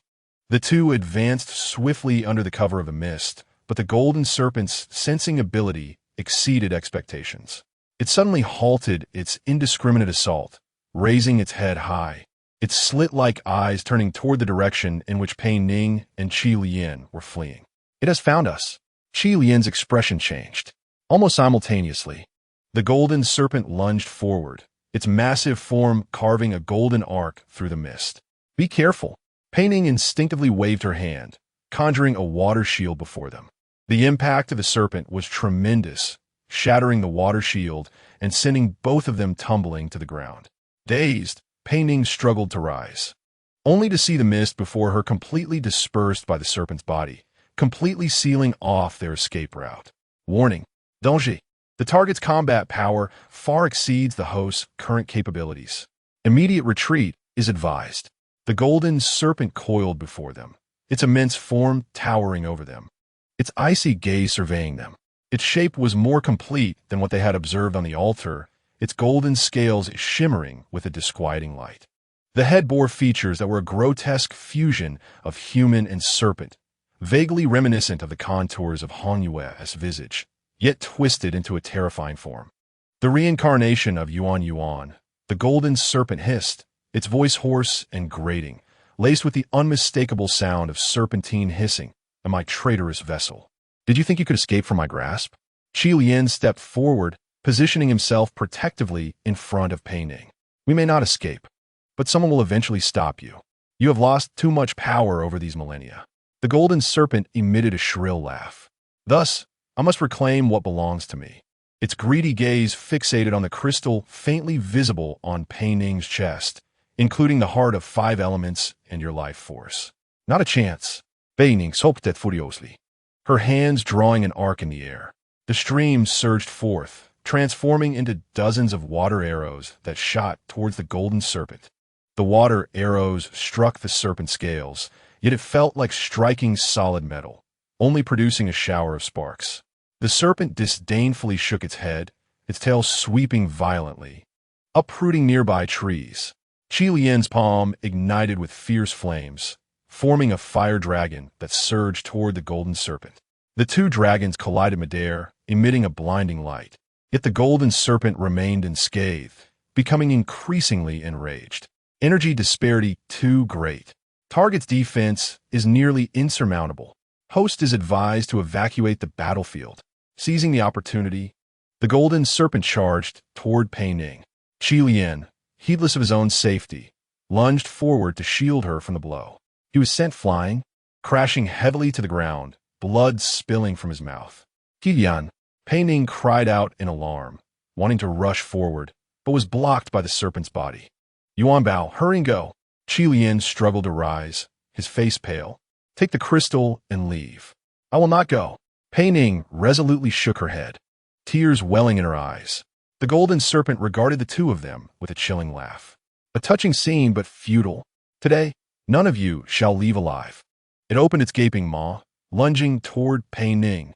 In a split second, Qi Lian summoned an unexpected surge of strength, dashing to Pei Ning's side and pushing her aside, only to be struck heavily by the serpent's tail, sent flying several yards. Emergency alert. Target's life signs are rapidly declining. Internal injuries severe. Qilian, Pei Ning screamed in anguish, tears finally spilling over. Qi Lian lay on the ground, breath faint, yet he still reached out to Pei Ning. Hurry, take the crystal and find the other fragments. The golden serpent leisurely coiled closer. It's futile. Even if she runs, she cannot escape my grasp. You might as well hand over the crystal, and I can grant you a swift end. Pei Ning wiped her tears, rising to her feet. Qilian, this time I will not abandon you. She approached the golden serpent, her violet eyes glimmering with resolve. I love you, whether you're the guardian or the vessel. Whether I am Yuan Yuan or Pei Ning, that will never change. These words resonated in the air like an incantation, stirring a peculiar resonance. The crystal upon Pei Ning's chest suddenly burst forth with brilliant radiance, while a faint blue light began to emanate from Qi Lian, seemingly responding to Pei Ning's declaration. Soul link resonance detected. Fragments of the heart of 5 elements are activating primal energy. The golden serpent recoiled slightly, a flicker of panic flashing in its slit-like eyes. Impossible. How can the soul link between you be so strong? Pei Ning herself was taken aback, feeling the water energy within her surge rapidly, harmonizing in a marvelous resonance with Qi Lian's fire energy. Yet, even so, their power remained insufficient to contend with the golden serpent. The serpent soon regained its composure, resuming its offensive stance. Such trivial soul resonance cannot alter your fate. This place shall become your tomb. Just as the golden serpent was about to unleash a fatal strike, a distant, haunting horn echoed through the forest. Moments later, dozens of silver figures surged from all directions, swiftly forming an encircling formation. The Yinlang clan? Pei Ning could hardly believe her eyes. Leading them was Yin Feng, wielding a longbow and clad in silver armor, exuding an imposing aura. Pei Ning, Qian, I have arrived late. The golden serpent regarded the suddenly appearing warriors of the Yinlang clan, emitting a scornful hiss. More fools coming to their doom. Yin Feng drew his bow, the arrowhead gleaming with dazzling silver light. Golden serpent, this land does not welcome you. The arrow was loosed, trailing a silver comet toward the serpent's head. The serpent instinctively turned its head to evade, only to find the arrow suddenly splitting into dozens of smaller arrows mid-air, forming a radiant net that ensnared it completely. The golden serpent let out a pained roar, its golden scales beginning to fade beneath the silver glow. Seizing the opportunity, Yin Feng rushed to Pei Ning's side. Quickly, take Qi Lian and leave. We will hold it off. Pei Ning gazed in astonishment at the scene before her. How did you find us? The guardian at the bottom of the lake informed us. Yin Feng replied succinctly, signaling to the other warriors. The priority is to leave this place swiftly. The golden serpent becomes more ferocious when enraged. The warriors of the Yin Wolf clan arranged themselves into formation, each wielding weapons that shimmered with a silvery light, coordinating their attacks against the golden serpent. Provoked by the silver glow, the serpent writhed violently, emitting thunderous roars. Pei Ning hurried to Qi Lian's side, cautiously supporting him. Can you walk? Qi Lian weakly nodded, managing to stand but then coughed up a mouthful of blood. He was gravely injured. Pei Ning anxiously called out to Yin Feng. Yin Feng gestured to two warriors, protect them and facilitate their retreat. The two robust warriors of the Yin Wolf clan immediately approached, one supporting Qi Lian while the other kept watch, escorting them deeper into the forest. The golden serpent, upon realizing Pei Ning's intent to take the crystal away, was utterly enraged. It violently shook off several Yin Wolf warriors and lunged towards Pei Ning. You shall not take the heart of the five elements. Yin Feng stepped forward, raising his hands, and a radiant wall of silver light materialized, blocking the serpent's path. The serpent crashed into the light wall, unleashing a deafening roar. Yet it could not breach it for the moment. Hurry! Yin Feng gritted his teeth, beads of sweat forming on his forehead, clearly indicating that maintaining the light wall was draining his immense energy. As Pei Ning retreated, she gazed in disbelief at the silver energy emitted by Yin Feng. The energy waves were both familiar and foreign, reminiscent of the energy she perceived from Yuan Yuan during their psychic link, yet distinctly different. Chapter 54. The triangular standoff. Qi Lian also noted this peculiarity, a flicker of astonishment flashing in his eyes. After a brief moment, he continued, that energy resembles a blend of wind and water elements, but there is something else. This is impossible. The wall of light began to crack under the relentless assault of the golden serpent, the situation growing dire. He urgently turned back, calling, forget about that. We must leave now. Head to the northern safe point. We will regroup there. Pei Ning took one last glance at the battling Yin Feng and the warriors, suppressing the urge to join the fight. Taking a deep breath, she supported Qi Lian and continued their retreat into the depths of the forest. Qi Lian, Pei Ning whispered, what do you think that energy from Yin Feng is?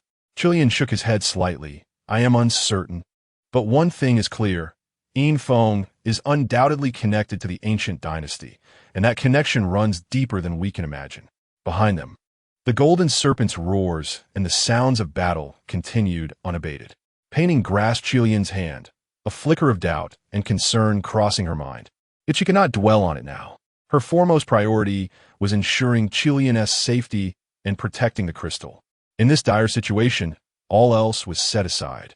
No matter who Yin Feng is, Pei Ning murmured, at least for now, he stands with us. In the distance, the golden serpent's roars grew fainter, suggesting that Yin Feng's tactics were proving somewhat effective, a silver lining for them.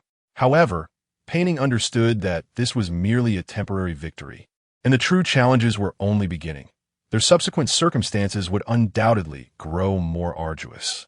The forest path was treacherous, and Pei Ning assisted Qi Lian as they navigated through the dense foliage. Qi Lian's complexion was exceedingly pale, and he had to pause for breath every few steps. beads of sweat dotting his forehead. Pei Ning looked at him with concern, gently wiping the sweat from his brow. "Just hold on a little longer," she encouraged softly. Their SA resting place up ahead. Qilian weakly nodded, gritting his teeth, determined not to burden anyone at this critical juncture. Ding! Target S injury worsening. Continuous internal bleeding detected.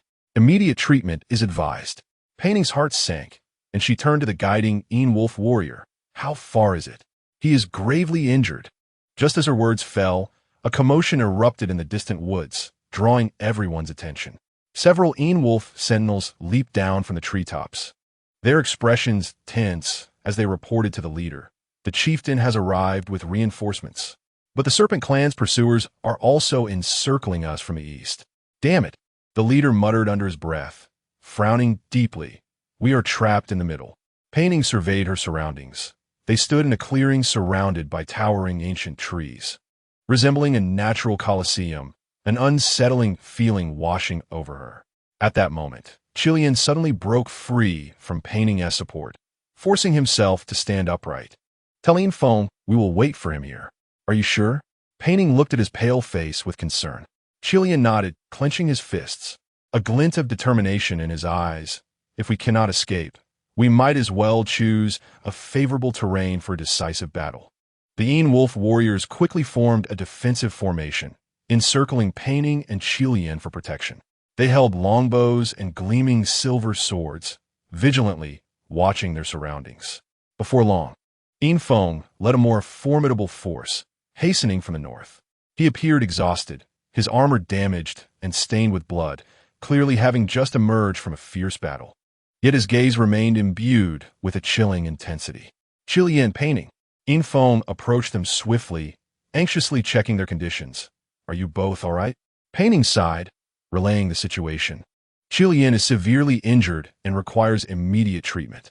Infeng's expression darkened, taken aback by Qilian's injury. This development rendered their predicament rather grim. He furrowed his brow, lowering his voice to issue quiet instructions to the nearby clan members. Soon, several Silver Wolf clan members, appearing akin to healers, stepped forward to attend to Qilian's wounds. "We have temporarily held off the Golden Serpent." Infong warily glanced behind him, but it will soon catch up. "We must leave this place swiftly." As soon as he finished speaking, a chilling hissing sound suddenly emanated from the opposite side of the woods, making them instinctively look over. A large number of Serpent clan warriors surged towards them, their golden scales glimmering in the sunlight. Leading them was the colossal Golden Serpent, moving not with reckless abandon, but rather with a slow elegance, evidently having regained some of its composure. In this state, its combat effectiveness would undoubtedly be significantly heightened. The wolf warriors tensed immediately, bowstrings drawn tight, swords unsheathed. The atmosphere crackled with tension, thick with the scent of impending conflict. Infong positioned himself at the forefront, solemnly instructing Pei Ning. "You and Qilian should leave first. We will provide cover." However, Pei Ning shook her head, her violet eyes gleaming with resolve. "No, running away will not resolve the issue. The crystal is guiding me." "Guiding?" Infong looked at her with confusion. Pei Ning glanced down at the crystal in her arms, which pulsed faintly as if imbued with life. "I can feel it wanting to go somewhere." "Where?" Qilian's voice remained weak. Pei Ning took a deep breath, her gaze growing even more resolute. "Xian Niao Peak." The atmosphere shifted dramatically, becoming eerie. Infong abruptly turned to her, shock flickering in his eyes, while Qilian gasped, his pallor intensifying as if recalling some distressing memory. The Golden Serpent, in response, emitted a sharp hiss, its massive form trembling with rage, entering a state of taut tension. "Xian Yao Peak?" The Golden Serpent warned coldly. "That is a forbidden ground of the Serpent clan. Anyone who steps even a foot onto it shall face death." Pei Ning raised her head to meet the serpent's vertical pupils. "That is Yuan's final resting place and the heart of the five elements' destination. No matter your reluctance, that is our goal." She paused momentarily, emitting a shrill laughter. "Foolish little fox, do you truly believe that with but a shard in this group of furry creatures, you can stand against me?" Infong calmly assessed the opposing she tribe's forces, his brow furrowed, his expression grim. The serpent's energy was indeed formidable, yet seemed to be holding back. Suddenly, he turned to Pei Ning, inquiring whether the crystal exerted a suppressive influence on it. Pei Ning did not conceal the truth, lightly nodding at Shui Jinghu. The guardian of water mentioned that the heart of the five elements is the force most feared by Shizu. Upon hearing this, Infeng mused, perhaps we still have a chance. He then directed his subordinates to swiftly organize a defensive formation, ready to break through at any moment. Jinshi appeared to have seen through their intentions and suddenly chuckled coldly. A futile effort. No one shall leave with the crystal today. Its vertical pupils glimmered with a hint of danger. Surrender the crystal and these traitors, and I may spare the others. Infeng snorted in disdain. Unconvinced by the serpent's words, the promises of the Shi tribe? Worthless. The tension between the two sides mounted, the atmosphere thick with anticipation. As everyone found themselves in a state of extreme tautness, prepared for an imminent eruption. The warriors of the Yinlang tribe were fully prepared for battle, while the Shi warriors exhibited no fear, slowly advancing, attempting to encircle them. Jinshi loomed above all, its gaze icy and penetrating, exuding a palpable chill. Qian, enduring pain, approached Pei Ning's side. Xin Yao Feng, he whispered, it may indeed be our final hope. Pei Ning nodded slightly, gripping the crystal tightly. Do you know its exact location? In the depths of the northern mountains. Qi Lian replied faintly. It was once the sacred ground of the Xian Niao dynasty a millennium ago. Infeng interjected, tightening his brow. Xian Niao Feng is now a forbidden zone, surrounded by powerful formations. Even if we find the entrance, entry is not guaranteed.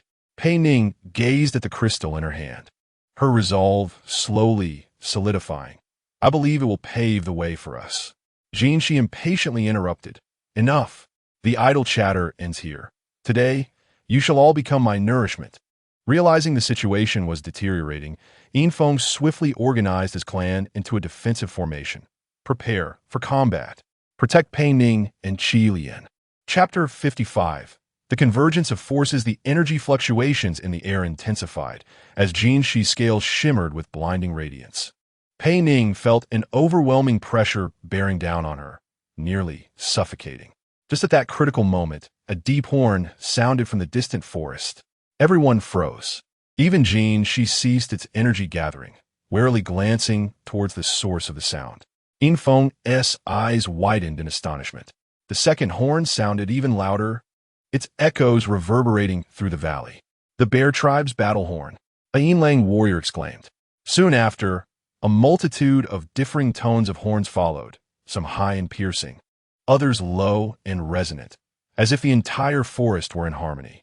The Hu tribe, Hu Fox tribe, and Lu tribe were all recognized by Infeng, their faces betraying disbelief. All tribes had arrived. A flicker of unease crossed Jinshi's vertical pupils, and it raised its head to survey the surrounding woods, its massive form instinctively tightening. Pei Ning felt the crystal at her chest emit a faint glow once more, resonating with the distant horn. Ding! Multiple energy entities detected approaching. Preliminary assessment. The forces of the forest tribes are gathering.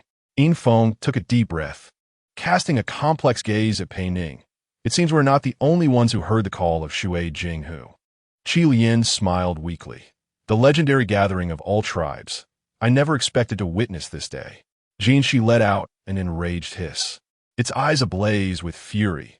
Even if all races unite, it will not alter your fate. Xin Yao Feng shall remain forever closed to you. The shard of crystal is destined to return to my grasp. With that, it tilted its head back and unleashed a deafening roar towards the sky, as if declaring war on all challengers. The distant horn grew closer, mingled with the rhythmic sound of marching feet and the clashing of weapons. The united forces of the beast realm were advancing with great momentum. The stalemate in the valley was shattered by the battle horns of the various tribes, compelling Jinshi and the Shi warriors to divert their attention. Seizing the opportunity, Pei Ning moved to Qi Lian's side, cautiously supporting him, fearful he might collapse. I never imagined I would witness such a scene. Qi Lian smiled faintly, a glimmer of nostalgia in his eyes. The last time the tribes of the beast realm united was a millennium ago to confront Shizu. Pei Ning grasped his hand tightly. This time, we shall not fail. Ding! A multitude of biological entities are approaching. Significant energy fluctuations detected. Preliminary assessment. Elite forces of various tribes. Shadows began to emerge in the surrounding woods. The first to come into view were the warriors of the bear tribe, robust and towering, some even exceeding the height of the Yinlang warriors. Clad in leather armor and wielding massive axes, they moved with steady and powerful strides. Leading them was an elder with grizzled hair, a menacing scar across his left eye, his gaze sharp as a blade. The bear tribe elder, Crum, Yinfeng introduced in a hushed tone to Pei Ning, the guardian of the northern mountains. Following closely were the warriors of the tiger tribe, their forms agile, clad in light armor, each bearing twin crescent-shaped blades. Leading them was a young commander in his early 30s, with a darker complexion and a fierce glint in his eyes. General Lei of the eastern tiger tribe. Yinfeng continued. He single-handedly defeated 12 formidable opponents in the Beast Clan tournament 10 years ago. Next came the Fox tribe, their numbers few, yet each exuding an extraordinary presence, moving gracefully with bows or long swords in hand. What astonished Pei Ning the most was that many among them possessed purple eyes akin to hers. Leading them was a middle-aged man with meticulously groomed silver hair. His demeanor, gentle yet commanding. When the gaze of this Fox tribe leader fell upon Pei Ning, he appeared momentarily stunned, his eyes reflecting surprise, skepticism, and ultimately a deep sense of incredulous joy. Pei Ning felt a sudden, inexplicable pang in her heart, as though an unseen bond connected them. Yinfeng nodded. Elder Yufeng of the Western Fox tribe, the legendary fire fox. Pei Ning. Yufeng approached slowly, his voice trembling slightly. Is it truly you? Pei Ning stood frozen, unsure of how to respond. Yufeng gazed into her purple eyes, then glanced at Qi Lian. His expression increasingly complex. You resemble your mother so closely. I feared I would never see you again. You knew my mother? Pei Ning asked in shock. Yufeng let out a bitter laugh. Of course, she is my sister. What? Pei Ning nearly cried out. Then you are your uncle, Yufeng affirmed. His eyes filled with a tumult of emotions. 20 years ago, your mother vanished with young you. I searched for long, never anticipating this reunion under such circumstances. She interrupted their touching reunion with an impatient hiss. Enough. The family reunion ends here. Even if all the races of the beast realm gather, it will not deter me. Elder Crum of the bear tribe scoffed, his voice rumbling like thunder. Shi, do not overestimate yourself.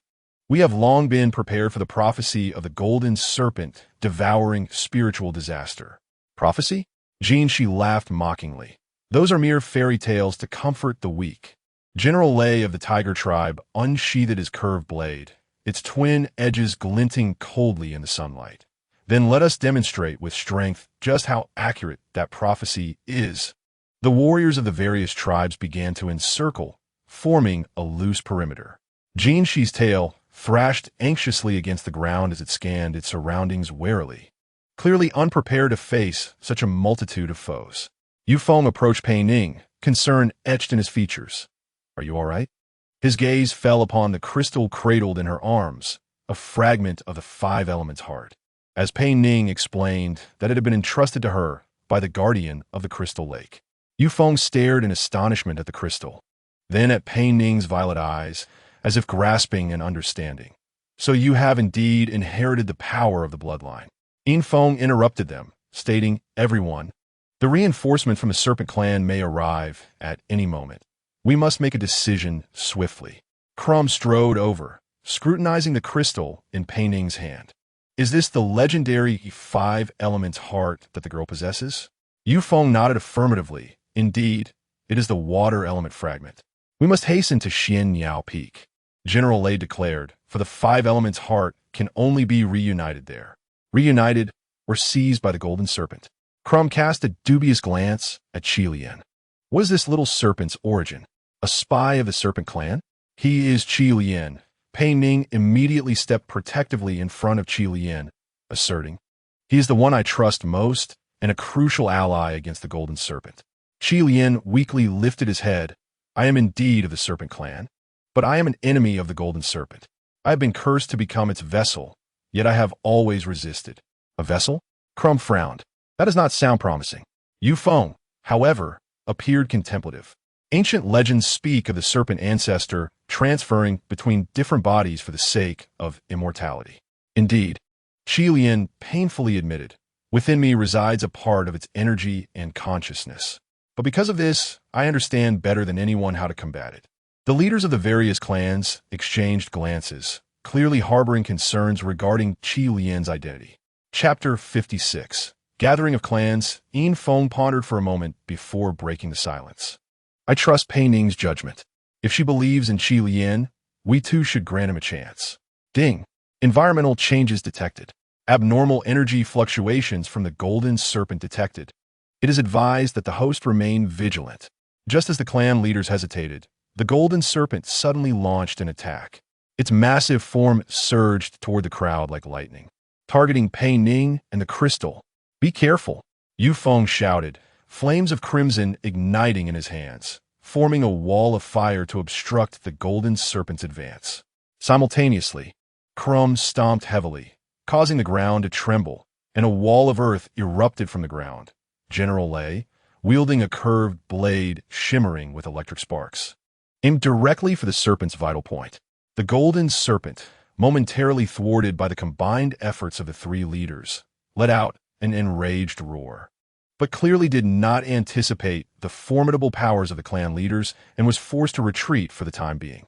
This is far too dangerous, Yu Feng gasped. We must escort Pei Ning to Xianyao Peak immediately. Crumb nodded. I shall take a team of elite warriors to cover our rear. You all go ahead. General Lei sheathed his blade. Reinforcements from the Serpent Clan are approaching from the east. I will intercept them with the Tiger Clan warriors. Yin Feng swiftly arranged. The Fox Clan and I will escort Pei Ning and Qi Lian to Xianyao Peak. Pei Ning looked anxiously at Qi Lian. He is severely wounded and needs treatment. Yu Feng bent down to examine Qi Lian's injuries, his brow furrowing. The internal injuries are serious. Ordinary medicine will be ineffective. He produced a small porcelain vial from his robe. This is the heart's blood of the fire fox. It can temporarily stabilize his condition. Pei Ning took the vial and carefully administered it to Qi Lian. The effects were almost immediate. Qi Lian's complexion gradually regained some color, and his breathing became steadier. Thank you, Qi Lian said gratefully to Yu Feng, uncle. Yu Feng smiled gently, his eyes filled with warmth. Once we reach a safe place, I will tell you about your mother and the secrets of your bloodline. The golden serpent stirred once more, prompting Crumb to shout, no time to waste. Let us move.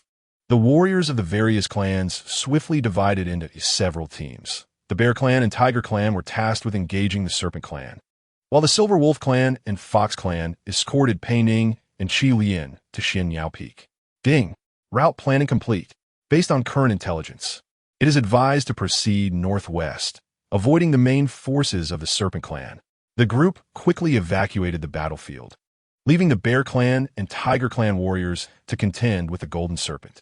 Pei Ning cast one last glance at the fierce battle. Crumb wielded his massive axe. Imposing like a mountain, General Lei moved like lightning with his dual blades, while the Golden Serpent, under their siege, struggled to evade, its scales losing some of their luster. How long can I hold out? Pei Ning asked with concern. Yu Feng's expression turned grave. Not for long. The Golden Serpent's power far exceeds that of ordinary creatures. We must hurry. The group advanced rapidly along the rugged mountain path. Yu Feng walked beside Pei Ning, occasionally glancing around vigilantly. Yin Feng carried Qi Lian on his back, following closely behind. Uncle, Pei Ning could not restrain her curiosity. You mentioned that my mother possesses a unique bloodline. What does that entail? Yu Feng looked into her violet eyes. Have you noticed? Only a select few in the Fox Clan have violet eyes. It is a mark of an ancient bloodline. What bloodline? The Xianyao bloodline. Yu Feng replied softly. Your mother is a hybrid of the Fox Clan and the Xianyao clan, endowed with the gift of perceiving all things. You have inherited this talent, perhaps even more potent. Pei Ning was taken aback. Is this why I can manipulate multiple elemental energies? Ding. Important information acquired. Analysis complete. The host's bloodline characteristics are highly correlated with the affinity for multi-elemental abilities. This explains the host's capacity to swiftly master various systems of energy. Yu Feng nodded. The blood of an ancient dynasty flows through your veins. This is also why the five elements heart chose you as its new master. Pei Ning placed her hand on the crystal resting against her chest, feeling its faint pulse. So, this quest for the five elements heart is, in truth, my destiny? Perhaps, Yu Feng said with profound meaning, but remember, while fate may guide us, the ultimate choice lies within our hands. A loud crash echoed in the distance, suggesting that the fierce battle had reached a boiling point. Yu Feng's expression tightened. We must quicken our pace. Pei Ning glanced back at Qi Lian, who was being carried by Yin Feng, filled with worry. Will he be able to endure until we reach Xian Yao Peak? Yu Feng regarded Qi Lian, his expression complex. If he truly is, as you say, the key to combating the golden serpent, then he must persevere. Ding! Detection of changes in the terrain ahead. Analysis results. We are about to enter the outer region of the Xian Niao mountain range. The terrain will become even more treacherous. The mountain path ahead grew increasingly steep, and the vegetation on both sides began to transform, revealing many unfamiliar and peculiar plants, some with softly glowing flowers, others resembling bird feathers, and vines that swayed in the wind, producing a crisp sound. Yu Feng pointed toward the distant, looming peaks that is Xian Yao Peak, the resting place of the five elements heart. Pei Ning gazed at the enigmatic mountain with a mix of anxiety and anticipation. The crystal against her chest vibrated gently, as if responding to a distant call. No matter what awaited them ahead, Pei Ning understood that this journey was approaching its most crucial turning point. The paths of the Xian Niao mountain range were even more rugged than anticipated. The inclines grew steeper, and the air became thinner. Pei Ning walked in the midst of the group, her violet eyes occasionally darting toward Qi Lian, who was being carried by Yin Feng, her heart fluttering with unease. Can you hold on? She quietly asked, reaching out to wipe the cold sweat from Qi Lian's forehead. Qi Lian weakly nodded, determination shining in his eyes. It's nothing. Compared to the suffering 1,000 years ago, this is trivial. Yu Feng led the way ahead, glancing back at Pei Ning from time to time. His gaze was complex, filled with joy, worry, and an ineffable sorrow. Ding! Detection of the host's bloodline energy fluctuations. Analysis results. As we approach Xian Yao Peak, the dormant power of the host's bloodline is gradually awakening. Pei Ning felt a jolt in her heart, instinctively placing her hand over the crystal on her chest. It was warmer than before, like a small furnace pressed against her skin, comforting and soothing. Uncle, she quickened her pace to catch up with Yu Feng. You mentioned that my mother is a hybrid of the Fox clan and the Xian Yao clan. What about my father? As the wind slowed its pace, the mountain breeze caressed his silver-white hair. Your father is of pure-blooded Huzu and my dear friend. He spoke with a deepened tone. He sacrificed himself to protect your mother and you during the conflict with the Shizu. Pei Ning's heart tightened. What about my mother? Her whereabouts remain unknown. Yu Feng sighed, casting his gaze towards the distant peaks. 20 years ago, the Shizu raided our territory. In the chaos, your mother fled with you as a child. Later, we discovered your father's remains, but we never found you or your mother's traces. Nearby, patrolling Huzu warriors murmured, Have you heard? She is the niece of the Grand Sorceress.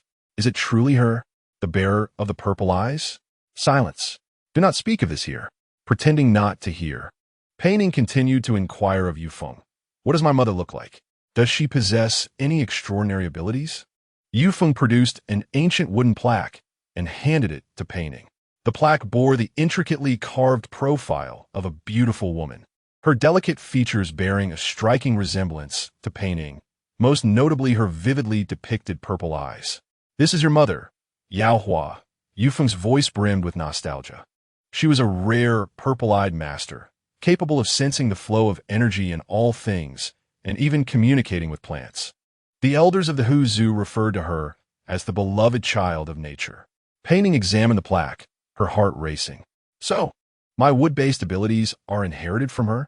Not only that, Yu Feng replied meaningfully, a purple-eyed master typically commands at least 2 elemental abilities. And your mother was an exceptionally rare three-element talent, mastering wood, wind, and water. Beep. Important information confirmed. Bloodline analysis updated.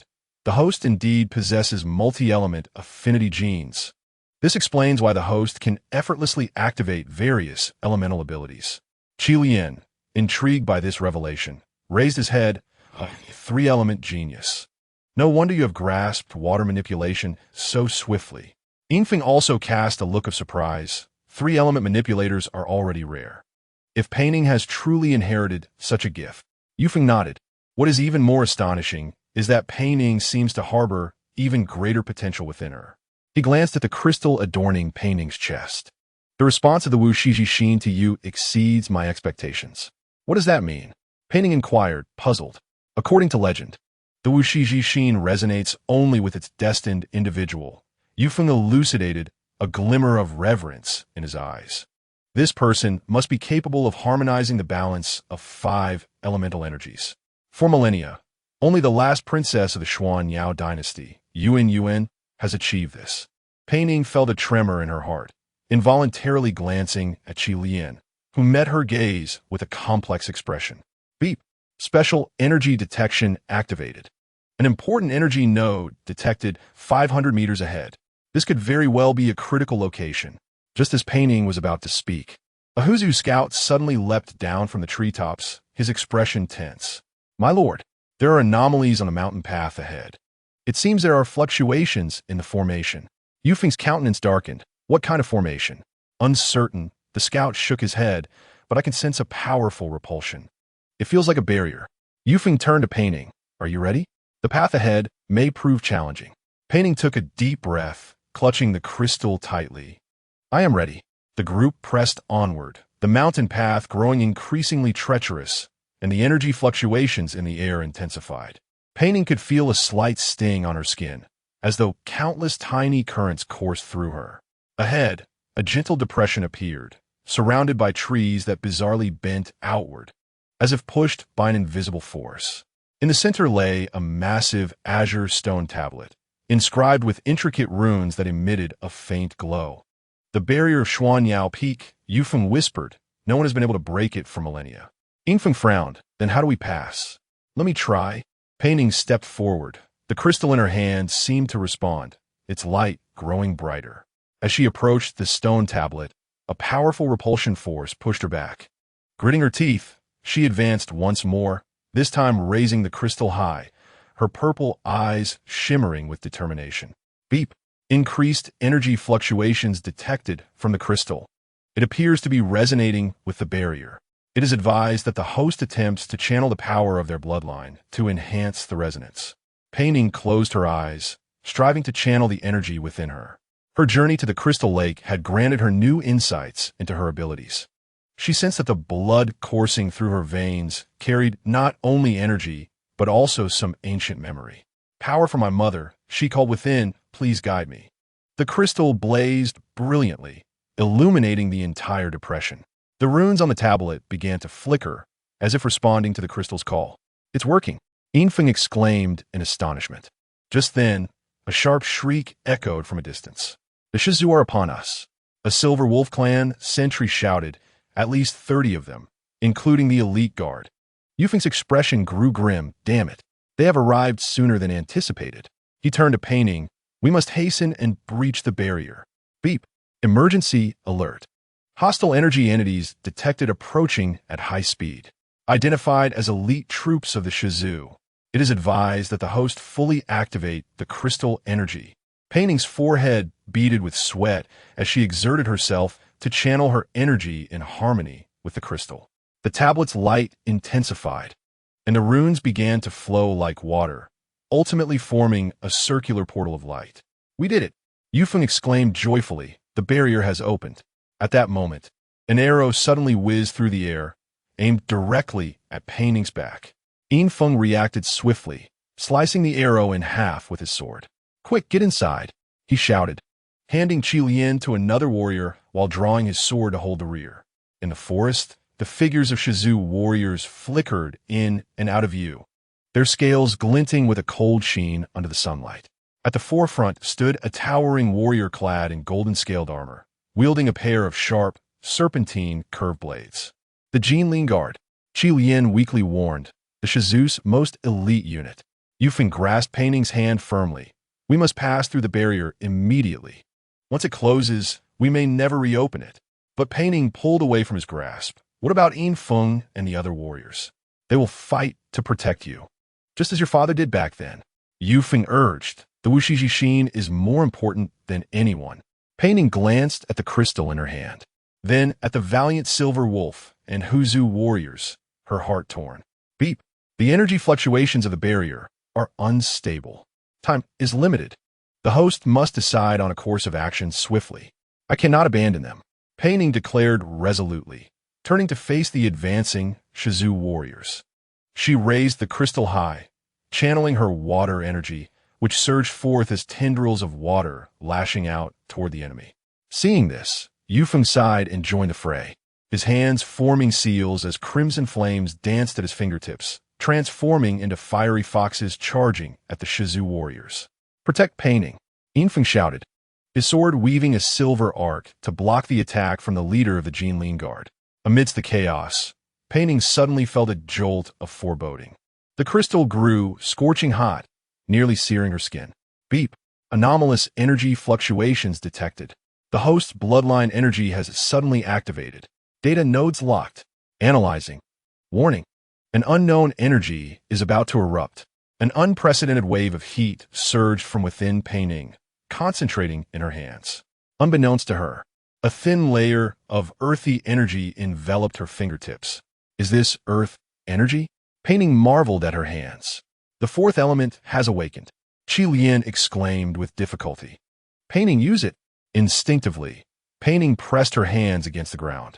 In an instant, a wave of earthy ripples emanated from her, causing the ground to rise and form walls of earth that barricaded the Shizu warriors outside.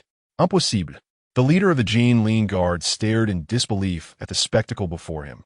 Four-element capability? How can anyone in this world master four elements simultaneously? Yufeng too was taken aback, gazing at Pei Ning incredulously. This cannot merely be explained by the bloodlines of the Huzu and Xuan Yao unless. Beep. Major discovery. The genetic analysis is complete. A rare five-system coexisting gene fragment exists within the host.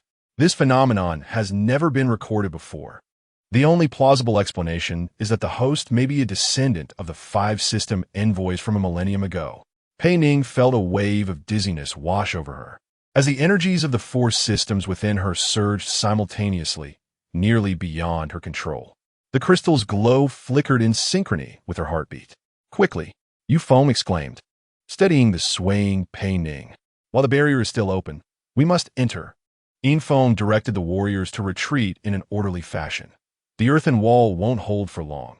Everyone through the barrier. Pei Ning managed to steady herself and glanced at Qi Lian, who was being supported by the warriors of the Silver Wolf tribe. Are you all right?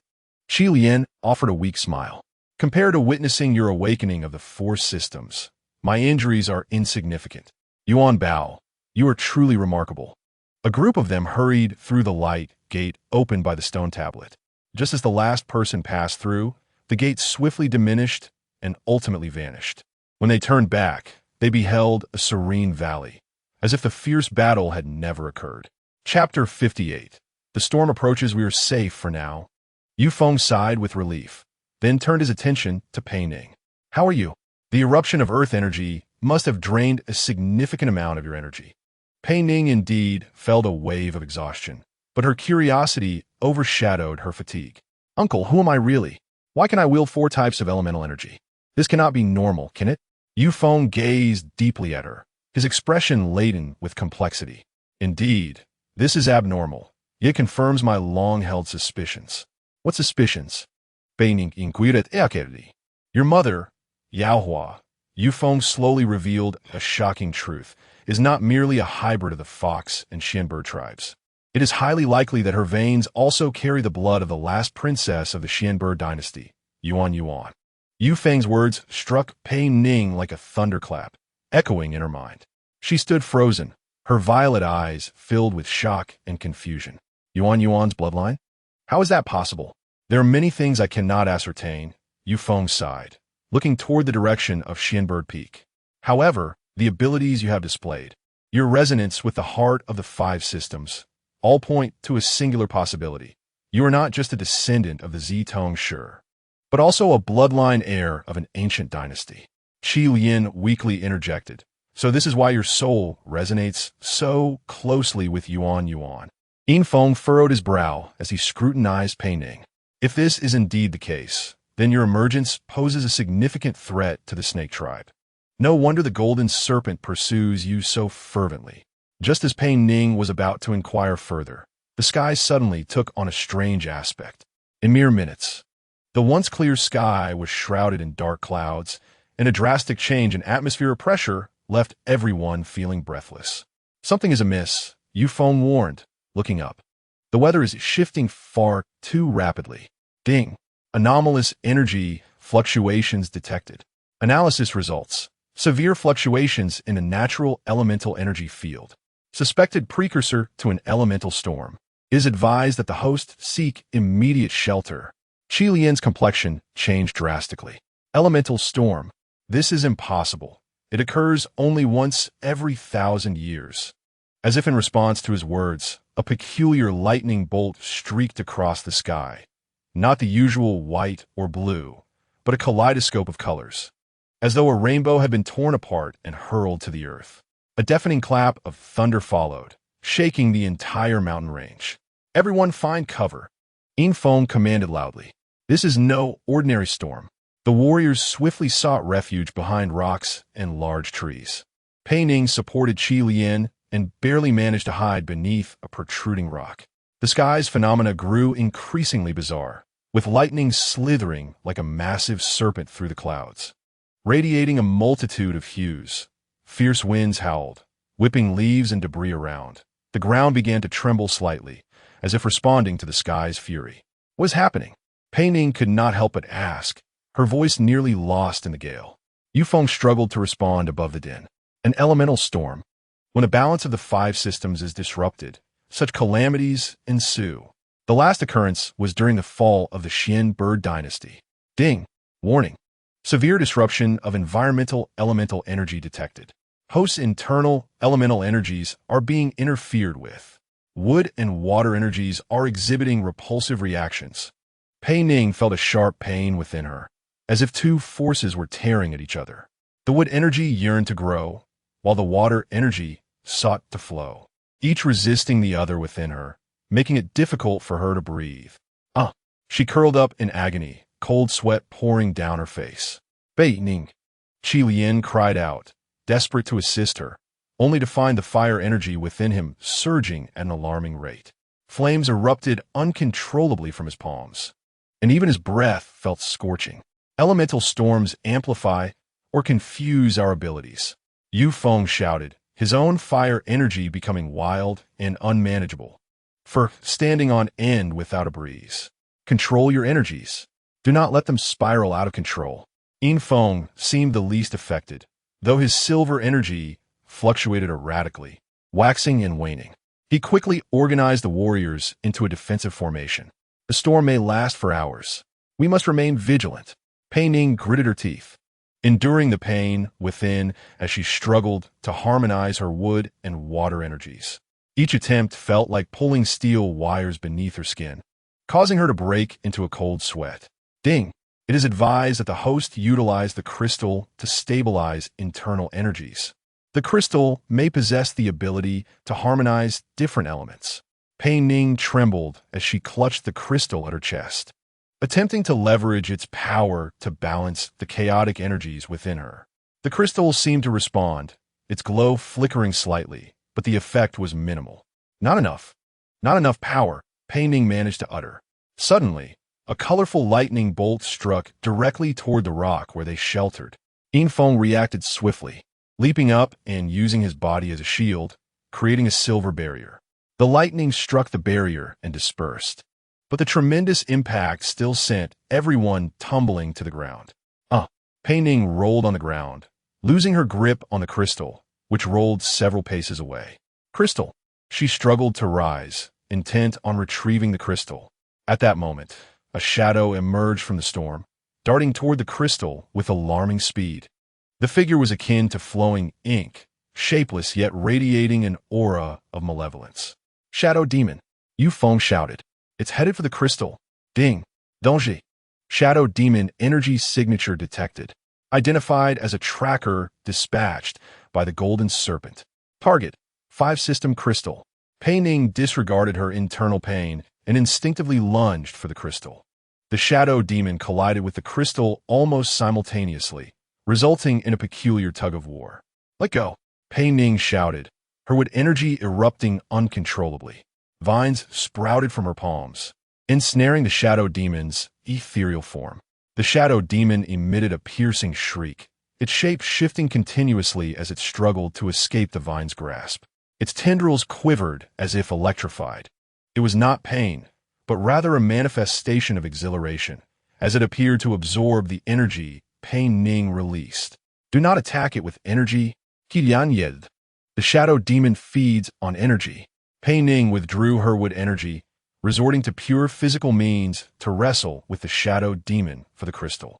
The creature's tendrils were cold and viscous, evoking nausea, yet she gritted her teeth and held her ground. Ding! Soil energy resonance detected near the crystal. The host's 4th elemental potential has been activated. It is advised to attempt to mobilize soil energy. Pei Ning focused intently, feeling the new energy surge within her.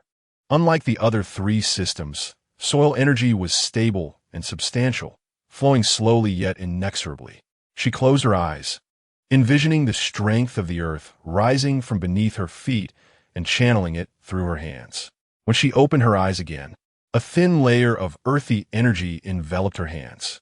The shadow demon's tendrils recoiled upon contact with this energy, as if they had encountered searing flames. Effective, Pei Ning exclaimed with elation, seizing the opportunity to pull the crystal. The shadow demon, reluctant, let out a shriek and suddenly split into several smaller shadow demons, converging on Pei Ning from all directions. Be careful. Qi Lian was anxious to step forward and offer assistance, but was hindered by the overwhelming fire energy coursing within him, leaving scorched marks with each step. Yin Feng and Yu Feng also wished to lend a hand, yet the elemental storm disrupted their abilities, rendering them preoccupied with self-preservation. Pei Ning fought valiantly alone, clutching a crystal in one hand while wielding earthy energy in the other, engaging in a struggle with several shadow demons. Her movements grew increasingly sluggish, exhaustion evident, yet the determination in her eyes remained unwavering. A sudden alert, an urgent energy fluctuation. The resonance between the crystal and the host's bloodline surged dramatically. An unknown energy formation detected. A warm current surged from the crystal into Pei Ning's body, soothing the chaotic energies within her like a gentle hand. The energies of wood, water, wind, and earth ceased their mutual repulsion, instead forming a delicate balance, harmoniously interlocking like gears. Pei Ning gazed at her hands in astonishment as the 4 colors of energy flowed visibly beneath her skin, creating intricate and beautiful patterns. Chapter 59. Shan Shu Gu. The heart of the 5 elements is aiding you. Qi Lian exclaimed, his eyes filled with awe. It has recognized you. Pei Ning felt an unprecedented surge of power fill her being. With a wave of her hand, the 4 elemental energies fused flawlessly, radiating a colorful wave of light that spread outward. All shadow demons emitted cries of anguish the moment the light wave touched them, rapidly dissolving like ice and snow under the sun's rays. An alert. Success in the fusion of the 4 elements. Energy balance achieved.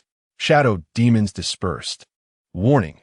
This state consumes immense energy. The host may struggle to maintain it for an extended period. As the light wave dissipated, Pei Ning's legs weakened, nearly causing her to stumble. Yu Feng caught her just in time, saying, "Do not overexert yourself. The fusion of energies is too taxing." Pei Ning, bunting heavily, noted, excitement gleaming in her eyes. I have achieved the fusion of the 4 elements. This confirmed my suspicions. Yu Feng gazed at her with a complex expression. A secret far beyond imagination lies hidden within your bloodline. Qi Lian struggled to approach, his eyes filled with mixed emotions. Yuan was the only one capable of fusing all 5 elements, and now you have nearly replicated her abilities. An alert. The intensity of the elemental storm is diminishing. Environmental energy is beginning to stabilize. It is advised that the host advance quickly during this brief period of calm. Indeed, the colorful lightning in the sky gradually lessened, and the fierce winds became considerably milder. Yinfeng swiftly organized the group. The storm center is shifting. We have approximately 1 hour of tranquility. We must seize the moment to advance toward Xianyao Peak. Pei Ning tightened her grip on the crystal, nodding resolutely. Let us go. The answers atop Xianyao Peak await us. Yufeng glanced at the sky and then at Pei Ning, his expression grave. The elemental storm, the pursuit of shadow demons. In your awakened 4-element ability, none of this is mere coincidence. What do you mean? Pei Ning inquired. Yufeng replied solemnly. The ancient prophecy is unfolding step by step. When the wielder of the 5 elements reappears, the elemental storm shall rise in response, heralding the ultimate confrontation between darkness and light. Silence enveloped the group. Although the path ahead seemed nearer, it appeared more arduous than ever. The elemental storm was temporarily subdued, yet the sky remained laden with ominous clouds, forewarning of greater calamities to come. Pei Ning walked within the group, occasionally glancing toward the distant Xianyao Peak. The crystal against her chest remained warm, but the energy within her grew increasingly restless. An alert. Warning. The energy field of the elemental storm is reassembling. A second wave of energy impact is expected within 45 minutes. Its intensity may surpass the first. The storm is returning, fiercer than before.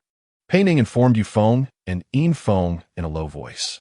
Yinfeng surveyed the surroundings, frowning. The mountain path is too open, lacking cover. If the storm strikes again, we will find it difficult to withstand. Pei Ning suddenly felt a pang of anxiety, halting her steps and closing her eyes. The crystal had inexplicably grown scorching, emanating a faint green glow. What is happening? Qi Lian asked weakly. Something is calling to me. Pei Ning opened her eyes and pointed toward a canyon in the northwest. There is something there that can aid us. But that is not the way to Xianyao Peak, a fox warrior muttered. Yinfeng pondered. Indeed, there is a canyon in that direction. The legendary Shun Shu Gu lies there. Shen Shu Gu? Qi Lian's eyes brightened. It is said that ancient trees capable of withstanding elemental storms remain there. The sky grew even darker, and the eerie multicolored clouds began to gather once more. Time was of the essence, leaving no room for hesitation. Follow me. Pei Ning strode purposefully toward the northwest, her steps imbued with unwavering determination. The group hastily altered their course, trailing Pei Ning through the rugged terrain. The surrounding vegetation became increasingly peculiar. Spiral trunks, metallic-hued leaves, vines that moved with human presence, and even flowers that turned their petals to gaze at passers-by. An alert. Special area detected. A strong wood-energy field has been identified. The flora here markedly differs from ordinary plants. It is highly likely this is an area left behind from ancient times. The clouds in the sky descended lower, and in the distance, an eerie, thunderous sound resonated, akin to a multitude whispering, sending chills down their spines. Are we close? Yufeng asked anxiously, repeatedly glancing at the increasingly grim sky. After traversing a dense thicket, a breathtaking sight unveiled itself. A lush canyon appeared suddenly. In the center stood an enormous, incredible ancient tree, towering nearly 100 meters high. Its trunk so thick it would require a dozen people to encircle. Surrounding the ancient tree were smaller, yet equally venerable trees, forming a natural circular array. Even more astonishing, remnants of structures were evident in the canyon's heart. Stone pillars, steps, and crumbling walls, though dilapidated, still hinted at grandeur from a bygone era. Those structures intertwined with the trees, resembling a forgotten ancient city. Shun Shu Gu, Yinfeng murmured, all illuminating his gaze. Not merely Shun Shu Gu, Qi Lian's voice quivered. This is the summer palace ruins of the Xianyao dynasty. I thought it had long vanished from history. An alert. Important location confirmed. Analysis indicates this is indeed an ancient relic. Strong remnants of five-element energy detected, particularly when energy is nearly materialized. Most astonishingly, despite the heavy clouds outside the canyon, the sky above remained clear and bright, as if shielded by an invisible force. This place is peculiar, Yufeng remarked cautiously. Yet it seems to harbor no hostility toward us. Drawn by the towering ancient tree, Pei Ning approached it directly. As she neared, the crystal's radiance intensified, resonating with the ancient tree. An alert. Energy resonance detected between the ancient tree and the crystal. The host is advised to attempt contact with the ancient tree. As she approached, the lofty branches of the ancient tree gently bowed, as if in greeting. Pei Ning extended her hand, lightly touching the rough bark. A wave of warmth instantly coursed from her fingertips, spreading throughout her being. Pei Ning gasped, not from pain, but from an indescribable sense of familiarity. The wood energy within her surged to life, resonating perfectly with the ancient tree. Even more remarkably, the previously restless elemental energies within her became calm and orderly, no longer repelling one another. An alert. Success in wood elemental resonance. The ancient tree's energy is stabilizing the chaotic elemental forces within the host. It is recommended to attempt deeper communication. Come here quickly. Pei Ning called back. This place can withstand the storm. Qi Lian was the first to reach Pei Ning, astonished to find the excessively active fire energy within him miraculously balanced. The ancient tree is helping us stabilize our elemental energies, he marveled. No wonder legend has it that it can withstand elemental storms. Everyone entered the canyon. Almost simultaneously, the elemental storm erupted again, fiercer than the first wave. Colorful lightning tore through the sky, and the earth trembled violently, yet all of this was held at bay by an invisible barrier beyond the canyon. Yufeng observed the ancient tree closely. This is no ordinary tree. It resembles a living node of an array. An alert. Environmental analysis complete. Shunshugu indeed possesses ancient array protection. This array is highly correlated with five-element energy. The bloodline of the host and the crystal might be the key to triggering the formation. Pei Ning stood before the divine tree, her palm pressed against its trunk. She sensed her consciousness communicating with the divine tree, not through words, but through pure emotional and energetic resonance. Suddenly, faint luminous patterns emerged on the tree trunk, resembling small streams flowing across the bark. The patterns multiplied, eventually forming a complex design of a soaring divine bird, vivid and lifelike. The protection of the divine tree. The mark of the Xian Yao, Qi Lian exclaimed, recognizing it as indeed a relic of the dynasty. The luminous patterns grew brighter until they detached from the trunk, hovering in the air to form a radiant screen. Images began to materialize within the screen, resplendent palaces bustling with individuals adorned in exquisite garments, trees and buildings harmoniously intertwined, creating a picturesque city that coexisted beautifully with nature. Is this an illusion? Yingfeng asked uncertainly. No, it is a memory, Qi Lian replied softly. The divine tree is revealing its memories to us. The scenes within the illusion shifted, depicting life during the prosperous era of the Xian Yao dynasty. People coexisted harmoniously with nature, freely utilizing the five elemental energies in their daily lives. Then the image transitioned to a woman clad in luxurious attire, bearing a striking resemblance to Pei Ning, her violet eyes radiating wisdom and gentleness. Yuan Yuan. Qi Lian's voice trembled, tears glistening in his eyes. The figure of Yuan Yuan stood beneath the divine tree, cradling a crystal that sparkled with five colors, the complete heart of the five elements. She seemed to be communicating with the divine tree, her expression one of serene determination. Suddenly, the scene became chaotic and dark. Flames erupted, and screams reverberated. A colossal serpentine figure slithered through the ruins, leaving desolation in its wake. The betrayal of the serpent ancestor, Yufeng explained in a hushed tone. The final image showed Yuan Yuan standing before the divine tree, the heart of the 5 elements in her hands shattering into 5 shards that shot off in different directions. Soon after, her figure gradually blurred, ultimately transforming into specks of light that dissipated into the air. As the radiant screen vanished, the gorge returned to tranquility. Everyone remained silent, deeply moved by the earlier spectacle. Pei Ning withdrew her hand, gazing at her palm. Tears had unknowingly soaked her cheeks. Those images had stirred something within her, awakening an indescribable emotion. Ding! Significant emotional fluctuations detected in the host. Analysis indicates that the memories of the divine tree may have triggered certain dormant memories within the host. Meditation is recommended for adjustment. Are you all right? Qi Lian inquired with concern, gently wiping away Pei Ning's tears. Pei Ning took a deep breath. I don't know why, but seeing those images fills me with an indescribable sadness and sense of mission.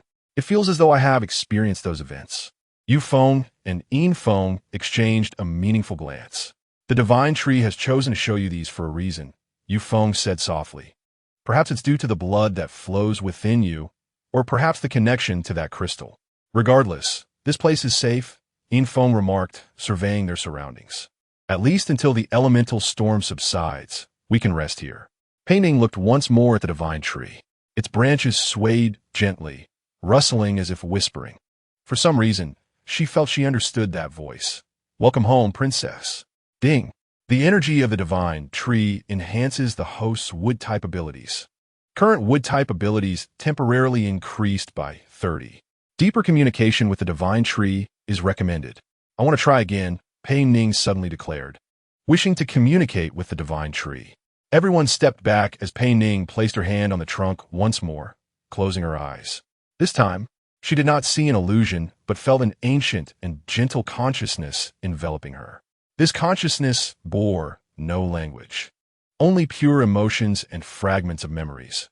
Longing for Yuan, sorrow for the fall of the dynasty, vigilance against dark forces, and acknowledgement of Pei Ning.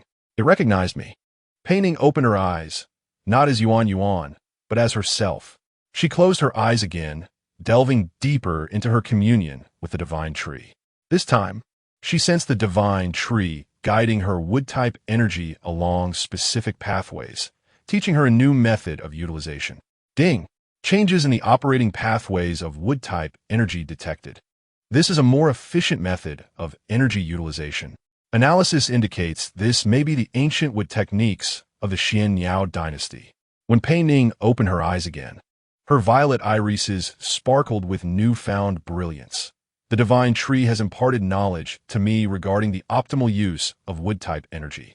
Yin Feng began to organize personnel to establish a temporary camp.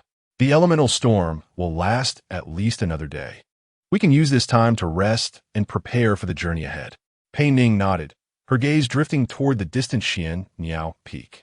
Although they had the protection of the divine tree, she understood that the true challenges awaited them ahead. The elemental storm raged for an entire day and night. Outside the gorge, thunder roared, and colorful lightning danced like a frenzied serpent across the sky. Yet within the valley of the divine tree, peace reigned. As if completely isolated from the outside world, Pei Ning rested against the rough trunk of the colossal divine tree. Weary from the previous day's exertions and the depletion of her 4 elemental energies, she was exhausted yet could not find solace in sleep. Fragmented dreams resembled shattered puzzles. Sometimes clear, sometimes blurred, some images felt familiar, while others were entirely strange. Nightmare? Qi Lian inquired softly, sitting beside her. His complexion had markedly improved since yesterday, a testament to the miraculous effects of Yu Feng's fire fox heart. Pei Ning rubbed her temples. Not quite a nightmare, just chaotic. It feels as though someone is speaking to me, but I cannot make out the words. Ding! Abnormal brainwave activity detected during the host's sleep. Analysis results. Fragments of memories influenced by the divine tree's energy may be surfacing. Deep meditation is recommended to integrate this information. The system suggests I should meditate properly, Pei Ning murmured, her gaze sweeping over the remnants of the summer palace around her. The Yinlang clan and the Hu clan warriors had set up a temporary camp within a gorge. Yu Feng and Yin Feng stood conversing by a broken wall. occasionally gesturing toward the distant Xianyao peak, seemingly discussing their upcoming itinerary. Chapter 60. The Mart, do you feel better? Pei Ning asked with concern as she observed Qi Lian. Qi Lian nodded. Much better. The energy of the divine tree is unique. It helps stabilize the fire energy within me. He paused, his gaze complex as he looked around. This place reminds me of many things. You have been here before? 1,000 years ago, Qi Lian said softly, his gaze distant. Back then, it was still the summer palace. Every summer, Yuan would come here to escape the heat, and I would follow his guard. Listening to his words, Pei Ning felt an inexplicable warmth, as if she too had once wandered this land. She stood up and stretched. I want to explore a bit, to see if I can find more clues. Don't wander too far, Qi Lian cautioned. Though the valley of the divine tree is safe, these ancient ruins may have unexpected traps. Pei Ning nodded and walked deeper into the gorge along the crumbling stone steps. The vegetation surrounding her was starkly different from the outside world. Some flowers changed colors as she passed, while some vines, akin to curious children, gently brushed against her before quickly retracting. Ding. Special plant identification. These plants are nourished by ancient five-element energy and possess a certain degree of spirituality. Compared to ordinary plants, they are more sensitive to five-element energy. The deeper she ventured, the more intact the architectural ruins became. Pei Ning arrived at a semicircular plaza, its ground paved with five-colored stones, forming intricate patterns. In the center stood a massive stone tablet, its surface covered in ancient runes that shimmered faintly in the sunlight. What is this? Pei Ning approached curiously, reaching out to touch the stone tablet, but hesitating at the last moment. Ding! Intense energy fluctuations detected. Analysis results. The surface of the stone tablet is inscribed with special formation patterns, possibly containing ancient knowledge. Host is advised to exercise caution in contact. Pei Ning took a deep breath, slowly placing her palm against the surface of the stone tablet. A chilling sensation enveloped her, swiftly followed by a gentle stream of energy coursing through her being. Unlike the divine tree, this energy was more rational and orderly, akin to a meticulously orchestrated flow of knowledge. The runes inscribed upon the stone tablet began to radiate light, pulsating as if they had come to life, forming a peculiar three-dimensional image before Pei Ning's eyes. The path of five elements balance, an ancient and soothing voice echoed in her mind, asserting that all things in heaven and earth are composed of five elements. Fire embodies activity, while water embodies stillness. Wood signifies life, metal signifies destruction. Earth resides at the center, harmonizing all directions. The five elements generate and restrain one another in an eternal cycle. The image depicted the five elements arranged in a specific sequence. Wood nurtures fire, fire generates earth, earth produces metal, metal creates water, and water fosters wood. Simultaneously, they impose mutual constraints. Wood conquers earth, earth subdues water, water extinguishes fire, fire melts metal, and metal overcomes wood. Is this the theory of five elements balance? Pei Ning murmured to herself. Ding! Important knowledge acquired. The theory of mutual generation and restraint among the five elements is the foundation of ancient energy studies. Grasping this theory is crucial for mastering multi-element energy. The image continued to shift, illustrating how the ancients employed the balance of the five elements to maintain stability in the world. The prosperity of the Xianyao dynasty was predicated upon a perfect understanding of this equilibrium. Yet, the ancient voice continued when one element dominates, or when someone attempts to disrupt the balance for personal gain, chaos will ensue. The scene transitioned to the betrayal of the snake ancestor, who sought to consume the energy of the heart of the five elements, aiming to shatter the balance in pursuit of immortality. This led to elemental turmoil, natural disasters, and ultimately the fall of the dynasty. To prevent a recurrence of such tragedy, we established the reincarnation sealing technique. The voice grew somber, planting the seeds of souls, guided by the five elements, reincarnating and awaiting the opportune moment to reemerge. The final image revealed a complex array of symbols.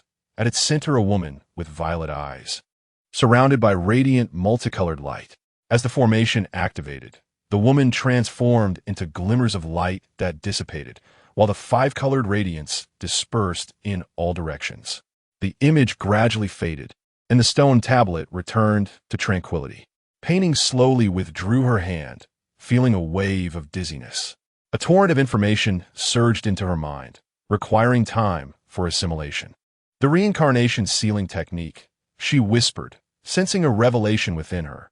Thus, Yuan had intentionally ensured she would be aware of her reincarnation. What you discovered? Qi Lian's voice emerged from behind her. He had arrived at the edge of the square, quietly observing her. Pei Ning turned to face him. The tablet inscribes the knowledge of the five elements balance, as well as the method of reincarnation sealing. This is the technique Yuan used for her reincarnation, is it not? Qi Lian paused momentarily before walking beside her. Indeed.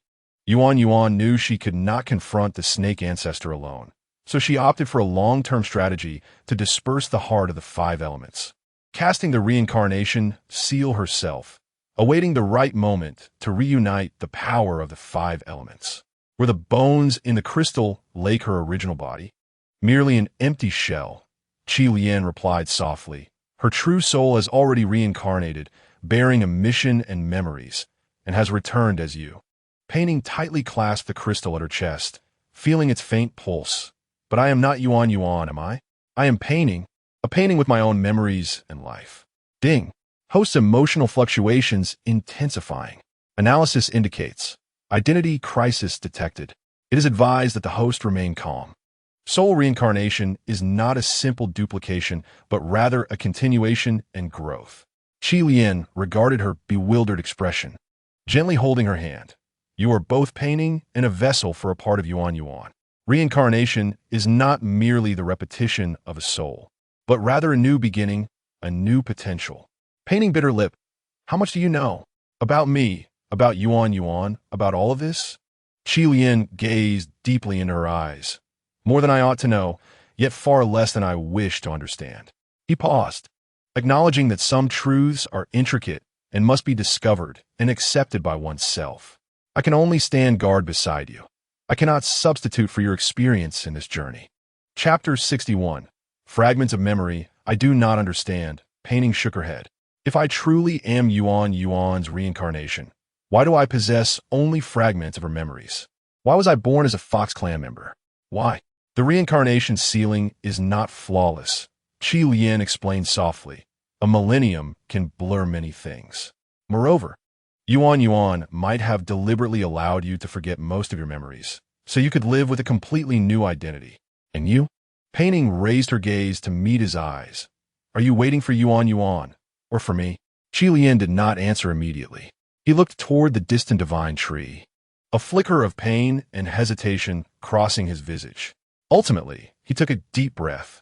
1,000 years ago, I awaited Yuan, but now, I only wish to protect you. Pei Ning, an independent being with her own soul and choices. His voice was deep and sincere. Whether or not you possess Yuan's memories, whether you choose to shoulder any mission, I will stand by your side. Not out of a curse, nor because of the past, but for the present you.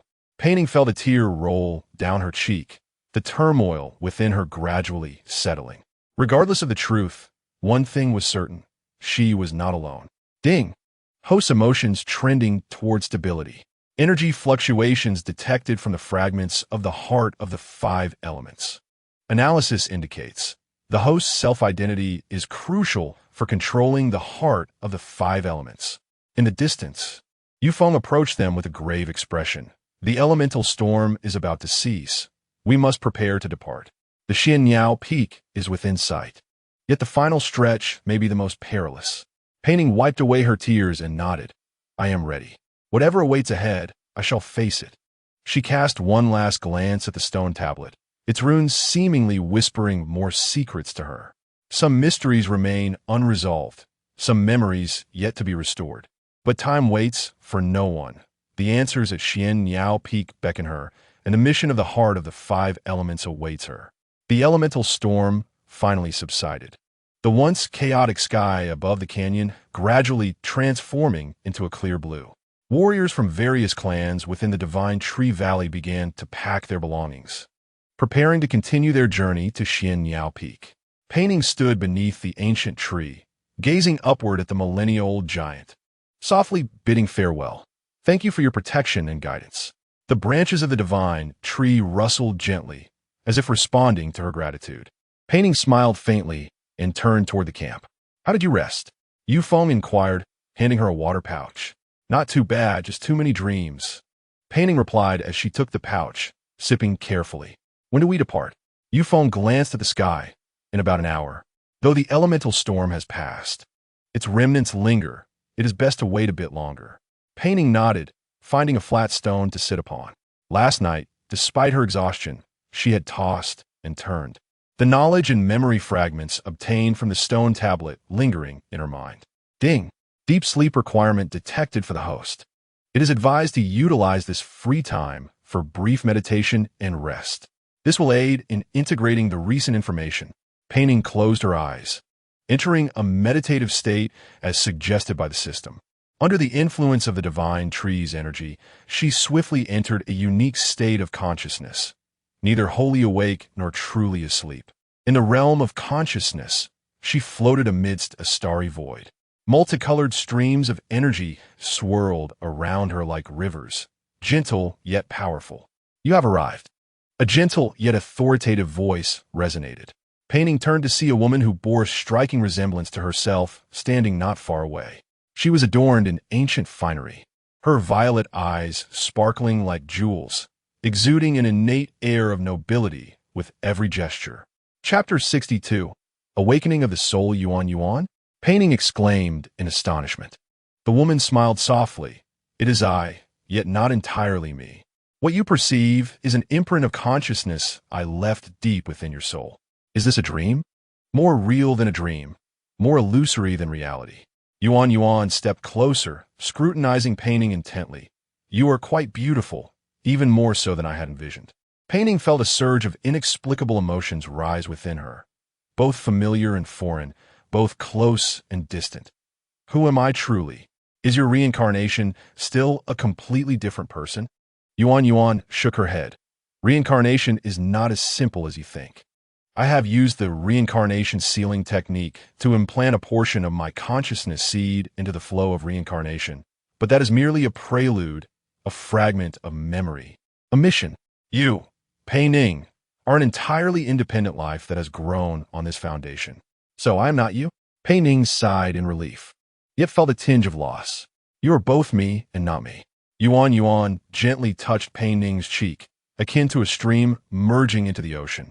The ocean evaporating into clouds, the clouds descending as rain, and the rain flowing back to the stream, fundamentally the same, yet manifesting in diverse forms. Pei Ning pondered this metaphor. So, the you I dream of now is merely a fragment of my consciousness, assisting you in understanding your own mission. Yuan Yuan's figure flickered slightly. As your memories gradually awaken, this fragment of consciousness will gradually merge into your soul, ultimately becoming the complete you. Pei Ning's heart quaked. Does Qi Lian know this? A complex emotion flashed in Yuan Yuan's eyes. He knows much more than he lets on, yet there are many things he is unwilling to confront. She sighed. A millennium of waiting and suffering had altered many things. What should I do now? Pei Ning inquired. Continue forward. Find the remaining 5 fragments of the elemental hearts. Yuan Yuan's voice began to grow ethereal. Beneath Xian Niao Peak lies the last fragment I left behind. But it is also the most powerful seal. When you truly need it, the answer will reveal itself. Yuan Yuan's image became increasingly faint.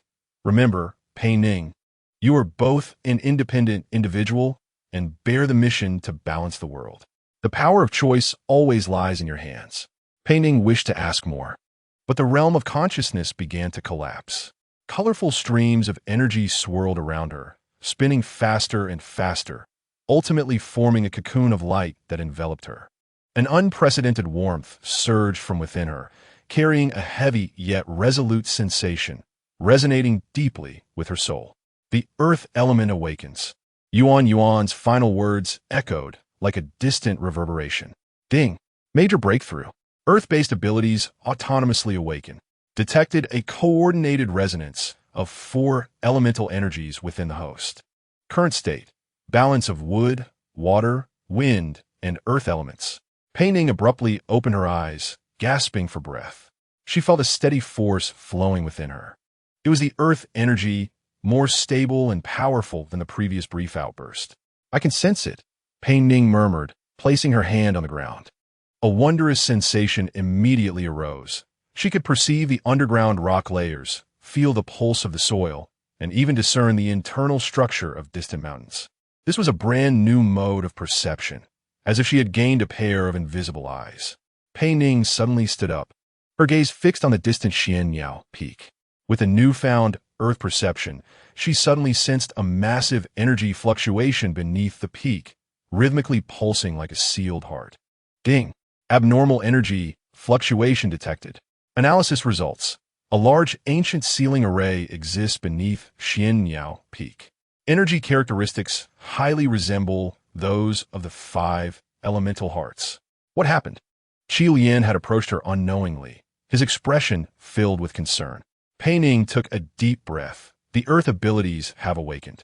"I can sense something powerful sealed beneath Xianyao Peak." Qi Lian was momentarily taken aback, his eyes lighting up. "This is fantastic. The awakening of the 4 elemental powers is even faster than Yuan a millennium ago." He paused. "The seal is likely the last fragment of the 5 elemental hearts." Yin Feng and Yu Feng hurried over, evidently having noticed Pei Ning's transformation. "What is happening?"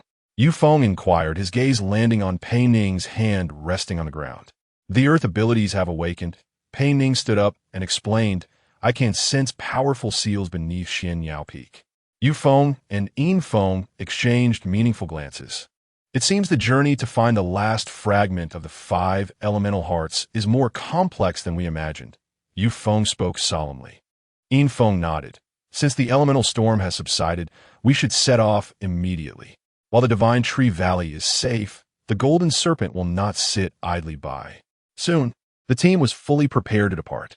Pei Ning cast one last grateful glance at the divine tree, appreciating this brief yet significant sanctuary. With the perception of her earth abilities, she could even sense the roots of the divine tree extending deep underground, sprawling out like a vast network. After leaving the Divine Tree Valley, the mountain path grew increasingly rugged. Pei Ning led the way, using her earth perception to guide the others. Xianyao Peak loomed close, towering into the clouds, its summit shrouded in mist, mysterious and solemn. As they reached the halfway point, Pei Ning suddenly halted, furrowing her brow. "What is it?" Yin Feng asked. Pei Ning reached out to touch the air ahead, as if there were an invisible barrier. "The path ahead is blocked." The others looked ahead in confusion. There was nothing but an ordinary mountain road, showing no signs of anything unusual. Ding! Special energy field detection successful. Analysis results: the mountain path ahead is sealed by a high-level invisible barrier. This barrier possesses repulsion and confusion effects, making it imperceptible to ordinary people, who will merely become lost. Pei Ning closed her eyes, carefully probing with her earth perception. This time, she sensed a certain energy vein underground, resembling a man-made formation. Intricate and complex. "It is a formation." She opened her eyes and explained, "If we force our way through, we shall only become lost and never find the right path." Yu Feng stepped forward, attempting to touch it with his hand, but felt nothing. "Strange, I can't feel anything." "This is an illusion designed for ordinary people," Qi Lian pondered. "Only specific individuals can perceive and unravel it." Pei Ning nodded, feeling the crystal at her chest gently warm. She took out the crystal, discovering it was emitting a soft glow, seemingly responding to the invisible barrier. "The crystal knows how to get through," Pei Ning whispered, "but I believe it requires more power." Ding! Analysis complete. The barrier is related to the 5 elemental hearts. The host needs to channel the 4 elemental energies to resonate with the crystal to create a passage. Pei Ning glanced at Qi Lian, Yu Feng, and Yin Feng, taking a deep breath. "I need to give it a try." She closed her eyes, began channeling the 4 elemental energies within her: the agility of wind, the flexibility of water, the vitality of wood, and the heaviness of earth. The four energies circulated within her, ultimately converging upon the crystal in her hand. The crystal's light grew increasingly radiant, eventually projecting a beam directly into the air ahead. Where the beam touched, space slightly warped, as if the water's surface were disturbed, revealing the true scene behind it. A seemingly ordinary yet subtly different mountain path. "The passage is open," Pei Ning said softly, "but it won't last long." Infong immediately commanded the team to pass through swiftly. Pei Ning remained in place, sustaining the energy output, sweat rolling down her forehead. The coordinated use of the four elemental energies was immensely draining. She could feel her strength rapidly depleting. "Hold on," Qi Lian encouraged her softly. "You're almost there." When the last warrior passed through, Pei Ning finally released her hand, weakly leaning against Qi Lian. The invisible barrier instantly restored itself, concealing the path once more. "Ahead lies the true challenge," Yufeng said, gazing up at the higher Xianyao peak. "I can sense something awaits us." Chapter 63. The sacred land of Xianyao. After traversing the invisible barrier, the path became even steeper and more arduous. Pei Ning could feel an ancient energy permeating the air around her. With each step, the crystal on her chest trembled slightly, as if resonating with something from afar. "The aura on this mountain is different," Yufeng whispered, vigilantly surveying the surroundings. "There's a kind of energy I have never felt before in the air." Infeng nodded in agreement. "Indeed, it feels as if it has been purified by some force." Pei Ning closed her eyes, employing her newly awakened earth perception to explore the surroundings. Strangely, she could sense an energy flow within the mountains, yet could not discern its exact pathway, as if something were deliberately obscuring it. Ding! Detection obstructed. Analysis indicates a high-level shielding formation exists here, specifically designed to counter the detection of the five elemental energies. It is highly likely that this was established to prevent the tracking by the snake ancestor. After traversing a winding mountain path, they encountered yet another obstacle. A stone wall as smooth as a mirror blocked their way, devoid of any seams or handholds for climbing. "Damn it, is this the end?" muttered a warrior from the Yinlang tribe. Pei Ning furrowed her brow and stepped forward to scrutinize the surface of the wall. The wall was remarkably smooth, as if meticulously polished by some tool, with faint, indistinct patterns barely visible, worn by the passage of time. "I sense the source of the blockage lies at the mountain's peak." Pei Ning gazed upward at the fog-shrouded summit, feeling as though something were controlling the entire mountain's barrier. Yufeng and Infeng exchanged a knowing glance. The group was too large to explore effectively. After a moment of contemplation, Infeng proposed, "Why not split into two groups? With the main force camping here to defend, I, along with Qi Lian, will escort Pei Ning to scout the mountain." Yufeng nodded. "I shall remain to command the main force and assist you if necessary." He turned to Pei Ning, urging her to be cautious, for there was certainly something peculiar about this mountain. The decision was quickly made. Infeng selected 5 of the most elite warriors, and together with Qi Lian and Pei Ning, they formed a small team. They began to search along the edge of the stone wall for a possible passage, and soon discovered a narrow mountain path nearly concealed by vines. "This path feels off." Infeng halted, pointing at the ground. "Observe how these vines grow. It appears as if they have been intentionally cultivated." Pei Ning crouched down, gently touching the vines. To her astonishment, the vines actively recoiled from her fingers, revealing a smooth stone staircase beneath. Ding! Special plant identification. These vines possess rudimentary sentience and can discern different energy signatures. It seems they recognize the 5 elemental energy within their host. "It appears we have found the right place." Pei Ning rose. "These plants are extraordinary. They have recognized the energy within me." The team proceeded along the revealed stone steps. The mountain path grew steeper, and the air became increasingly thin, with fog swirling around them, at times dense and at others sparse. Curiously, the higher they ascended, the more abundant the sentient vines became, yet they would automatically part to grant her passage as Pei Ning approached. After approximately 2 hours of travel, the fog suddenly thickened, reducing visibility to less than 3 steps. Instinctively, Pei Ning grasped Qi Lian's hand, fearful of becoming separated in the mist. Remain vigilant, Infong ordered in a low voice. This fog is unusual. Pei Ning could feel a certain energy embedded within the fog, neither the violent force of an elemental storm nor a gentler, yet equally powerful presence. Ding. Special environment detection. The fog contains a high purity of mixed 5 elemental energies. It is determined to be a conscious energy field. It is highly likely this serves as some form of protective mechanism. This fog is alive, Pei Ning whispered. It is observing us. No sooner had she spoken than a faint rustling sound echoed through the fog, as if some creature were moving.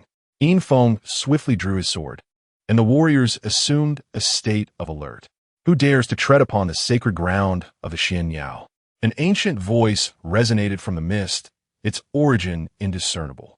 Pei Ning felt the crystal warm once more, as if responding to that voice. Taking a deep breath, she stepped forward. I am Pei Ning, here in search of the final fragment of the heart of the 5 elements. Silence ensued. The fog appeared to momentarily solidify at her words. The heart of the 5 elements, the voice pondered. It has not been mentioned for millennia. Now, present your proof. Pei Ning hesitated for a moment before retrieving the crystal from her chest. The crystal emanated a warm glow amidst the fog, dispersing a small area of mist around them. A commotion arose within the fog, as if many were conversing in hushed tones. At last, the fog began to recede, revealing a stone village situated on a platform halfway up the mountain. The houses bore an ancient style. Rather than being constructed, they appeared to be hewn from the mountainside. At the center of the village stood a massive stone tree, resembling a Xianyao, serving as the guardian of the village. Even more astonishing was the group standing at the village entrance, a collection of unusually tall individuals with skin so pale it was nearly translucent, each bearing a small diamond-shaped mark upon their foreheads. Most striking were their eyes, which lacked conventional pupils and instead exhibited an entire eye of a pale violet hue, as if veiled in a fine mist. The Xianyao tribe, Qi Lian marveled softly. I thought they had long since perished. Leading them was an elderly man with flowing white hair, leaning upon a wooden staff intricately carved with Xianyao patterns, his gaze fixated upon Pei Ning, or rather, upon the crystal in her hand. The water element fragment. The elder spoke softly, his voice laced with unmistakable excitement. It is indeed a fragment of the heart of the 5 elements. He stepped forward, peering intently into Pei Ning's violet eyes, as if searching for something. Suddenly, a flicker of astonishment flashed across the elder's eyes, followed by him kneeling on one knee, performing an ancient gesture of reverence. The bloodline has returned, he uttered, his voice trembling. The bloodline of Princess Yuan Yuan has finally returned. The other members of the Xianyao tribe, witnessing this, promptly knelt as well. Pei Ning hurried forward to assist the elder. Please rise. I am not a princess. The elder stood, carefully scrutinizing Pei Ning. Perhaps you are not, but the bloodline flowing within you cannot be denied. I am a Yi, the guardian of the Xianyao tribe, tasked with safeguarding the final seal and its secrets. He gestured for the others. Please enter the village. It is the first time in a millennium that we welcome outsiders into our sacred land. The atmosphere within the village was tense yet curious.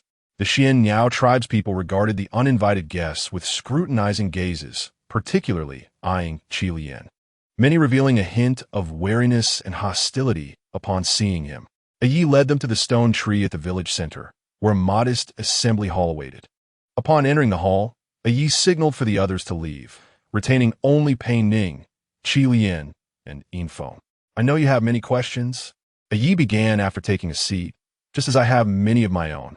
First, tell me, how did you find your way here? Pei Ning placed a crystal on the table. This crystal seems to possess its own consciousness, constantly guiding me. I obtained it at the Crystal Lake, and thereafter, she briefly recounted her experiences awakening her multi-elemental abilities, her confrontation with the golden serpent, the discovery of the divine Tree Valley, and her vague recollections of Yuan Yuan. I listened intently, no dink objecionat. When Pei Ning finished her tale, he sighed. The prophecy foretold that when the balance of the 5 elements reaches a critical point, the bloodline of Yuan Yuan would once again return. It seems the time has come. Prophecy? Pei Ning inquiret perplecet. Chapter 64. The Xianyao Legacy. The mission of the Xianyao tribe is to safeguard the balance of the five elements, a Yi elucidated. 1,000 years ago, during the collapse of the dynasty, Princess Yuan sacrificed her life to scatter the heart of the five elements, while simultaneously establishing a cycle, promising that one day, when the world was in dire need, her bloodline would return to reunite the heart of the five elements. He glanced at Qi Lian, a complex emotion flickering in his eyes, and her guardian would also return at the appropriate time. Qi Lian felt a jolt in his heart. You know me? A Yi smiled wryly. How could I not recognize the strongest warrior of the Xianyao tribe? Though your exterior has changed. Pei Ning gazed at Qi Lian in astonishment. You are the Xianyao tribe? He once was, a Yi replied solemnly, until he was possessed by the snake ancestor. In Feng, taken aback, stood up. That is impossible. A Yi shook his head. The machinations of the snake ancestor are far more profound than you can imagine.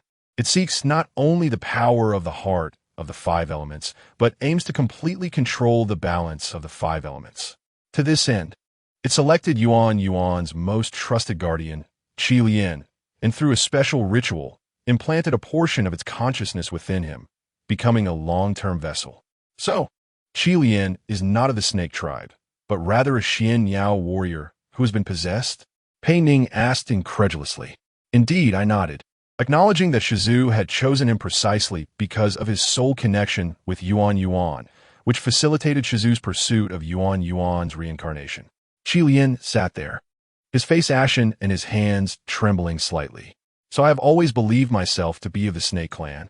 It turns out I am actually a member of the Xianyao clan? You don't remember either, do you? I gazed at him with sympathy, recognizing that Shizu's possession was so thorough that even his original memories were deeply buried.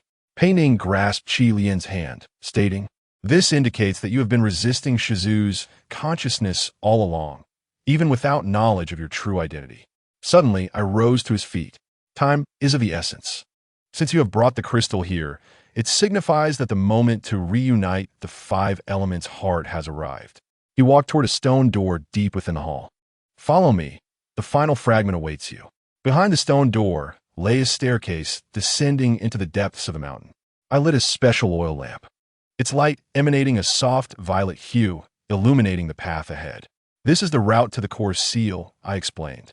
For millennia, we, the Xianyao clan, have safeguarded this secret, awaiting the moment to reunite the five elements' heart.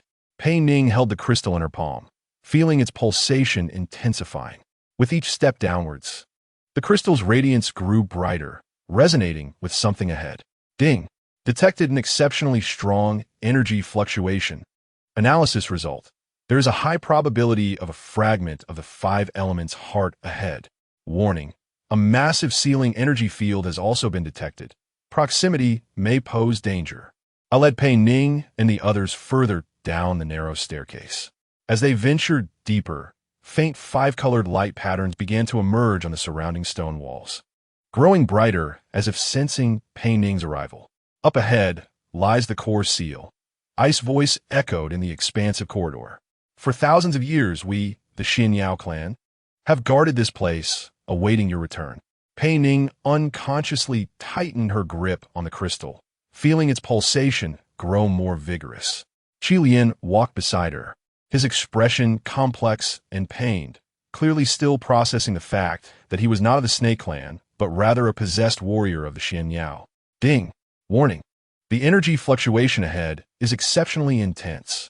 It is advised that the host proceed with caution. The fusion of the five elements' energy may lead to temporary loss of control. Ultimately, at the end of the staircase, a vast circular stone chamber appeared. At the center of the chamber stood an intricately designed altar, atop which floated a piece of purple crystal, radiating a light similar, yet more potent than that of the crystal resting against Pei Ning's chest. This is the final fragment of the five elements' heart, I whispered. The earth element fragment, sealing the power of the world's foundation. Pei Ning gazed at the fragment in astonishment. Why hasn't Shizu found it? Because it is protected by the strongest seal. I pointed to the intricately carved runes adorning the walls of the chamber. These runes only recognize Yuan's bloodline. Any outsider attempting to approach will face backlash. Pei Ning tentatively stepped forward, and the fragment suddenly glowed with renewed brilliance, resonating with the crystal on her chest. "Can I speak with Qi Lian privately for a moment?" Pei Ning suddenly asked her gaze resolute. I appeared slightly taken aback, but nodded. "Of course. We shall wait outside. Remember, the ceiling space will become unstable due to the energy fluctuations. Do not linger too long." Once Yin Feng and I had departed, only Pei Ning and Qi Lian remained in the stone chamber. After a brief silence, Pei Ning looked directly into Qi Lian's eyes. "Now, tell me the whole truth. How much do you remember?" Qi Lian took a deep breath, a flicker of pain crossing his eyes. "Since the Crystal Lake, my memories have gradually returned. However, seeing I in this altar today has triggered even more images." His voice was low and heavy. "Ding!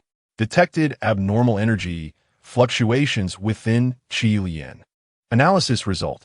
His original consciousness is in conflict with Shizu's consciousness. 1,000 years ago, I was the strongest warrior of the Xianyao clan, chosen to be the guardian of the Saintess Yuan. Qi Lian recounted slowly. "We established a soul vow, connecting our lives, bound to one another in life and death." Pei Ning's heart raced, both from his words and the vague resonance they stirred deep within her. When Shizu invaded, Yuan knew she could not combat alone, so she employed forbidden techniques to scatter and seal the 5 elements' heart. He gestured towards the floating fragment. The earth element fragment remained at Xianyao Peak. The water element fragment sank into the crystal lake, while the wind, wood, and fire element fragments were sent across the world. "Then why were you possessed?" Pei Ning gujiret kauchosli. Qi Lian's expression darkened. "Because I am the only one capable of sensing Yuan's presence. Shizu needed a vessel to track Yuan's reincarnation, and I was the optimal choice." His fists clenched and relaxed. "Before Yuan performed the reincarnation technique, she told me she would return. And due to our soul vow, even though I was possessed, my consciousness did not completely vanish. I've been waiting in the darkness for the day we would reunite." Pei Ning felt a tear glide down her cheek. "And then you met me." "Indeed," Qi Lian's voice softened. "Your aura awakened my slumbering consciousness. Initially, it was merely a vague sense of familiarity, but as time passed, especially after the Crystal Lake, I became increasingly certain. Certain that I am Yuan's reincarnation?" Pei Ning asked, her emotions a tumultuous blend. Qi Lian shook his head. "Not entirely. You are Pei Ning, a complete and independent individual, while also bearing a part of Yuan. I do not wish to usurp your identity, Pei Ning. Regardless of who you are, I will always be by your side." Ding. Important emotional note. The strength of the soul connection between the host and Qi Lian has increased.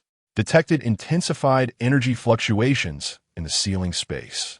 It is advised that the host complete the conversation promptly. Pei Ning looked at Qi Lian, noticing that his complexion had worsened significantly. "Your condition is concerning. Is it due to those recovered memories?" Chapter 65. The Guardian's Vow. Qi Lian forced a smile. "Shizu's consciousness is vying for dominance against my true self. As my original memories resurface, its control weakens, but this internal conflict is draining my vitality." The stone chamber suddenly trembled slightly, and a fragment on the altar flickered erratically. Pei Ning looked around warily. "What is happening?" "We must leave," Qi Lian urged, taking Pei Ning's hand. "The energy fluctuations are too intense. The ceiling space is unstable." As the two approached the door, I hurriedly arrived. "The situation has changed. Jinshi is leading an elite force toward Xianyao Peak. We have little time." Back in the village, Yin Feng was discussing defense strategies with several warriors of the Xianyao clan. Upon seeing Pei Ning and Qi Lian return, he quickly approached them. "What happened?" Pei Ning briefly recounted their discoveries in the stone chamber. After listening, I's expression grew serious. "If Jinshi attacks, we must act immediately. Qi Lian's condition is perilous. The Shizu consciousness within him could strike at any moment. Is there any way to assist him?" Pei Ning asked urgently. I pondered for a moment. There is an ancient secret technique that can temporarily suppress the Shizu consciousness within him, restoring his true self. However, the cost is, what is it? Pei Ning preset. The life force of the caster, I replied calmly. I can use my own life force as a medium to help Qi Lian suppress the Shizu consciousness, but it will significantly shorten my lifespan. Qi Lian immediately protested, no. I cannot accept such a sacrifice. I shook his head. This is not for you, but for the clan, for the balance of the world. If Shizu awakens, disaster will return. Suddenly, the village alarm rang out. A warrior rushed in to report, Chief. The scouts have detected Jin Shi's trail, less than 10 miles away. Time waits for no one, I declared decisively. Prepare the ritual. The Xian Yao clan quickly set up a simple magic array in the center of the village. I stood at the center, gesturing for Qi Lian to enter. This will be painful, I warned. The Shizu consciousness will not yield easily. Qi Lian nodded, expressing her readiness. Pei Ning, unable to contain herself, stepped forward, declaring her intention to participate. Yi looked at her in astonishment, cautioning that it was perilous and might jeopardize her control over the Wu, Shiji Xin. Yet, Pei Ning asserted, but I share a soul connection with Qi Lian. I can assist him. Ding. Warning. Participation in the secret ritual may lead to energy disruption in the host. However, the detected soul connection with Qi Lian might aid in suppressing the serpent ancestor's consciousness. Yi gazed into Pei Ning's violet eyes and ultimately nodded in agreement. Very well, step into the magic circle. Once the trio positioned themselves, Yi began to chant an ancient incantation. The magic circle gradually emanated a purple radiance, resonating with the crystal on Pei Ning's chest. An unseen wave of energy began to circulate within the circle. Pei Ning could feel it traversing her body, linking to Qi Lian, and then returning to Yi, forming a complete cycle. Suddenly, Qi Lian collapsed in agony, his body trembling violently, veins bulging on his forehead. Pei Ning moved to assist, but Yi's gaze held her back. Hold on, Yi's voice was taut. The serpent's consciousness is resisting. Ding. Qi Lian's vital signs are fluctuating dramatically. It is advised that the host attempts to provide support through the soul link. Method. Focus your mind and envision the energy flowing towards Qi Lian. Pei Ning closed her eyes, following the system's suggestion, concentrating on visualizing her energy flowing to Qi Lian. Remarkably, she sensed a connection forming between them, akin to a luminous thread. Qi Lian's pain seemed to diminish, yet Yi's condition rapidly deteriorated. His hair visibly paled, and lines of aging appeared on his skin. It's nearing its end, Yi gasped. The serpent's consciousness is retreating. After a blinding flash of light, the magic circle gradually dimmed. Qi Lian slowly rose, his gaze clear and resolute, subtly different from before. We succeeded, Yi said weakly, looking 2 decades older. Qi Lian's true self had temporarily regained dominance. Pei Ning approached Qi Lian, asking, how do you feel? Qi Lian extended his hand, summoning a sphere of pure flame, which, unlike the previous crimson hue, now emitted a pale violet glow. It feels as though I've awakened from a long nightmare. He looked at Pei Ning, his eyes imbued with unprecedented clarity and tenderness. Yi coughed a few times, stating, this is merely temporary. The serpent's consciousness is suppressed, but not entirely eradicated. My vitality can sustain this state for only 3 days. In 3 days, we must find a permanent solution. Feng interjected, where everything will revert to square one. 3 days are sufficient, Pei Ning asserted. We will complete the reunion of the Wu, Shiji Xin within this time. Yi nodded approvingly now. You must prepare to confront the golden serpent. I will provide support to the best of my ability, but the primary strength lies with you. Pei Ning turned to Qi Lian. Are you ready? Qi Lian nodded, a resolute expression reminiscent of the Xian Yao warriors from a millennium ago gracing his face. The oath of guardianship has not faded. Whatever lies ahead, I shall stand by your side. In the distance, the alarm bells rang once more urgently this time. The golden serpent's forces had begun to ascend Xian Yao Peak. The battle was imminent. Pei Ning took a deep breath, gazing at the path leading to the summit. She understood that the final confrontation lay ahead, and this time, she would not be fighting alone. Ding! Mission updated. repel the golden serpent's forces, and protect the last fragments of the Wu Shiji Xin. The host's 4 elemental energies have reached a balanced state. It is advised to attempt preliminary fusion to confront the impending formidable foe. As daylight broke, the sound of alarm bells reverberated throughout Xianyao Peak. Pei Ning awoke from a brief respite, her violet eyes instantly alert. The village was abuzz with activity. The Xianyao clansmen moved swiftly, arranging themselves into a preordained formation at key positions. The golden serpent is approaching. Qi Lian stood at the window, his gaze fixed on the swirling clouds in the distance. After the secret ritual performed by Yi the previous night, he exuded a different aura, shedding the oppressive coldness for a clear determination. Pei Ning rushed to his side, asking, "How many foes do we face?" Ding. Warning. A significant presence of serpent clan energy signatures detected. The enemy's strength is estimated to exceed 300, with at least 15 high-level supernatural beings. The energy fluctuations of the golden serpent's true form are extremely perilous. This is grim. Pei Ning bit her lip, clutching the crystal against her chest, feeling its faint pulsation. Yi entered the room, leaning on a wooden staff, his weary visage etched with fatigue. Yet his eyes remained sharp. The golden serpent has surrounded the mountain gate with 300 elite warriors. Our numbers are few, but with our ancestral formations, we can withstand for a time. What did you phone and infone? Pei Ning inquired. They dispatched messengers down the mountain last night to rally reinforcements from other clans. Yi replied slowly, but whether they arrive in time depends on fate. Within the village, the Xianyao clansmen were setting up a complex defensive formation. They buried 5-colored crystals in designated spots underground, while several elders guided the flow of energy to form an invisible barrier. Though our Xianyao clan has diminished, the path of guardianship has been passed down through generations, Yi explained. This 5-color barrier can reduce the enemy's attack potency by 70%. Pei Ning noted, her gaze sweeping to the distance. They are here. Chapter 66. The golden serpent approaches on the mountain path. A vast contingent was steadily advancing. At the forefront stood a woman clad in golden robes. Hongyu, or rather, now she must be referred to as the golden serpent.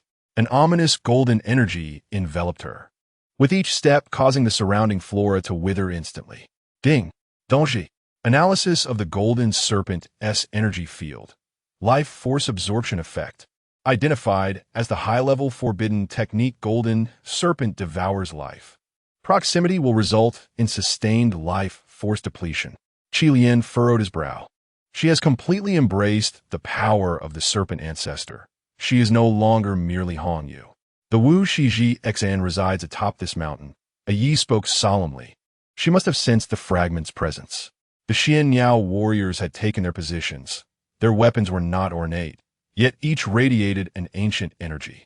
Yi raised his staff and gently tapped the ground, causing the village's surface to illuminate with faint 5-colored patterns, as if a colossal formation had been activated. Prepare for battle. Yi called out. The golden serpent's forces halted approximately 100 paces from the village entrance. She raised her hand, and 5 serpent clan supernatural beings stepped forward, simultaneously unleashing a powerful fire attack. The searing flames surged towards the village like a tidal wave. Just as the flames were about to reach the village's edge, the ground's light patterns suddenly brightened, and a 5-colored barrier materialized, halting all flames. The firestorm erupted against the barrier, transforming into countless sparks that scattered, yet none could penetrate the shield. Is that all you can muster? The golden serpent mocked, her voice imbued with an inhuman chill.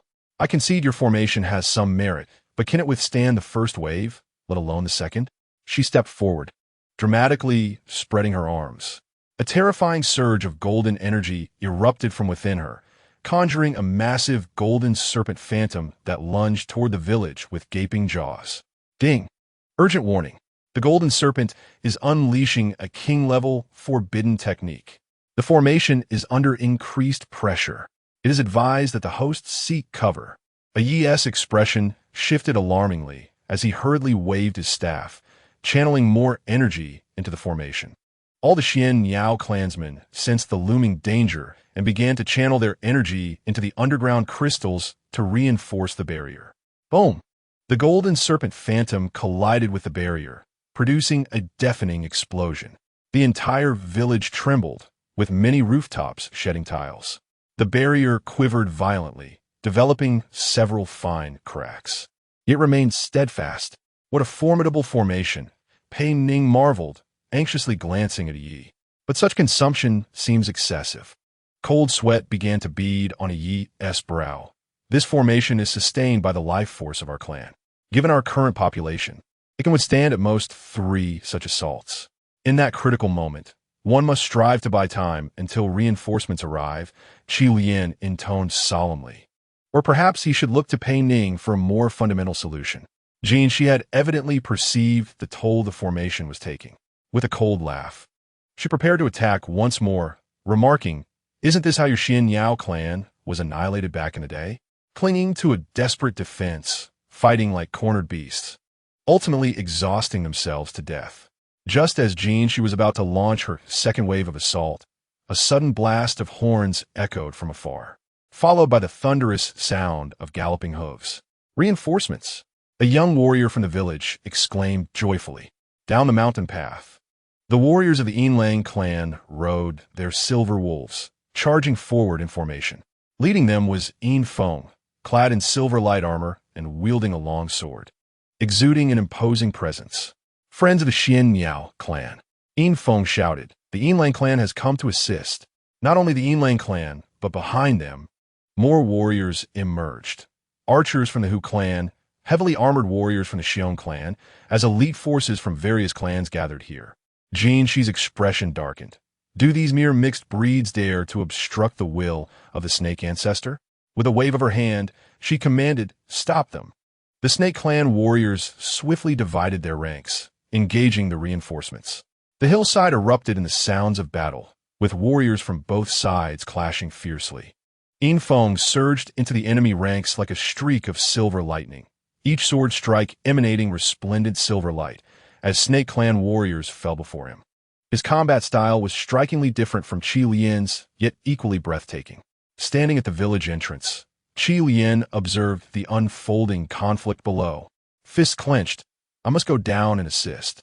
"You are still unstable," a Yi urgently interjected. "Though the snake ancestor's consciousness is suppressed, it may retaliate at any moment. It is best for you to remain within the formation. I cannot stand by and watch them sacrifice themselves for us," Qi Lian declared resolutely, glancing at Pei Ning. "I wish to atone for my sins." Pei Ning understood his meaning. Centuries of usurpation, even if not by intention, required resolution. She nodded, "Be careful." Qi Lian offered her a reassuring smile before leaping out of the formation to join the fray. His fire energy now bore a subtle difference, purer and devoid of the previous chill. Each flame resembled the wings of a phoenix, imbued with both destructive power and vitality. "Is this his true form?" Pei Ning murmured to herself. Ding! Detection of a qualitative change in Qi Lian's energy characteristics. Analysis results. His Xianyao clan's primordial bloodline is awakening. Current status: weak fire energy mixed with light energy. A Yi observed the battlefield and sighed. "It is time, Pei Ning. I need to take you to see the last fragment of the heart of the 5 elements." Pei Ning looked at him in astonishment. "Now? There is no more opportune moment than this," a Yi stated gravely. Xi's target is the heart of the 5 elements. Rather than passively defending, we should proactively seize its power. The two swiftly traversed the village to the entrance leading to the underground stone chamber. Descending the narrow stairs once more, Pei Ning felt the crystal at her chest grow increasingly heated, as if resonating with something. In the center of the stone chamber, the floating purple fragment remained suspended, yet its brilliance had intensified since the previous day, as if sensing the external crisis. "This is the earth fragment of the heart of the 5 elements," a Yi explained. "You have already mastered the water fragment and awakened energies of wood, wind, and earth within you. Theoretically, you should now be able to attempt a preliminary fusion of the 4 elements." Ding! Important alert. Resonance between the heart of the 5 elements fragment and the host's internal energy has reached 89. Preliminary fusion conditions met. Warning. The fusion process may trigger an energy storm, with a risk of loss of control. Taking a deep breath, Pei Ning approached the floating fragment. She could feel a tremendous allure, as if destiny were calling her. "What must I do?" she inquired. Yi pointed to the runes surrounding the stone chamber. These runes record the method for the fusion of the 5 elements. You need to stand at the center of the altar, activate all elemental energies within you, and resonate with the crystal and the fragment. Pei Ning nodded and stepped onto the altar. She closed her eyes, beginning to mobilize the 4 elemental energies within her: wood's vitality, water's fluidity, wind's agility, and earth's solidity. The 4 energies flowed within her, gradually forming a harmonious rhythm. Meanwhile, the battle outside grew increasingly fierce. She seemed to sense the fluctuations of energy within the stone chamber, unleashing a furious roar. "Stop her! Do not let her touch the heart of the 5 elements." More Snake Clan warriors surged towards the village, but they were desperately resisted by the allied forces and the Xian Niao clansmen. Qi Lian and Yin Feng stood back to back, forming an insurmountable barrier. Chapter 67. The Clash of Souls. Are you of the Xian Niao clan? Yin Feng asked during a lull in the battle. "Once I was," Qi Lian replied, a burst of purple flames shooting from his palm to repel 3 Snake Clan warriors. "And I still am." "No wonder you seem so familiar." Yin Feng chuckled, as silver light coalesced into sword beams, sweeping across a wide area. "Perhaps we are distant relatives." Inside the stone chamber, Pei Ning's state grew increasingly extraordinary. The 4 elemental energies surrounded her, forming a colorful halo.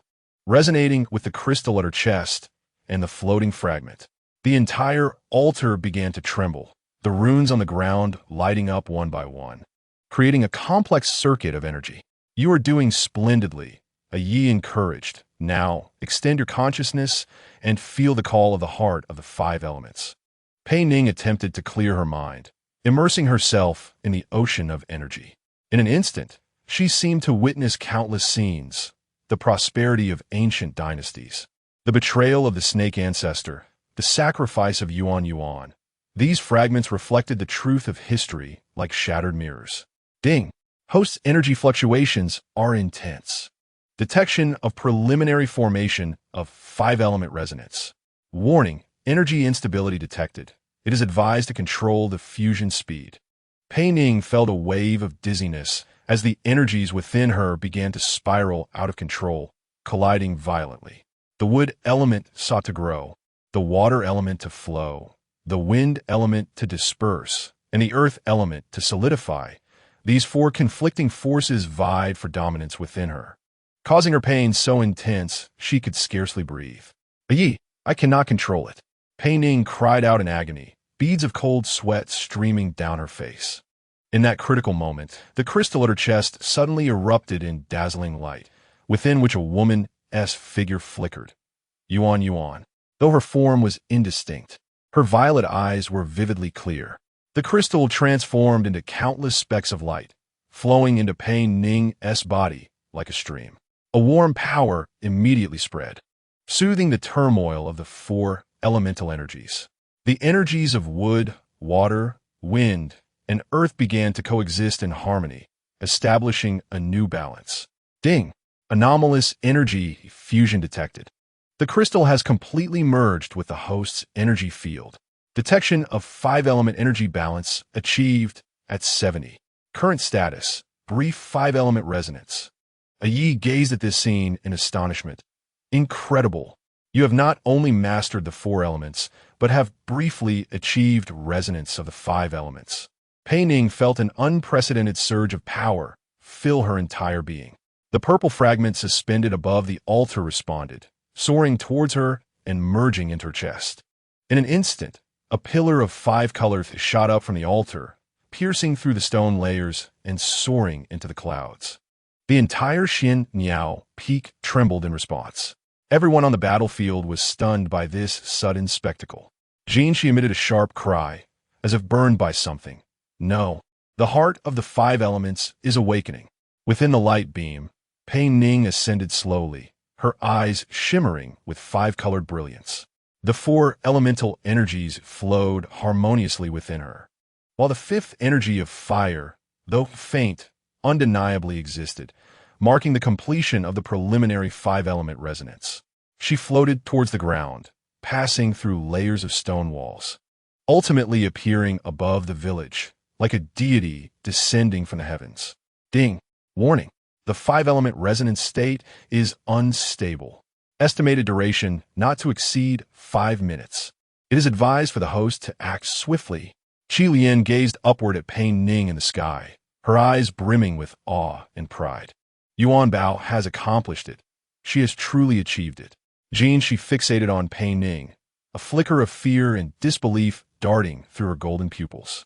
This is impossible. Yuan is already dead. Pei Ning descended from the heavens, the brilliance of the five-colored light in her eyes intensifying, her voice imbued with an ancient power. Shi, your era has come to an end. The battle was poised to escalate into a fervent climax, the confrontation between two formidable forces on the brink of eruption. Above Xianyao Peak, Pei Ning floated within a pillar of 5 colors, surrounded by the elemental energies of wood, water, wind, earth, and fire. A peculiar gleam flickered in her violet eyes, embodying both Pei Ning's resolve and Yuan's hardships. She looked up at this scene, her golden pupils narrowing slightly. You have ultimately arrived at this juncture, Yuan. I am not Yuan. Pei Ning's voice reverberated in both reality and Shi's mind. I am Pei Ning, merely carrying a fragment of her mission. Ding! Remaining time in the five-element resonance state, 4 minutes and 32 seconds. Host energy consumption is severe. A swift resolution is advised. Without further ado, Pei Ning waved her hands, and countless wooden vines erupted from the ground, ensnaring Shi. Simultaneously, wind energy transformed into razor-sharp blades, launching from all directions. She let out a cold laugh, her body twisting into a beam of golden light, effortlessly evading the assault. She retaliated with a wave of golden light, hurtling directly toward Pei Ning. 1,000 years ago, Yuan was no match for me. What can you, a half-baked reincarnation, do? Ding! Donji! The golden wave possesses a soul-rending effect. It is advised to initiate earth-based defenses. Pei Ning swiftly conjured an earthen wall before her, while water energy formed a flowing barrier on its surface. The golden wave collided with the defense, producing a deafening explosion, shattering the earthen wall. Yet most of its power had been dissipated. On the battlefield, warriors from various clans continued their fierce combat against the snake tribe. Yet all eyes were involuntarily drawn to the aerial duel. Infong repelled 3 snake warriors with a sword, glancing skyward in disbelief. I can hardly believe it. She has truly accomplished the five-element resonance. Qi Lian stood beside him, her eyes reflecting a complex array of emotions. She is far superior to Yuan. Pei Ning manipulated the 5 elemental energies in the air. Every attack, a harmonious blend of multiple elements. The wood element ensnared foes, water delivered impacts, wind sliced through. Earth pressed down heavily, with occasional flames adding embellishment. Although she was formidable, she began to falter against such a multifaceted assault. Ding! Shi's energy fluctuations are unstable. Analysis indicates she possesses an inherent fear of the fusion of 5 elements. It is advised to strengthen the combination of wood and water attacks, heeding the system's prompt. Pei Ning concentrated her wood and water energies to form a unique offensive. Countless vines burgeoned from all directions, each enveloped in flowing water light. The vines intertwined into a net, swiftly surrounding Shi. A mere trick, Shi roared in anger, golden light exploding forth, instantly freeing her from the vine net. However, in that moment, she suddenly felt a sharp pain. The severed vines had left watermarks on her, and these marks were eroding her golden scales. Is this purifying power? Shi's expression shifted drastically. How could you possibly wield such power? Pei Ning, unaware of her special ability, acted purely on instinct. Whatever the power, it is sufficient to defeat you. Ding! Detection indicates a special reaction between wood and water elements. This is the legendary life purification, effective against the snake ancestors' corrupt energy. Jinshi's expression twisted into a snarl, golden light surging around her. Do not think you're the only one with secrets. Her body began to twist and contort, skin cracking to reveal more golden scales. Do you know why I can control the red moon? Because I am not the red moon at all. With a piercing scream, Jinshi's human form completely disintegrated, transforming into a massive golden snake over 10 zhang long, her scales shimmering with blinding light, her eyes resembling 2 blood moons. I am the embodiment of the snake ancestor's consciousness. The true red moon was consumed by me long ago. Her voice grew deep and hollow. For 1,000 years, I have continuously devoured the blood essence of the strong, all to reassemble my power and reclaim the heart of the 5 elements. Pei Ning felt a jolt of trepidation. Jinshi's true form was far more terrifying than she had imagined. The aura emanating from her was steeped in ancient and malevolent energy, as if it were directly sourced from an era of darkness. Chapter 68. Unveiling the Truth. Ding. Energy analysis complete. Confirm target as fragments of the snake ancestor's consciousness. Warning. Enemy power has surged. Remaining time in the 5-element resonant state is insufficient. Less than 3 minutes. Jinshi's colossal form spiraled in the air before diving toward Pei Ning, her gaping maw capable of swallowing a full-grown white elephant, her fearsome fangs glinting coldly. Pei Ning dared not confront it head-on, evading to the side with the wind. Yet, Jinshi was extraordinarily swift. Her tail lashed out, striking Pei Ning in the abdomen and sending her flying. Ack! Pei Ning cried out in pain, spitting blood as the 5 elemental energies momentarily spiraled into chaos. Yuan Bao. Qi Lian's face paled at the sight, rushing recklessly toward the center of the battlefield. Jinshi, seeing Pei Ning injured, let out a triumphant laugh. It seems reincarnation is nothing special. Hand over the heart of the 5 elements, and I may grant you a swift end.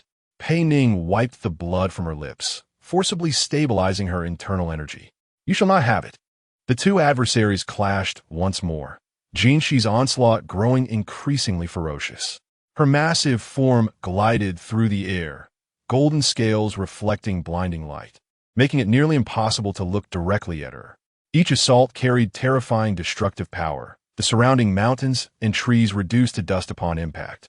Pei Ning exerted every ounce of strength to defend herself, yet it was evident she was at a disadvantage.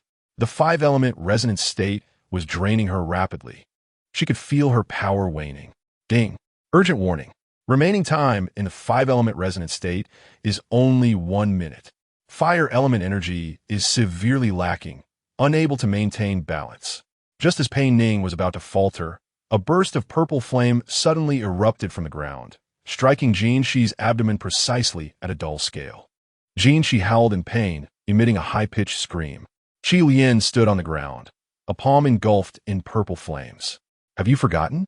I know your weakness better than anyone. Jinshi abruptly turned her head, her blood-red eyes fixed on Qi Lian. Traitor, do you think you can oppose me now that you have escaped my control? Do not forget, there is still a seed of my consciousness within you. As she spoke, Jinshi forcefully drew a strand of golden energy from Qi Lian, causing him to pale and falter, dropping to one knee. Yet, to Jinshi's surprise, although Qi Lian was in agony, he showed no signs of yielding. The purple light in his eyes grew ever brighter, seemingly clashing with the golden energy within him. How is this possible? You cannot escape my control, Jinshi exclaimed in shock. 1,000 years ago, I may have been powerless to resist. Qi Lian gritted his teeth, rising to his feet. But now, I possess a far stronger conviction. Ding. Analysis. The Xian Yao clan's primal bloodline within Qi Lian has been activated. He is engaging in a dual assault against the snake ancestor's consciousness. The host may take this opportunity to launch a fatal strike. Pei Ning immediately comprehended what she must do. Drawing a deep breath, she concentrated her final 5-element energy while transmitting a glance to Qi Lian. Qi Lian understood her intent. At the moment Jinshi was distracted, he unleashed all of his purple flames, incinerating the snake ancestor's consciousness from within. Jinshi let out a piercing scream, her massive form twisting and convulsing in the air, large areas of her surface scales darkening. Now, Yan shouted, seizing the moment. Pei Ning gathered the 5-element energy into a 5-colored spear, thrusting it directly into Jin Shi's most vulnerable abdomen. As the spear penetrated, Jin Shi emitted an unprecedented wail, her colossal form beginning to disintegrate, transforming into countless golden light particles drifting apart. A denser mass of golden light separated from her serpentine body, hastily fleeing into the distance. It seeks to escape, Infeng shouted. Yet at that moment, Pei Ning had exhausted her strength. The 5-element resonance state finally collapsed, and she plummeted from the sky. Qi Lian leaped forward, catching her securely. Let it escape, Pei Ning said weakly. It has already suffered severe injuries and will not be able to stir up much turbulence in the short term.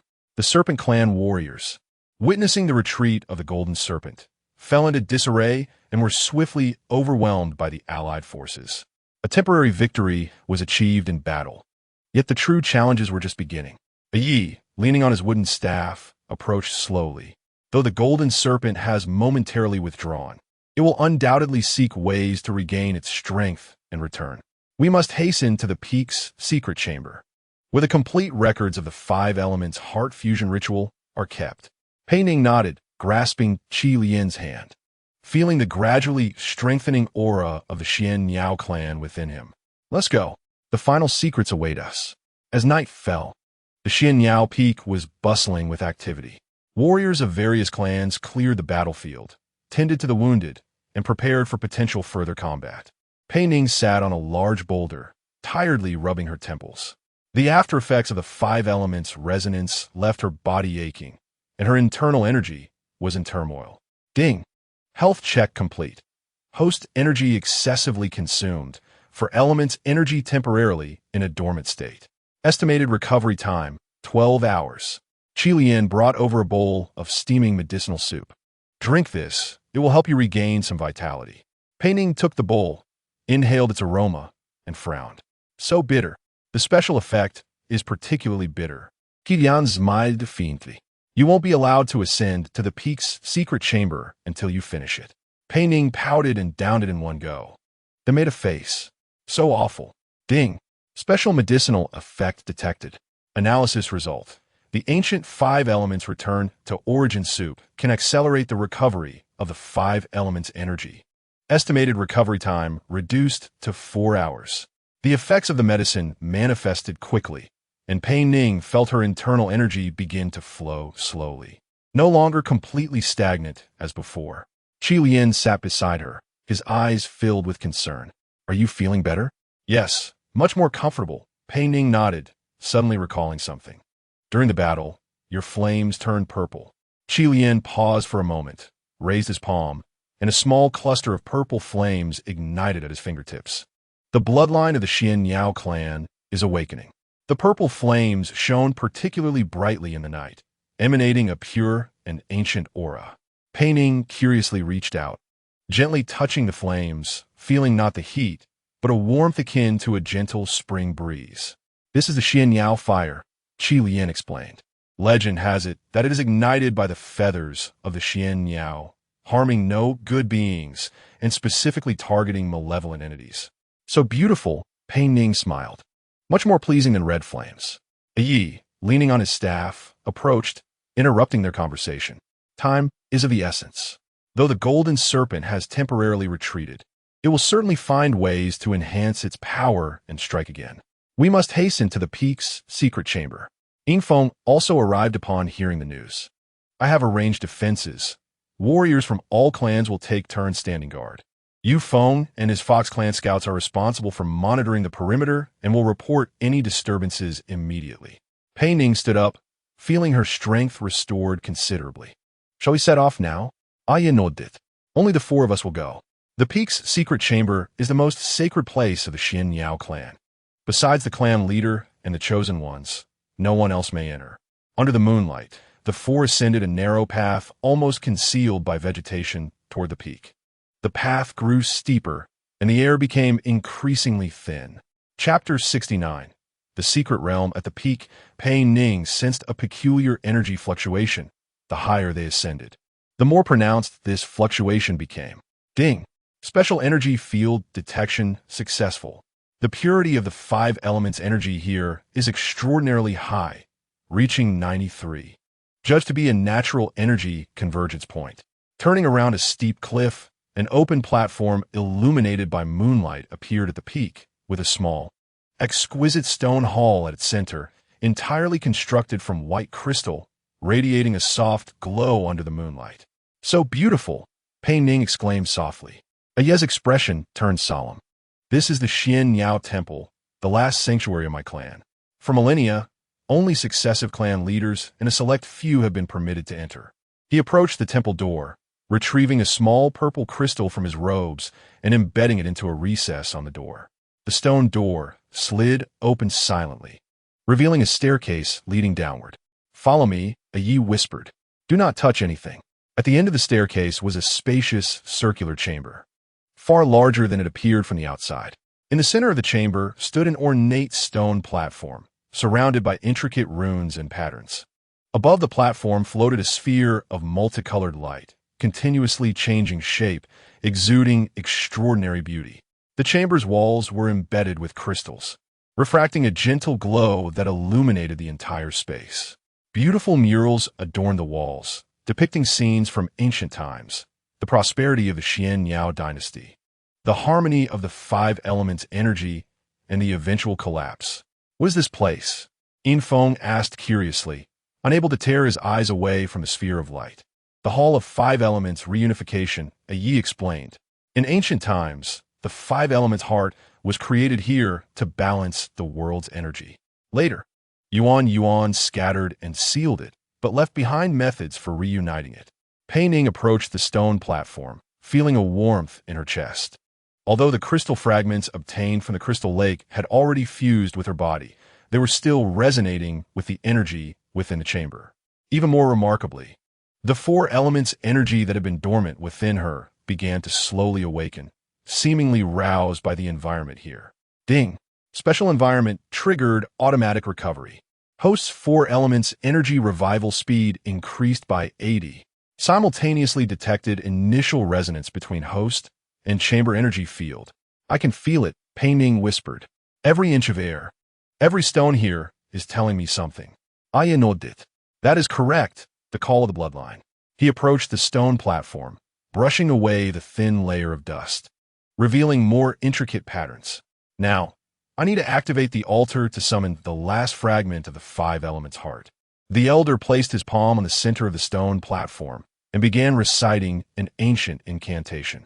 The runes on the platform illuminated one by one, forming a complex formation. The sphere of multicolored light began to pulse violently, eventually condensing into a diamond-shaped crystal that slowly descended onto the stone platform. "The fire element fragment," Yi said softly. "The last piece of the 5 elements heart." Pei Ning approached the stone platform and was astonished to find that the fragment resembled the water element fragment from the crystal lake, though its color leaned towards crimson, with flames seemingly flowing within it. "Touch it," Yi signaled. "See if it recognizes you." Pei Ning cautiously extended her hand and lightly touched the fragment. A warmth immediately surged from her fingertips, resonating with the energy within her. The fragment slowly rose, hovering before her, seemingly awaiting something. Ding! Fire element fragment of the 5 elements heart confirmed. Resonance with host reached 87. Warning: incomplete energy detected in the fragment. It appears to be missing a core component. Pei Ning furrowed her brow. "Something is off. It seems incomplete." Ye's expression grew serious. "Are you certain?" Pei Ning nodded. "The system indicates it lacks a core component. I can sense it is calling for something, as if searching for a lost part of itself." Yi closed his eyes, seemingly sensing something. Then a flicker of shock crossed his gaze. "So, the serpent ancestor is more cunning than we imagined." "What is it?" Infeng inquired. "The serpent ancestor not only scattered the 5 elements heart, but also integrated a part of it into Qi Lian's soul." Yi looked at Qi Lian. His eyes filled with complexity. This is why he could be perfectly possessed, and why he can live for a millennium without aging or dying. Qi Lian's face turned pale.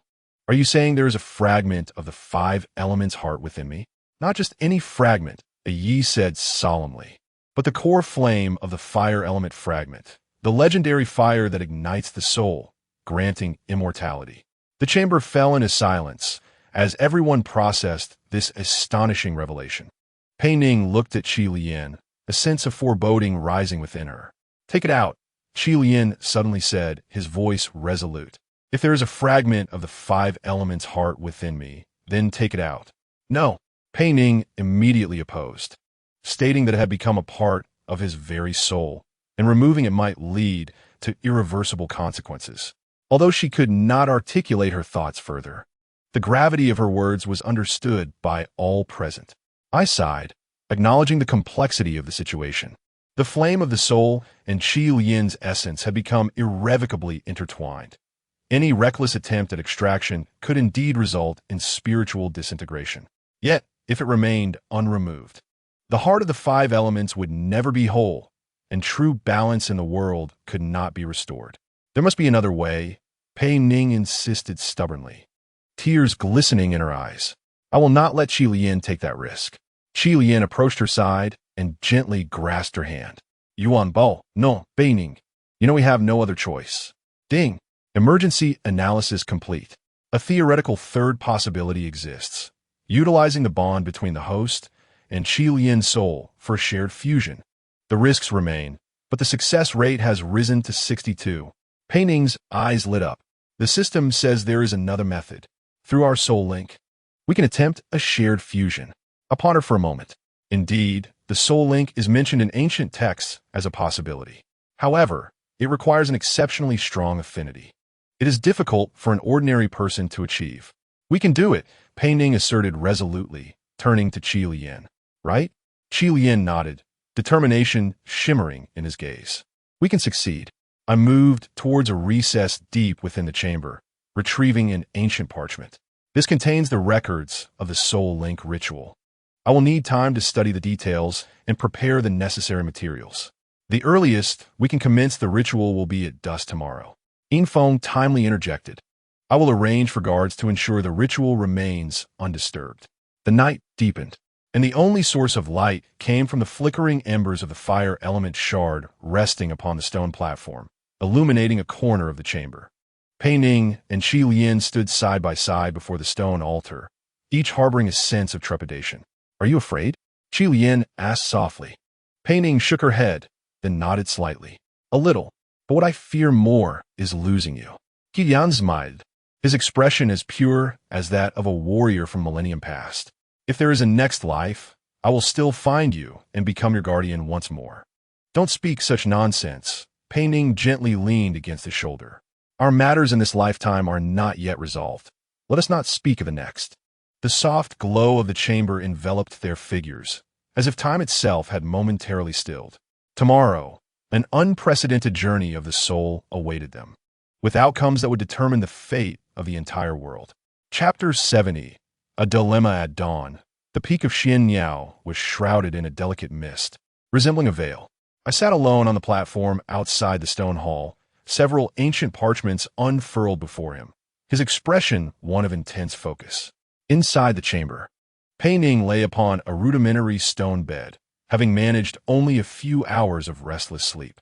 Her dreams were fragmented images, memories of Yuan, the energy of the heart of the five elements, the threat posed by the golden serpent, and Qi Lian's violet flames. Ding. Host energy recovery. 62. The energy of the four elements is basically stable, but has not yet reached optimal condition. Further rest is recommended. Pei Ning rubbed her eyes and sat up. On the opposite side of the chamber, Qi Lian sat against the wall, his violet eyes half closed in meditation. Infong stood at the entrance, remaining vigilant. "How did you sleep?" Infong inquired softly upon noticing her wakefulness. Pei Ning shook her head. "I had a chaotic dream." "What about I?" "He is outside, studying the details of the soul link ritual." Infong handed her a water pouch. "Drink some water." Pei Ning accepted the pouch, sipping cautiously, her gaze drawn to the fire element shard resting on the stone altar. Under the chamber's light, the shard appeared to pulse with flames, flickering between intensity and faintness, as if it were breathing. Qi Lian opened his eyes, gazing at her. "What are you thinking about?" I was contemplating how to prevent you from taking risks. Pei Ning replied frankly. There must be an alternate method. Qilian rose and sat beside her. To be honest, I have sensed something unusual within me for some time. Whenever I wield fire element energy, there's a force flowing that does not feel like my own. He chuckled wryly. Now I understand. It is the shard of the heart of the 5 elements. So, are you truly planning to extract it? Pei Ning asked softly. It is necessary, Qi Lian stated calmly. The heart of the 5 elements must be reunited. Otherwise, the golden serpent will inevitably return. You have seen its power. Even when injured and retreating, it remains a formidable threat. The door of the chamber creaked open, and I entered, leaning on his wooden staff, fatigue etched across his face. Yet his eyes sparkled with renewed brightness. I have found the records of the Soul Link ritual in ancient texts. It is more complex than I had anticipated, but still within the realm of feasibility. What preparations are needed? Infeng asked. I unfurled a parchment covered in intricate runes. First, we need to draw the Soul Link array, which requires a special pigment made from the resin of the Xian Niao clan's sacred tree mixed with morning dew. Secondly, we require the energy of the 5 elements as a medium to guide the fusion of souls. The energy of the 5 elements? Pei Ning Frognet. I can currently only manage the 4 elements at best. Not to worry, I pointed to the fire element shard on the stone altar. It can provide the fire element energy and create a temporary balance with the 4 elements within you. I approached the stone altar, his demeanor growing serious. However, I must caution you, this ritual carries immense risks. The Soul Link is not merely a connection, but a profound fusion. If successful, the shard of the heart of the 5 elements within Qi Lian can be safely extracted. But if it fails, both souls could sustain damage, correct? Pei Ning interjected. I nodded gravely. In the worst-case scenario, both souls could collapse simultaneously. Although ancient texts indicate a success rate of about 60, that is under ideal conditions. I cannot guarantee. Ugh, how annoying. Pei Ning interjected, interrupting Goye. The system states we have a 62 success rate, slightly higher than recorded in the ancient texts. Qilian and Infeng exchanged puzzled glances, while Flicker of surprise crossed Ice eyes. Your system can analyze to such precision? Pei Ning noted. It has never misled me. I trust it will not this time either. Ding! Warning! Although the theoretical success rate is 62, various uncertainties may arise during actual operation. It is recommended that the host make a prudent decision and prepare for the worst. Pei Ning's heart tightened, yet her expression remained composed. When shall we commence the ritual? At noon, I replied. That is when the energy of the 5 elements is most vibrant, favorable for the ritual. He then cast a deep glance at Pei Ning and Qi Lian. You should have a good conversation before then, regardless of whether the ritual succeeds or fails. This will be an unprecedented experience for your souls. I and Infeng discreetly exited the chamber, allowing the two a moment of privacy. The chamber fell silent, save for the soft crackling of the fire element shard on the stone altar. Qi Lian looked at Pei Ning, his violet gaze filled with complex emotions. Are you certain you wish to undertake such a risk for my sake? You are right, Pei Ning countered. That shard must be extracted. The heart of the 5 elements needs to reunite. If I let you bear all the risk alone, I would regret it for the rest of my life. Duan Bao. Qi Lian called softly, then shook his head in self-deprecation. Apologies, I have confused things again. It is all right, Pei Ning smiled. I know you can distinguish. After a moment's hesitation, she quietly asked, Qi Lian, have you considered that if the shard is successfully extracted, you might become an ordinary person? You could even age rapidly. After all, that shard has maintained your youth for millennium. Qi Lian chuckled.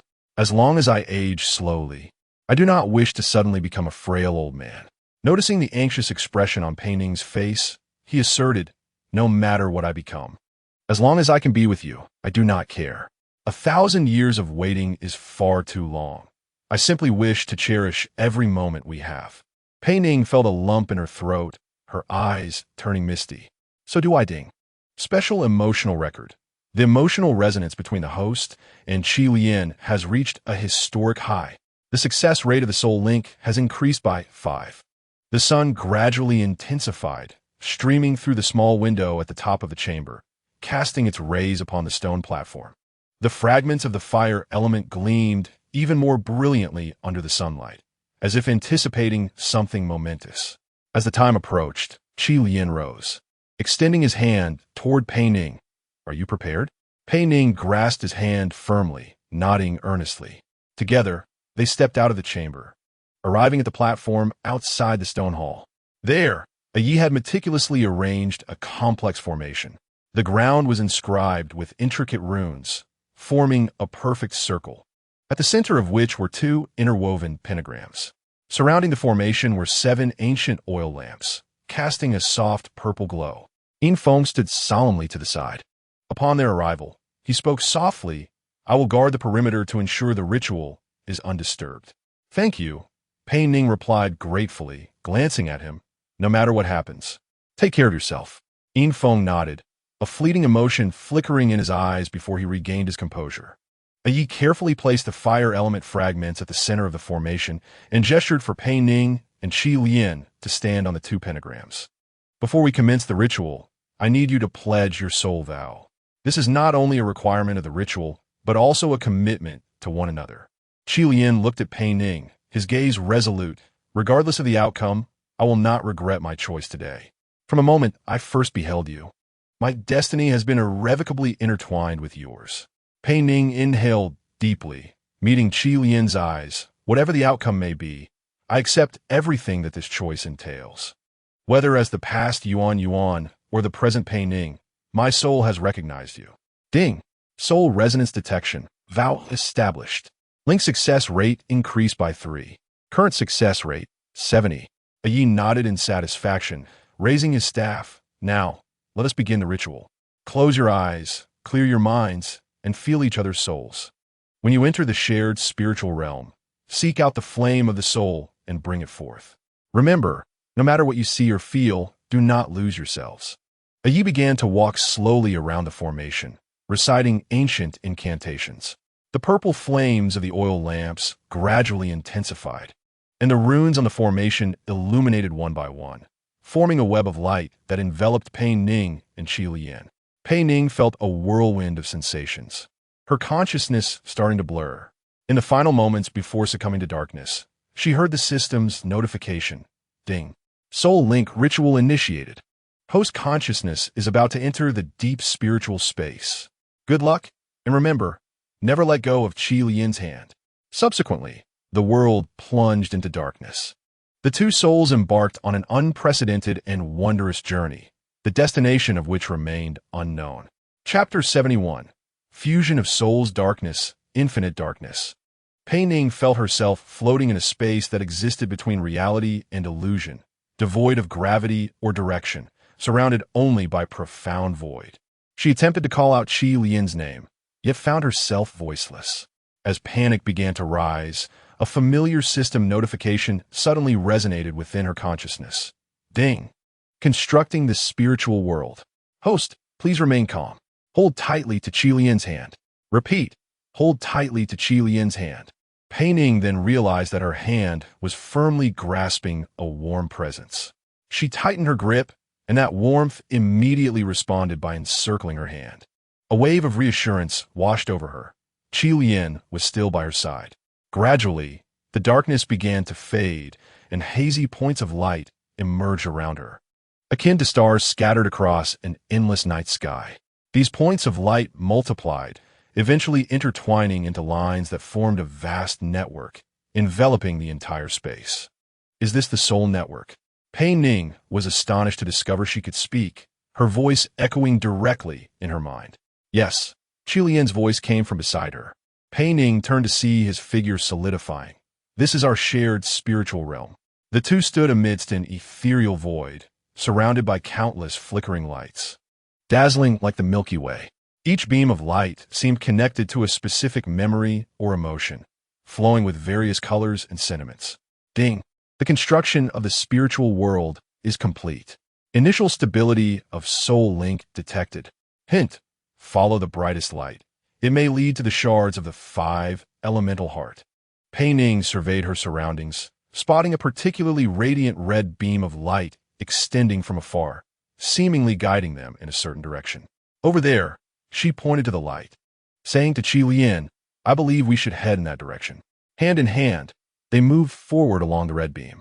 Remarkably, although it appeared boundless, with each step they took, they felt themselves drawing closer to their goal. Along the way, scenes began to materialize around them, fragments of memories. The first to emerge was Qi Lian's memory. Pei Ning saw a young Xian Yao warrior standing in a magnificent palace, his purple eyes shimmering, his stature proud. He knelt before a noble woman, who was none other than Yuan, her appearance strikingly similar to Pei Ning's, yet exuding an otherworldly majesty. I swear by my life to forever protect the princess's safety, the memory of Qi Lian solemnly declared. The scene shifted to tender moments of their moonlit stroll, to the tension of their debate about an escape plan in the chamber, to their resoluteness in facing the threat of the snake ancestor, and finally, to the sorrow of Yuan dissipating in a blaze of light.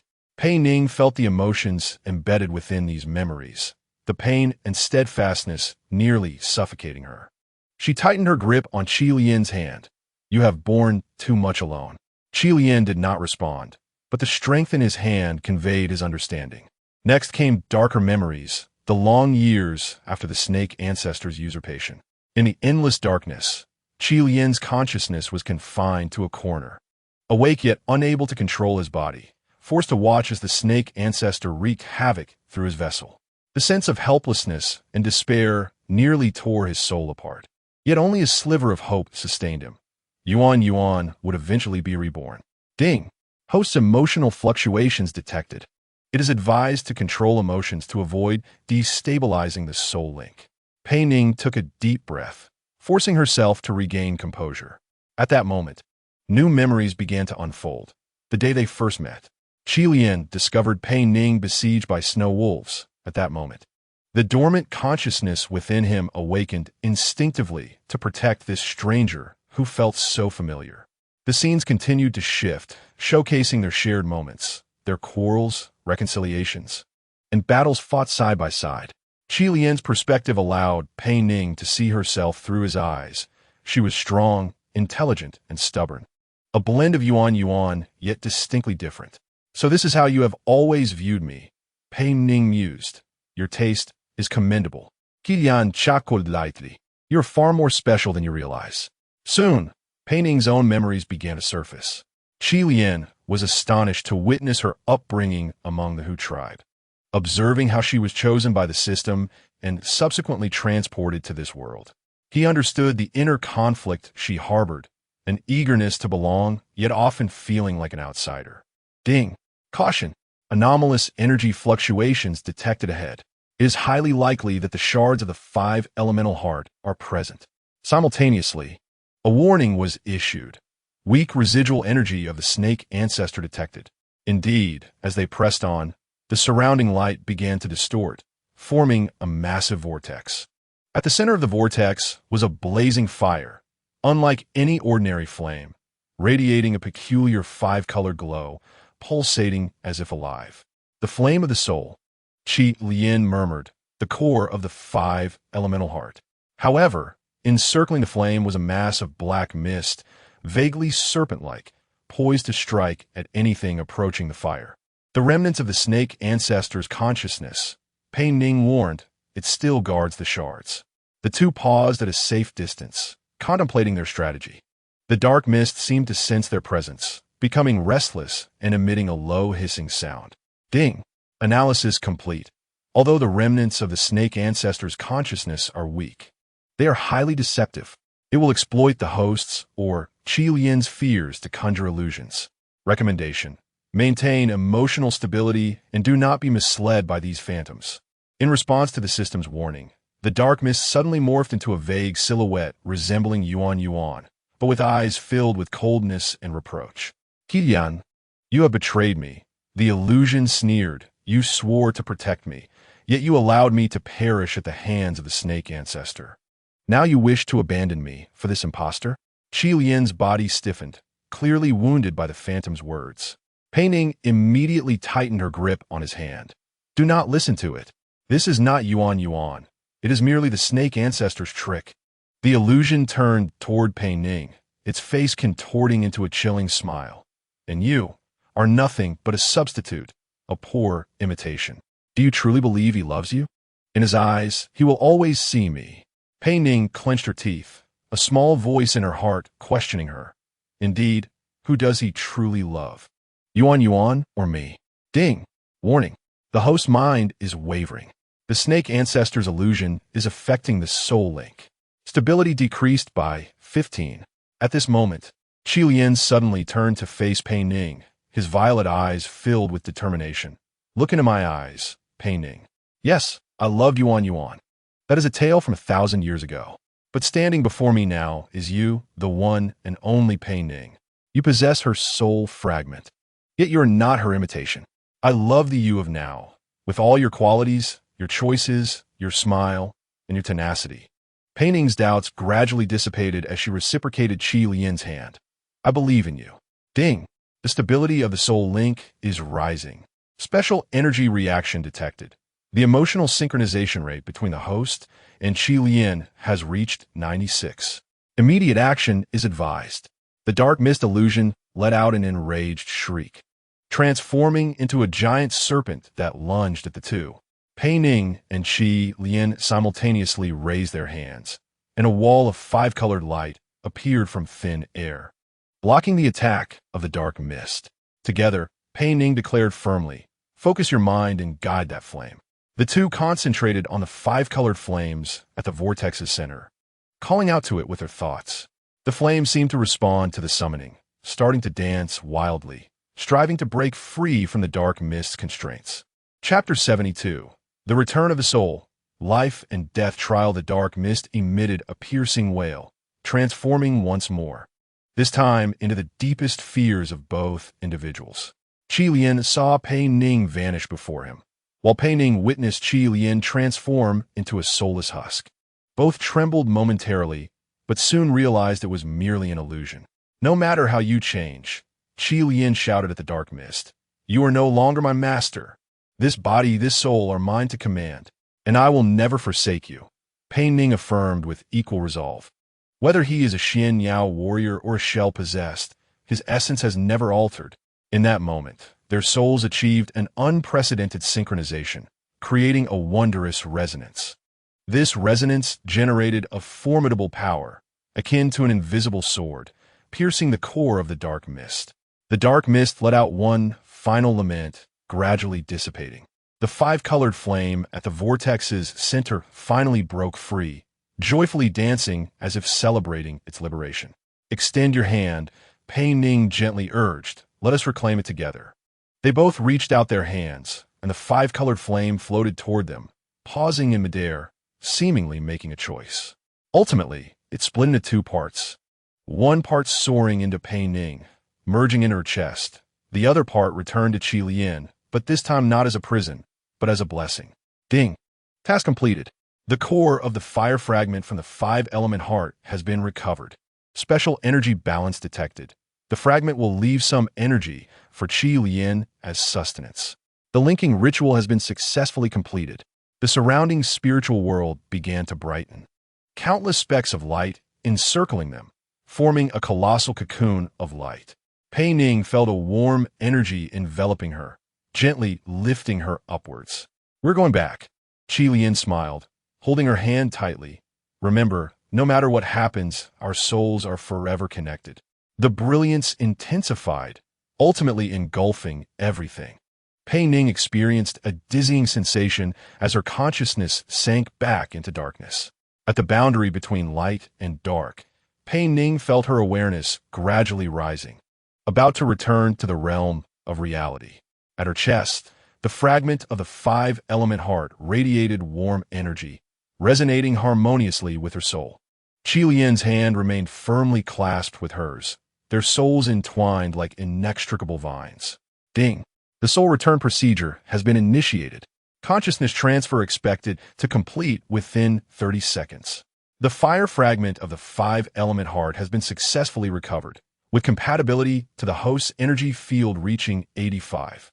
Just at the final moment of their return, a fierce surge of black energy suddenly crashed into the soul passage, causing the entire spiritual world to tremble violently. What is happening? Pei Ning asked in panic, sensing the return route obstructed by a formidable force. Ding! Alert! External detection of intense energy fluctuations. The golden serpent is approaching. The soul passage is being interfered with. It is advised that the host accelerates the return process. Meanwhile, in the real world, Yi suddenly opened his eyes, a look of terror on his face. Above the soul link formation, dark clouds gathered, thunder and lightning roiling as if doomsday had arrived. Not good, Yi exclaimed. The golden serpent has sensed the ritual. It is coming. Infong immediately drew his sword. I will gather the warriors for defense.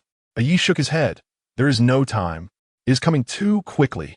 He looked at Pei Ning and Qi Lian at the center of the soul link formation, both in deep meditation and completely defenseless. I must reinforce the protection and buy them time. The elder propped his frail body, leaning on his wooden staff, standing before the formation. He raised the staff high, chanting an ancient incantation. The purple crystal of the staff's tip emitted a dazzling light, forming a translucent barrier that enveloped the entire formation. Elder! Infong anxiously observed the elder, aware of how much vitality this level of protection would consume. Go! Ye's voice was hoarse. Delay the golden serpent for as long as you can, even if it is just for a few minutes. Infong turned and dashed down the peak, calling for the warriors of various clans to assemble. Soon, a small team composed of the Fox clan, Bear clan, and Xian Yao clan gathered, establishing a defensive line halfway up the Xian Yao peak. In the sky, a golden lightning bolt tore through the dark clouds, charging toward the peak. This was the true form of the golden serpent, more powerful than before, its body extending over 100 feet, scales glimmering like pure gold, flashing a terrifying radiance amidst the thunder. Stop it! Infong shouted, brandishing his sword. The silver sword energy shot towards the golden serpent like a meteor, but the serpent effortlessly evaded. Warriors from various clans unleashed their abilities, fireballs, arrows, and earthen walls soaring into the sky in an attempt to halt the serpent's advance. However, these assaults were mere child's play before the golden serpent, either dodged or rebounded by the golden light emanating from its body. The golden serpent let out a thunderous roar, sweeping its tail, sending a dozen warriors flying, crashing heavily against the mountainside. It took advantage of the chaos, breaking through the defenses and heading straight for the peak. Silver and Fox clans, pursue me. Bear clan, hold a rear. Infong commanded, leading the remaining warriors in hot pursuit of the golden serpent. At the peak, Ye's protective barrier erupted with intense purple light as the golden serpent approached, the two energies clashing and emitting a piercing explosion. The golden serpent circled the formation, continuously probing for weaknesses in the defense. Truly worthy of the Xian Niao clan's old man, the golden serpent hissed, malice dripping from its voice. You dare to obstruct me with such feeble power? Yi trembled all over, his face pale as paper, yet his gaze remained resolute. You shall not harm them. Old fool, you dare to thwart my grand design. The golden serpent bellowed, lunging at the barrier, energy surging from its golden scales, each impact dimming the protective shield. I clenched his teeth, the wooden staff in his hand creaking under the immense pressure. He was aware that he could not hold on for much longer. Yet he had to endure until Pei Ning and Qi Lian completed the ritual. At that moment, the warriors led by Infong surged to the peak, launching a fierce assault on the golden serpent from behind. The barrage of attacks momentarily distracted the golden serpent, granting I a precious chance to breathe. Ding! Soul positioning progress. 75. External interference intensifies, speed slows. Life signs of I detected to be extremely weak. It is recommended that the host attempt to mobilize the energy of the 5 elements heart fragments to accelerate the positioning process. Pei Ning and Qi Lian floated within the energy channel, sensing the impending crisis but unable to intervene. Their souls were in a state of detachment, forcing them to watch helplessly as events unfolded outside without the ability to act. I was nearing his limit, prompting Pei Ning to anxiously exclaim, "We must hurry back." Qi Lian attempted to summon the residual energy within him. Focus, Pei Ning, Imagine us returning to our bodies at the fastest speed. The two endeavored to hasten their soul's positioning. But the golden serpent's interference was too strong, and progress was slow. As ice defenses weakened, the golden serpent intensified its onslaught. Something must be done, Pei Ning thought urgently. Outside, ice condition worsened. The staff had developed cracks. The protective barrier had become nearly transparent, on the verge of collapse. The old man's vitality was visibly waning. His hair and beard turned completely white, and his skin dried like bark. "Hold on," Yin Feng shouted, forcing the golden serpent back with a sword. But he too was gravely injured, his garments stained red with blood. The golden serpent sneered coldly, just a dying struggle. It suddenly leaped high into the air, diving down with its body aglow in gold, transforming into an indestructible blade aimed directly at the center of the protective barrier. Crack! The barrier shattered, scattering into countless fragments that dissolved in the air. I coughed up blood, his staff splintered in two, and he collapsed to the ground as if all life force had been drained from him. Yin Feng attempted to approach, but was swept away by the golden serpent's tail, crashing heavily against the stone wall. The golden serpent laughed maniacally, looking down at Pei Ning and Qi Lian trapped in the formation. "Now no one can save you." It opened its gaping maw, revealing sharp fangs, gathering golden energy within, preparing to deliver a fatal strike. In that critical moment, lying on the ground, suddenly opened his eyes. He recited an unusual incantation, radiating brilliant purple light. An ancient and powerful force erupted from within him. Xian Niao's ultimate protection, I uttered with the last vestige of his strength. His body began to transform into specks of light, swiftly converging to form a complex formation that enveloped Pei Ning and Qi Lian entirely. This was the strongest protective spell of the Xian Niao clan, at the cost of the caster's life. The golden serpent's attack struck the newly formed formation, only to be repelled.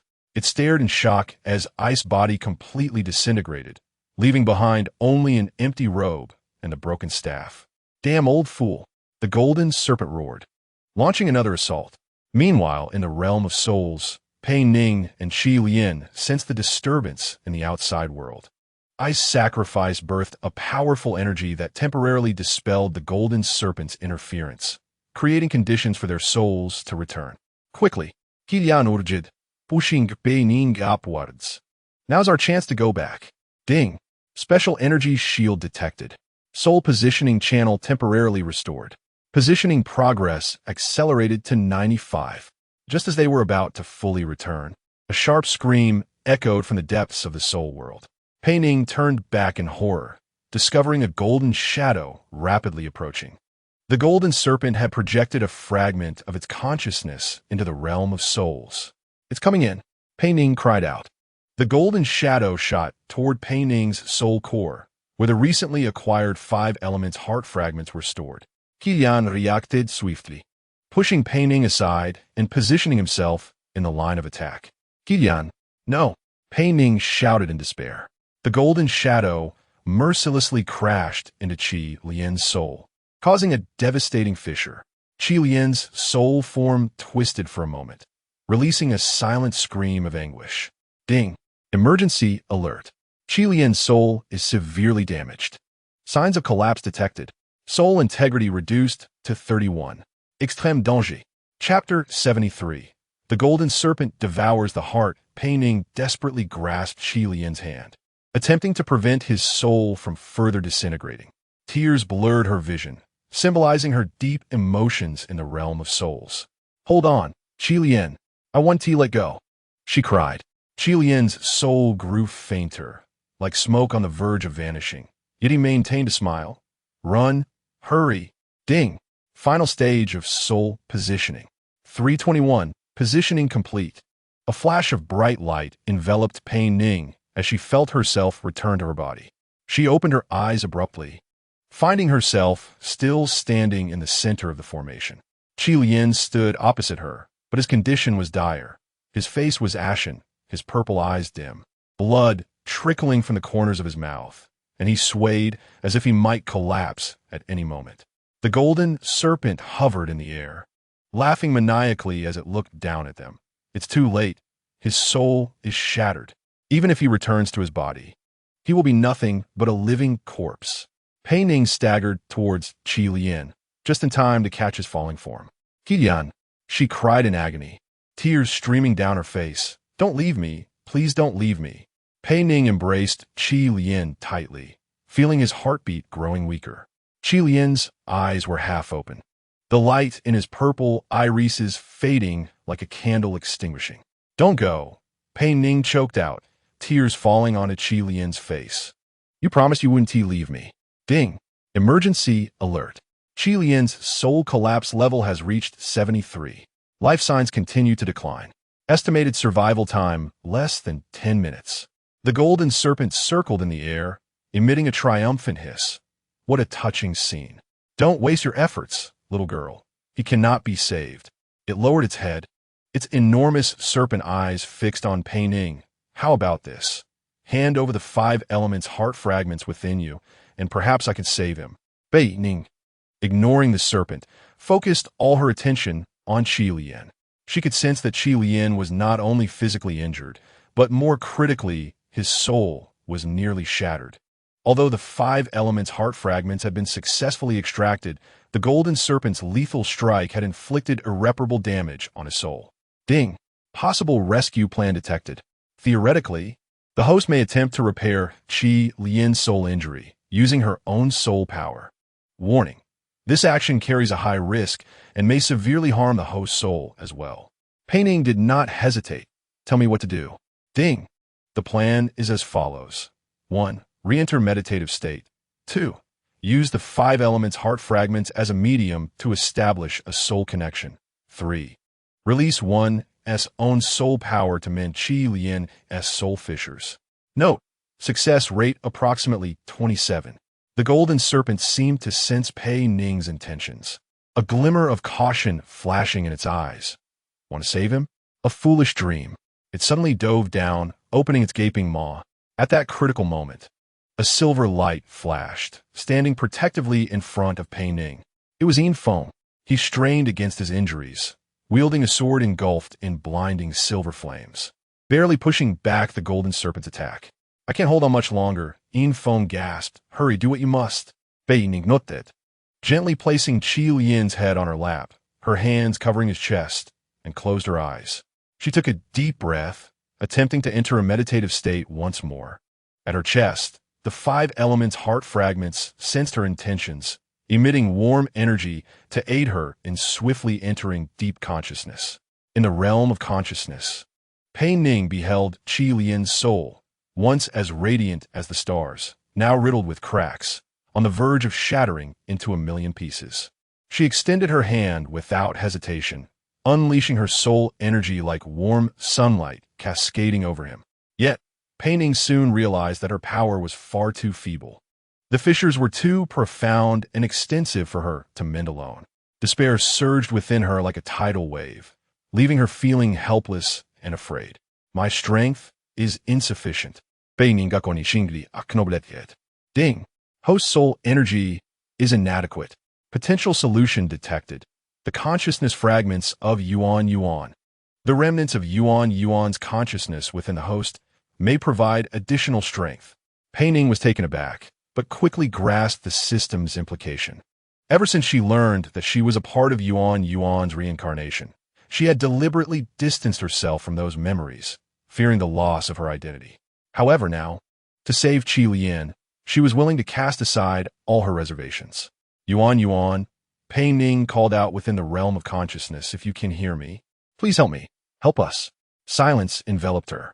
Just as Pei Ning was on the verge of surrendering hope, a violet light suddenly illuminated the depths of her consciousness.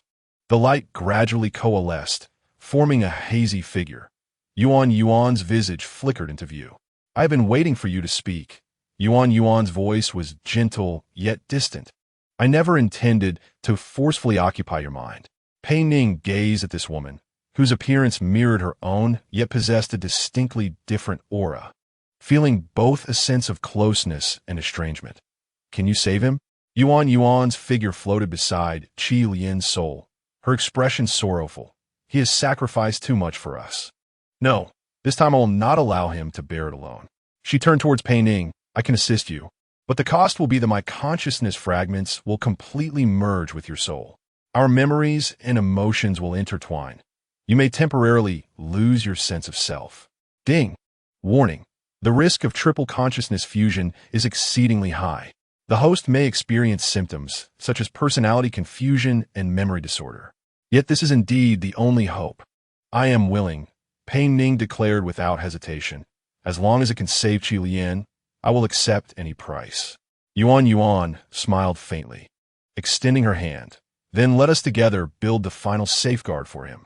Pei Ning grasped Yuan's hand. An extraordinary sensation of fusion surged forth. Yuan's memories inundated her consciousness like a tide.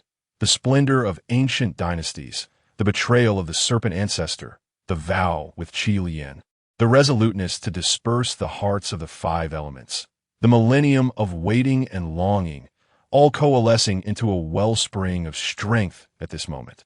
Two streams of soul energy intertwined, forming an unprecedented formidable force. Pei Ning was astonished to discover that this fusion was not unilateral. Yuan's consciousness was also absorbing her emotions and memories, and the two distinctly different souls were finding a wondrous balance. Ding! Special soul fusion successful. Pei Ning and Yuan's dual consciousness formed. Energy levels increased by 300. The fused dual consciousness turned towards Qi Lian's soul, beginning to mend those alarming fissures. Strands of violet light, like threads, carefully stitched the shattered soul fragments together. Simultaneously, the external golden serpent seemed to sense something, erupting into a sudden rage. It violently shook off yin foam and charged towards Pei Ning and Qi Lian. You shall not. A surge of black energy erupted from its mouth, penetrating the material barrier and directly attacking Pei Ning's soul. Ding! Alert! Soul under direct attack. Dual consciousness stability decreased by 45. Pei Ning felt a searing pain as her consciousness began to blur. In that critical moment, the remnants of Qi Lian's soul suddenly flickered with light. Even on the brink of collapse, he instinctively sought to protect Pei Ning. This faint yet resolute glow touched upon a deeper connection. The triple consciousness of Pei Ning, Yuan, and Qi Lian miraculously synchronized in resonance, forming a perfect soul barrier. Ding! Incredible discovery. Triple consciousness resonance formed. Energy levels reached an unprecedented height. A supersoul barrier has been established. The golden serpent's attack crashed against the barrier, as if colliding with an iron wall, rebounding forcefully. It howled in agony, its body contorting, golden scales dimming. Chapter 74. Life and Death Guardian in the Realm of Consciousness. Pei Ning, Yuan, and Qi Lian's consciousness intertwined, jointly mending each other's wounds. Qi Lian's soul gradually stabilized, the fragmented parts reconnected. Yuan's consciousness fragments transformed into pure energy, merging into the crevices of their souls, becoming an eternal bond. Ding! Repair successful. Qi Lian's soul integrity restored to 86, sufficient to sustain life. The host can return to the real world with the fragments of the five elements heart. Pei Ning felt an unprecedented sense of tranquility and fulfillment. In the final moment before returning to reality, Yuan's consciousness smiled at her, saying, "Take care of him, and also take care of yourself. I will become a part of you, but you will always be Pei Ning." The process of consciousness restoration went remarkably smoothly. Pei Ning opened her eyes, discovering she was still holding Qi Lian. To her joy, Qi Lian's complexion was recovering, the light in his violet eyes reigniting. "You succeeded," Qi Lian said weakly, his eyes filled with disbelief. The golden serpent writhed in agony mid-air, its scales continuously shedding, revealing decaying flesh beneath. It roared in fury. "Impossible! This cannot be!" Pei Ning rose, feeling the fragments of the five elements heart within her resonate, forming a perfect cycle. She raised her hand, the five-colored energy coalescing in her palm, emanating a pressure that was both exhilarating and terrifying. "It is time to end this, golden serpent." Pei Ning's voice was surprisingly calm. However, just as she was about to launch her attack, a strange dizziness suddenly overtook her. Her expression became peculiar, her gaze flickering as if two souls were contending for control of her body. Pei Ning, Qi Lian called out with concern. I am Yuan Yuan, no. I am Pei Ning. Her voice stuttered, laced with confusion. I do not know who I am anymore. Ding. Warning. Post-fusion symptoms of triple consciousness arise. The host's memory and personality are experiencing temporary confusion. Immediate stabilization of mind is recommended. The golden serpent keenly sensed Pei Ning's anomaly, despite its own injuries. It seized every opportunity. It seems you have paid a price as well, little girl. Yuan Yuan's soul is consuming you, just as I consumed the red moon. Pei Ning shook her head, striving to clarify her thoughts. At times, she remembered herself as the Fox clan Pei Ning, while at other moments, she felt as if she were the Princess Yuan Yuan from 1,000 years ago. Two starkly different memories collided within her mind, causing her immense pain. Qi Lian struggled to stand, supporting Pei Ning's shoulder. Look into my eyes. No matter whether you are Pei Ning or Yuan Yuan, remember that you are yourself. A unique existence. Pei Ning gazed at Qi Lian in confusion, finding a sliver of solace in his steadfast gaze. She took a deep breath, barely stabilizing her emotions, and turned her attention back to the golden serpent. No matter who I am, her voice gradually grew resolute. Today will mark your end. The five-colored energy coalesced in her hands, transforming into a brilliant beam of light that shot towards the golden serpent. Pei Ning's five-colored radiance struck the golden serpent, eliciting a piercing shriek from it. The massive serpent writhed in the air, scales continuously shedding like golden raindrops cascading from the mountaintop. Yet, this did not completely vanquish it. The golden serpent bore the excruciating pain, swiftly distancing itself, coiling in the clouds afar, coldly gazing at Pei Ning. Little girl, your current state is utterly incapable of completing the reassembly of the five elements' heart, the golden serpent hissed. Just look at yourself.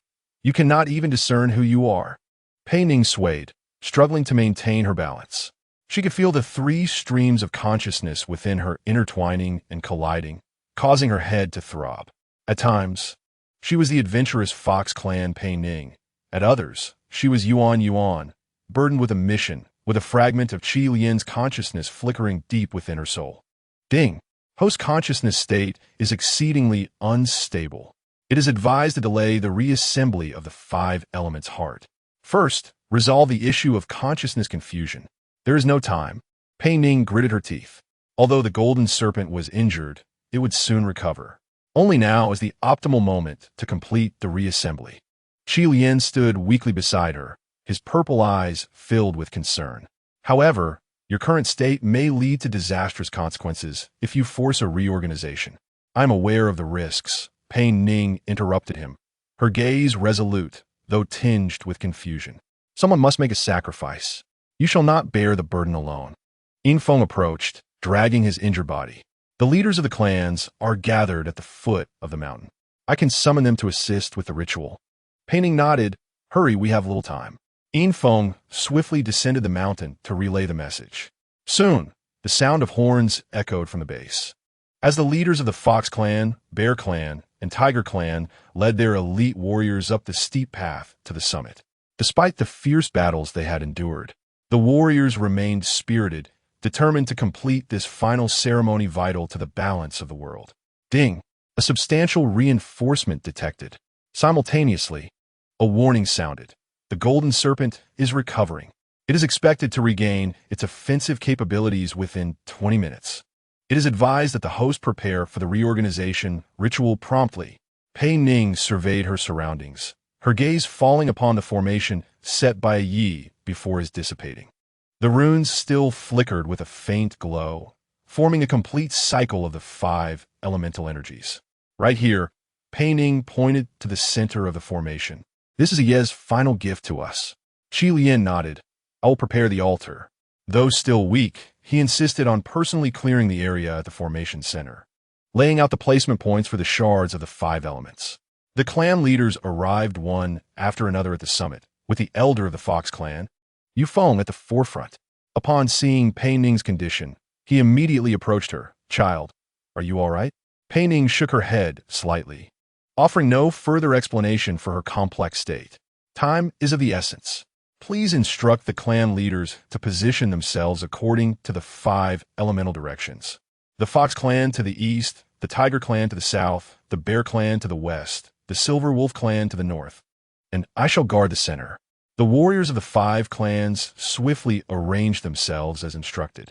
Pei Ning stood at the altar's center, while Qi Lian and Yin Feng stood guard around the perimeter, vigilant against any potential resurgence of the Golden Serpent. Ding! Reorganization readiness confirmed. The host body contains 4 elemental shards. Please place the final fire shard into the formation's core to activate the resonance of the 5 elements. Pei Ning took a deep breath, retrieving the 4 elemental shards from her chest, the water shard that had merged with her being, and the fire shard core, just extracted from Qi Lian's soul, along with the previously acquired wood and earth shards. She carefully placed them at the center of the formation, and the 4 shards immediately levitated, aligning in specific positions and radiating their respective colors. The only shard missing was the wind shard, the final piece needed for the reorganization of the 5 elemental heart. Where's the wind shard? Yu Feng inquired anxiously. On the way here, Pei Ning replied softly, her gaze shifting toward the distant clouds where the injured golden serpent lay coiled, holding it captive. As if hearing their conversation, the golden serpent let out a mocking laugh. You wish to achieve a complete 5-element heart? Unfortunately, without the wind shard, your efforts shall be in vain. Its tail swayed gently, revealing a verdant crystal embedded in its scales, the wind shard. It must be reclaimed, Yin Feng stated solemnly, or all will be for naught. Qi Lian stepped forward. I will go. No, Pei Ning immediately opposed. Your condition is not fit for battle. Qi Lian looked at her with determination. It is precisely because you saved me that I must go. This is my mission, my atonement. Without waiting for Pei Ning to respond, Qi Lian leapt forward, violet flames igniting in his hands as he charged toward the golden serpent. Seeing this, Yin Feng joined the fray, his silver sword energy streaking across the sky like a meteor. Chapter 75. The Unification of the 5 Elements. The two moved in tandem, forming a pincer attack. Despite its injuries, the golden serpent remained formidable. With a flick of its tail, it unleashed beams of golden light, forcing the two to evade constantly. Seizing the moment, Qi Lian transformed his purple flames into a spear, thrusting it toward the scales concealing the wind shard. Ding! Intense combat detected at the periphery. The golden serpent's energy is recovering. A warning followed. Post-triple consciousness conflict is intensifying. Internal balance is on the brink of collapse. Indeed, Pei Ning felt the clash of consciousness within her growing more violent. The memories and emotions of Yuan surged like a tide, nearly overwhelming her original self. Fragments of Qi Lian's consciousness also flickered within her soul, adding to the chaos. I must focus. Pei Ning gritted her teeth, striving to remain conscious. Yu Feng noticed her distress and whispered, "Hold on, child. No matter what you experience, remember who you are." Pei Ning forced a smile. The problem is, I am uncertain of who I am. Above the summit, the battle between Qi Lian and Yin Feng escalated.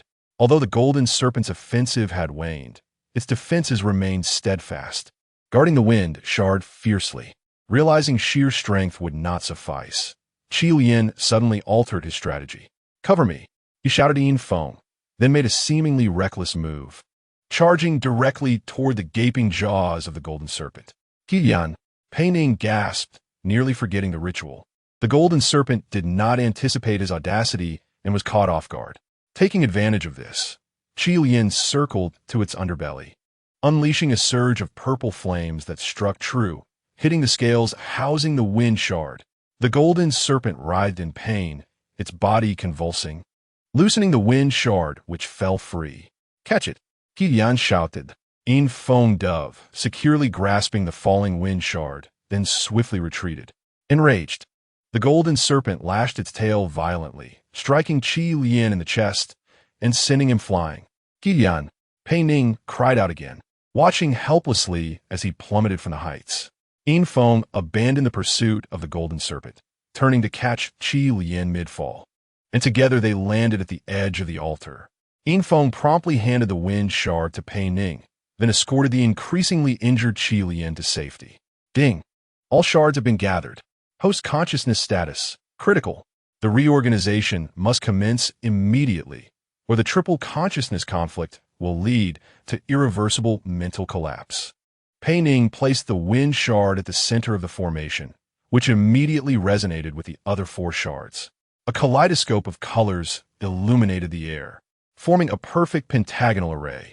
The clan leaders, following instructions, began to unleash their ancestral energies to assist in the fusion of the shards. At this moment, the golden serpent let out a thunderous roar. I will not allow you to succeed. Ignoring its injuries, it charged towards the altar, intent on disrupting the completion of the ritual. Qi Lian and Infeng stepped forward, standing resolutely before the altar. Back to back, they unleashed their respective powers of purple flames and silver light, forming a final line of defense. For the Xianyao clan, Qi Lian murmured. For the balance of the world, Infeng echoed. The two forces intertwined, creating a translucent barrier that temporarily halted the golden serpent's advance. Pei Ning understood that their external defense could not hold for long. She closed her eyes, focusing on the reorganization of the 5 elemental heart. The shards began to draw closer, gradually merging. However, at this critical moment, the conflict of her triple consciousness reached its zenith. Who am I? Who am I truly? Pei Ning struggled within the whirlpool of her consciousness. A gentle voice resonated in her heart. You are Pei Ning, and you also carry Yuan Yuan's mission. Deep within her consciousness, Yuan Yuan's image reemerged, this time clear and warm. Do not fear, child. I will not replace you. I will only become a part of you. Just as a river ultimately flows into the sea, yet the sea does not lose its nature. But these memories, these emotions, are overwhelming, Pei Ning lamented. Time will bring tranquility to all, Yuan Yuan smiled. My consciousness will gradually merge with yours, rather than replace it. You will retain your essence while inheriting my mission. This is not a curse, but a gift. Ding! Special status detected. Pei Ning and Yuan Yuan's consciousness have reached reconciliation. The triple consciousness is beginning to stabilize and merge. The reorganization of the 5 elemental heart can continue. Outside, the golden serpent's assault intensified, and cracks began to form in the defenses set by Qi Lian and Infeng. The leaders of various tribes anxiously turned their gazes towards Pei Ning, who stood still at the center of the altar, silent tears cascading down her cheeks. Yet her expression gradually transformed into one of serene tranquility. Pei Ning opened her eyes, her violet irises shimmering with an unprecedented calmness and strength. She extended her hands, and 5 fragments simultaneously ascended, swirling around her in the air, their radiance intensifying. It is time, Pei Ning softly proclaimed, her voice imbued with both her own resolve and the gentle warmth of Yuan Yuan. The 5 elements converge as one, restoring balance to the world. The 5 fragments violently collided, erupting in a blinding brilliance. A powerful wave of energy surged from the point of fusion, forming a 5-colored halo that radiated outward from Pei Ning. Wherever the halo traversed, all malevolent energies were purified, including the filth upon the golden serpent's body. No, it cannot be. The golden serpent emitted its final, anguished cry, its form twisting and disintegrating amidst the 5-colored brilliance. The halo expanded ever larger, ultimately enveloping the entire Xianyao peak, and then spreading throughout the Beast Realm continent. The dark clouds in the sky dispersed, and the long-awaited sunlight poured down upon the earth. A pure and harmonious energy flowed through the air, instilling an unprecedented sense of peace in every living being. At the center of the altar, the heart of the 5 elements finally completed its reassembly, transforming into a perfect 5-colored crystal, quietly suspended before Pei Ning. She reached out to catch it, feeling the life and balance coursing within. We did it. Pei Ning revealed a weary yet contented smile, turning to Qi Lian and Infeng. The golden serpent has vanished, leaving behind only a massive golden skeleton, lying quietly in a corner of the peak. Everyone gazed in astonishment at this skeleton, realizing that the serpent ancestor had long since perished. With its remaining consciousness clinging to the serpent bones, controlling various bodies to continue existing. "It is over." Yufeng stepped forward, his voice filled with reverence. "The millennia of darkness has finally ended." Pei Ning weakly nodded, her gaze falling upon the heart of the five elements. The completed heart of the five elements emitted a gentle glow, distinct from the sharpness of the fragments, instead radiating a warm and comforting energy, akin to a mother's embrace that reassured the soul. Ding! Task complete. The reassembly of the heart of the five elements was successful. The host consciousness is gradually stabilizing, and the triple fusion is proceeding in an orderly manner. Warning: personality fluctuations may still occur in the short term, but the long-term prognosis is favorable. Pei Ning felt an unprecedented wave of fatigue wash over her, and the scene before her began to blur. She stumbled slightly, nearly collapsing, but thankfully, Qi Lian was there to support her in time. "Rest now," Qi Lian gently urged. "You have done more than enough." Leaning against Qi Lian's embrace, Pei Ning's consciousness gradually faded. Before succumbing to darkness, she felt an unparalleled sense of tranquility and serenity. Whether she was Pei Ning or Yuan, or a fusion of both, it was her own choice and homecoming. The world seemed to return to its primordial state in that moment, a harmony of all things, a balance of the five elements. Everything would start anew, whether it be Pei Ning's life or the order of the Beast Realm continent. A fresh chapter was about to unfold. Chapter 76. Inheriting the ability of precognition, Pei Ning felt as though she floated in a warm darkness, akin to an unborn child curled within its mother's womb. A sensation she found herself reluctant to leave behind. Countless fragments of memories swirled around her, encompassing Yuan's millennia of guardianship over the Beast Realm, Qi Lian's valiant presence upon the battlefield, and most of all, the myriad moments of her own existence as an ordinary human girl. Ding! Host consciousness recovery progress at 87. Stable neural link detected. The system's electronic voice shattered the darkness. Pei Ning's eyelashes fluttered, slowly opening her eyes, only to immediately shut them again against the blinding sunlight. Yet her recent actions had not gone unnoticed. She moved, an excited, hoarse voice exclaimed, followed by hurried footsteps. Something cool pressed against her forehead. Normal body temperature. Soul energy fluctuations stable. It was Yufeng's aged yet relieved voice. "Little girl, can you hear me?" Pei Ning attempted to open her eyes once more, this time succeeding.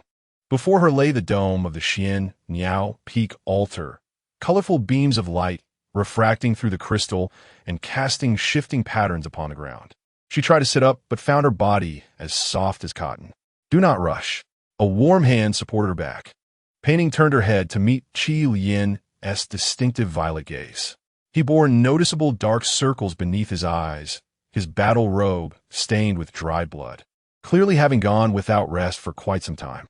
"How long have I been unconscious?" Pei Ning's voice was hoarse, scarcely recognizable. She felt as if she had lost her memory, the surroundings appearing somewhat unfamiliar. 3 days and nights. Qi Lian offered her a cup of warm water. "The tribal leaders took turns watching over you, fearing a rejection reaction following the reassembly of the heart of the five elements." Pei Ning took small sips, the cool water flowing down her throat, bringing with it a tangible sense of life.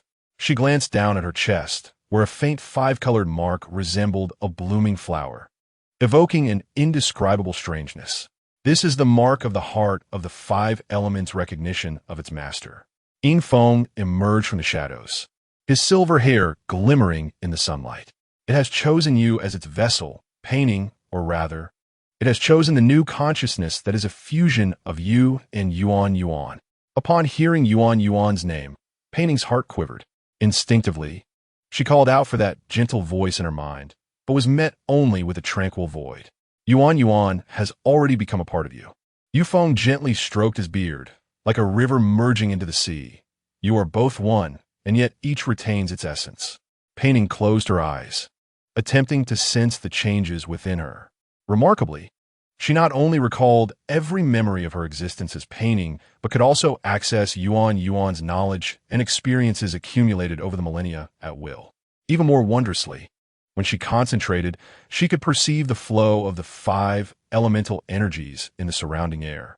"I seem to be able to see the energy," she exclaimed in astonishment, extending her hand as a strand of green wind energy danced playfully around her fingertips. Qi Lian and Yu Feng exchanged surprised glances, their emotions evident on their faces. Yin Feng narrowed his eyes thoughtfully. The evolution brought about by the unification of the 5 elements is occurring more rapidly than anticipated. Just then, a cacophony of arguments erupted from outside the altar. A booming voice overpowered the crowd. The inheritance ceremony must be held immediately. The heart of the 5 elements cannot be kept by humans for long. It was the leader of the Lehu tribe, Qing Tsang. He frowned, having faced pressure from him for the past 3 days, insisting on transferring the heart of the 5 elements to their tribe's sacred ground. Pei Ning instinctively covered the mark on her chest, a wave of inexplicable heart palpitations striking her. She suddenly envisioned an image flashing in her mind. Beneath the Lehu tribe's altar lay some ominous black crystal, emanating a foreboding energy wave. "No," she blurted out, startled by her own intense reaction. The 3 men stared at her in surprise. Pei Ning looked at them, took a deep breath, and attempted to explain. "I just saw something. There is something beneath the Lehu tribe's altar, black and very dangerous." Yin Feng's gaze sharpened suddenly. "You've inherited Yuan's ability of precognition?" His piercing eyes held a profound curiosity, causing Pei Ning to instinctively feel guarded. "I do not know what it is, but it felt very real." Pei Ning massaged her temples. "The memory is clear as day." Qi Lian immediately rose to his feet. "I will go stop Qing Song. Yu Feng, please take Pei Ning away through the secret passage to recuperate in the Xian Niao tribe's territory." "Wait." Pei Ning grasped Qi Lian esirist, a strange warmth radiating from the point of contact. Qi Lian's violet flames erupted uncontrollably from his palm, yet it was no longer purely violet. It now shimmered with golden specks. "This is..." Qi Lian stared at his own flames in astonishment. Pei Ning, too, was taken aback. "Our energies are resonating?" Yin Feng suddenly stepped forward to separate them. "Now is not the time for this. Qi Lian is right. Pei Ning needs to recuperate. Yu Feng, please take her away. I will remain here to handle the tribal leaders." Qi Lian hesitated for a moment, then retrieved a purple crystal from his bosom and pressed it into Pei Ning's hand. "In any dire situation, crush it, and I will sense it immediately." The urgency in his voice sent a tremor through Pei Ning's heart. Yet she refrained from dwelling on it.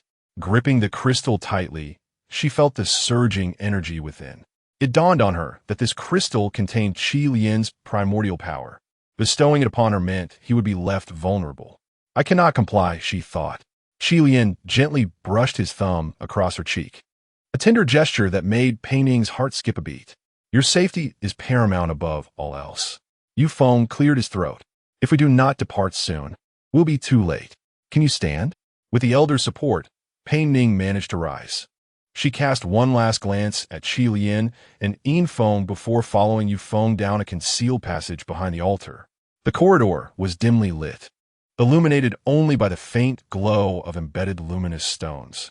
Suddenly, Pei Ning halted, for she once again beheld that vision, a black crystal, the altar of the Lehu tribe, and a pair of golden slit pupils wide open in the darkness. "What is it?" Yu Feng inquired with concern. Pei Ning's face turned pale. "Those eyes, they are identical to the golden serpent's." "Lord Yu Feng, has the golden serpent truly vanished?" The elder's expression grew grave. "In theory, the purifying light of the 5 elements' heart should have eradicated all its consciousness. But you say you saw the eyes." His gaze lingered on Pei Ning for a long while. "Right beneath the altar of the Lehu tribe," she asserted, "and Lord Yin Feng seems to know something." His reaction was too strange. She analyzed rationally. Yu Feng pondered for a moment before suddenly producing a copper mirror from his robe. "In that case, we must ascertain the truth. This is a revealing mirror. It allows for distant observation. However, its use demands a substantial amount of energy, which you currently..." "I can..." Pei Ning interjected, taking the copper mirror without hesitation. The five-colored mark on her chest felt warm. Tell me what to do. Under Yu Feng's guidance, Pei Ning infused her spiritual energy into the mirror. Ripples appeared on the surface, gradually revealing the scene of the altar's grand hall. Chapter 77. What did we see?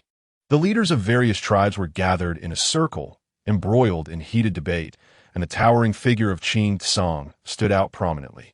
Yin Feng was positioned at the center of the crowd, seemingly mediating the situation, the atmosphere thick with an indescribable tension.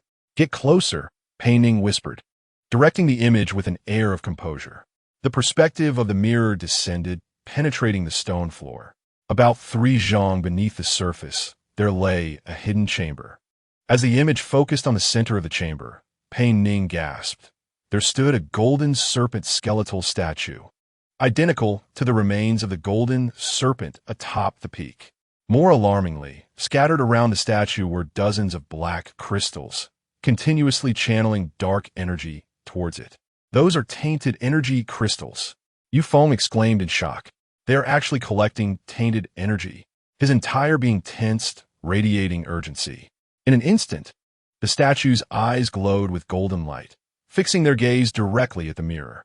Pei Ning felt a searing pain, and with a crack, the copper mirror shattered, the image vanishing like a melting fragment of ice.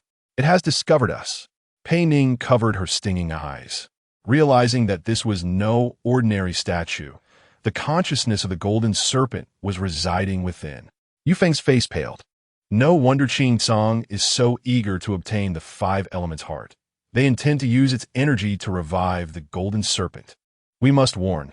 Before he could finish, the entire passage began to tremble violently, debris cascading from above. This is bad. They've triggered something. Yu Feng yelled at Pei Ning. Run. The passage is collapsing. He bellowed, his voice laced with desperation. The two stumbled towards the exit. Suddenly, Pei Ning felt a burning sensation in her chest. The 5-colored mark radiated a brilliant light. Instinctively, she turned, pushing her hands forward, and a vibrant barrier materialized, shielding them from the falling boulders. I did it. Pei Ning gazed at her hands in disbelief. The 5 elements heart is protecting its host. Yu Feng urged her to keep running, but they could not sustain this for long. Hurry! When they finally burst from the passage, the sight before them froze them in place. The sky above Xianyao Peak was shrouded in ominous clouds, and a colossal golden apparition was forming within the layers of mist, a gigantic serpent. The golden serpent has been revived?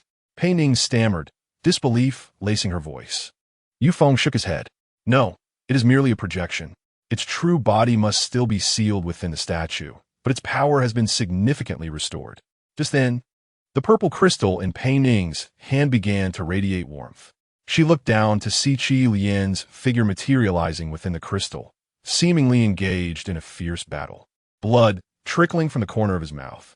Qi Lian is in danger. Pei Ning's heart ached. We must return. Yu Feng grasped her shoulder. Calm down, child. Returning now would be tantamount to a death sentence. The 5-color mark on her chest flared once more, and the voice of Yuan resonated clearly in her mind. Go to Longgu Yuan. There lies the answer. Longgu Yuan? Pei Ning blurted out. Yu Feng stared at her in shock. How do you know of this place?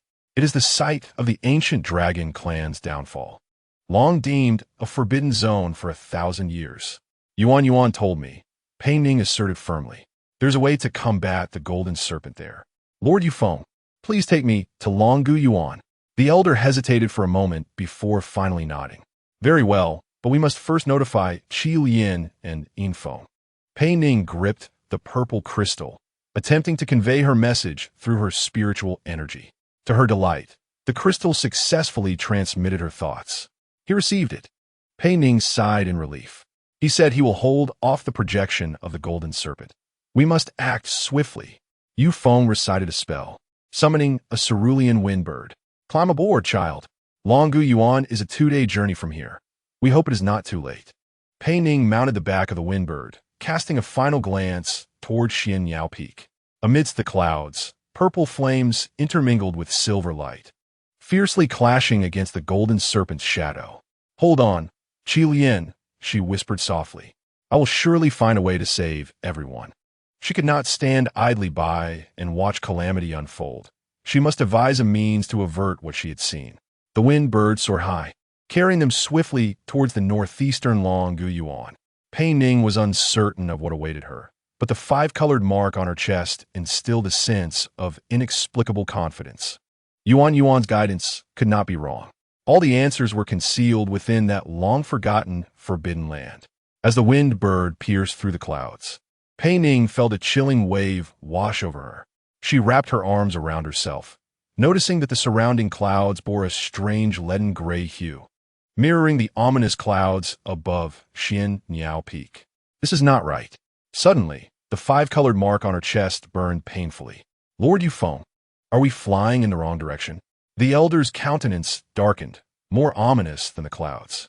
The direction is correct, but the elemental flow of the entire beast realm has become chaotic. Look below. Pei Ning glanced down, gasping in horror. The once lush forest now appeared sickly gray-green, and several streams glimmered with a metallic sheen, resembling solidified mercury. It is tainted energy pollution, Yufeng's voice tightened. It is spreading faster than I anticipated. Pei Ning suddenly clasped her ears as countless anguished wails stabbed into her mind. It was the earth groaning in pain. She had never perceived the world's suffering so acutely before, and tears fell uncontrollably. Child, I hear the earth weeping. Pei Ning trembled, pointing towards the northeast. The pollution is most severe in that direction. Something is draining the ley line's energy. Yufeng calculated with a grim expression.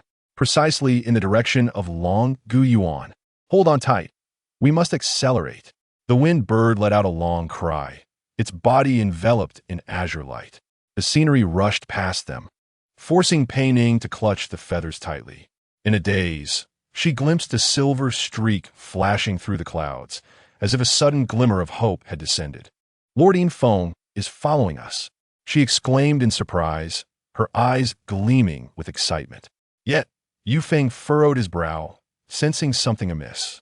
The energy signature was not that of Yufeng. Before he could finish his thought, a flash of silver lightning struck down. Feng Yao swiftly dodged, and Pei Ning was nearly thrown off balance. In terror, she beheld dozens of serpentine shadows gliding through the clouds, each pair of eyes flickering with golden flames. This horrifying sight left them momentarily breathless. They were the minions of the golden serpent. Yufeng formed seals to erect a protective barrier. Astonishingly, they had evolved the ability to manipulate the weather. Pei Ning felt a burning sensation in her chest as memories of Yuan surged forth. This was not evolution, but revival. These were the silver-lined serpent demons sealed away by the dragon clan in ancient times, and the golden serpent was awakening its former vassals. Another bolt of lightning struck, causing cracks to appear in the barrier. Seizing the opportunity, a silver serpent burrowed in, aiming directly for Pei Ning's face. In a split second, she instinctively raised her hand, a beam of golden light shooting forth from her fingertips, shattering the serpent demon into fragments. How could this be? Pei Ning stared in astonishment at her own hand. The heart of the five elements is adapting to your body, Yufeng urged, but now is not the time for contemplation. The third silver serpent broke through the defenses, its venomous fangs aimed straight for Yufeng's throat. Without time to think, Pei Ning leaped forward. Just as the fangs were about to pierce the old man's skin, a radiant aura erupted from her chest, causing all the silver serpents to cry out in unison before dissipating into azure smoke. Taking advantage of the chaos, Feng Yao soared out of the clouds, revealing a bottomless chasm below. The rock walls displayed eerie spiral patterns, as if marred by the passage of some colossal being. Long-Gu-Yuan, Yufeng's voice trembled. But how could it have transformed like this? Pei Ning's stomach churned. The chasm was shrouded in black mist, with hundreds of bone-white pillars standing erect at the bottom, arranged in an ancient formation. In the center of the formation, a massive shadow writhed. Is that a dragon? She asked uncertainly. Chapter 78. Departure. The appearance of the dragon clan was akin to a tempest, instantly turning the tides of the battle. The threat of the golden serpent was completely obliterated, and tranquility once again enveloped the land. Yet, The turmoil within her heart could not be quelled. Was this the price of victory? She mused, her voice echoing in the tranquil night sky, sounding particularly solitary. She gazed up at the starry sky, the twinkling stars seemingly narrating endless tales. Pei Ning's thoughts drifted back to the battle. The might of the dragon clan had left her in awe, but she was acutely aware that victory concealed even greater secrets. Pei Ning, what are you pondering? A voice behind her, belonging to Qi Lian, interrupted her reverie. Pei Ning returned to reality, observing Qi Lian approaching with a hint of concern on his face. I am wondering if the emergence of the dragon clan signifies a greater crisis. Qi Lian frowned slightly, seemingly perplexed by her words. We should celebrate our victory, not dwell on future worries. There is always a cost associated with victory. Pei Ning's voice was low, her eyes glimmering with complex emotions. We have vanquished the golden serpent, but what are the true intentions of the dragon clan? Qi Lian fell silent for a moment, contemplating her words. You always overthink things. Perhaps we should relish this tranquility instead of succumbing to unnecessary anxiety. But I cannot ignore the voice within me. Pei Ning replied resolutely, an undercurrent of unease flooding her heart. This calm may merely be the stillness before the storm. Qi Lian sighed, seemingly resigned to her stubbornness. You're always so sensitive, Pei Ning. We should have faith that the future will be brighter. Pei Ning shook her head, yet deep down, she understood that Qi Lian's optimism could not dispel her concerns. A notification from a system echoed in her mind. Host has completed the task regarding the Serpent clan. Prepare for departure. Departure? She murmured softly, her gaze sweeping over the familiar surroundings. Every blade of grass and every tree bore witness to her memories. However, the completion of her task signified the necessity for her to embark on a new journey. Qi Lian approached her side, noticing her contemplation. Pei Ning, what are you thinking? Pei Ning shook her head, indicating that they should return to the Serpent clan's dwelling. Her mood was as heavy as the closed door, preventing her from connecting with anyone. She sat in the corner of the room, her foxtail limply draping on the ground, as if conveying her fatigue and confusion. Why is it like this? She whispered, her gaze vacant, her heart filled with unease. The tranquility following the completion of the task left her feeling adrift. The courage and determination she once possessed seemed to have faded at this moment. Sunlight streamed through the cracks in the window, illuminating her. Yet it could not dissipate the gloom within her heart. Pei Ning's thoughts spiraled, entangled with the emergence of the dragon clan, the disappearance of the golden serpent, and her impending departure, all of it intertwined in her mind, suffocating her. Have I truly done the right thing? She closed her eyes, seeking answers within. No matter how hard she tried, she could not escape the feeling of solitude, as if the entire world were separated from her. Pei Ning gently pushed open Qi Lian's door, the flickering candlelight wavering behind her. Her heart was filled with complex emotions, both a longing for the past and uncertainty about the future. Qi Lian's child lay peacefully in the cradle, an innocent smile gracing the little face, as if silently expressing dependence on her mother. I will return to see you, Pei Ning whispered, her voice as gentle as the night breeze. She turned to leave, her steps light yet resolute. The night enveloped her in darkness, with stars faintly visible, casting reflections of her silhouette. Within her heart surged anticipation and trepidation for the future, as if she were grappling with the unseen forces of fate.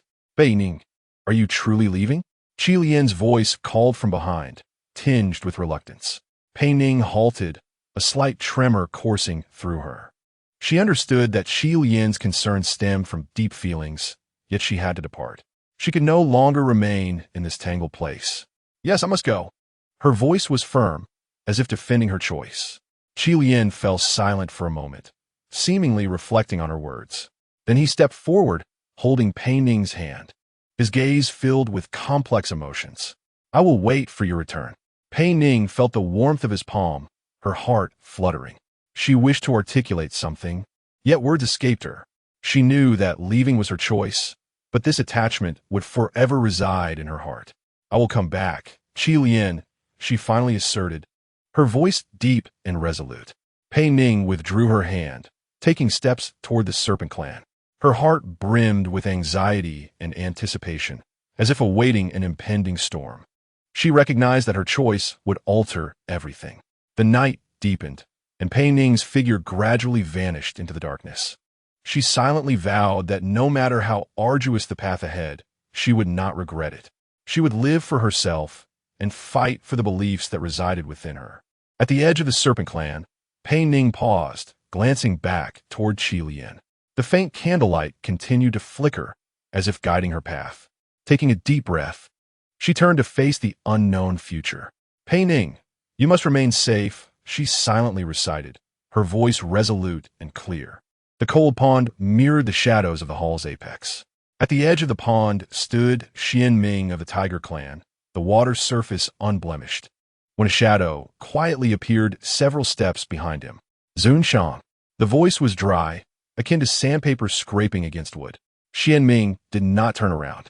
Pei Ning has departed from the Serpent clan. The shadow's voice remained flat, merely stating a fact. The pond's surface remained tranquil, reflecting the unchanging darkness above. The air around Xianming seemed to stagnate momentarily, when his voice pierced the silence, cold and metallic. Half an hour ago. Direction? Uncertain, but likely east. The shadow's response was succinct, devoid of superfluous words. Xianming slowly turned, his expression void of emotion, yet the depths of his eyes churned with hidden currents. The dim light within the hall rendered his silhouette indistinct. She certainly chose an opportune moment. It was unclear whether the statement was praise or sarcasm. The shadow bowed his head, unwilling to respond. Xianming took 2 steps forward, stopping at the center of the hall. Prepare for action. Master, how many people need to be mobilized? Pei Ning raised his head and inquired. No need, Xianming interrupted him. I will go myself. Pei Ning paused slightly, seemingly taken aback. The Shi tribe consists of a group of wretched beings. There is no need to pay them any mind. Xianming's tone was indifferent, as if discussing mere ants. Pei Ning possesses something that cannot be lost, he added, as if offering an explanation, yet also speaking to himself. Pei Ning ceased to inquire further. Chapter 79. The Lei Bao tribe. Pei Ning lay weakly on the lawn, sunlight warmly cascading over her, as if attempting to soothe the anxiety within her. The surrounding environment was tranquil and serene, with only a gentle breeze rustling, bringing with it the fragrance of flowers. Who is she? Lei Yin observed Pei Ning with curiosity, her gaze revealing a glimmer of sharpness. As a female of the Lei Bao tribe, Lei Yin was filled with suspicion towards this suddenly appearing female of the Hu tribe. She had never encountered females from other tribes during her years in her own. Feeling that gaze, Pei Ning's heart tightened. She struggled to lift her body but was too weak, only able to slightly turn her head in an attempt to evade Lei Yan's scrutiny. Her heart raced and fear spread within her chest. At that moment, the male Bao Chun passed by. His eyes swept over Pei Ning, and a hint of disdain appeared on his face. Is this the female of the Hu tribe? Truly pathetic. His voice was cold, laced with contempt. Pei Ning felt a wave of shame wash over her, lowering her head and daring not to meet his gaze. She was acutely aware of her predicament in this land, filled with helplessness. Our tribe has not seen new life recently.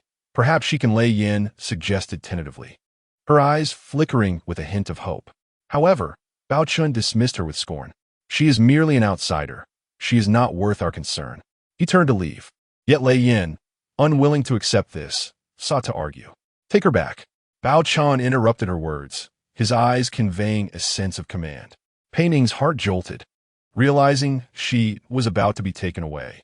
She wanted to resist, but found herself powerless to refute, silently accepting this decision. Where are you taking me? She finally summoned the courage to ask aloud. Bao Chen Smai Gun Li, to the Lei Bao tribe, of course, so you can bear our offspring. Pei Ning's heart trembled, fear and unease intertwining. She did not wish to be treated as a mere tool, yet felt powerless to fight back. She could only pray silently, hoping to find an opportunity to escape. I do not wish to go, she murmured, her voice faint. You have no choice. Bao Chen's tone was resolute, devoid of mercy. Lei Yin hesitated at the side, seemingly reluctant about Pei Ning's plight, yet she too knew her words carried little weight in front of Bao Chen. Follow me. Bao Chun turned, signaling Pei Ning to come along. With no other option, Pei Ning stood up, despair filling her heart. She knew she must survive in this unfamiliar tribe, her fate entirely in the hands of others. Accompanied by Bao Chun and Lei Yin, Pei Ning slowly made her way toward the Lei Bao tribe. Detected that the host is in a dangerous situation. Available item, charm card. Pei Ning's heart jolted as the cold prompt from the system flashed through her mind. She walked weakly, each step laden with overwhelming fatigue. Using the charm card, Bao Chun will fall in love with you. The system added a warning. Please note, the host must not develop genuine feelings for the target. She understood the imperative of not developing true feelings. She looked up at Bao Chun, whose figure appeared tall and indifferent. Loving her? The thought stirred a ripple within her heart, quickly subdued by the cold reality. Yet this was her only path to survival. She had to seize it. She halted, her body swaying slightly. What is wrong? Bao Chun turned his head, a hint of impatience on his face.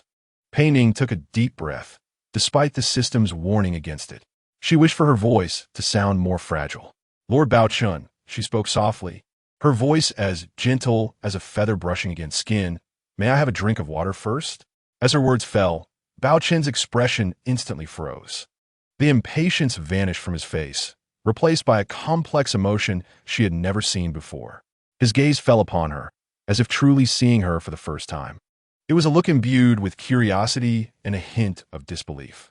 The air seemed to still in that moment. Bao Chun took 2 steps closer, his hand slightly raised as if wishing to touch her, yet it halted midair. Water? His voice was deep, a stark contrast to the coldness from earlier. Pei Ning's heart raced. She could feel the effects of the charm card taking hold. This sensation brought her both relief and a tinge of unease. She had altered his attitude in this manner. Yes, she spoke again, her voice still fragile. I am quite thirsty.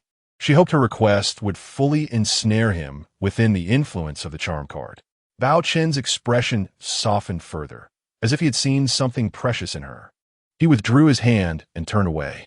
Wait, he said, striding purposefully back in the direction he had come. Lei Yin remained behind, puzzled by Bao Chun's sudden change of heart, glancing between him and Pei Ning. She did not comprehend how Bao Chun had so abruptly altered his decision. Pei Ning stood still, watching Bao Chun fade from sight.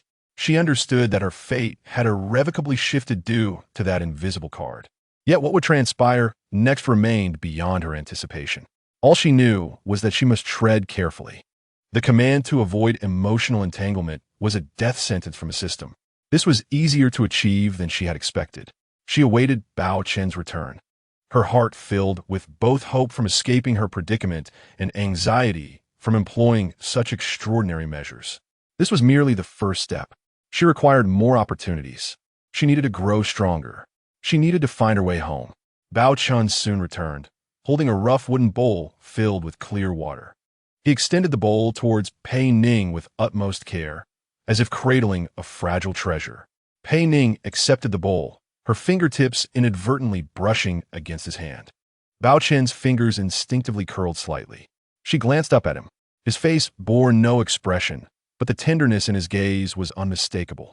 She lowered her head, bringing the bowl to her lips. The water was cool, imbued with a hint of natural sweetness. She sipped delicately. Bao Chun stood before her, not urging her on, merely observing. After she finished drinking, she returned the bowl to him. Thank you, she whispered softly. Bao Chun took the bowl, their fingers brushing again. This time, his fingers did not curl. Instead, they gently caressed her fingertips. Pei Ning's heart skipped a beat, and she quickly withdrew her hand.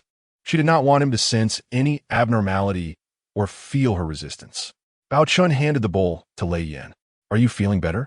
He asked Pei Ning, his voice still low and tender, a stark contrast to his earlier demeanor. Pei Ning noted. Much better, she replied. Chapter 80. The hero saves the beauty. Bao Chun gazed at Pei Ning, her cheeks having regained a hint of color from the water. He returned the empty bowl to Lei Yin, who tightened her grip on the rough wooden edge. Take her for a walk in the woods, Bao Chun instructed Lei Yin. Let her familiarize herself with the surroundings. Perhaps she can gather a few small things. His voice regained its previous hardness, yet a trace of hesitation was perceptible upon close listening. Pei Ning's heart sank. Hunting? How could a feeble female of the Hu tribe possibly hunt? A flicker of delight crossed Lei Yin's face before it quickly vanished. Yes, Lord Bao Chun, she responded promptly. Pei Ning cast a glance at Bao Chun. A multitude of words poised on her lips, yet she swallowed them back. She could not afford to appear feeble, nor could she defy his orders. The effect of the charm card seemed limited, or perhaps it merely altered his demeanor for a fleeting moment. Now, he had reverted to being the aloof leader of the Lei Bao clan. Let us proceed, Lei Yin urged, her tone tinged with unmistakable impatience. Pei Ning trailed behind Lei Yin as they exited the cave where they had temporarily sought refuge. The sunlight was somewhat blinding, and the outside world was replete with unfamiliar botanical scents. Lei Yin moved swiftly, her agile figure weaving through the trees. She was intimately familiar with this forest, as if it were an extension of her own being. Pei Ning stumbled along in her wake, the dry twigs and leaves crunching underfoot. She exerted herself to keep pace with Lei Yin, her breath quickening. Sister Lei Yin, do slow down. Yet, Lei Yin seemed deaf to her plea, her speed unwavering. Pei Ning gritted her teeth, aware that Lei Yin's actions were deliberate. Bao Chen's recent attentiveness towards her had evidently incited the jealousy of this female leopard. She could sense the hostility radiating from Lei Yin. The trees grew denser, sunlight filtering through the layered leaves, casting mottled shadows upon the ground. The surroundings fell silent, save for the sound of their footsteps upon the fallen leaves. Pei Ning felt her strength waning rapidly, beads of sweat forming on her brow. Sister Lei Yin, shall we take a moment to rest? Lei Yin abruptly halted, turning to face her with an icy expression. Is this little distance too much for you? Truly a pampered Fox clan member. Pei Ning, panting, refrained from retorting. Displaying weakness seemed the wisest course of action for now. Lei Yin scrutinized her with a disdainful gaze. Lord Bao Chun must have lost his senses to bring you back here. Someone as useless as you would survive a day in the forest. Pei Ning lowered her eyes, wishing to avoid conflict with Lei Yin, at least for the time being. I apologize for being a burden. Lei Yin scolded. Good to know. With that, she resumed her march forward, this time veering into a more secluded path. The trees around them towered higher, and the light dimmed. A sense of alarm surged within Pei Ning. She sensed an ominous premonition. Sister Lei Yin, are we not heading the wrong way? This area does not seem likely to harbor prey. Lei Yin continued unabated. Silence and follow me. Lord Bao Chun instructed me to familiarize you with the surroundings, not to have you nitpick. Pei Ning halted. She could no longer follow Lei Yin down this perilous route. I refused to proceed. Lei Yin finally stopped again, casting a mocking smile in her direction. What?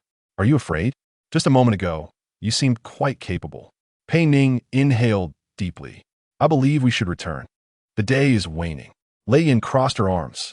Return? You may go back alone. I still have hunting to do. With that, she disregarded Pei Ning and strode deeper into the thicket, her figure swiftly vanishing behind the dense foliage. Pei Ning stood rooted to the spot, surrounded by an oppressive silence, broken only by the rustling leaves in the wind. She had indeed been abandoned. Fear coiled around her heart like a chilling vine. She surveyed her surroundings. The towering trees obscured the sky, rendering her utterly disoriented. System, are you there? She called within her mind, but received no reply. The system had fallen silent once more after her use of the charm card. She was left to rely solely on herself. Calm. She must regain her composure. Pei Ning forced herself to think, recalling a peculiar gnarled tree she had passed on her way. If she could find that tree, perhaps she would discover the path back. She concentrated on retracing her steps, selecting what she believed to be the correct route, and began her journey back. The ground beneath her feet was uneven, and she proceeded slowly and cautiously, scrutinizing her surroundings with each step. Time slipped away gradually, the sun beginning its descent. The light within the forest grew dimmer. Yet she had yet to locate the gnarled tree. She was lost, utterly adrift in this unfamiliar primordial forest. Panic surged anew, prompting her to quicken her pace, even breaking into a light run. Branches snagged at her clothing, scratching her skin, yet she paid them no heed, desperate to escape this place. Darkness enveloped the sky, and the forest night seemed to descend with alarming swiftness. Strange sounds began to echo around her, akin to the low growls of some wild beast. Pei Ning's heart raced. She could not afford to stop, instinct driving her onward. Suddenly, a rustling noise reached her ears, and a pair of glowing green eyes emerged from the shadows. It was a pack of jackals. Pei Ning's blood ran cold. She recognized the beasts, known for their cunning and ferocity. She froze, her body rigid. The jackals had spotted her too, emitting threatening growls and baring their sharp teeth as they advanced toward her. The stench of their presence was overwhelming. Despair washed over Pei Ning as she shut her eyes. Was she destined to perish here? Just then, a thunderous roar erupted from behind her, reverberating with power and an unparalleled aura of intimidation. Pei Ning opened her eyes wide, witnessing a black figure, lithe and swift as lightning, lunging toward her. It was Bao Chun. How had he arrived here? He descended like a deity, his form expanding in an instant, transforming into the shape of a lei bao, graceful and brimming with strength. He charged directly at the jackals, his claws and fangs flying, moving with such speed that only shadows remained. The cries of the jackals rang out, and the battle concluded swiftly. Bao Chun shook the blood from his claws and reverted to his human form, striding toward Pei Ning with urgency. His chest heaved, sweat glistening on his forehead as he reached out to touch her, but hesitated, his hand hovering in the air. "Are you all right?" His voice was hoarse, tinged with residual fear. Pei Ning gazed at him, tears streaming uncontrollably down her cheeks. Fear mingled with a profound sense of relief. She shook her head, unable to articulate a response. Bao Chun enveloped her in his arms, his embrace firm and imbued with a wild essence, yet it offered her an unprecedented sense of security. "It is all right," he whispered in her ear. "I am here." Pei Ning buried her face against his chest, sobbing openly as she released all her pent-up fear, grievances, and helplessness. Bao Chun remained silent, holding her tightly, gently patting her back to soothe her. After what felt like an eternity, Pei Ning's weeping gradually subsided. She lifted her head, her eyes swollen and red. "Thank you." Bao Chun released her, cradling her face in his hands, his thumb brushing away the tears upon her cheeks with a tender motion. "Where's Lei Yan?" he inquired, his tone growing colder. Chapter 81. A night in the cave. Pei Ning bit her lip. She left on her own. Bao Chun's expression darkened instantly, an ominous aura emanating from him. "She left you here alone?" Pei Ning noted. Bao Chun's fists clenched, his knuckles turning white. "Damn it," he growled, his gaze toward Pei Ning rife with complexity, anger, self-reproach, and an emotion he could not quite define. "We must leave this place." Without further ado, he swept Pei Ning into his arms. Pei Ning cusped, instinctively wrapping her arms around his neck. His arms were powerful, lifting her effortlessly. He strode purposefully in one direction, the night having fully descended. The forest was fraught with peril, yet being held in his embrace instilled Pei Ning with an inexplicable sense of safety. She could hear the steady rhythm of his heartbeat, feel the warmth radiating from him. Stealing a glance at him, his profile appeared sharply defined under the dim moonlight. He seemed to sense her gaze and turned to look at her. "Are you cold?" Pei Ning shook her head. In truth, she felt no chill. Rather, warmth enveloped her. Her cheeks flushed. She quickly averted her eyes. "Do not let your emotions sway you." The system's warning echoed in her mind once more. However, after the harrowing brush with death she had just experienced, being held by him ignited a tumultuous fluttering within her heart. Bao Chun soon discovered a concealed cave. The entrance was modest, yet the interior was dry. He carefully set Pei Ning down before turning to gather a pile of dry wood. With practiced ease, he ignited a fire, the orange flames dancing and dispelling the chill within the cave. The fire illuminated their faces. Pei Ning curled up beside the campfire, staring blankly at the dancing flames. Bao Chun sat across from her, enveloped in silence. The atmosphere was somewhat delicate. "I'm sorry." Bao Chun suddenly broke the silence. Pei Ning lifted her gaze to him, noticing the expression of regret on his face. "It was my oversight. I should not have allowed Lei Yan to bring you out." Pei Ning shook her head. "It's not your fault. It was Lei Yan's mistake, and she is too weak. You should rest," Bao Chun said as he stood up. "I will guard the entrance." He approached the cave entrance and sat down with his back to her, his tall figure blocking the light from outside, as well as the dangers lurking beyond. Pei Ning gazed at his silhouette, feeling a tumult of emotions within her. This man had saved her twice, once by chance and once with intention. His attitude toward her seemed to be gradually changing. Was it due to the charm card? Or perhaps their shared experience from earlier? She was uncertain. All she felt was exhaustion, physical fatigue, and mental strain that soon overwhelmed her, and she gradually succumbed to sleep against the warm stone wall. In her dreams, she sensed someone gently approaching. A coat imbued with warmth was draped over her shoulders. She stirred but did not awaken, instinctively snuggling closer to the source of heat. A night passed in silence. The following day, Pei Ning was awakened by the enticing aroma of roasted meat. She opened her eyes to see Bao Chan seated by the fire, cooking an unknown small beast. Fat dripped into the flames, producing a sizzling sound. Awake? Bao Chan looked up at her, his gaze gentle. Pei Ning nodded and sat up. The coat slipping from her shoulders, it was Bao Chan's. She returned the coat to him, thanking him. Bao Chan accepted it and casually set it aside. He tore off a piece of the roasted meat and handed it to Pei Ning. Eat. The meat was charred on the outside and tender within, fragrant and inviting. Pei Ning accepted it and took small bites, realizing how starved she was. They ate in silence, neither speaking. After finishing, Bao Chan extinguished the fire. We should head back. Pei Ning nodded. As they exited the cave, the sunlight was just right. After a night of rest, her strength had returned significantly. Bao Chan walked ahead, deliberately slowing his pace. Pei Ning followed behind, her feelings toward him complex as she observed his broad back. They soon returned to the valley where the Lei Bao tribe was temporarily residing. Upon seeing them return together, especially noticing Pei Ning unharmed, Lei Yan's expression darkened. Bao Chan ignored her and directly led Pei Ning back to the small cave they had occupied earlier. You should rest, he said to Pei Ning. I have some matters to attend to. His tone was calm, but Pei Ning sensed the restrained anger within him, likely regarding Lei Yan. She nodded in understanding. Bao Chan turned and left, and Pei Ning watched his figure vanish at the cave entrance. She sat down on the stone bed, the events of the previous night vividly replaying in her mind. It seemed that something had shifted between her and Bao Chan, yet this change left her feeling uneasy.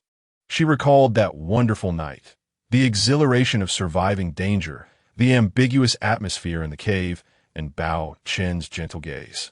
Everything had unfolded so naturally. It was fraught with peril. She could not allow herself to become emotionally involved. Absolutely not. In the valley where the Lei Bao tribe resided, a subtle hint of blood lingered in the wind. Bao Chun found Lei Yan. What did you do? His voice was low. Lei Yan was taken aback. What did I do? I was merely concerned for Pei Ning. Concerned? Bao Chen stipet gelo. Your concern nearly cost her life. Lei Yan was about to argue, but Bao Chun seized her throat. Next time, if there's a next time, I will kill you. His gaze was icy. Lei Yan's face flushed as she struggled, but could not break free. Bao Chun released her, and she slumped to the ground, coughing violently. Remember my words, he said before turning to leave. After dealing with Lei Yan, Bao Chun returned to the cave where Pei Ning was. The cave was quiet. Pei Ning sat on the stone bed, seemingly lost in thought. I'm back. Bao Chen's voice was soft. Pei Ning raised her head to look at him. Is everything taken care of? Yes, he replied, sitting down beside her. He gazed at her with warmth, the arrogance he once displayed nowhere to be seen. Pei Ning felt a bit disoriented. Was it because of the charm card? Pei Ning, Bao Chan suddenly called her name. He seemed to want to say something, but stopped. He stood up. You should rest well. I have matters to attend to. After saying this, he turned to leave. Pei Ning watched his departing figure, increasingly unable to comprehend his intentions. What was he trying to achieve? Suddenly, she gasped as her body was lifted off the ground. Bao Chun had scooped her up. Don't move, he said in a low voice, carrying her deeper into the cave. Deeper within the cave lay a larger stone bed. Bao Chun gently placed her on it, looking at her with a burning gaze. Pei Ning, I like you, he confessed in a hoarse voice. Pei Ning's mind went blank. She didn't know how to respond. Bao Chun leaned down and kissed her. Her body trembled slightly, yet she did not resist. She liked him as well. Their bodies intertwined, and in the cave, the female of the Fox tribe, Pei Ning, and the male of the Lei Bao tribe, Bao Chun, shared a wonderful night together. Outside the cave, the moonlight shone brightly. Lei Yin stood at the entrance of the valley, staring in the direction of the cave, her eyes filled with resentment. "Pei Ning, I will not let you off," she said sharply before turning to leave. The next day, sunlight streamed into the cave.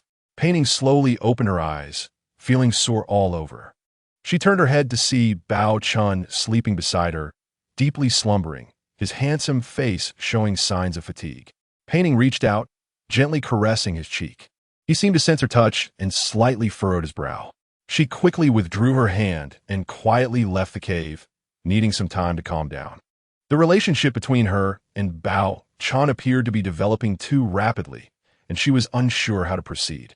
Wandering aimlessly in the valley, she felt lost. "What are you thinking about?" Bao Chun's voice came from behind her. Pei Ning turned to see him standing not far away, looking at her with deep eyes. "It's nothing." She shook her head, unwilling to disclose the matter concerning Lei Nua. "Let us go," Bao Chun said as he approached her and took her hand. "We should return." Pei Ning nodded. Chapter 82.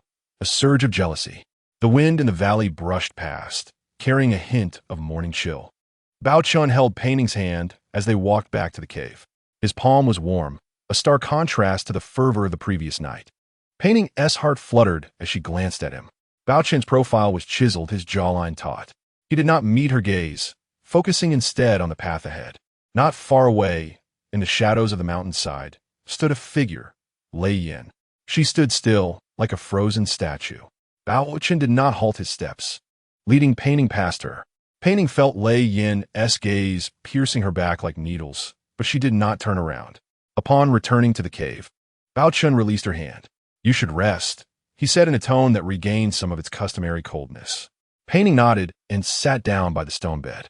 Bao Chun did not linger and turned to exit the cave. The interior fell silent again, leaving only the sound of Pei Ning's breathing. She curled up on the stone bed, hugging her knees. The images from the previous night surged uncontrollably in her mind, and a lingering thrill seemed to remain within her. However, deeper feelings of confusion followed. Could there truly be a future for her and Bao Chun? He was the young master of the Lei Bao tribe, while she was merely a female fox residing here. She felt Lei Yan's animosity acutely. Closing her eyes, she attempted to dispel the chaotic thoughts. In the Lei Bao tribe's council cave, the dim light was provided by a few glowing crystals. Several elderly figures with white hair sat solemnly around a stone table. They were the elders of the Lei Bao tribe. Lei Yin stood in the center of the cave, her head slightly bowed. "Elders, I have a matter to report." Her voice trembled imperceptibly, tinged with grievance. The chief elder lifted his gaze, his murky eyes resting on her. "Speak. It concerns that female fox, Pei Ning." Lei Yin lifted her head, a flicker of resentment flashing in her eyes. As an outsider, her prolonged stay in the Lei Bao clan's valley seemed inappropriate. It appeared that Xiao Zhu Bao Chun had grown overly familiar with her. She deliberately paused, gauging the elders' reactions. One elder, displaying a somewhat impatient demeanor, furrowed his brow. "The Fox clan? The one Bao Chun brought back?" He scoffed. "This is the territory of the Lei Bao clan. We cannot allow outsiders to linger at will."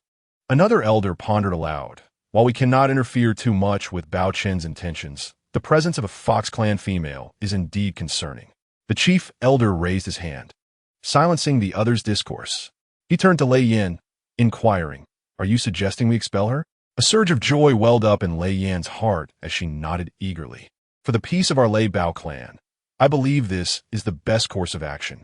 The chief elder remained silent for a moment, his fingers lightly tapping the stone table. The atmosphere within the cave thickened. "She is merely a female," he began slowly, his voice aged yet commanding. "If Bao Chun values her, there must be a reason." Lei Yin's hopeful expression froze. The chief elder continued, "Currently, the number of eligible females within the clan is limited. If that Fox clan female can bear offspring for the Lei Bao clan, strengthening our lineage." His gaze swept over Lei Yin, laden with implication. Keeping her may not be out of the question. Instantly, Lei Yin's complexion turned ashen. "Bear offspring for the Lei Bao clan? On what grounds? What right does that vixen have?" She bit her lip fiercely, her nails digging into her palm. She felt humiliated. The elder's implication was unmistakable. As long as she could produce, her lineage mattered little. "The elder is wise," Lei Yin managed to utter through clenched teeth, bowing as she withdrew. Exiting the council cave, the sunlight pierced her eyes painfully. She stood rooted to the spot, trembling uncontrollably. On what grounds? She seethed, filled with indignation. Pei Ning was summoned from the cave by Bao Chun. He informed her that the elders wished to see her. A sense of foreboding gripped Pei Ning's heart as she followed Bao Chun into the council cave. The atmosphere inside was more oppressive than she had anticipated. Several elders sat like stone statues, and Lei Yin was also present, standing aside with a demure demeanor. Yet Pei Ning could sense the gloating glances directed her way. The chief elder wasted no time. "Pei Ning, having taken residence within the territory of the Lei Bao clan, there are certain rules you must comprehend." Pei Ning lowered her head. "The younger generation understands. The Lei Bao clan does not harbor useless beasts." The elder's voice was straightforward, yet carried an undeniable weight. "Bao Chun holds you in high regard. As elders, we should refrain from excessive commentary." However, his gaze fell upon Pei Ning's flat abdomen. "If you wish to remain, you must prove your worth. You must contribute to the expansion of the Lei Bao clan." Pei Ning's head jerked up suddenly. She caught a glimpse of the suppressed triumph at the corner of Lei Yan's mouth. It became clear to her. Lei Yan had reported her. The elders were issuing her an ultimatum: bear children or leave. Bao Chun stood beside her, his expression darkening as if he wished to speak. Pei Ning gently grasped his sleeve, signaling him to remain silent. She took a deep breath, meeting the chief elder's gaze. "To bear offspring for the Lei Bao clan," she repeated softly, her tone calm. All eyes within the cave were fixed upon her. Lei Yan's eyes sparkled with anticipation. Pei Ning paused, her voice rising clearly. "During my time with the Tiger clan, I bore twins." A profound silence enveloped the cave. Even the air felt as though it had solidified. The smug expression on Lei Yan's face instantaneously froze, replaced by disbelief. The elders exchanged glances, momentarily taken aback. Tiger clan? Twins? The weight of this information was staggering. Pei Ning could distinctly sense Bao Chen's body tense beside her, a chilling aura emanating from him. She did not need to see his expression to understand how terrifying it was. The chief elder was the first to recover from the shock. "Tiger clan?" His voice was low, tinged with curiosity. "You were once a member of the Tiger clan?" Pei Ning nodded. "I was once part of them." "Why did you leave the Tiger clan?" The elder pressed. Pei Ning hesitated. "For various reasons." She was reluctant to delve into the matters concerning Xianming. "The twins." The elder spoke again, his tone laden with significance. "Are they healthy?" Pei Ning nodded once more. The atmosphere within the cave grew increasingly delicate. The Lei Bao clan also revered strength. Healthy twins, particularly males, were of great importance to any beast clan. The elders exchanged glances, seemingly evaluating something quickly. Lei Yan's face could no longer be described as merely troubled. Her gaze was fixed on Pei Ning, as if she intended to bore a hole through her with her stare. "Bao Chun," the chief elder suddenly turned to him. "Are you aware of this matter?" Bao Chen's gaze had been fixed on Pei Ning, but upon hearing the elder's question, he slowly turned his head. His expression was cold, as if encased in frost. "I do not know." His voice was hoarse, betraying a barely perceptible tremor. Pei Ning had never disclosed this information. The elders fell silent once more.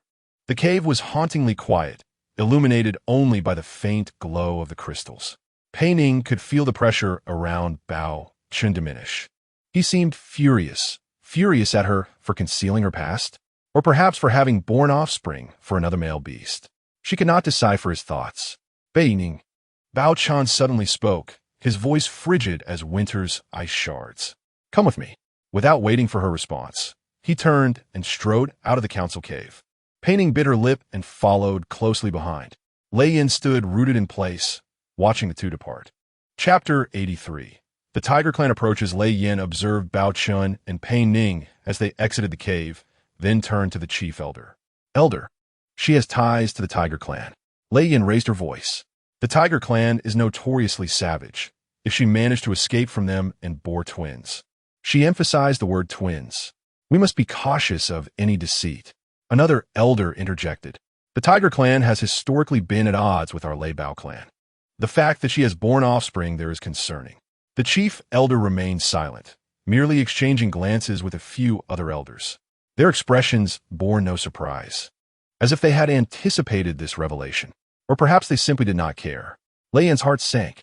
They already possessed their answers, answers that did not align with her desires. She felt powerless. As they exited the council cave, Bao Chun strode ahead, with Pei Ning trailing behind him. He exuded a low pressure, rendering the air heavy. He remained silent, walking at a brisk pace, forcing Pei Ning to jog to keep up. He led her to a small stream at the edge of the valley. The water flowed gently, producing a subtle sound. Bao Chun halted, turning his back to her. Twins, his voice was hoarse, devoid of emotion. You never told me. Pei Ning stood behind him, uncertain of how to respond. How could she explain the existence of Xianming? It was a gift from the system, her golden finger. Would Bao Chan believe her if she revealed it? Would he think she was mad? She could only choose another path. I was once a meal for the Tiger clan. Pei Ning, he spit it. Bao Chen's body jolted at her words. He turned to face her, his eyes dark like two bottomless whirlpools. A meal? His voice was laced with a dangerous edge. What do you mean? Pei Ning met his gaze. The Tiger clan captured me. They imprisoned me, waiting for the right moment. She did not finish her sentence, but Bao Chun understood. His expression darkened. By chance, I became pregnant, Pei Ning continued. The Tiger clan seemed to require females for breeding. Because of my pregnancy, I was temporarily safe. Eventually, I found an opportunity to escape. She spoke with an unsettling calmness, as though recounting someone else's tale. But Bao Chun could sense the tremor beneath her composure. His hands clenched tightly. You escaped and came here? Bao Chun inquired. Yes. Pei Ning nodded. I had nowhere to go. Carrying a child, I could only run. By sheer coincidence, I stumbled into this valley. Bao Chun gazed at her in silence. His expression a complex amalgamation of anger, concern, and indescribable emotion. Why didn't you tell me? He asked again, his voice low. About the Tiger clan, about the child. Pei Ning averted her gaze. I felt it was unnecessary. She did not know how to articulate her fears, that she was afraid he would discover her past. Was she concerned about his feelings regarding her past with another male? Did she fear he would learn of her previous misfortunes? It seemed unnecessary. Bao Chen's voice turned cold. Who am I to you? Do you think these matters are not worth my knowing? Pei Ning lifted her gaze, her desire to explain stifled by the lump in her throat. She found herself at a loss for words. Bao Chen stipet gelo.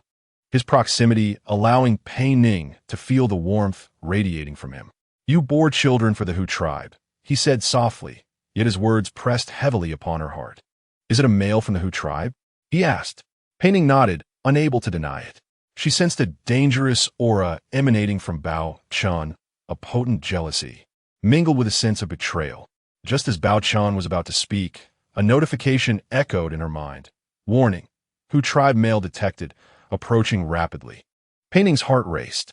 The Hu tribe? How could this be? Were they seeking her or Xianming? Bao Chun also heard her whispered thoughts, and his expression darkened. The Hu tribe? He repeated, his sharp gaze scanning the entrance of the valley, where an unusual aura danced on the wind, a scent of danger. How could they find us here? His voice dropped to a whisper, and he looked at Pei Ning with a complex expression. Was her connection to the Hu tribe truly so simple? Pei Ning turned her gaze to the valley entrance, her heart pounding. She was uncertain of who approached, Xianming or other Hu tribe beastmen. Regardless of their identity, their arrival signified trouble, immense trouble. She could not fathom the consequences of Xianming's presence. Did you bring them here? He suddenly asked, his tone frigid. Pei Ning shot him a startled look. No, she vehemently denied. How could she possibly have summoned the Hu tribe here? She'd barely managed to evade them. Bao Chun remained silent, studying her with an inscrutable expression, a blend of trust and suspicion intertwining in his eyes. Pei Ning felt a wave of injustice. She had sacrificed so much to escape the Hu tribe, and now he questioned her integrity. She yearned to defend herself, to prove her innocence, yet she understood that now was not the time for such discussions. The Hu tribe beastmen were closing in. She had to confront this crisis first. Above all, she must ensure Xianming remained unaware of her presence. Bao Chen's body tensed. entering a state of readiness for battle. The power of the Bao tribe surged within him. Their territory must not be violated, especially not by the Hu tribe. He turned to Pei Ning, his voice commanding, "Stay here. Do not wander." Pei Ning nodded, aware that her role was to avoid complicating matters. Bao Chun spun around, his figure darting like lightning towards the valley entrance. Pei Ning stood by the stream, watching his retreating silhouette, her heart lodged in her throat. The wind carried more sounds, low murmurs accompanied by the rustling of leaves. Xian Ming crouched low, hidden behind a large rock, sensing the approach of Bao tribe beastmen. Their presence was marked by a vigilant aura. The scent he had detected was indeed that of the Hu tribe. A voice emerged, low yet clear in Xian Ming's ears. "How'd they find their way here?" Another voice responded, tinged with confusion. "I do not know. The chieftain has gone ahead. What should we do?" A brief silence ensued. "Follow orders. Report any anomalies immediately. Do not act alone. The Hu tribe is cunning, and they seem to be searching for something." Searching for what? Unclear. But the direction taken by the chieftain seems to lead toward the stream. Xian Ming's heart tightened. The stream, where Pei Ning had lingered. The Bao chieftain had gone there. He could sense her lingering scent. The chieftain's aura fell off, filled with rage and an inexplicable strangeness. What was strange? He could not articulate it, but it felt as if he had discovered something intolerable. Xian Ming's beastly gaze sharpened. Was it Pei Ning that he found intolerable? The thought ignited his blood with fervor, and anger surged within him. What would that damned Bao dare to do to Pei Ning? Chapter 84. She does not wish to see you. Can you smell that? A third voice joined, laced with hesitation. What? In the air, apart from the Hu tribe and the chieftain's scent, there's something faint, yet it exists. However, it is neither Hu tribe offspring nor of our Bao tribe. Xian Ming's body tensed. It was neither Hu tribe nor Bao. What could it be? They referred to the upstream direction of the stream, where Xian Ming concealed himself. He could sense the Bao tribe, beastmen moving cautiously, not rushing in but searching. Their caution prevented him from emerging immediately. He needed more information about the Bao chieftain, about everything concerning Pei Ning's presence here. The cold, hard rock pressed against Xian Ming's warm fur as the ominous presence drew nearer, charged with the ferocity of thunder, accompanied by unmasked hostility. This was not the same Bao tribe beastmen he had encountered earlier. This was stronger, more threatening. It was the chieftain. He had circled around to his rear. Xian Ming remained motionless, his ears attuned to the increasingly distinct footsteps crunching on dry leaves and soil, announcing their arrival and exerting pressure. The wind shifted direction, carrying the Bao chieftain's scent more clearly. Anger, intense and almost palpable, along with a hint of possessiveness. A low, barely audible growl rumbled from Xian Ming's throat as he detected, entwined within the chieftain's scent, another faint yet familiar aroma that resonated deep within him. Pei Ning's scent, though washed away by the stream and scattered by the wind, undeniably lingered. This Bao chieftain had come into contact with her. Just moments ago, his heart felt as if gripped by an invisible hand as his fury boiled over. The footsteps halted just beyond the rock concealing him, and he could sense that piercing gaze, as tangible as needles, boring into his back. Slowly, he turned his neck, then his entire body, moving fluidly with the grace and power characteristic of large carnivorous beasts, devoid of any panic at being ambushed. His golden beast eyes locked onto a pair of purple irises crackling with lightning. Bao Chun stood there, tall, robust, his fur glistening with health in the dappled light of the forest. His muscles tensed, ready to unleash lethal force at any moment. He regarded Xian Ming, his expression a complex tapestry, caution towards the intruder, the authority of chieftain, and above all, an almost uncontrollable rage directed at Xian Ming, intertwined with a fleeting hatred for the past. Hu tribe, Bao Chun spoke, his voice low, as if suppressing the tempest.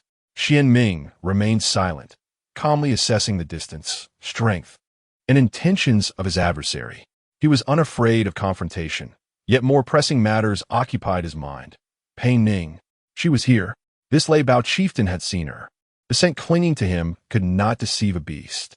This is the territory of the Bao tribe, Bao Chun resumed, stepping forward, causing the ground to tremble slightly.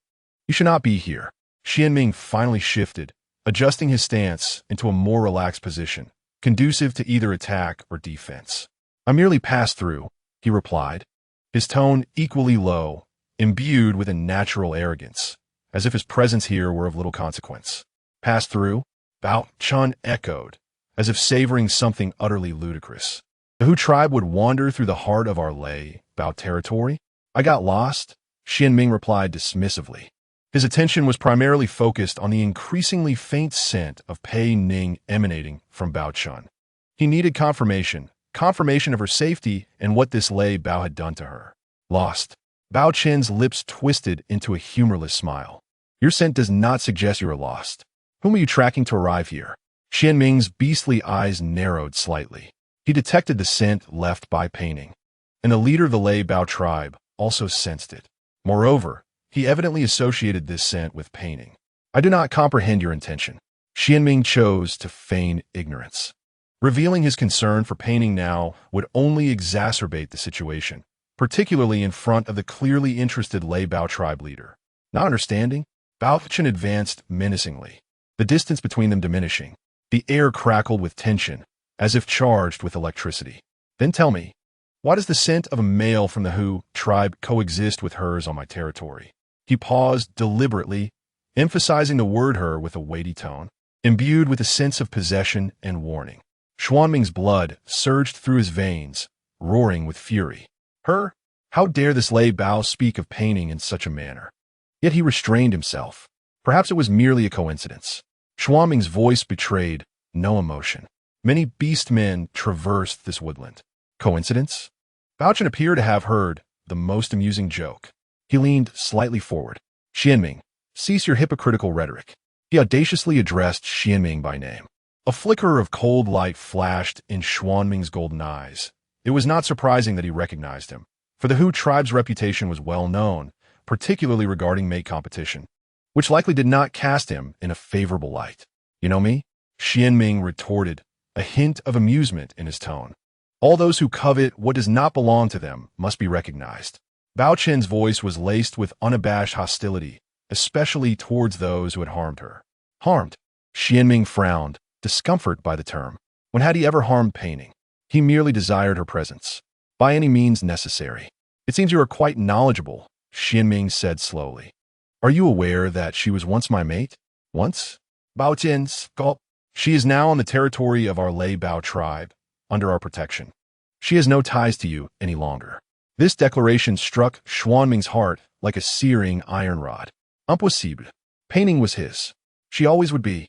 Is that so? A dangerous undertone infiltrated Xuanming's voice. Then where is she? If she is with you, let her come forth to see me. Bao Chen's body tensed instantly. Allowing him to see Pei Ning was out of the question. He had only just managed to keep her here temporarily. How could he permit this dangerous Hu male, who instilled fear in her, to approach her? She does not wish to see you, Bao Chen firmly rejected. Leave my territory, or do not blame me for being impolite. Even though the opponent was a formidable male from the Hu tribe, and engaging in combat might not yield an advantage for him. This was the realm of the Bao tribe. Behind him stood his entire clan. More importantly, Pei Ning was here. He could not retreat. Xianming regarded him, observing the wariness, anger, and a hint of concealed protectiveness for Pei Ning in his eyes. He suddenly understood what the previous Bao beastmen had mentioned. This leader was not merely aware of Pei Ning. He harbored feelings for her. This realization intensified Xuanming's fury. How dare a mere Bao covet his mate? You lack the authority to make decisions for her. Xuanming's voice turned frigid. Step aside, or I shall make you. A threat, a blatant threat. The pressure of a top predator began to permeate the air. Bao Chan felt the weight of this pressure, as if the air had thickened and his breathing became labored. The reputation of the Hu tribe was indeed well-deserved, but he could not retreat. This is not the territory of the Hu tribe, Bao Chan stated, enunciating each word. If you seek to wreak havoc here, you have chosen the wrong place. The beastly power within him surged. Beneath his fur, his muscles coiled, ready for battle. Even knowing there might be a disparity in strength, for the sake of territory and for her, he had to fight. Xianming observed him. a figure prepared for battle, yet appearing somewhat blusterous. He noted the scent upon him, one that belonged to Pei Ning, a scent that drove him to jealousy. He suddenly hesitated to act immediately. Killing this Lei Bao would be easy, but what of Pei Ning? Where would she be? Was she safe? What was that peculiar scent? He needed information. You seem quite concerned for her. Xianming abruptly shifted the topic, his tone laced with curiosity. Bao Chun faltered, clearly unprepared for such a question. She's a guest who has entered our territory, he replied stiffly. We must ensure her safety. A guest? Xianming echoed, a glimmer of mockery flashing in his golden beastly eyes. Is it merely that simple? The scent upon you does not suggest a mere guest. Bao Chen's expression shifted. He had not anticipated Xuanming's keen sense of smell, able to discern even the faintest trace of scent from when he had approached Pei Ning. This is none of your concern. Bao Chen attempted to end the conversation. Leave here. She is frightened. Yet Xianming was relentless. He stepped closer, the scent of the Hu tribe growing stronger, laden with aggression. What was her state when you saw her? Was she frightened? Did she mention me? A barrage of questions struck Bao Chen like hammers upon his heart. He had indeed seen Pei Ning's fear, though she tried desperately to conceal it. He could feel it, an instinctive reaction to a formidable threat, and that threat was undoubtedly Xianming before him. This only fueled his anger further, solidifying his resolve to protect Pei Ning. She is well. Bao Chen's voice was steely. No one here can harm her, including you. Suan Ming Hatet, Skutinding Bao Chen. This Lei Bao leader was more formidable than he had anticipated, not merely due to strength, but because of his feelings for Pei Ning, which made him cautious. One last question, Xianming spoke slowly. What is the scent upstream from the creek? One that does not belong to the Hu tribe or the Lei Bao tribe. Bao Chen Kapupin Gunstit Sapi. He too was troubled by that strange scent. But how could Xianming know? Why do you ask? Bao Chen's voice bore a note of caution. Xianming offered no answer, simply observing Bao Chen's reaction. That was sufficient. This Lei Bao leader was also unaware of its origin. However, the place where that scent appeared was upstream from where Pei Ning had lingered. This was no coincidence. It was imperative to uncover the truth. Perhaps this was the real source of trouble. It seems we have a common enemy for the time being, Xianming suddenly stated. Bao Chen frowned, looking at him in confusion. Before he could comprehend what it was, Xuanming's golden eyes scanned the dense forest surrounding him. Perhaps he should first concern himself with his own territory. Having spoken, he disregarded Bao Chen and turned, striding purposefully upstream along the brook, his steps steady and resolute. Bao Chen remained rooted to the spot, watching Xuanming's retreating figure without pursuit. He could not entirely dismiss the warning from the male of the Hu tribe. More importantly, the peculiar scent indeed unsettled him.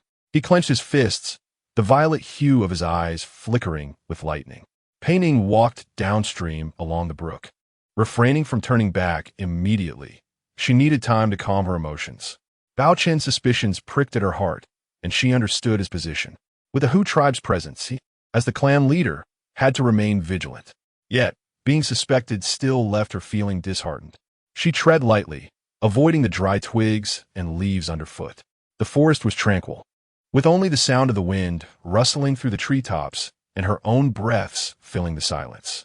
Her mind lingered on Xianming. Why was he here? Was he searching for her? The thought sent a chill through her. She wished to evade his notice, desiring merely a quiet life, far removed from such disputes. As she rounded a bend, a relatively open area lay ahead. Sunlight streamed through the canopy, casting dappled shadows. A massive figure emerged into view, its black fur and formidable frame unmistakably belonging to the Xiong tribe. Pei Ning's heart raced, and she halted abruptly, attempting to conceal herself behind the nearby underbrush. But it was too late. The male of the Xiong tribe turned his head, his gaze locking onto her, his body momentarily stiffening before a peculiar glimmer flickered in his eyes. Curiosity mingled with the predatory glint of a hunter spotting its prey, and he grinned, revealing a smile that could hardly be deemed friendly. Oh, what is a little fox doing here? His voice was gruff, laced with a heavy nasal tone. Pei Ning felt a wave of cold wash over her. This male from the Xiong tribe towered over her, more imposing than any beastman she had encountered. He exuded a primal, potent aura, and she could scent the earthy, wild essence that was characteristic of the Xiong tribe. She stood still, silent, hoping he would merely pass by without malice. Yet, his next move shattered her illusion. He stepped forward, advancing toward her with a deliberate slowness that bore an undeniable air of oppression. "Do not be afraid, little one," the male of the Xiong tribe said, his tone tinged with mockery. "I mean you no harm. I merely find you intriguing. I've never seen such a diminutive female from the Hu tribe before." As he closed the distance, Pei Ning could discern the coarse fur on his face and his enormous claws. She felt danger encroaching.